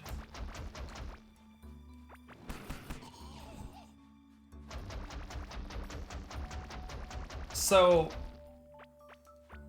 I would recommend doing the same thing. Like, no one needs to play any of the Maddens. Anybody who gave a shit about that ever has seen it enough times.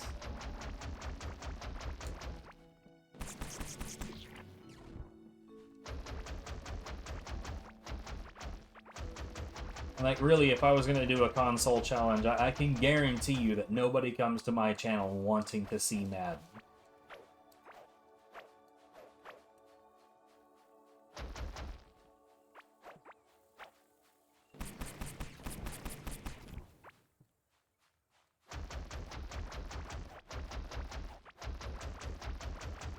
Nah. No, no, and no.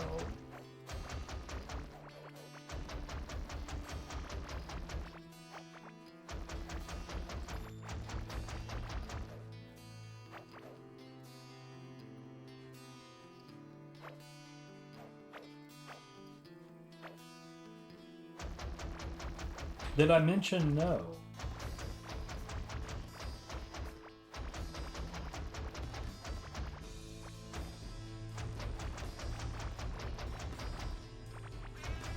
You should say no more. Hey, full circle and all that shit.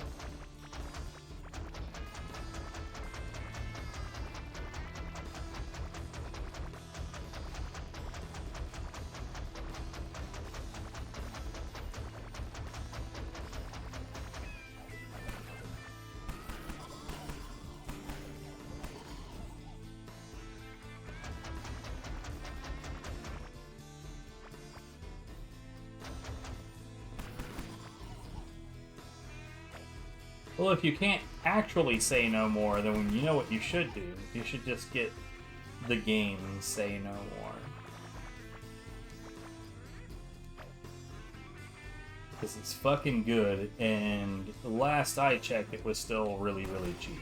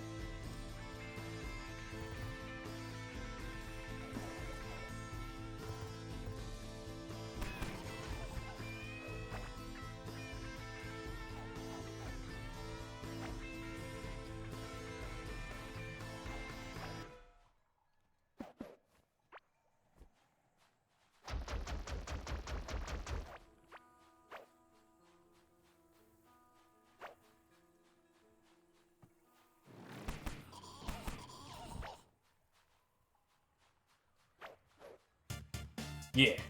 Well, no has an exclamation mark on it, but yeah.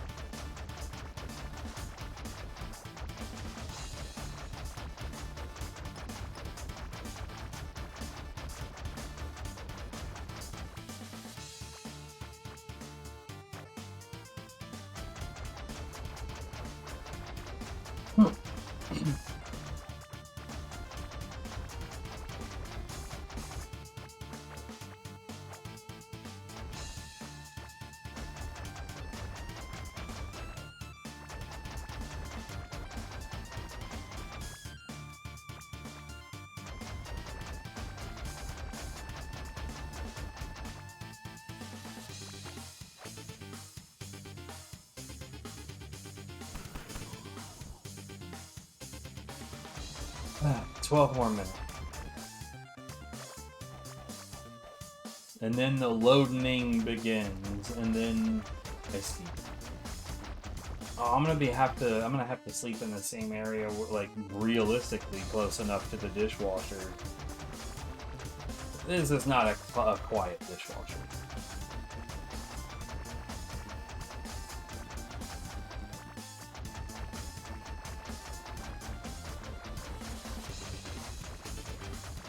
Oh, Say No More is not a high fidelity game. A toaster should be able to run that game.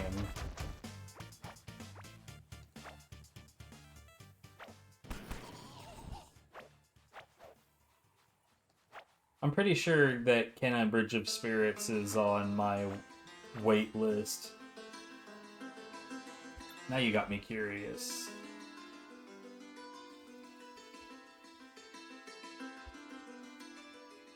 Oh, what am I doing? So let's see. Say no more. Currently, you can get it for $1.04. Literally on Steam, it's 93% off.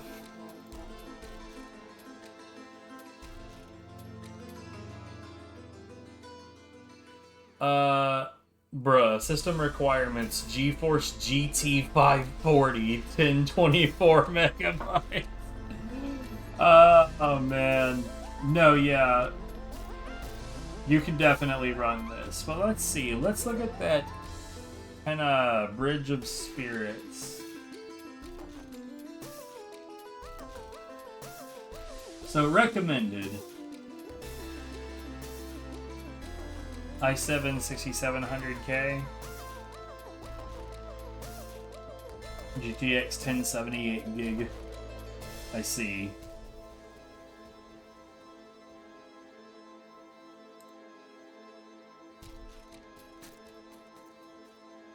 I can see why this would be a bit rough to try to stream, yeah.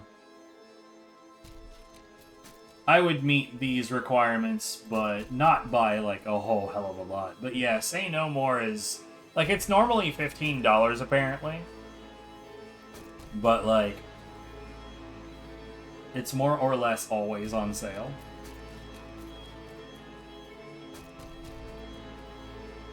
Let's see, let's look at this history. Yeah, it's pretty much always on fucking sale. Look at this. Look at the like, oh, look.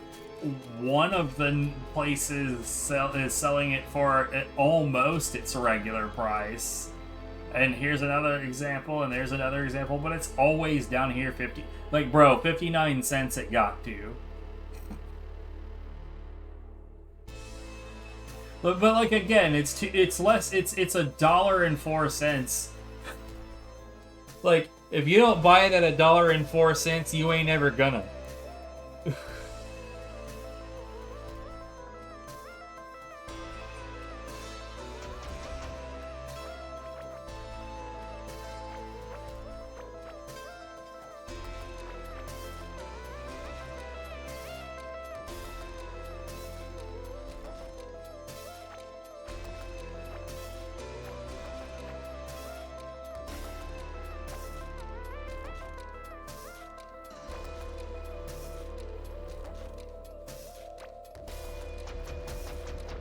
But, like, keep in mind that it is a bit closer to something like Telltale than, like, a full-on video game. It's more of an experience than a game, but honestly, I fucking loved it. It was a wild ride, and it was so good.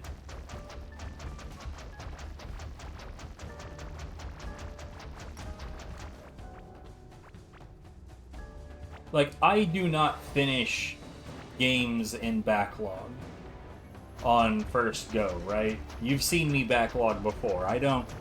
Like, I usually, like... Most of the time, I'm just like, wow, this game is shit, and I move on.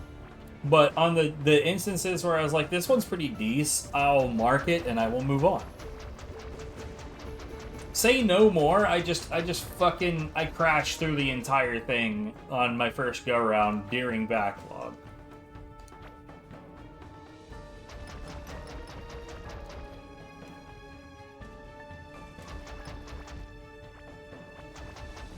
Which also tells you it's not super long either, but again, like I said, it's a Thunderful Publishing title, so of course it's not long.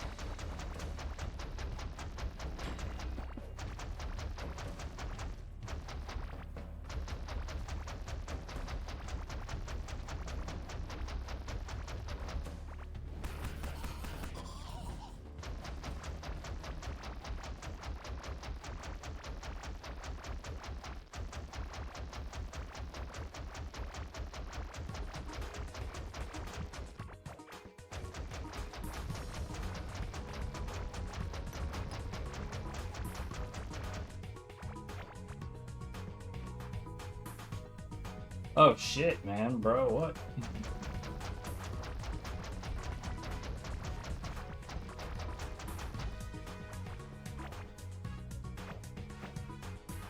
You know what? You see this face? That's how I feel about that.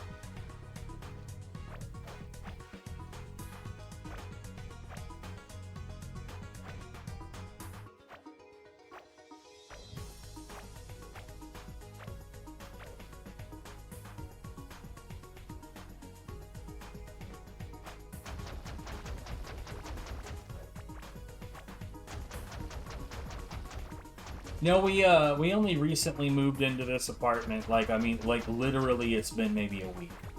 Maybe a week. And, I don't even have the PlayStation 2 out yet. Which is kind of sad. I need to fix that. How's the move? The new place is definitely a lot more pleasant. Moving always sucks. There's nothing that you can do to make moving not suck.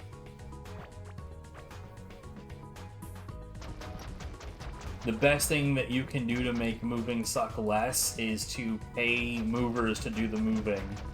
And even that is, like, far from a guarantee of non-suckage.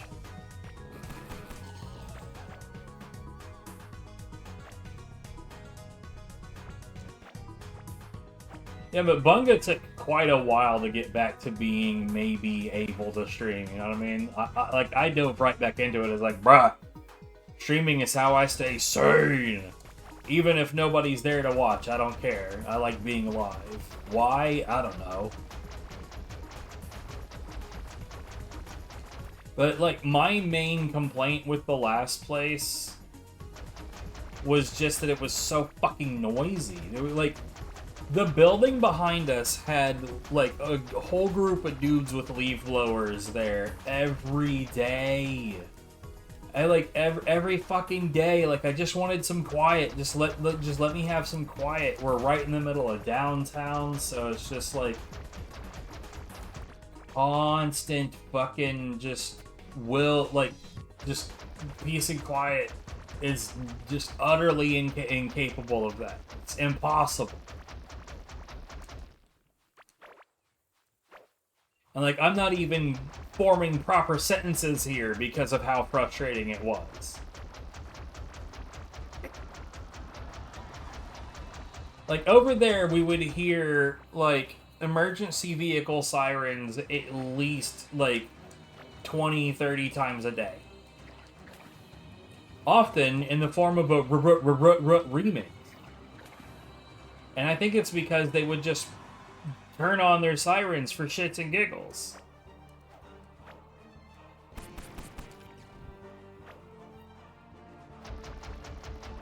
But like, here? I think I heard somebody head streaming once for like 5 minutes.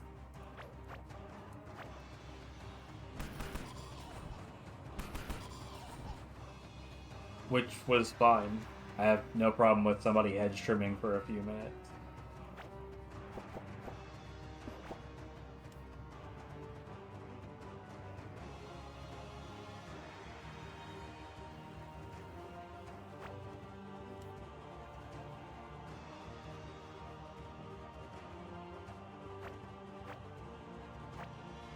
Okay, so here's what's about to happen. I'm gonna catch all these bugs.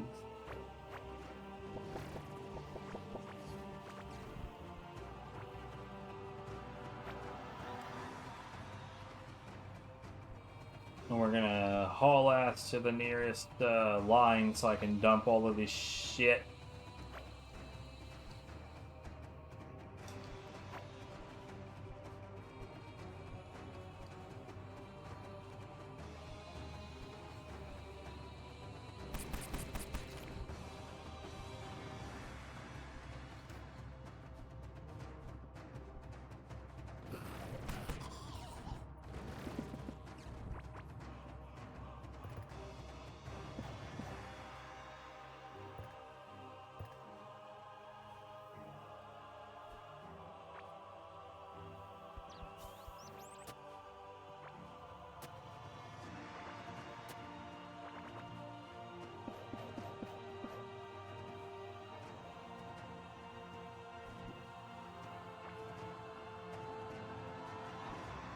Now I'm gonna run back to where the actual project is, and then that will be it for me.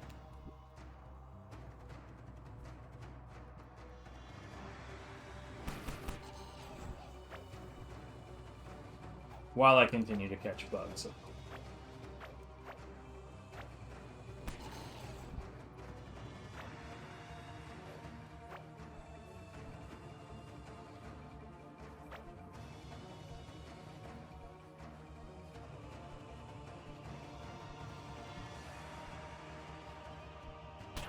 What the fuck? I don't even think that attack was meant for me, but I caught 2 of them. Rude.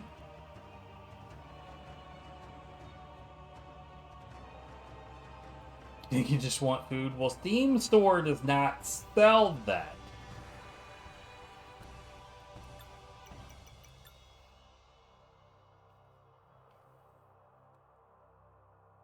There's no Steam Pantry option.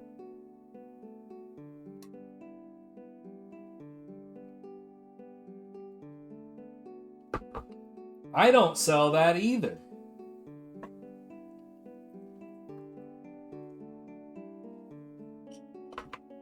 I just realized that something was very, very fucking wacky. I know, man. Like, I have the ability to make one of those things, but I don't sell that.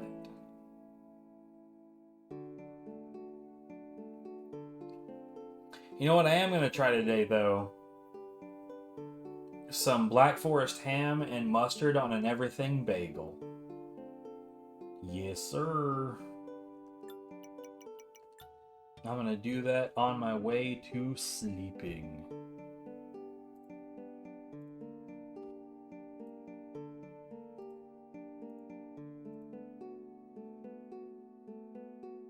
I'm not much of a bagel fan, but yo, look at this picture, dude. I shoot good ass photos.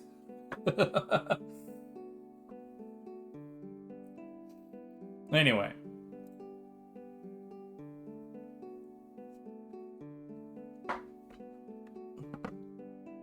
Should I just go ahead and say that nobody's live? Because I bet that nobody's live.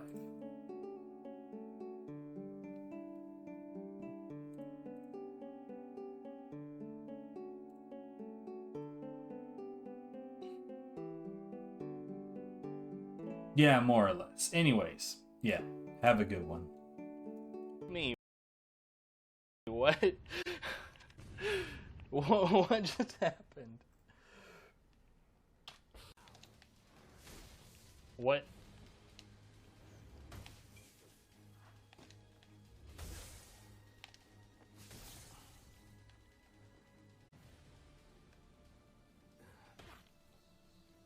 Good. Where's the canister? Blown away. You'll never find it.